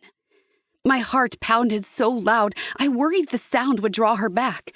How would I get out of here? I waited in the darkness for a breathless amount of time.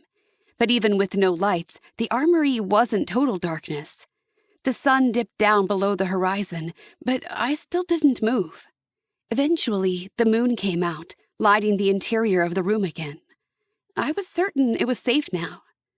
I rose and walked to the door, then examined the locking mechanism between the doors. I put my hand on the door, leaning closer, and the mechanism unlocked.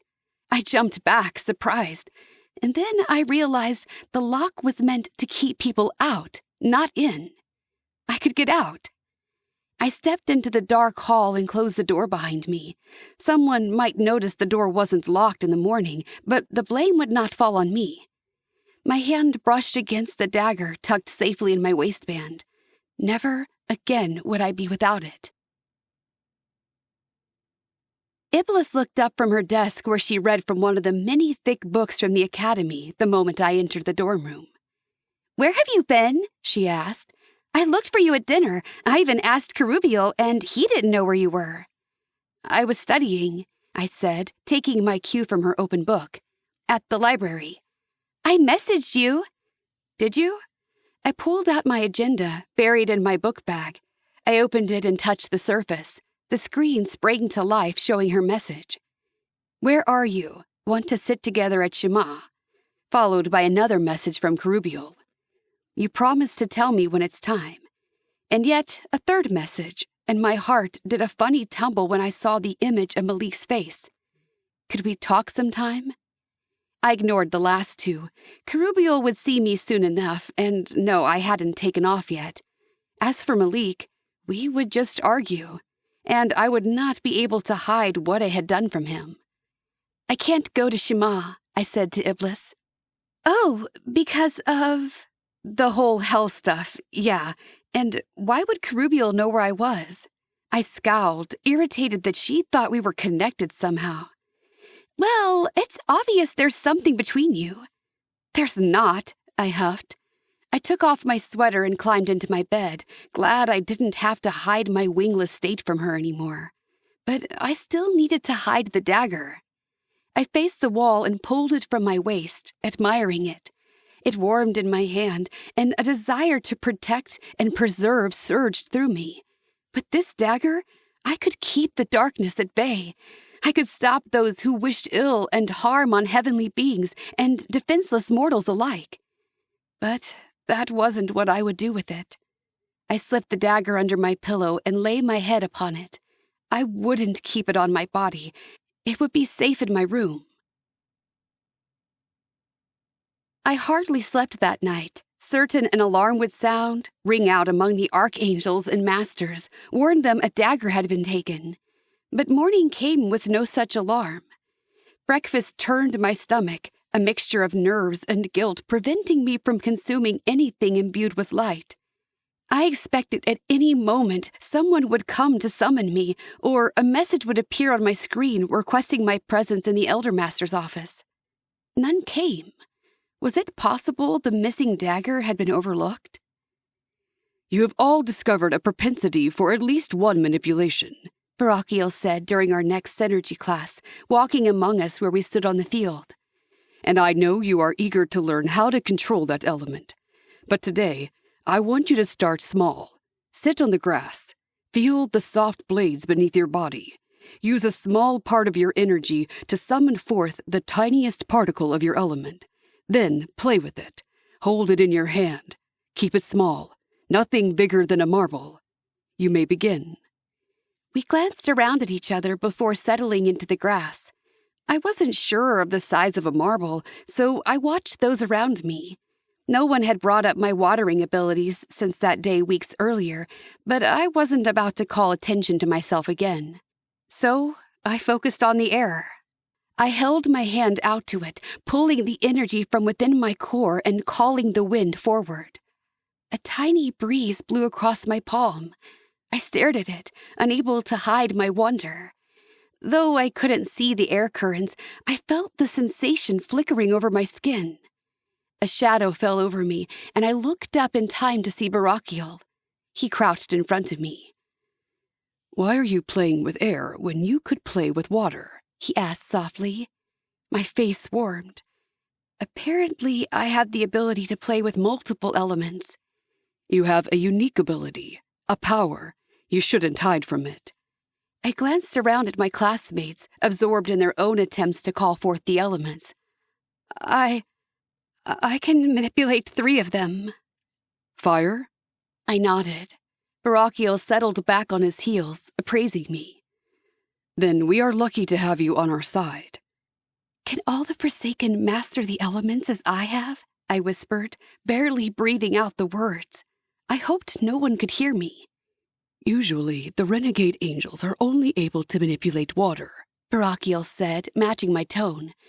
"But clearly, you are not the same as them. Don't be afraid to experiment with the other elements." I nodded, encouraged by his words. I extended the fingers on my left hand toward the dirt, and this time I intentionally called up water from within the ground. Drops of moisture gathered at the surface of the soil, and then they floated up to my palm in tiny droplets. The water was crisp and cool to the touch, and I marveled that I could feel it. I rolled my palm over and let the water float into the air. A tiny vortex whipped about on my hand. I dipped my fingers into it, running my fingers around it. Then I envisioned it shaping into a ball of water and air. It reformed, coalescing into a ball the size of a grape. It hovered just above my hand, almost touching me, but not quite. I looked over at Iblis and was not surprised to see her manipulating the air. Several blades of grass rolling around in the air current she held in the palm of her hands. She looked up and met my eyes, and she smiled. I couldn't help returning it. I felt a surge of satisfaction at my ability to do this task as well as her, perhaps even better than many of our classmates. Good job out there. I looked away from Iblis's eyes as Jeremiel walked over to her. Thanks, she said, her cheeks reddening. He smiled and gripped her shoulder, then raised his eyes to me. You too. Looks like you're doing great. He gave me a knowing smirk, and I scowled at him. To Iblis, he might have sounded friendly and sincere, but I knew he was reminding me of our encounter in the armory. He moved away from her, closer to me. Stop watching me, I hissed. You definitely intrigue me, he said. Iblis was looking at us. I kept my voice calm. I didn't know why he'd covered for me when I stole the dagger, but there had to be something in it for him. What is your gift with the elements? Fire.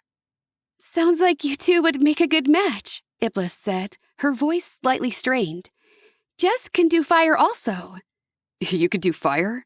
He swiveled toward me again. I didn't answer, just glared at him the best I could. He needed to go away before he let something slip. Students, after you've done this exercise with your element, you're free to go, Barakiel said. If anyone has any questions or needs further practice, don't hesitate to ask. Jeremiel turned back to Iblis. Are you headed to lunch? In a moment. Iblis looked at me. There's something I want to check in the library first. I could tell I was expected to follow. I didn't want to go to the library. It reminded me of Malik and our last exchange of heated words. I hadn't responded to his message, but I couldn't help looking for him any time we were in the same room, which wasn't often. I'd been skipping meals and avoiding both him and Carubial. Jeremiel nodded. I'll see you when you get to the cafeteria then. Come on. Iblis led the way without asking me if I wanted to go, which meant I didn't have a chance to object. I just trailed along behind. The empty great room echoed as we walked in. My thick-soled shoes made hollow thumps as we walked across the floor. What are you looking for in here? I asked, disgruntled at having been virtually dragged here. I just want to see if there's any precedent for an angel to do what you can do. You mean manipulate water? I mean manipulate 3 of the elements. I tilted my head back and stared up at the bookshelves that stretched so high into the ceiling I couldn't see the tops. How can you even begin to find something in here? Iblis held up her agenda. On our tablets, of course. They tell us where every book in this library is. And what if it's way up there? I said, nodding upward. That's what the ladders are for. She stepped over to one of the shelves and rolled a ladder across the floor. I had not noticed it until now. I stepped forward and put my hands on the rungs, suddenly wanting a reason to climb to the very top, and then keep going, all the way into the atmosphere, and maybe I could disappear before I committed my act of treachery. Here we go! Angels and their powers. There's like 100 books on the topic. They're in the west wing of the library. This could take a while to locate. Iblis started off in another direction. I have a better idea, I said, not moving. Oh? She turned around, one eyebrow shooting up. What's your idea? I remembered Barakiel and the way he encouraged me in class. I think I'll just go ask Barakiel. The angel had always been honest and forthright with me. I felt safe in assuming he would continue to be so. Well, that takes all the fun out of it, doesn't it? She placed her hands on her hips and pouted, then shrugged. Just in case he doesn't know, I'm going to see what I can find here. Let me know when you're done talking to him. If lunch isn't over, we can meet up and talk about what we find out. Okay. I turned around and walked out of the library, eager to accomplish my task now that I had set my mind to it. Just as I was about to step inside the administration building, my agenda vibrated in my bag. I pulled it out, expecting a message from Iblis. Maybe she'd found something. Instead, Barakiel's face showed next to the scrolling letters. Please come to my office. That was all it said, but the ichor in my veins ran cold. I'd been discovered. They knew about the dagger. I turned around and estimated the distance from the MAB to my dorm, my heart pounding. How quickly could I retrieve the dagger? I could open a portal straight to Sheol and be gone before they noticed. But I didn't know how to open a portal, and they would find me. I clutched my bag to me and let out a slow exhale. I'd just have to lie. Unless he searched my room, they wouldn't find the dagger on me. I stepped inside, trembling with each step. I didn't frequently see other angels coming through here, and the times I'd been in the building, there hadn't been a lot of foot traffic. My mind fleetingly went back to Malik, thinking of our trip to Barakiel's office together. I banished those thoughts from my mind. Barakiel's door was open, and I was about to step inside when I heard the hurried, rushed voice of someone speaking in anger. There is evil in her soul. I feel it every time she's around me. Chapter 28. The female voice whispered out harsh and angry, and I froze. There was no doubt in my mind that she was speaking about me. I know your feelings. We have felt the same as you. But I promise, there is a purpose far greater than you or I can imagine for her presence here. There can be nothing that justifies bringing such corruption into our holy realm. Mind your temper, Ingram. Barakiel's voice came, soft and gentle. You do not know of what you speak. Remember the prophecy. The illegitimate girl, so high, not low, the late return will make the grieved ones contented. Silence followed after his words, and then she hissed, "Do you think she's the one?" I am watching the signs. Do not let your anger blind you. There was much suffering in the past, but not only was she not the cause, she wasn't even there. You must keep your emotions about you. She was in the armory. I know she was. I could smell her. I do not doubt you, Barakiel said. And yet you do nothing. What is she about? You should find out. I've been given specific instructions to let her be. A stunned, hushed silence followed his pronouncement. And then Master Ingram said, her voice sounding strangled, "To just let her be?" Yes, just like we do with the humans. We can aid, we can protect, we can advise. But in the end, what is going to be will be. And this comes down from the courts? From the Father himself. I clasped my hands over my mouth to keep from gasping out loud. I backed down the hallway, not because I didn't want to hear more, but because I was afraid the very beating of my heart would be audible. The words pounded in my head. The Father himself? He was aware of me? It was inconceivable that he was not only aware of my presence here, but that he had some superior plan for my life. Me, a forsaken no worse. I was not even one of his creations. I exited the administration building, my feet tumbling over one another. I could not ask Barakiel my question right now, because it had morphed into 100 others, and I wasn't sure which was most important. One nagging thought came back to me. Why had Elder Master Barakiel summoned me? If not to confront me about the dagger, why? Had he wanted me to overhear? And if so, what did that mean?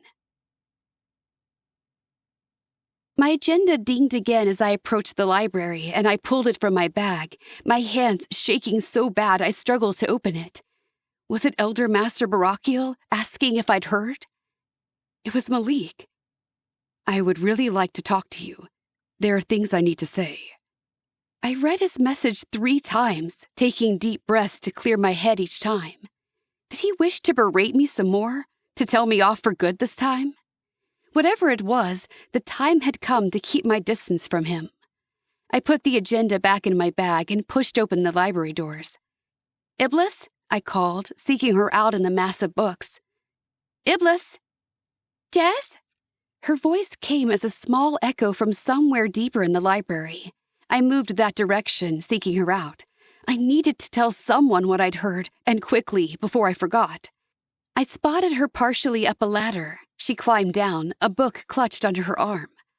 "I found this one," she said as she descended. "It talks about angels and their abilities. It's called Angelic Abilities Through the Ages. But I'm not sure if it will be as specific, so there's another book listed in my tablet that has case studies, but I haven't had a chance to look for it yet. What did Barakiel say? You're back quickly. I shook my head. I didn't really understand. He said something about the fulfillment of a prophecy, something about revelations. She jumped the rest of the way to the ground from the third rung of the ladder. Prophecies? Revelations? Seems like an odd thing to say to you. He didn't say it to me. I overheard it. Did you talk to him at all? No. Tell me what he said. I narrowed my eyes, trying to remember the exact words. To leave me alone, because this is the way it has to be. I stuttered on the word, but managed to eke out, Father is aware of me, and he quoted a prophecy or something that made no sense to me whatsoever. Iblis's eyes went large. Yeah, that's kind of epic. Who was he talking to? Did you see? Master Ingram, and it sounds like she hates me. Of course she doesn't hate you. She's just a bit rigid. Why would you think that? For starters, she suspected me of having taken the dagger, but Barakiel refused to confront me over it. Of course, I couldn't tell that to Iblis, so I said, just her tone when they were speaking. Do you remember any of the prophecy? I shook my head. No, something about an illegitimate daughter and contending. She mouthed the words to herself. What does it mean? I was hoping you could tell me. We'll figure it out. She looked down at the book in her arms and then hurried over to one of the tables. Her agenda lay there, and she opened it up, scanning the tablet within. But we'll have to get to it later. Jeremiel is waiting. Said he wants to talk to me. I'd completely forgotten about him. Go. I'll see what I can find. Good luck. She tucked her books under her arm and quickly strode out of the library. Then I was alone, in this place that reminded me so much of Malik. I spun in a slow circle, taking in the rows of books. The sheer amount of knowledge in here overwhelmed me. I approached a table and slowly sank into a chair, trying to imagine where I would begin. I'd never done any sort of research before, and my reading skills were still elementary. I remembered the book I'd started back in my dorm. I could continue with that one, but now I had more I wanted to understand, and I wanted someone to help me with it. I opened my agenda, waking the screen on my tablet, and pulled up the messaging program. I had keyed in Malik's name before I even realized it. No, I couldn't be around him. But he would be able to help me. But he won't help me, I reminded myself, no matter what he was capable of. Who else was there? Kerubiel? I dismissed the idea almost immediately. He was a little too eager, and I didn't trust him. Jeremiel. He was with Iblis right now, and I didn't want to pull him away from her. He always seemed calmer around her, and he felt like a loose cannon sometimes. But maybe after school. I hesitated as I spelled out his name, and not because I wasn't sure of the letters. I didn't want to reveal what I'd overheard. I needed to get his help without arousing his interest. His face popped up in the receiving line, and I slowly wrote out, Can you meet me at the library after school? The words came to me easily, the spelling more natural. It took a few moments, but then he responded, Yes, I'll come after class. I checked my schedule to see what class I had next. Creations. I should go early, since nothing I'd created thus far had turned out correctly. But that only made me want to skip the class entirely. I left my agenda on the table and walked along the back wall of the library until I found a shelf with long, colorful books no thicker than my pinky. I sat down and pulled one off the shelf. The child on the cover sitting next to a large bear indicated this was a book for kids. I couldn't help but smile as I opened it, imagining a young human listening to this book at the feet of its mother. Mother. I'd had a mother. I took a deep breath, trying to still my thoughts before they went there. The thought of her dredged up emotions I couldn't control. Fear mixed with... What had she made me feel? The Forsaken didn't love. We weren't capable of it. We had no conscience. That was one of the curses heaven left us with. But I was certain my mother had loved me. What did that mean? Was she not a forsaken? I could almost feel it, almost remember it. That feeling of loving and being loved, that fiery emotion burning like liquid fire in my veins. I could not let myself remember it. It would distract me from my mission, and I was so very close to completing it. I focused my attention on the book, which was much easier to read than the one in my room. It told a story about a little boy who relied on his stuffed animal to help him deal with his feelings because he thought the animal was alive. Eventually, he figured out it wasn't, and he was able to talk to people around him about what he felt instead of an inanimate object. I sat there with the book open across my lap, trying to make sense of it. Was there a deeper meaning? Why was such a book created for children? I picked up another and read through it, then another. Small pictures and understandings of mortality falling into place. The books were easy to read, and each one made me feel a little more human. Jez?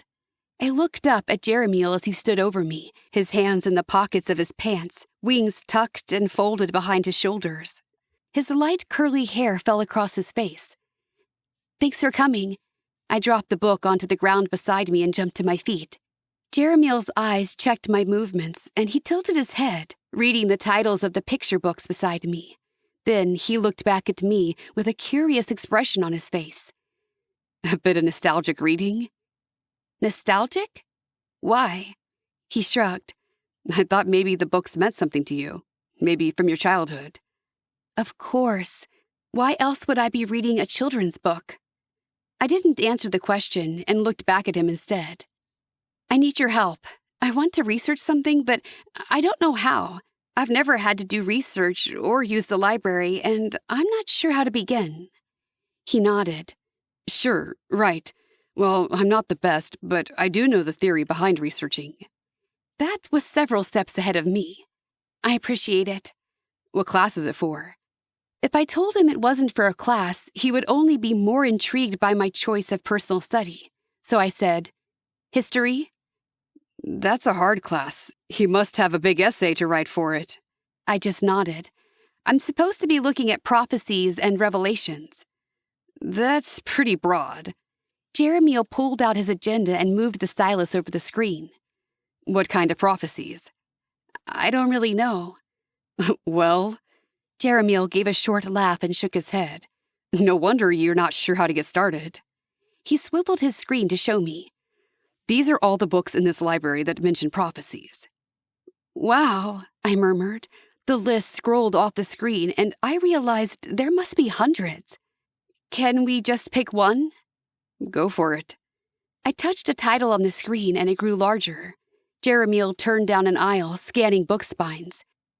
He had to move a ladder and climb up a few rows, but then he retrieved a book and brought it down to me. Here you go. I thumbed through the book. Okay. Yeah, you look about as thrilled as I do every time I get a homework assignment. He gave a short laugh.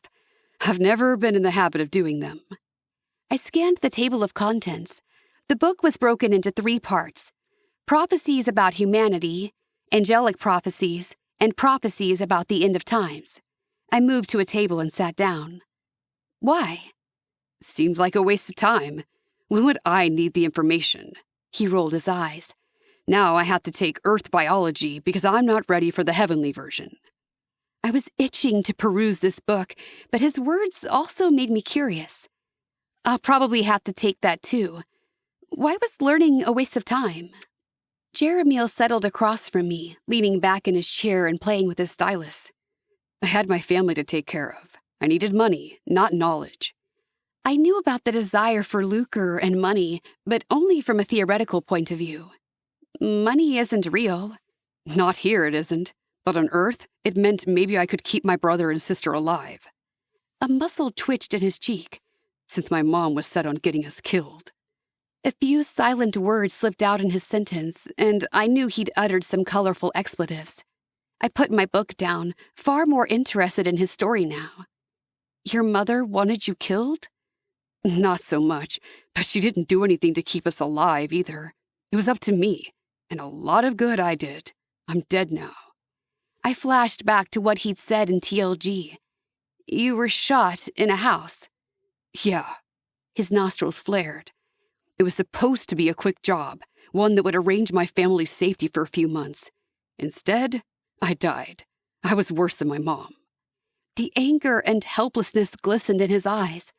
I felt for him, but it was an opening, an opportunity I should not neglect. I swallowed hard and said, there might still be a way to help them. He met my eyes. How? I lowered my voice. The angels are not the only spiritual beings with the power to visit Earth. Other beings are even more powerful and have great sway with humanity. So far, every word I'd uttered was a truth. The fallen could control a mortal. All they needed was the mortal's name and free will, and the fallen could feed off the underling soul, gaining enough of a semblance of a physical body to interact with humans, to threaten them and manipulate them. He held my gaze steady. You have a way to get to Earth? I nodded. I might not have the power to open a portal to Earth, but I knew who did. Does this have to do with that dagger you took? I sucked in a breath. You haven't told anyone about that, have you? Of course not. His eyes gleamed and he leaned forward. My brother's still alive, right? Like I knew. Have you seen him here? No. Then, I shrugged. Jeremiel settled back, looking satisfied, and I hated how easily fooled humans were. So, what's the plan? He asked. I don't have one yet. I closed the book of prophecies and tucked it under my arm. But I will let you know when I do. Hope and anticipation gleamed in his eyes. That expression used to mean fulfillment and satisfaction for me. But now, something wholly unpleasant twisted in my gut. I pushed off from the table and left the library. I couldn't change anything about this situation. I became more and more frustrated as I perused the book I'd taken from the library. I knew it was a truthful book. I had to shield my eyes from the light, and my chains grew hot and warning. If I didn't find the answer quickly, I would have to give up. The book listed prophecy after prophecy, but in such language that it made no sense to me, with talk of beasts with 7 eyes and 7 horns and crowns on each horn. Certainly none of the prophecies seemed like something that might involve me. There were prophecies about kings and landslides and birds eating the flesh of the kings and falling stars and so many other things. My shirt began to smoke, the discomfort finally becoming more than I could bear. I closed the book and shoved it aside. There had been so many others. Maybe another book would yield something relevant. It would have to wait. Though the other students were at Shema, I didn't want to return to the library yet. I'd sneak over after breakfast and get what I needed before class. I hurried through the line the next morning, grabbing a yogurt. I could eat this while I walked to the library, and I wouldn't have to waste any more time. Or sit at table D with my dorm mates and pretend we were all still friends. The moon had almost finished its cycle, and Hasitan would call me to report any day now. I would give him the dagger, and my betrayal would be known. The more I distanced myself from them, the better. I made it out the doors and nearly to the fountain when a voice called after me. My heart stopped at the sound of Malik's voice. For a moment, joy burst into my chest, sending flutters of happiness through my body. Then, I remembered the way he treated me at our last session. I stopped in my tracks and spun around, anger rushing through my veins. "What?" I said, moving toward him, holding on to my anger and letting it fire through me. "Come to berate me for something else?" For some reason, he smiled, which only angered me more. I knew you'd react this way. Chapter 29. What does that mean? I demanded. You figured my limited emotional maturity would compel me to react this way? That I wouldn't be able to control myself? No, I knew you would be angry with me. And I have every right to be. What, we're talking now? Because you decided it's okay. You're right. You have every right to be angry with me. I hadn't expected him to apologize so readily. But I wasn't ready to let him off the hook so easily, even if a part of me, some weak, wannabe human part, whimpered and whined, anxious to be back on speaking terms with him. Well, I'm glad you figured that out. I have to get to class. I whirled around. Jez. His hand shot out, and he nearly clasped my arm before remembering me and withdrawing. Do you know why it bothered me so much? I swallowed against a sudden closing in my throat. I don't even know what bothered you so much, I hissed. I'm not sure which of my crimes offended you enough to consider me beneath your approach. Or maybe it's instinctive for you angels to hate the forsaken. You found out who I am, and now I'm worthless in your eyes. He blinked at me, and something that seemed awfully like pain and regret flashed through his eyes. You're wrong. Wrong? In what way? Malik moved past me to the fountain and sat down on the wall. Come sit, and I'll explain. I followed, a burning need to know urging my feet forward, even when my mind told me to walk away. The more distance between us, the better. I sat beside Malik, close enough that I could see flickers of his aura brushing the fabric of my pants. I inhaled, imagining that we were touching. It almost seemed we were. Malik hadn't spoken, and I lifted my gaze to find his golden eyes studying my face. Well, I demanded, unable to take my eyes from his. What did I do that made you so angry with me? I was jealous. One eyebrow shot up in surprise. Jealousy? One of the most petty human emotions and the cause of so many crimes and sins of passion. You can feel jealousy? Why would you be jealous of me? I should not feel jealousy. I'm almost in my 6th year at the academy, and I should have mastered this feeling. I thought I had. I haven't conquered anger yet, but the jealousy caught me by surprise. But why would you be jealous of me? Because of my ability with the elements? I wasn't jealous of you, Jez. I was jealous of Kerubiel. Kerubiel? I spoke his name too loudly and glanced around quickly to make sure I hadn't summoned him to us. Then I focused on Malik. What could Kerubiel have that could possibly make you jealous? You. Malik stated it simply and without apology, no aggression or anger in his tone. I did not understand his meaning.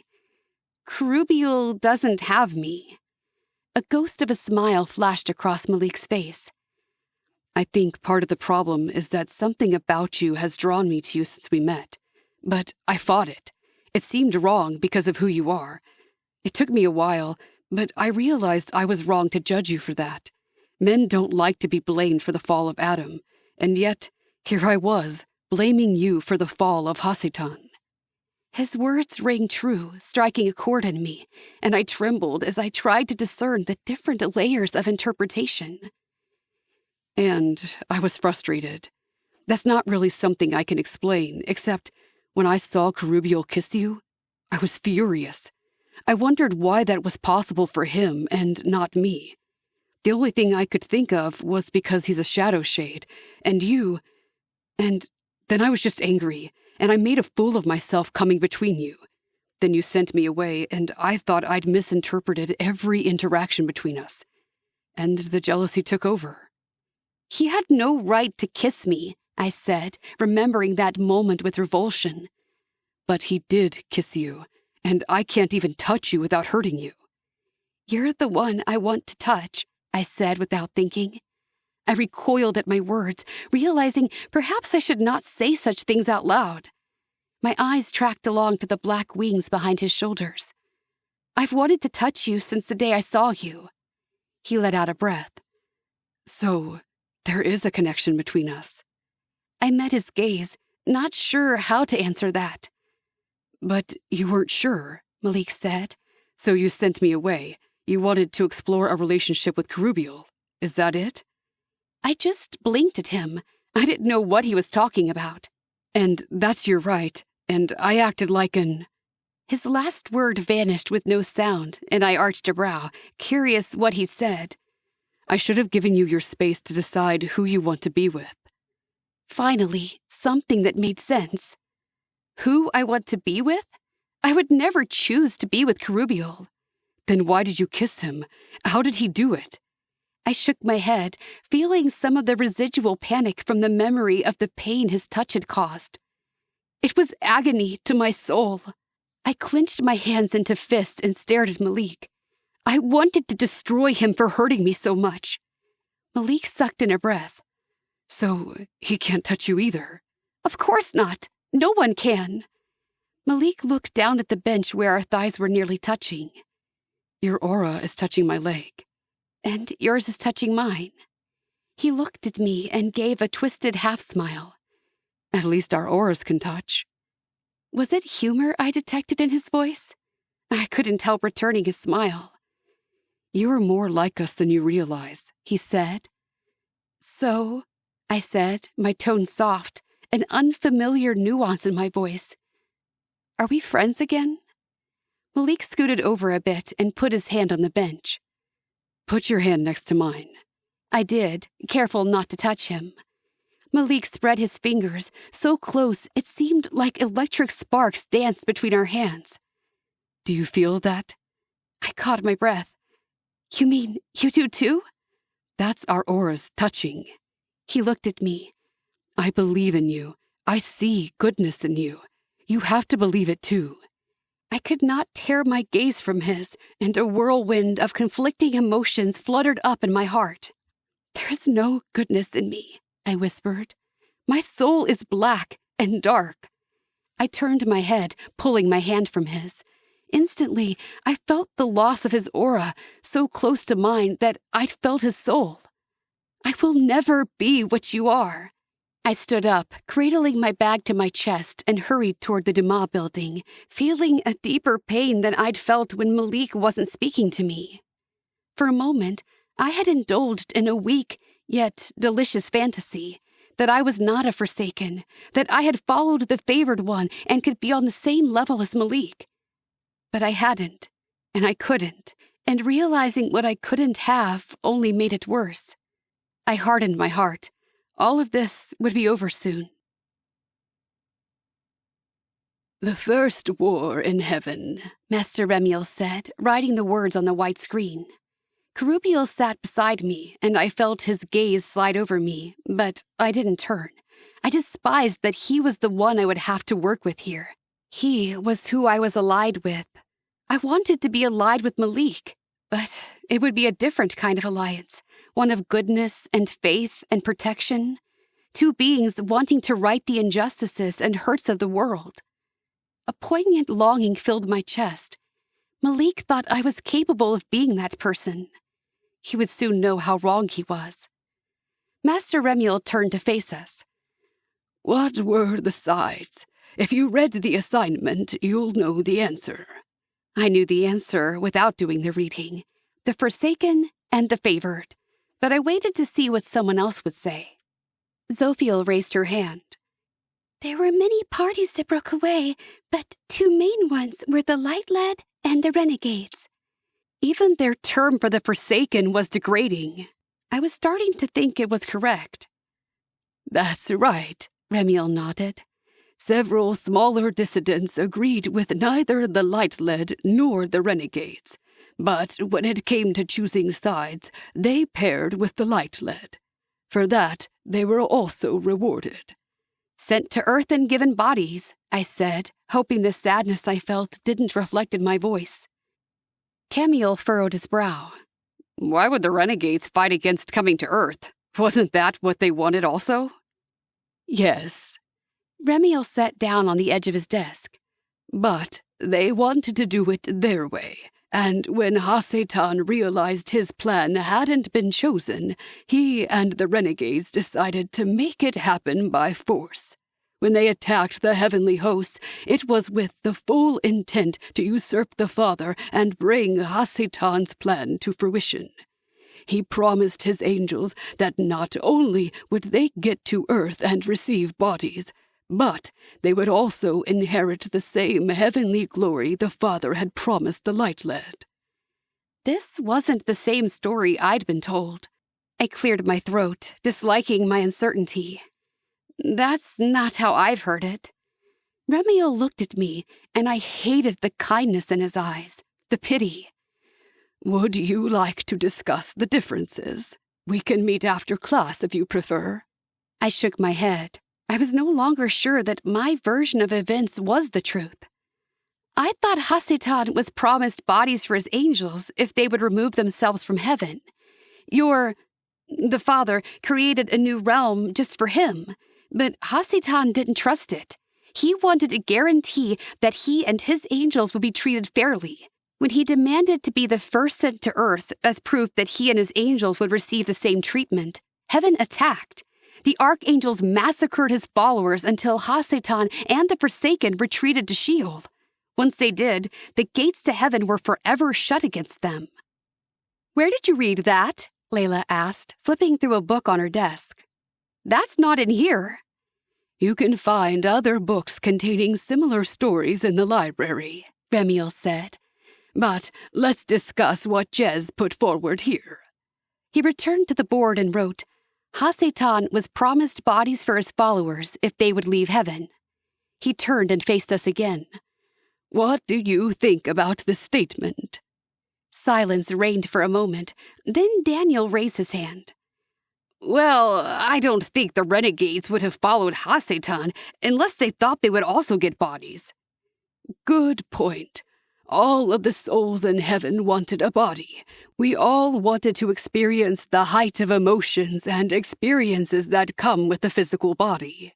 So, why would they follow Hasatan? Because he offered them a guarantee back to heaven, Layla said. Being a light-led didn't guarantee that. When the renegades followed Hasatan, they didn't know they were losing the opportunity to go to Earth. That's not so fair then, is it? I said, speaking up again. They should have been told what they would lose. Absolutely, Remiel nodded. Let's look at the other half of the statement. It implies that the Father wanted them to leave Shamayim. Why would he want that? No one answered. I shifted in my seat. I wanted to say it was out of anger or spite, but I'd learned too much in the past few months. I didn't believe that was true. He wouldn't want them to go, Camiel said. These were also his children, but he respected their desires. If they wanted to leave, he would let them. Exactly. Remiel returned to the board. He drew a line through my statement and wrote, Hasatan wanted to remove himself and the renegades from heaven, and the Father told them they could go. He warned them they would lose the opportunity to go to Earth and receive a body. He looked at us again. Now, the thing is, the Father told them they would not get bodies. But Hasatan told them he had a backup plan. He assured them he could get them bodies. The renegades believed him. Hasatan lied to them. He lied so they would follow him. The thought hit me like a punch to the gut. He did have a way for his angels to get bodies, but the way was vile and disgusting. He didn't reveal how it could be done. The fact that it could be done allowed him to create a deception that would sound sincere. My heart rate quickened, pounding out in the base of my neck. He lied to me. This is truth, Remiel went on. But even truth can be twisted based on what we think and feel. So don't take my word for it. Study this out. When your memories return, you can evaluate your understanding of events with what you've learned. Now, back to Jez's thoughts. His eyes crinkled as he met mine. He swiveled and wrote on the board, The Father created a new realm just for Hasatan and the renegades. Let's discuss, he said. What happened? Well, we know hell exists, Kerubiel said. Why did God make it? It wouldn't have always existed, Layla said slowly. There was no reason for it when we all lived together. It must have been a punishment for disagreeing, Israfil said. Hasatan's pride was injured when his plan was rejected, Remiel said. And not just his. Several of the angels wanted to leave heaven and create their own communities. The Father allowed them to. He created Arcadia and Sheol and several other locations for the angels to spread out while they waited for the chance to go to Earth. So, this one is true. Remiel wrote beside the sentence, "The Father loved them enough to create a new realm for them." So, hell wasn't a place of eternal punishment, Zophiel said slowly. Sheol was a beautiful location, Remiel said. Much like Arcadia, a land of mountains and rivers and forests and abundance. But it is not that way anymore.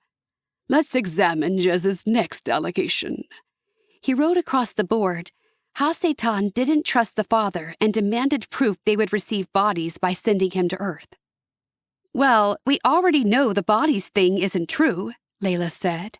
Ha-Satan created that lie to fool his followers. They weren't getting bodies. That's right, Remiel sighed. This entire statement, unfortunately, is a falsehood. It's a lie put forth by Ha-Satan to enrage the renegades, who call themselves the Forsaken, and make them feel they were treated unfairly. It was a thorn to motivate them to attack heaven and claim what they thought was theirs. I sucked in a breath and pulled at the hem of my blouse. My face felt hot. Everything he said made sense. Prickles erupted over my skin, and a tremble pushed up from my feet, vibrating all the way to my shoulders. Remiel crossed out the sentence and wrote, "Ha-Satan told his followers they had been misled and mistreated." Now, for Jez's next allegation. He wrote the damning words across the white screen. "Heaven attacked." He didn't have to say anything. I knew that wasn't what happened. It was so clear to me now. Layla cleared her throat, and my anger flashed at her ability to spout history as if it meant nothing, as if her world weren't dissolving. Ha-Satan was the one who armed his soldiers with weapons forged in Sheol and attacked heaven. But it was a rather futile measure, Remiel said, his eyes sympathetic as they glanced my direction. While painful, his weapons could not destroy an angel. Instead, they forced the heavenly host to retaliate. Ha-Satan's followers became demons and snuck through the heavenly concourses, using their angelic powers for evil. They wounded the souls and hearts of many who had previously been their brothers. They even captured a number of angels and dragged them to Sheol, where they were imprisoned. The archangels were called upon to create armies and rescue the imprisoned. We created light-infused daggers to keep the renegades back, but as soon as they had been dispatched to Sheol, the renegades would claw their way back to heaven and begin the battle again. So the Father shut the gates. He renounced the heavenly state of the renegades and took from them their light. Sheol became a place of darkness. The last of the renegades were dispatched from heaven and banished to hell, where they have become servants of Ha-Satan, used in his plan to deceive mankind and prevent them from returning to heaven. We know them now as Temptare. Remiel walked to the board, crossed through the two words, "Heaven attacked," and wrote, "Ha-Satan attacked and was defeated." "What of—" My voice cracked and I cleared my throat. "What about the flaming swords?" Chapter 30. Ah, the great swords of truth. Remiel settled back on the desk. What have you heard about the swords, Jez? That they destroy a demon's soul, dispel even his intelligence into particles of energy, and he is no more. Remiel looked out over the class. Was there ever an angel that you think most deserved to be struck down by a sword of truth? Ha-Satan, obviously, Zophiel said. He was the one who lied and started the whole thing. That's right. Remiel gave a patient smile. He was not the only one to dissent, nor the only angel throughout the eons to create havoc.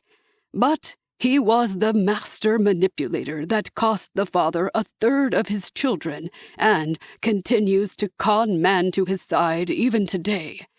But if he most deserves to be struck down, why hasn't he been? Because God doesn't dare descend to hell, Kerubiel said. Is that it?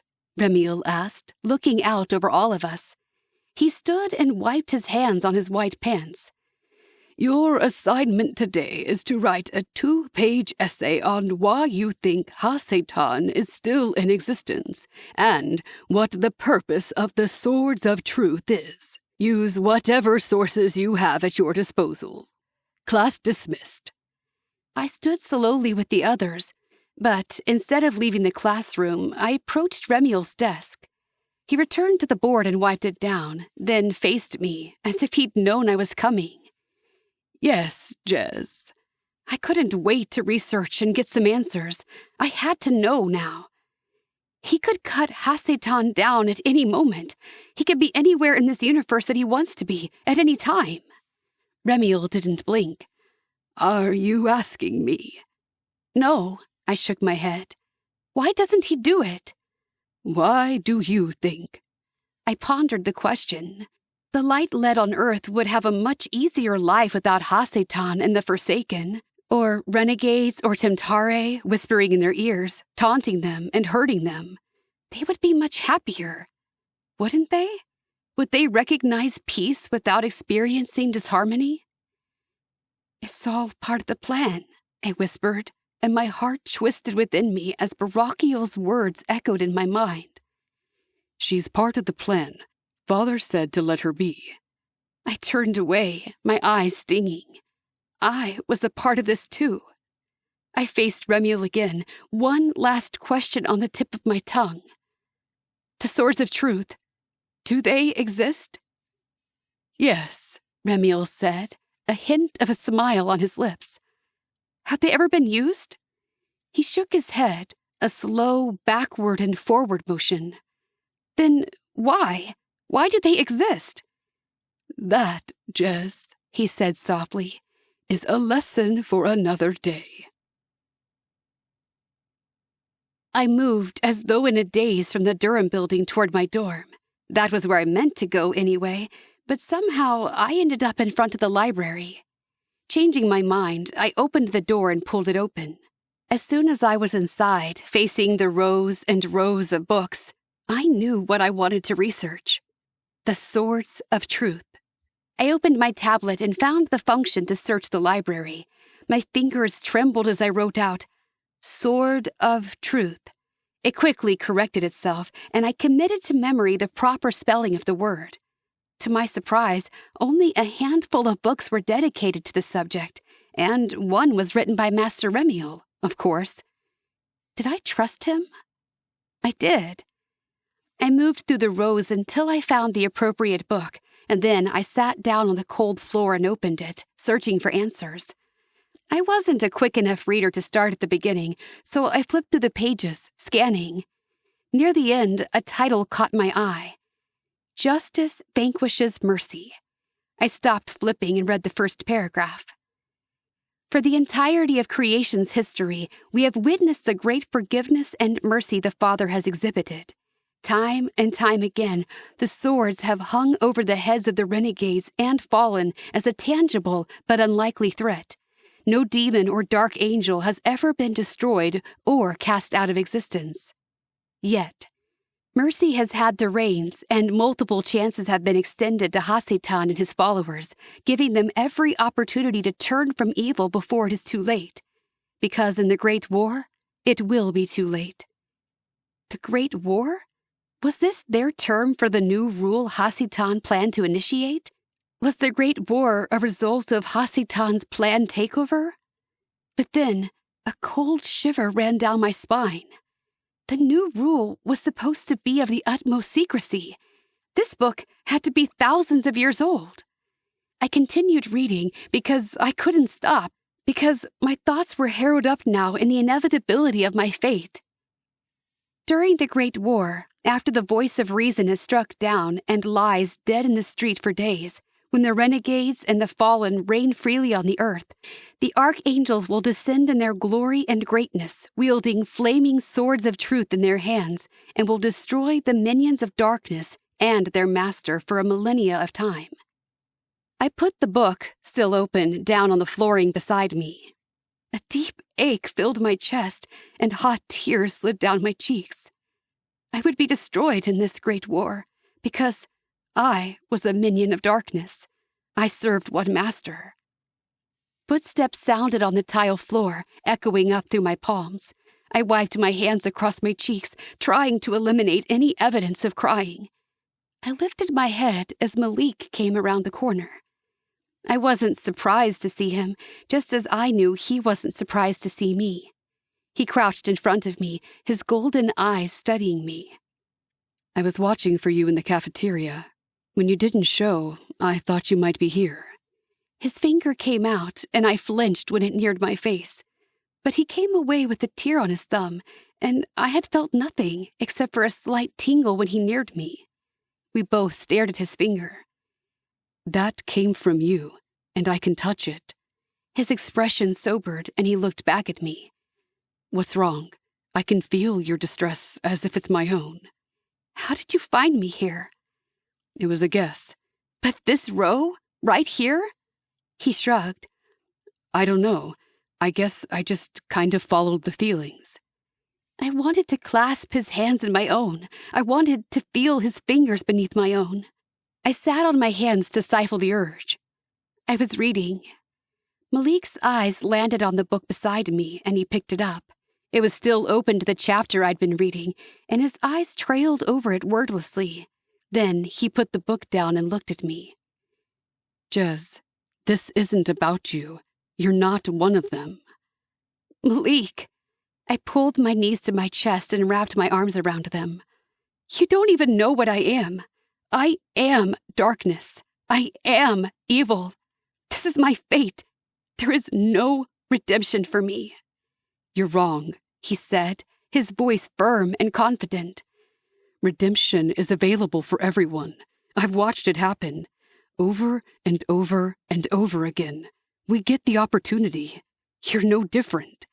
I shook my head. I'm completely different. You need to realize that. He would know soon enough, and then he would hate me as I hated myself. I stood up and tucked the book under my arm, then headed for the exit. Jez, he called after me. I didn't answer, and I didn't look back. I went to my dorm room and put the book on my desk, beside the book of prophecies I'd brought back a few days ago. I fingered the spines of both of them. They held answers, but I wasn't sure if there was a point in me finding out the truth. It would change nothing. I still had to follow through on my orders. Something whispered along the edges of my thoughts, and I sensed the dagger nearby, under my pillow. I sat on my bed and retrieved it, then ran my finger along the sharp blade. I was careful not to prick myself.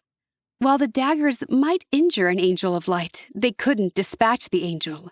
They were created to dispatch the angels who turned to darkness, to scatter their essence so the angel couldn't immediately come back and cause more harm. I wasn't an angel of light, and there was enough darkness in me that I feared what a cut from the dagger would do. Weapons class was next. I considered staying in my dorm. If we sparred with daggers, I wouldn't be allowed to participate. I couldn't fight in the hand-to-hand combat either, and first years weren't allowed to use the sabers. Only if we used the bow staffs would I be included in the lesson. Then there was the issue of Master Ingram. She clearly suspected me. She hated me. Could I look her in the eye and feign innocence? My days here were numbered.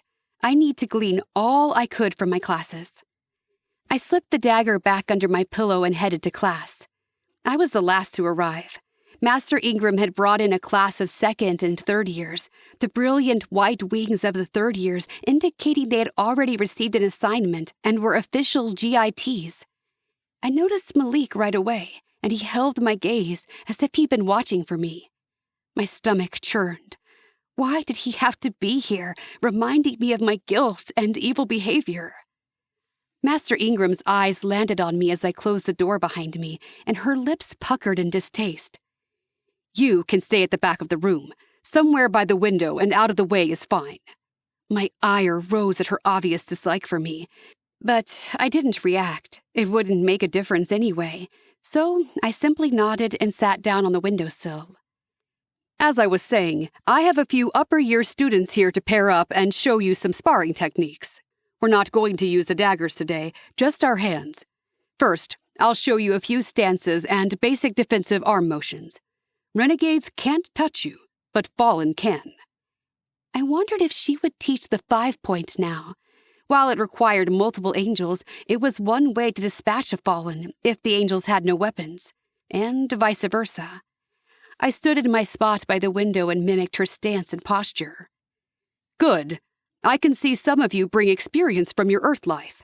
Any kind of martial arts or kickboxing or hand combat will be useful here. Now, first years, stay where you are. Second and third years, please find a student to spar with. Basic steps only, please. I should not have been surprised when Malik broke away from the cluster of students and approached me, but a ripple of delight flooded through me, especially after the way I left him at the library. I regarded him wordlessly as he approached. Partners? He asked. I'm not allowed, I said. Why? Because of who I am, because Master Ingram doesn't trust me, and because no one can touch me. You need to learn these things as much as the rest of us. Perhaps not. I would never be a guardian. Or perhaps I needed to know them more. I would be in the middle of a war soon. Malik moved his feet hip-length apart and brought both arms up. He bent them at the elbow and turned his hands into fists. This is a ready position, and it is a basic defensive position during hand-to-hand combat. I mimicked his stance. When is hand-to-hand combat necessary? Sometimes guardians have to physically defend their assignment. The Fallen have bodies, like ours, and the Tamara... He glanced at me and didn't finish his sentence. So I did for him. The Forsaken, or Tamara as you call them, can take possession of human bodies. My guilt burned me and I swallowed. But only if they are invited, I added. A Forsaken doesn't just go around taking over mortals. Sure, but a human body can feel an angelic blow. If we have to defend our assignment, we might need to protect them from a Tamtari-possessed mortal. For ourselves, it's the Fallen we must watch out for, because they're on the same spiritual plane as we are. He cocked his arm at a right angle and swung it across his torso. This is a right hook, and it's as useful for us as angels as it was on Earth. His grin was infectious, his presence filling me with a lightness I didn't deserve. I followed his moves. What about the daggers? Do we strike a Forsaken anywhere and they are dispatched?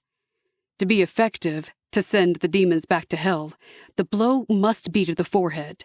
Anywhere else will wound a Tamtari, for sure, take away their ability to use their powers of persuasion and darkness. But only temporarily. They can skulk and hide until they are healed. Same with the Fallen. How can you stab a shadow in the head? Tamtari become more substantial as they feed. It becomes easier to get rid of them. I imagined holding the dagger in my hand, lifted high over the head of an angel. What if a dagger is used on an angel of light? What happens to them? They're wounded, just like when the dagger delivers a blow to a demon anywhere except on the head. But the daggers are designed to banish a soul to hell. That only works on demons. I can't imagine an angel of light could survive there very well. I imagined Malik and Shield, and I could picture how the darkness would bleed out his light. It would drink from his soul and tarnish his goodness. Nothing beautiful and pure could survive in Shield. Your thoughts are heavy lately. What is it? I lifted my eyes and met his gaze, met those brown eyes that seemed to radiate light itself within their golden depths. I'm not good, Malik. There's evil in me that you can't understand. There's evil around me. Everything I touch becomes tainted. You must stay away. He didn't tear his gaze from my face. Instead, he took a step closer, tilting his head to look down at my face. I hear your words, But I don't believe them, and I'm determined to show you otherwise. A strangled cry rang out in the room, and we both whipped our heads toward the clustered group of students just as Master Ingram spread her wings and took off into the air. In another moment, she'd flown over the heads of the class and dropped down beside us. Malik, step away from her. Ingram threw her arm out, physically shoving him behind her. Her eyes glittered and her chest heaved as she faced me. What have you done? She said. I shook my head, not even sure to what she referred. I know what you are. Her eyes narrowed. You've brought your sickness and your tentacles here to Arcadia, and if you think you can drag him down to hell with you, you are sorely mistaken. My face went cold and then hot. Master Ingram, Malik said, attempting to come out from behind her, but she only shoved him back harder. I have done nothing, I breathed, trying to control the rising fury in my gut. I have no ill intentions toward Malik. You are a Temptare, she hissed. A demon. He was standing close enough to mingle his breath with yours, and you're poisoning his mind with your darkness. You might have fooled him, but I know what you are, and I will not have it in this classroom. Malik tried again to speak, but my temper was getting the best of me, and I raised my voice right over him. You mean you will not have me in this classroom? Interpret it as you will, but when the gates of Arcadia close against the spawn of Hasatan, you will be locked out, and you will be unable to infiltrate the ranks of light again. She had drawn a crowd. The entire class, including the upper-level students, had gathered around, and murmurs whispered through them. I sucked in a breath, my hands hot, and I glanced down to see fire flickering around my fingers. You don't know what you're talking about, I breathed. I know one thing for sure, she said, her eyes darting to the flames at my fingers. When Hasatan calls you forward, you will answer him, because you're his slave, and you do his bidding. There's no hiding the blackness of your soul, Jezbathasat. Malik shouted something, but I didn't hear it. The power of my full name rushed over me, and I closed my eyes as heat enveloped me, saturating my soul with pain and fire. The fiery lakes of Sheol ambled up my feet and wound around my soul, climbing upward and consuming my hair. I opened my eyes and realized the fire was real. I was drenched in it. In front of me, all around me, students cried out. She is a demon from hell! A third-year student yanked his dagger from his belt, his white wings whipping about anxiously. Send her back from where she came. As quickly as it appeared, the fire vanished, but it took with it my protection, my jacket, my blouse, leaving nothing behind but the black halter and ragged skirt I'd brought with me from Sheol. The chains on my arms glowed red-hot, my lack of wings apparent to all. The students rushed at me, daggers raised, and I cried out, dropping to my knees and shielding my head. Chapter 31. Stop this! Malik's voice thundered across the room, and I lifted my head to see him standing in front of me. A white light radiated outward from him, preventing anyone from getting closer. The light created a perimeter around us, a shield, and it infused me with hope and determination. I sucked in a breath. Malik was a shade? Not only that, but Malik had drawn his dagger, and he held it out and away from his body as if he would use it on his fellow angels. For me? In my defense? I craned my neck and searched for Master Ingram. She stood at the edge of the light around Malik, its radiance reflected in her eyes. The other students hesitated. Don't, Malik warned, and his voice crackled with energy. Think about what you're doing. Think about it. Take a step back and set aside the irrational human emotions. She's a fallen. I didn't recognize the third year who had spoken, but he was large and formidable, and I didn't want to fight him. No, she's not, Malik said. But that word Master Ingram said, another blurted out. It spoke of the devil, and then she caught fire. Put your daggers away and I'll explain, Malik said, not backing down. They focused on him, at those words, and then finally, Grigori put away his dagger. I trust Malik, he said. If he's got an explanation, I want to hear it. Abaddon followed suit, and a few others put away their weapons. But a student from a different dorm turned to Master Ingram. "Master?" she said. Master Ingram shook her head and took several steps backward. Listen to your classmate. I lost control. I repent of my error.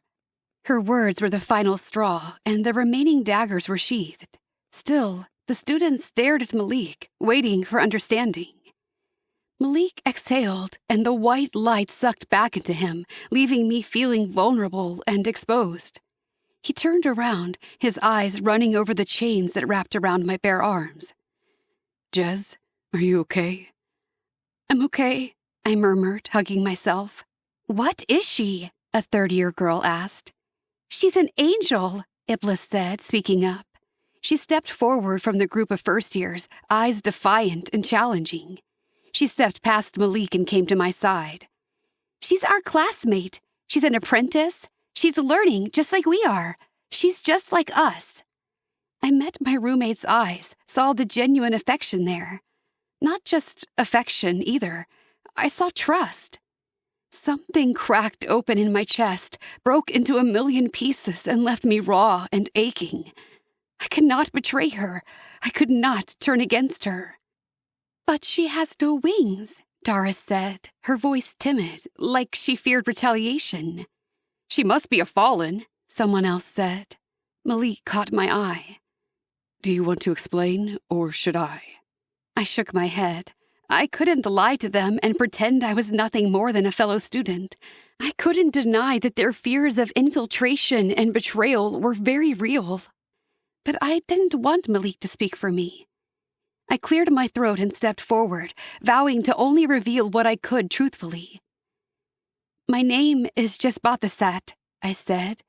Silence greeted me, and I spelled it out for them in case they hadn't caught the reference. "Jez, daughter of Hasatan." The expected gasps and murmurs rose up, and flickers of surprise formed on their faces. A few hands dashed back to their daggers, and Malik's wings fluttered beside me. At his warning look, their hands stilled. "I am not your sister," I continued. "We do not have the same father. I am also not a fallen. I never went to Earth. I never chose to follow the firstborn. But your father sent Master Barakiel to offer me the chance to come to the academy and learn with the other angels. With all of you." "Why?" another third-year asked. "I don't know why," I admitted. "It doesn't really matter why," Malik said, interrupting. "I was suspicious when she arrived also. I thought it must be a trick. But she did not ask to come here. She did not put forth an agenda to be here. Our father wanted her here. He made it happen. And if he calls something clean, we have no right to call it unclean." "I am not clean," I said, my voice trembling against my will. "But I was given a chance, and I took it." "How can we trust her?" Abaddon asked, directing his question at Master Ingram. "How do we know she won't use our knowledge against us?" "We don't," Ingram answered, not looking at me. She spoke carefully. "But we do not put our trust in fallible beings. We put our trust in the Father. And he wanted her here," Malik said, his voice sure and confident. "So take a good look at her. She has no wings. She's covered in chains. And she's an empatia, one of our own." "Class is over," Ingram said. "Please go directly to your dorms. If you have any questions or concerns about what happened here today, I will inform Master Barakiel and you can speak with him." One by one, the students fluttered out, casting furtive glances my direction. Iblis remained by my side, and Malik stood like a sentry nearby, ready to launch into his defensive stance if he was needed. "Go as well," Ingram said, facing us. She didn't meet my eyes, though she spoke to me. "This was my fault, and I accept responsibility. Go now." Malik glowered at her, but she didn't look at him either. He led the way out of the armory, and Master Ingram closed the door behind him. He spun to me, his eyes blazing. "She didn't even apologize to you." "I am less than nothing to her." I blinked against hot tears, slowing as we walked down the corridor. I am an abomination. I should not exist. Malik and Iblis exchanged a look. I'll take her back to the dorm, Iblis said. Thank you, Malik said, touching her shoulder. Touch. He could touch her. I shivered and wrapped my arms around my torso. A moment, Malik said. Just give us a moment. I'll be waiting by the fountain. Iblis gave me an encouraging smile and slipped down the hall. She is fiercely loyal to you, Malik said. That's who she is, and I would not betray her, which meant I would be destroyed. The thought filled me with peace, and for the first time, I was certain I'd made the correct choice. Malik stopped moving and turned to face me. He held his hand out, palm up, in front of me. I looked at it, and then at him. I can't touch you. You don't have to. I mimicked him, holding my hand out, but palm down. I moved it toward his, close, closer, until I felt the sizzle between us when our auras connected. A tingling warmth started up in my belly and radiated into my chest, leaving me giddy and euphoric. A light erupted in the space between our hands, enveloping our fingers. You're a light shade, I said softly. You're not the only one with secrets. I lifted my eyes and met his. Was it possible? Could his light eliminate my darkness? I wanted to find out with all my heart. There you are. Iblis met me at the door when I entered our room. Come sit down, she said, ushering me to her bed.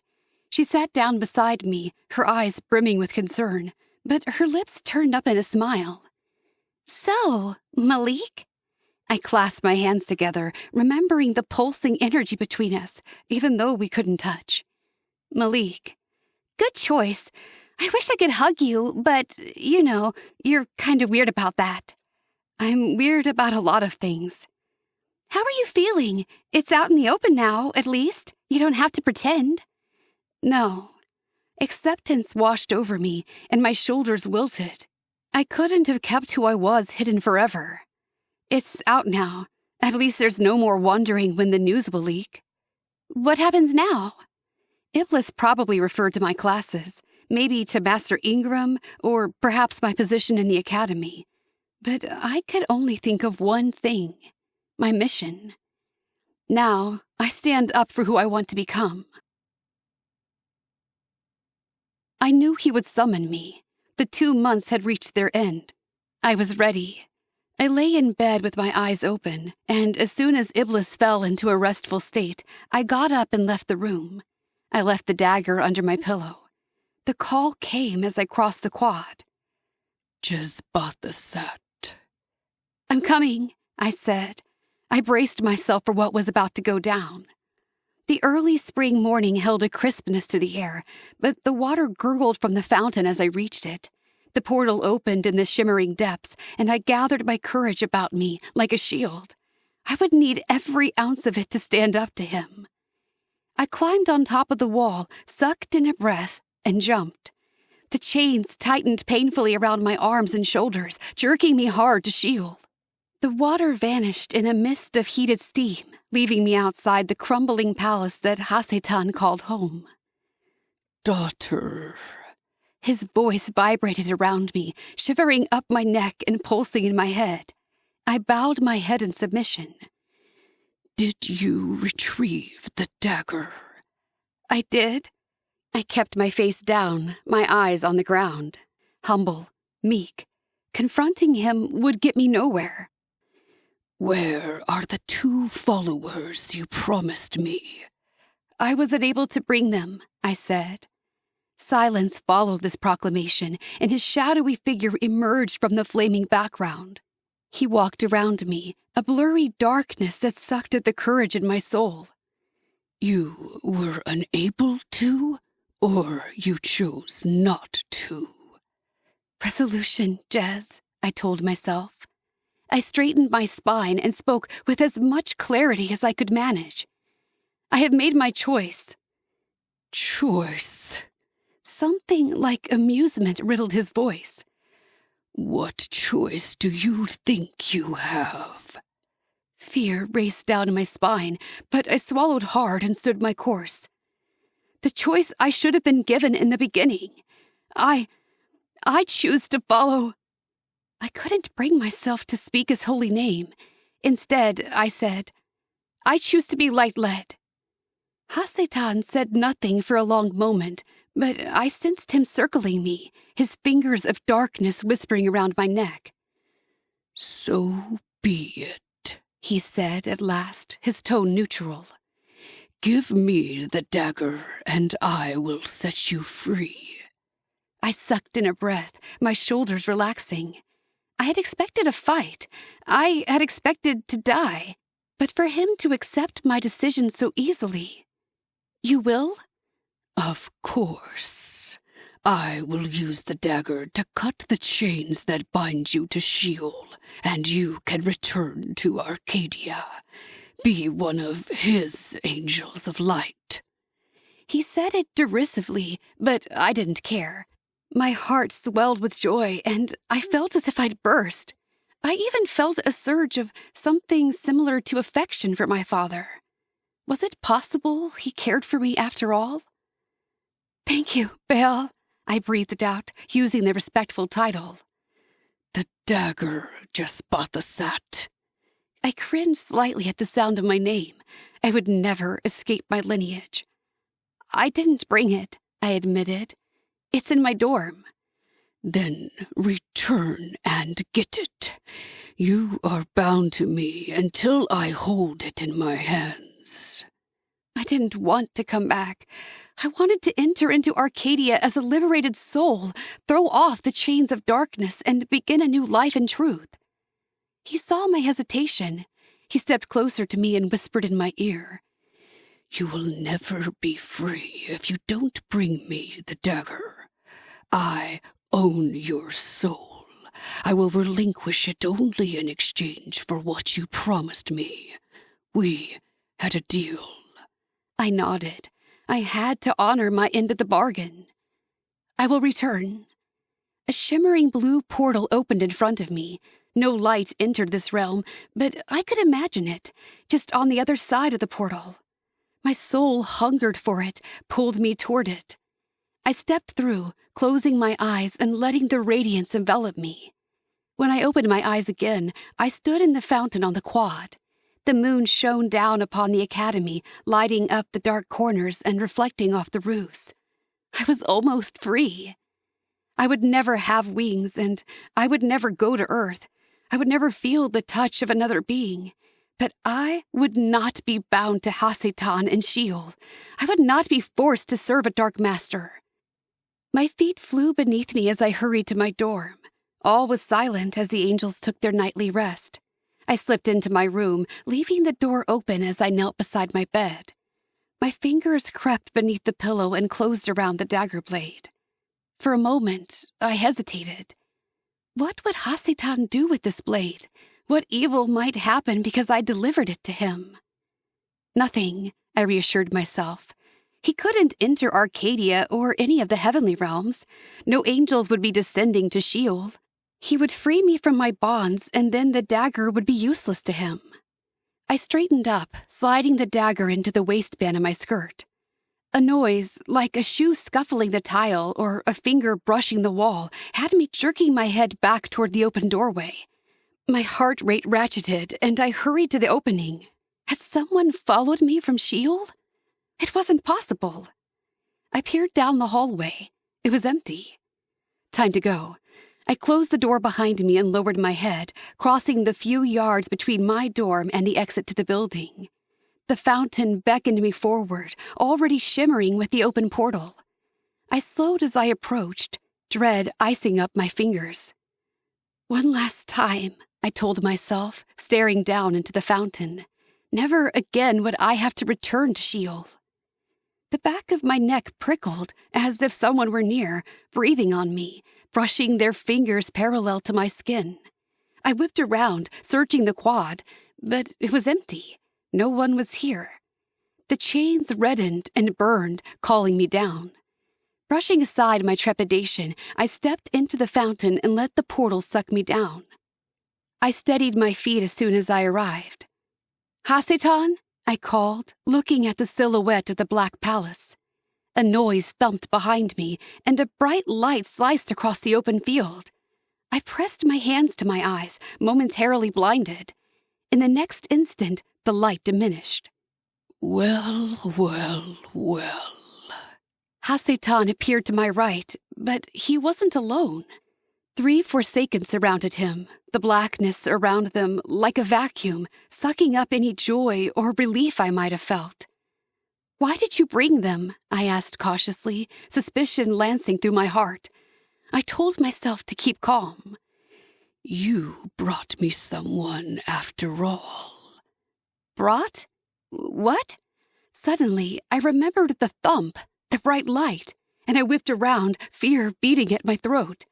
Someone had followed me through the portal. An angel lay in a crumpled heap behind me, dark wings open and covering the body, concealing the identity.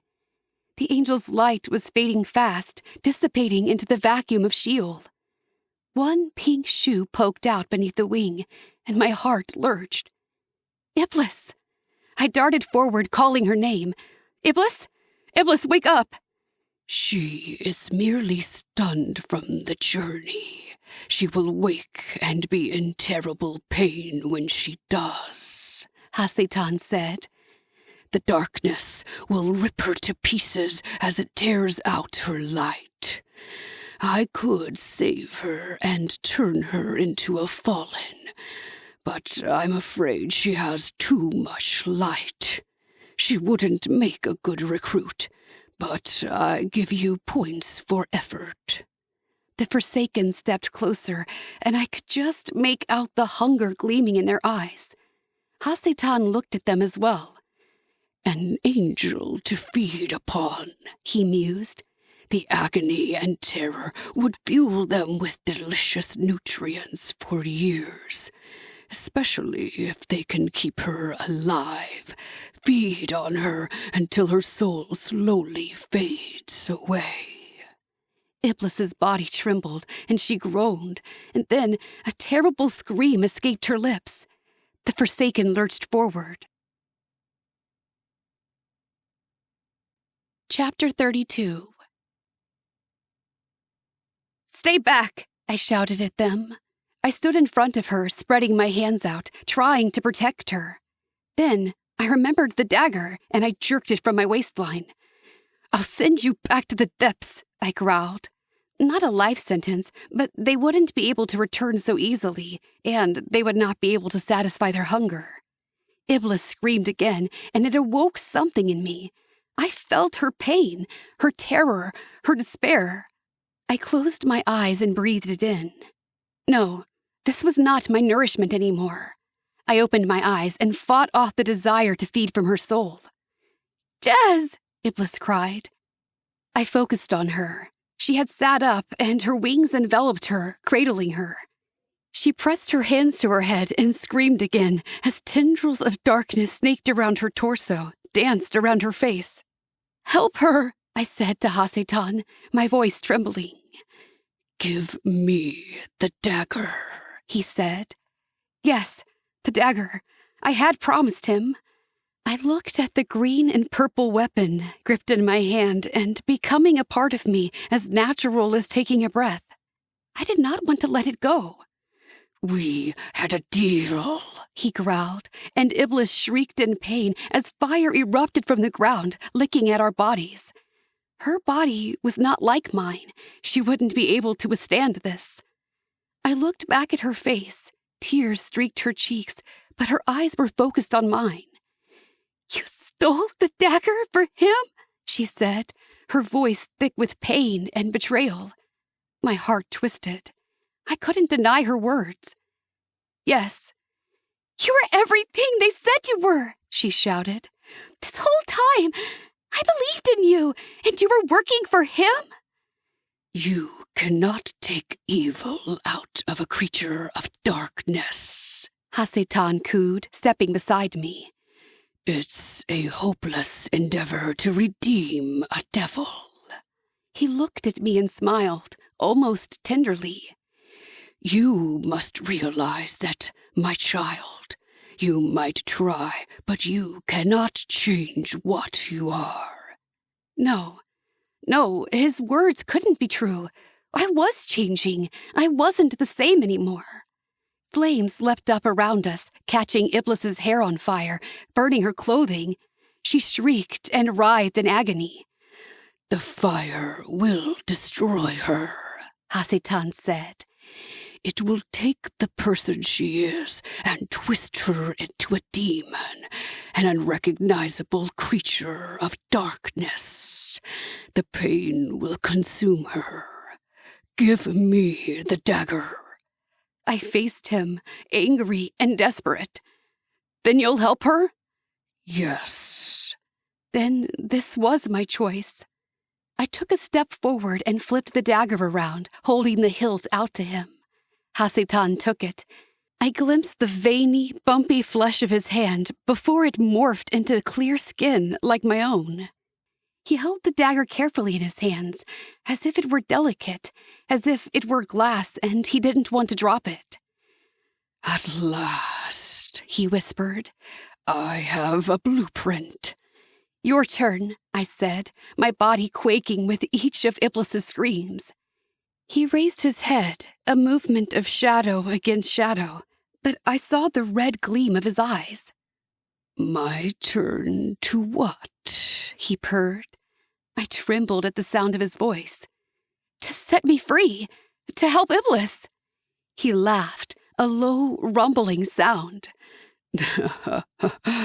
There is no freedom for you. Cold filled my soul, stretching outward from my heart to my fingers and toes. What? I created you. You are bound to me, bound to Sheol. But what about... What about what? He sneered. Our promise? Our bargain? He laughed, an evil, pernicious sound. Never make a deal with the devil, just that. I shook my head, refusing to give in. I won't stay here any longer. You have no choice, he shouted. Free will does not exist here.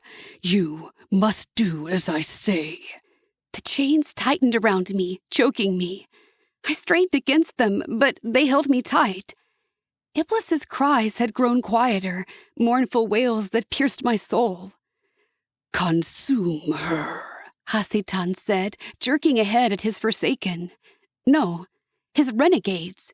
We turned our backs on heaven and not the other way around.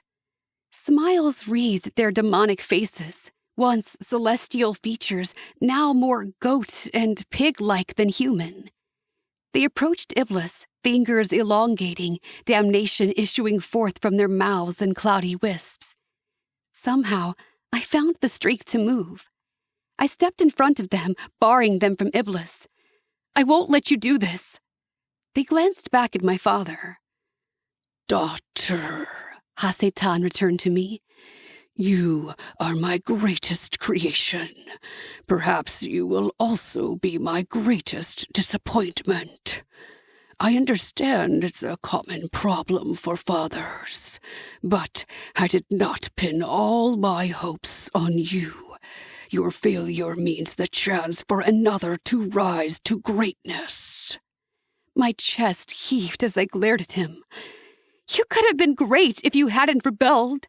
Do not speak, he said. I expected to feel the weight of his command, for my mouth to stop up at the order I could not refuse. It didn't happen. I don't choose you, I whispered. I choose the favored one. A lightness flooded my soul at these words, burned behind my eyes. A strange peace filled my limbs. I could face evil and not feel despair. Hasatan turned around and strode away. Imprison her, he called over his shoulder before disappearing into the flames. They switched directions, coming at me. The chains around me loosened, going slack against my body. Startled, I looked down.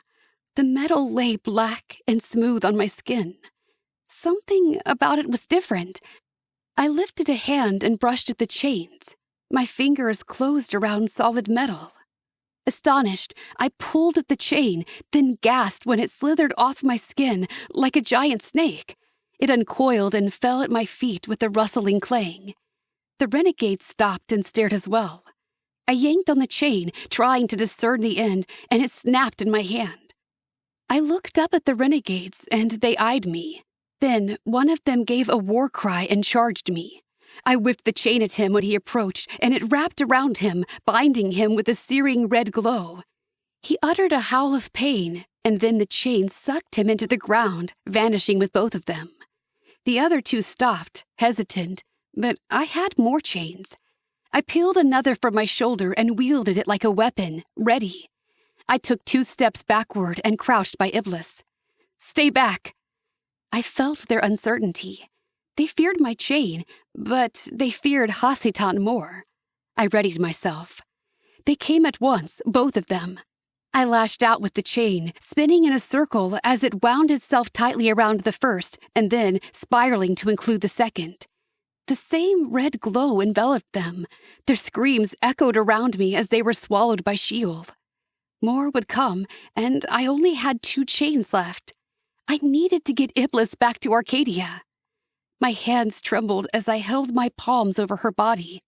I didn't know how to open a portal to Arcadia, and even if I did, I didn't know how to get her through it. I would have to touch her, and the pain would be terrible. But it was my fault she was here, and I wouldn't let her be destroyed by the blackness. Somewhere, her father was out there. Surely he would see her and aid her in this moment. "Help me," I whispered, squeezing my eyes shut and hoping he would hear someone as unworthy as I. Bracing myself, I scooped her into my arms. It was like holding a blazing sun against my body.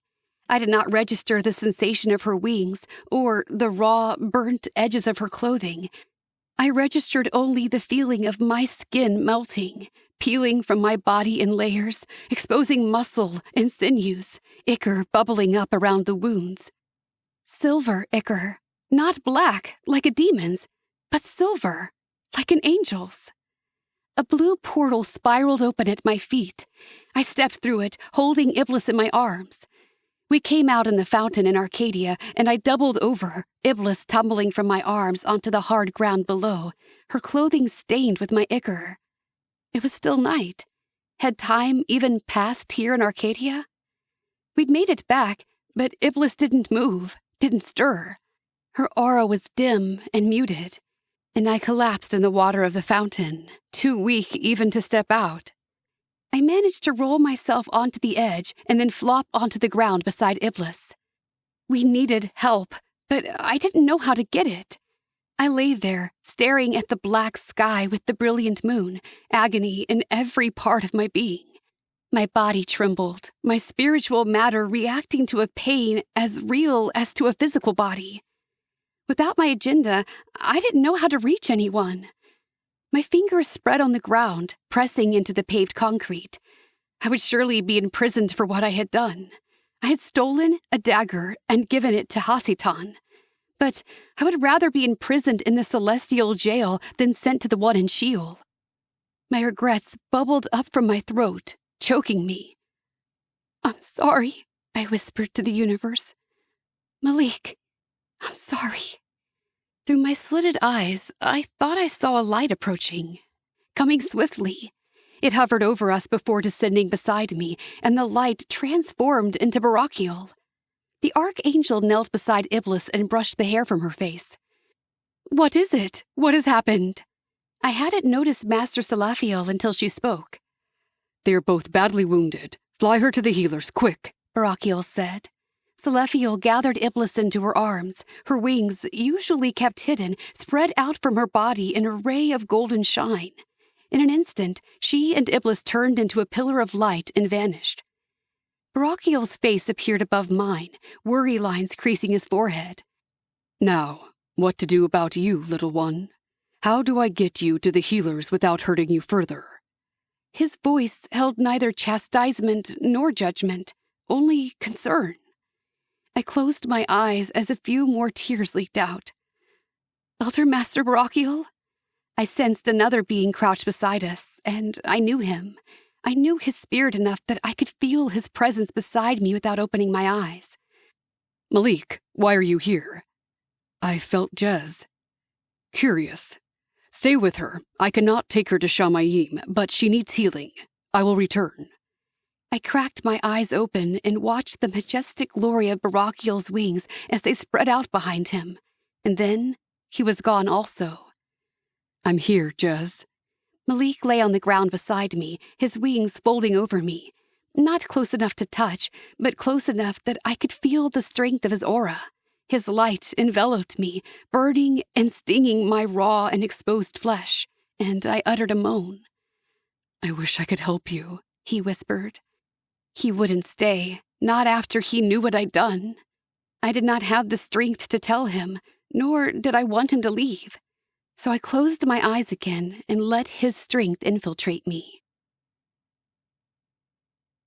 I had the sensation of time slipping around me, pulling me in and out, but my soul required rest. I did not object. And then a moment came when I no longer needed it. I opened my eyes and found myself in a white room surrounded by tall windows. I sucked in a deep breath, the fresh, cool air filtering into my lungs. I felt different. My hands clenched soft sheets beneath me. I was on a bed. Where? Welcome back, Jesbathasat. I turned my head as Master Barachiel came into the room. Memories flitted through my mind, of sneaking off to Sheol with the dagger, turning it into Hasatan, fighting off the renegades, and bringing a diminishing Iblis back to Arcadia. Iblis, I said. Barachiel sat at a chair beside me. She was nursed back to light under the care of the best healers in Shamayim. She resumed classes a few weeks ago. You, on the other hand, underwent an entirely more difficult procedure. He pulled out a tablet and typed something out. Weeks? How long had I been here? How did I get here? The Father sent angels with special gear to help us move you without injuring you further. I could not shield you sufficiently to keep the light from harming you, if we touched you, and you had already been significantly damaged. I put my hands out in front of me, searching for the burn marks. The skin had regrown, the charred edges and exposed sinew again concealed. I was startled to see only one chain wrapping around each forearm. Where are the others? Others? I traced my fingers over the tattooed image on my skin. The other chains. Come, Barachiel stood. There is much to discuss. He left no room for debate, and I slid off the bed. My bare feet padded after him, and I noted with surprise that I no longer wore the black halter and skirt I'd kept on my body like a second skin. Instead, a long white gown reached from my shoulders to my ankles. Where are my clothes? I asked, a bit timidly. He spoke to me over his shoulder as we walked. An interesting side effect of your choices. They dissolved into ash shortly after you were healed. More questions swirled in my head. We stepped out of the building into the familiar light of the GAA campus. It washed over me, and I blinked, welcoming the warm kiss of the sun. I'd never noticed how delicious it was until this moment. We entered the X-shaped administration building. I expected to go to Barachiel's office, but we went past it. I noticed he continued to type on the open screen in his hand as we walked, and a moment later he opened a door to a larger room. Please, sit, he said, gesturing to the spot at the head of a long wooden table. I did, feeling a little unnerved that there were spots for about 20 people, but he and I were the only ones in the room. What is it? Patience. The others will be here soon. Sure enough, the door opened again, and Master Selefiel came in, followed by Master Cassiel. While I watched, several more entered. All of the instructors found a spot at the table, including several I didn't know. Barachiel checked his screen. Thank you for coming. We will shortly begin the deposition of Jesbathasat. We are waiting on the witness. Deposition? My heart lurched. Judgment. I'd known it was coming, but somehow I'd hoped to avoid it. The door opened one last time and Iblis stepped in. Her skin glowed with health, her eyes sparkling. The dark wings fluttered behind her. Her gaze flew to mine, and I couldn't help my smile of relief. She, at least, was unharmed. She nodded at me, though her lips did not turn upward, and she settled into a chair beside Master Ingram. Master Ingram. Uh-oh, she wouldn't have anything good to say about me. "Be at peace, Jez," Barakiel said. "We have gathered your teachers here to give testimony of your progress during the school year. We also wish to hear in your own words an accounting of the incident that took place in Sheol 4 weeks ago, by Earth's reckoning." 4 weeks? It had taken me that long to heal? "Before we begin with the recommendations," Master Selephiel said, "we need to know what happened in Sheol. Please, start from where you think is a relevant starting place, Jez, and leave out no important details. What brought you to Sheol, and what has become of the dagger?" Coldness raced across my shoulders. Of course they knew about the dagger. I bowed my head, my shame heavy on my soul as I spoke. Chapter 33. Hasatan allowed me to come to the academy because he wanted me to acquire the knowledge given to the angels, but he had plans also. His intent was to use me to influence other students and bring them over to his side in Sheol. "Much as a Temtare do on Earth," Elelis said. I nodded. I met with my fellow students and evaluated their weaknesses in the same way I evaluated mortal weaknesses in humanity during my time as a Temtare.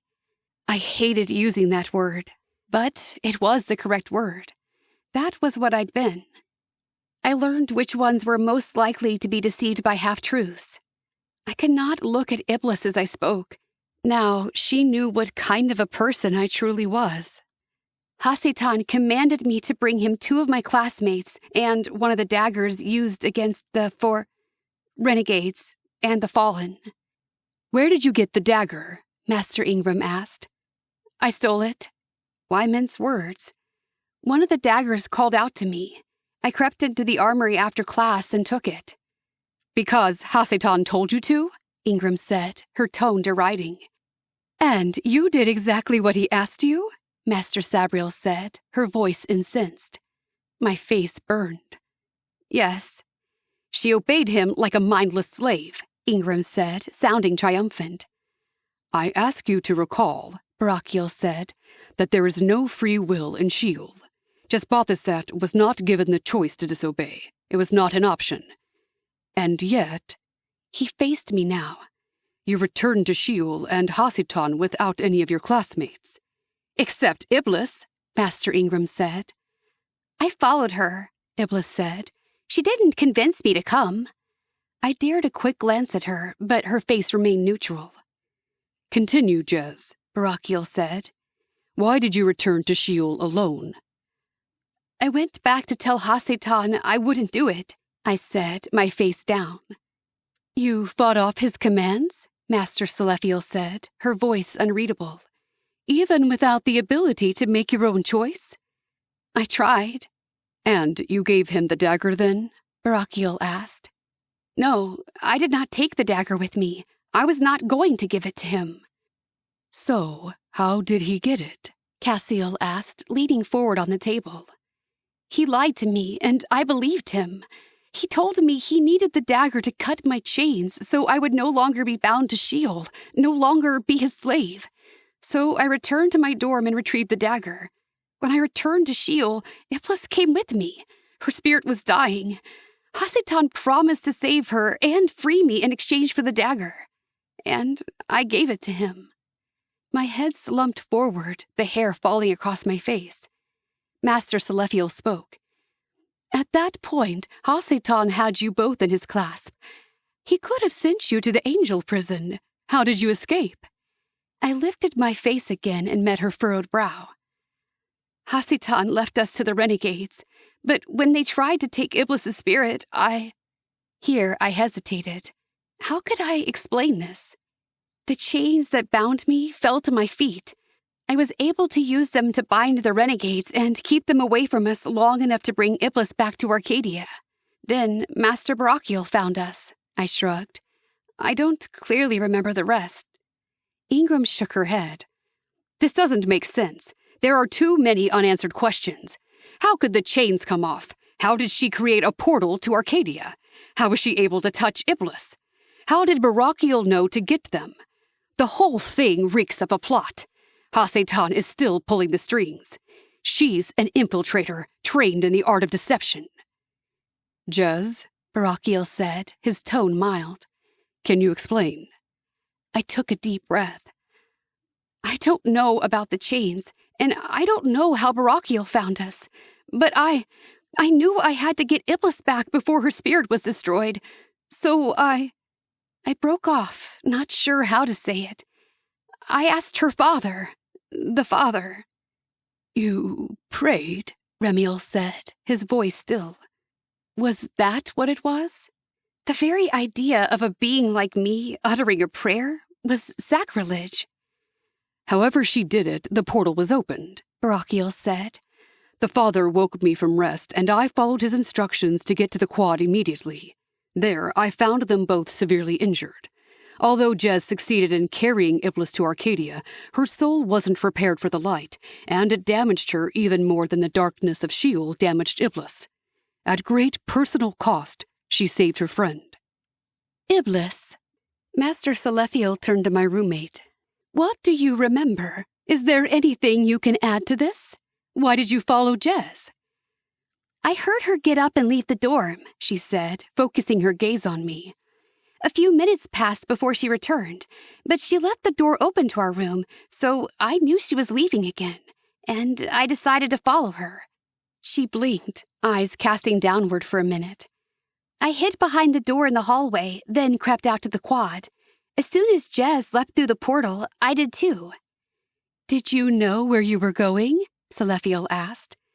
No, I don't remember arriving either. I remember feeling horrible pain in my body, in my soul, like cracks of darkness shooting through my skin and ripping me apart. When I opened my eyes, we were surrounded by flames. The agony was almost unbearable, splitting me into pieces. But I saw Jez talking to 4 men. 4 men? Remiel asked, jerking forward. Well, I don't really know. 4 creatures? I couldn't see anything except dark shadows.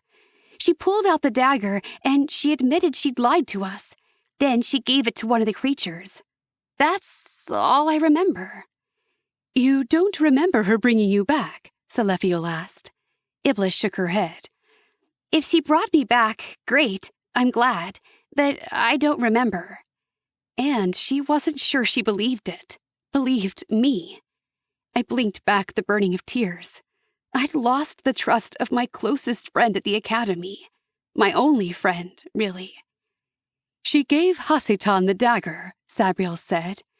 She was tricked, Elelith said. Allowing yourself to be deceived is not an excuse for sin, Ingram said. We are not here to render judgment, Barachiel said. We leave that to the Father. We are here to gather the facts and decide Jethbathasat's future at the academy. Ingram sucked in a breath. What difference does it make what we decide if the Father hasn't made a decision yet? We make our decisions separately. Now, please consider everything you heard in the testimonies of these 2 angels while you ponder on what you've personally observed in the classroom setting with Jez. Barachiel turned to Sabriel. Master Sabriel, what have you observed of Jethbathasat? Sabriel lifted her head as she addressed him. I'm master of the creations class. I've watched Jez struggle in this class, as creating beauty and life is clearly foreign to her. But she comes and puts forth a good effort. I believe with continued practice and with the correct mind shift, she will prove capable of creation. What is your recommendation? I recommend Jethbathasat for continued education. I inhaled quietly. I thought I was on trial here, but no, they were deciding my future at the academy.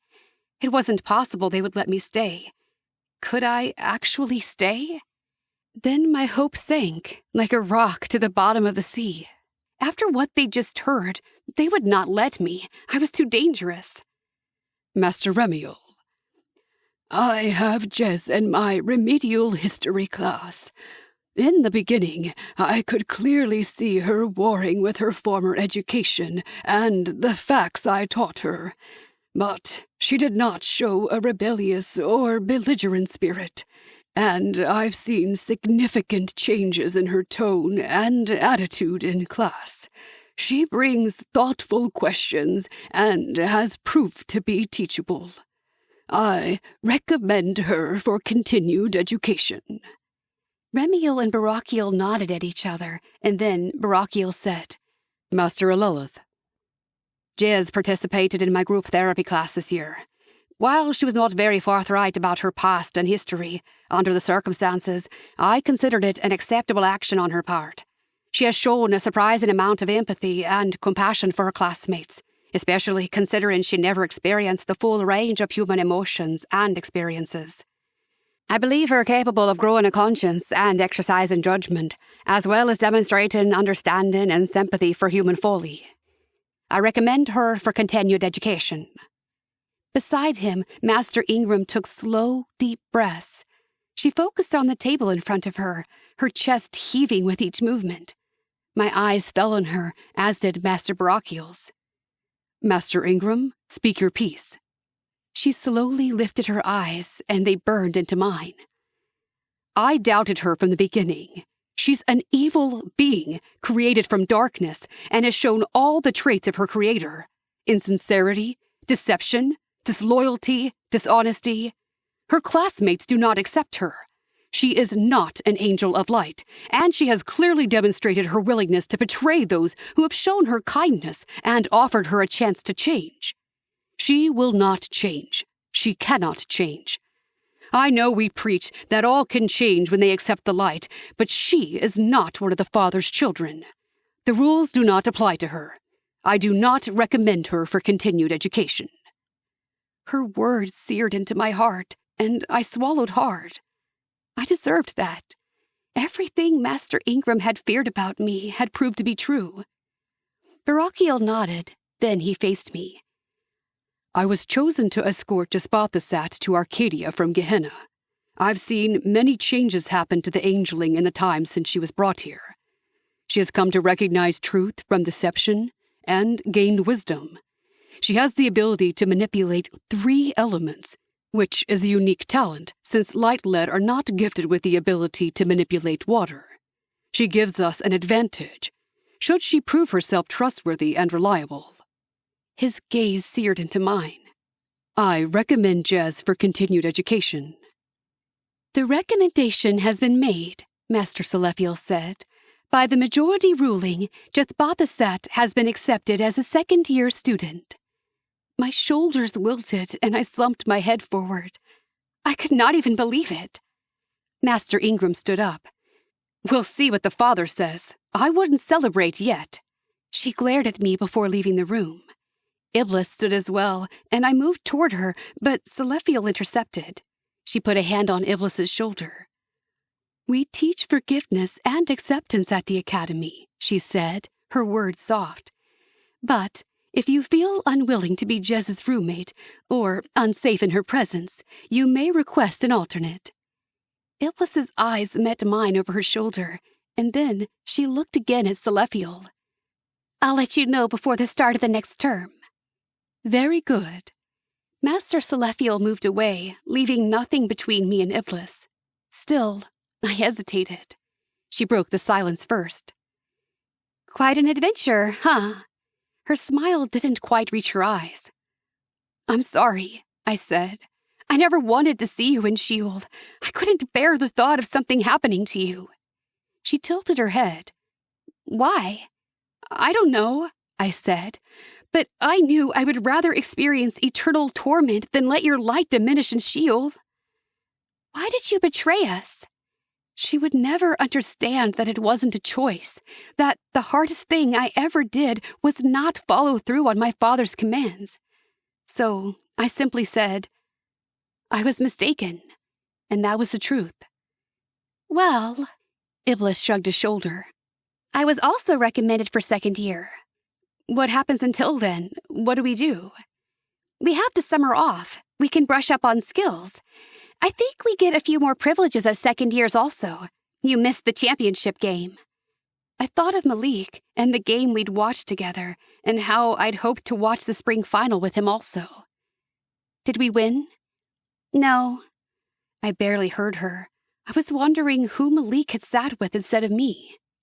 Jez? Barakiel's voice pulled me from my thoughts. I faced the Archangel. We are not finished. There is someone else who wishes to speak with you. I followed him out of the room, thinking of Master Ingram and her allegations. Was there something more they intended to do with me? I followed Barakiel down the hallway to his office. He pulled the door shut, then turned to face me, his gold wings opening and stretching nearly from wall to wall. I will need to shelter you for this journey. Why? I asked, trepidation creeping along my neck. Where are we going? Because you have not yet received the greater light. Come closer. I did, almost close enough to touch, but not quite.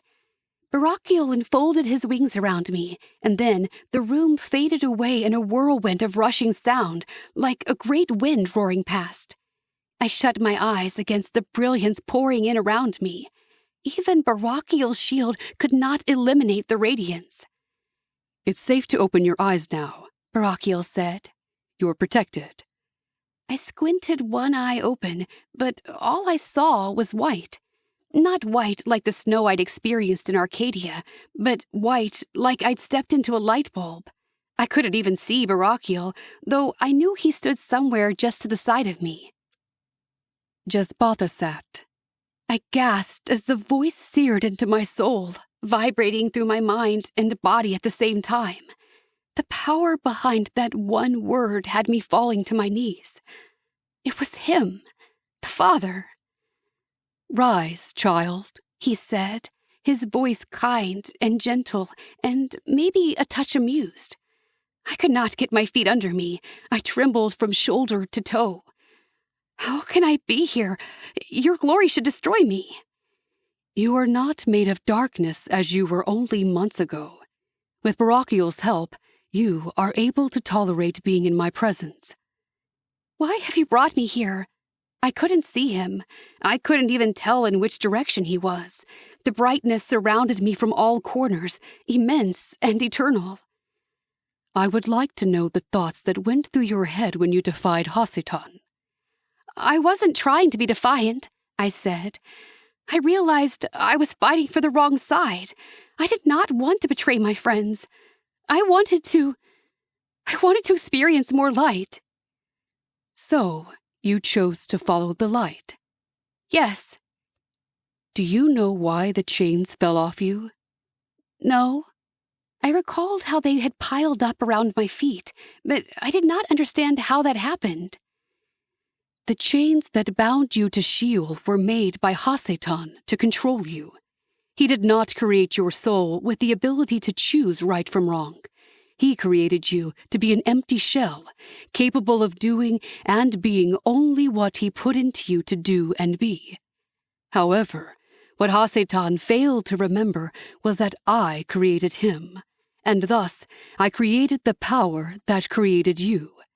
However small it was, a portion of my light existed within you from your father's side, and even more from your mother's. And you, Jezbatha, chose to feed that light. You let it grow until it broke the chains that bound you to Sheol. His words painted the picture of a brave soul, someone strong enough to fight against everything they were created to be. That wasn't me. I stole a dagger, just as he asked. I gave it to him. I almost delivered my classmates into his hands, and I still wear chains.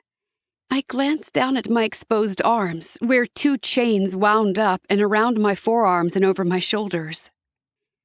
That chain no longer binds you. It is a defense you can use to keep the shadows of darkness at bay. Remove the chain. Remove it?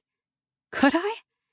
I scratched at the metal engraved on my skin, and, to my surprise, my fingernail caught on it.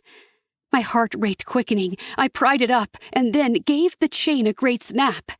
It whipped in front of me, whistling through the air. I inhaled. Can I get it back after I use it? I thought of the other 2 chains I'd used to bind the renegades. Only if you retrieve it. Once it returns to Sheol, it will remain there. So, use it wisely. So, you're not going to punish me? Did I dare hope? Jesbatha, one thing you will realize is that you have an infinite amount of opportunity. 1 mistake, or 2, or 100 does not set your path in stone. As often as you wish to try again, you will be granted that chance. Only when you decide you're done improving are you stuck in your path. His light rushed into my soul, sprouting out from my heart with such a beautiful heat that I wanted to cry. I could stay in Arcadia? Continue training to be a guardian? My dear Jesbatha, you have chosen to be light-led. The choice that was denied you was put in front of you, and you took it. Each moment that passes brings you closer to being a spirit of light. I give you the same blessing I gave all of my children who chose to be light-led. I kept very still, breathless, eager to hear what my blessing would be. But before another word could be spoken, something exploded against my shoulder blades. I whirled around, wondering if something had been thrown at me. A glimpse of black feathers whipped just out of sight, startling me. I could not see anyone else in this place, and I didn't know another angel had accompanied us.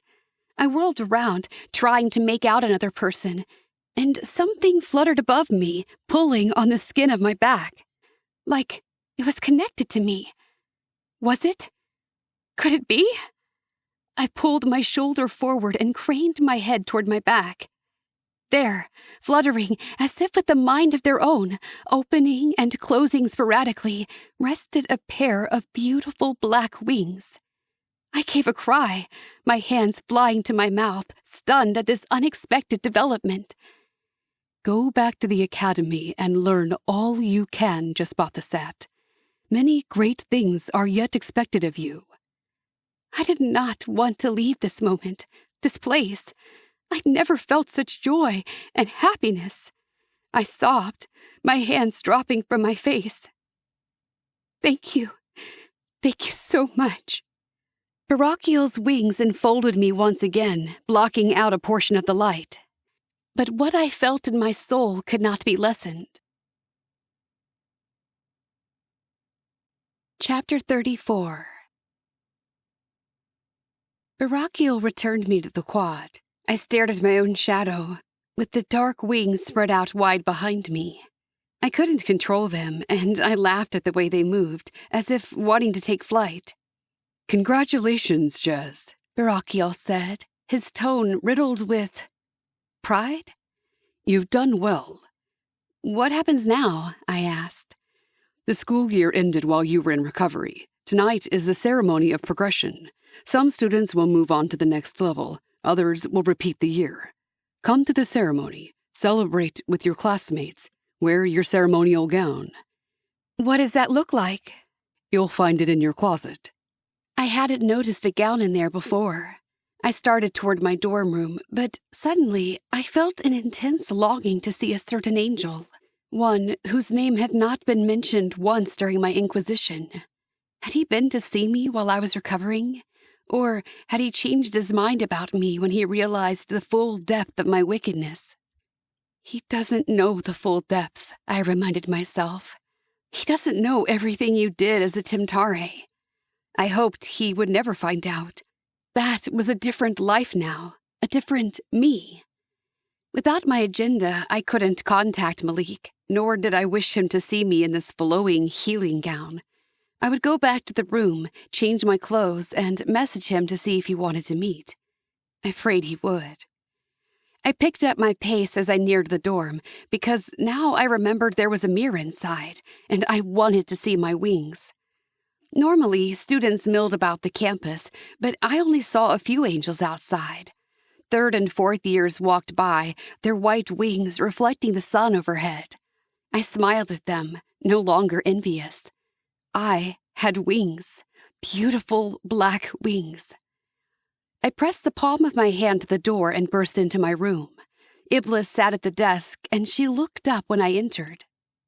I halted. "I didn't expect you to be here," I said slowly. "They told me I had time to decide if I wanted a new roommate.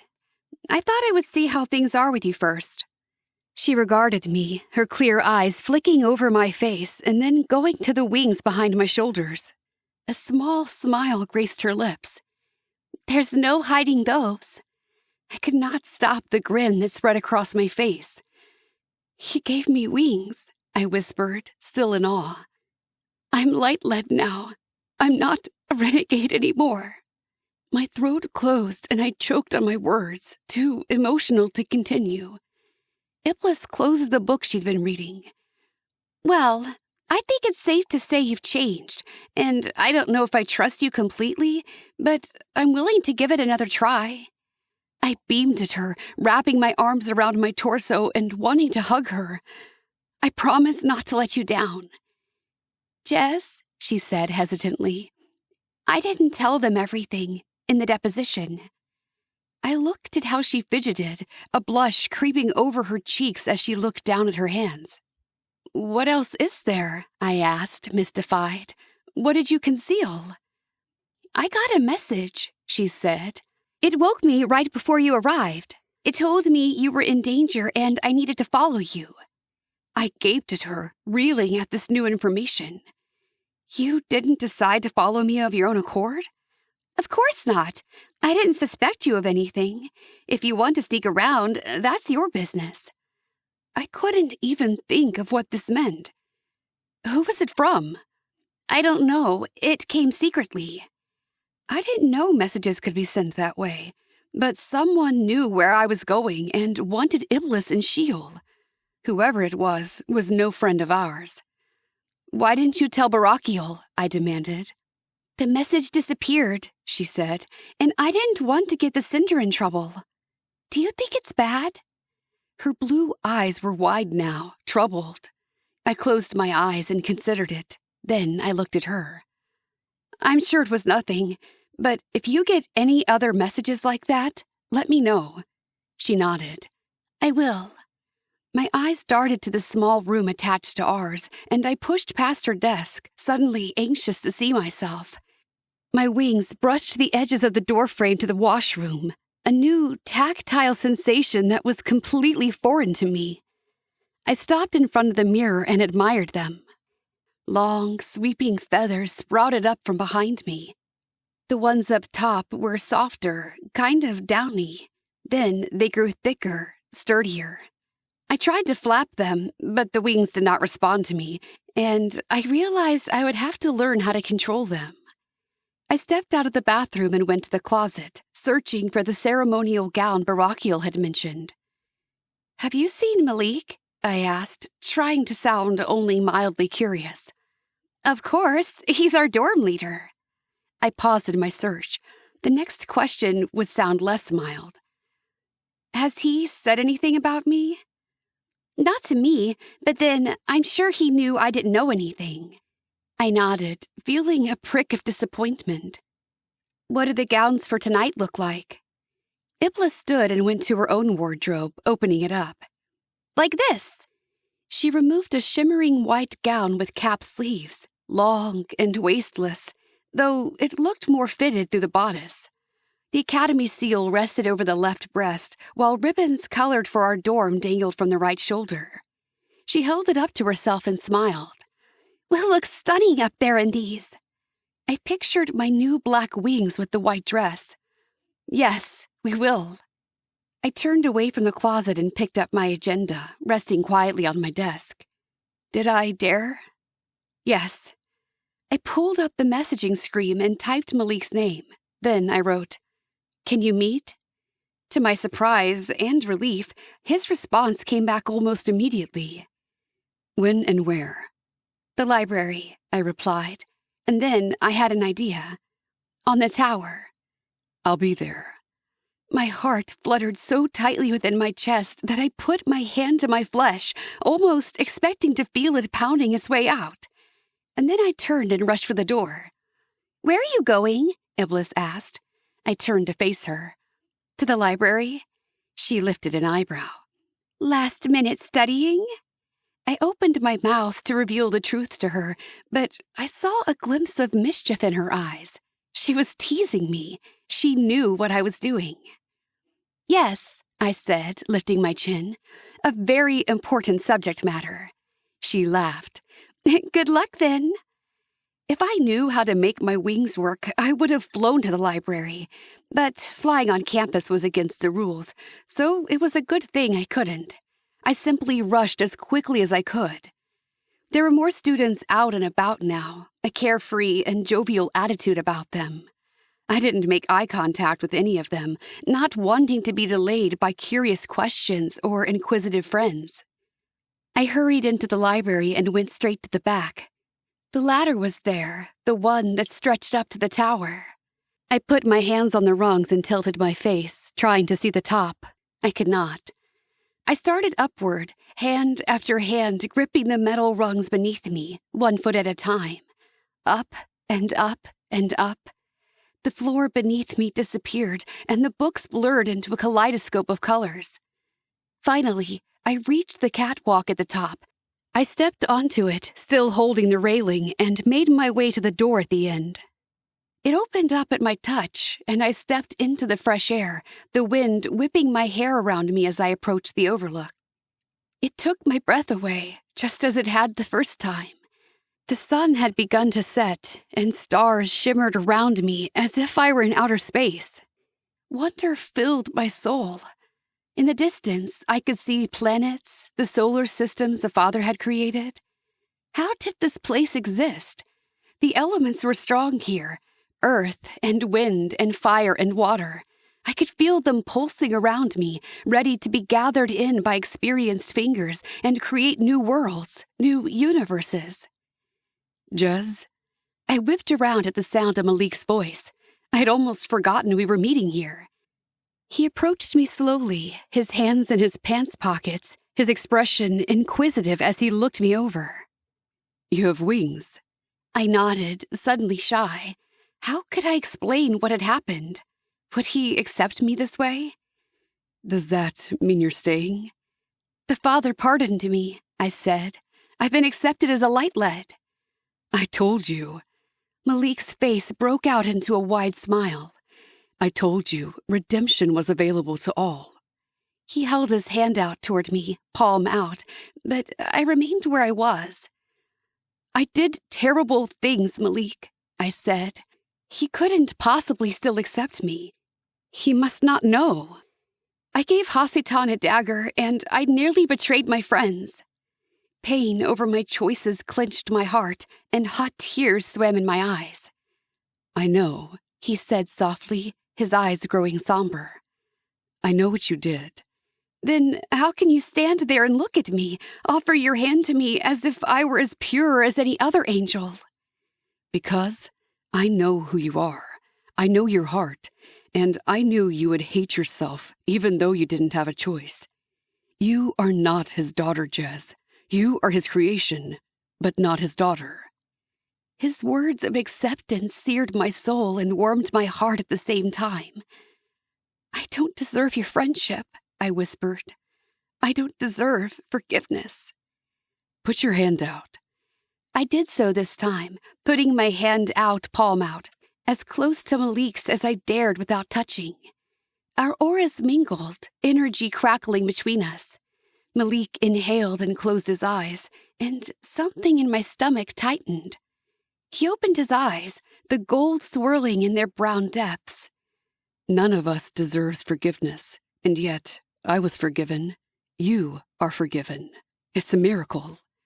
But you and me, our sins were very different. Doesn't matter. I couldn't be here without help, and neither can you. When it comes down to it, we are the same. We were not the same. I would never believe that. But if he was willing to forgive me, I could accept that. I met his eyes and nodded. He nodded back, looking satisfied. I wish I could touch you without hurting you. I don't care, I said, longing for his fingers to close over mine, to know what his arms around me felt like. I'll take the pain. He dropped his hand and stepped closer. He pushed his cheek against mine, almost touching, but not quite. He drew his head back, and my wings gave a great flutter, sweeping forward and brushing his face. "I'm sorry," I gasped out. "I can't control them." "I remember what it was like," he said, reaching a hand out to capture the excited wing. And then he paused, his fingers stroking the slanted feathers. "Can you feel that?" he asked. I uttered a small cry as I realized I could. I could feel his fingers caressing the edges of my wings. I felt the texture of his skin, and a warm shiver of delight traveled from the edges of my wings down my shoulder blades, coursing through my body. "I can feel you," I breathed. "And it doesn't hurt?" His golden brown eyes were alight with excitement, studying me. I shook my head. How can this be?" "I don't know." A slow smile spread across his face. "I can touch you." "You're touching my wings," I corrected. "I'm touching you," he said, and his other hand came up and stroked along the stiff, bony ridge of my wing, following the trail back to my shoulder blades. I couldn't argue with him. His touch ignited something fiery and electric within my soul, and there was no doubt he was caressing me. I uttered a soft groan, filled with the desire to pull him close to me and enmesh my wings with his. But I'd have to settle myself with the trail of his fingers along my feathers. "I'm glad you're staying," he said, grinning broadly. "We have an eternity to learn everything about each other." I smiled, but my heart trembled slightly, taking the edge off the excitement. Not everything, I hoped. Thank you for listening to Guardian Angel Academy, Year 1, Renegade by Tamara Hart Heiner. Read for you by Andy Garcia-Roos. Copyright 2021 by Tamara Hart Heiner. Production copyright 2021 by Tamara Hart Heiner. All rights reserved.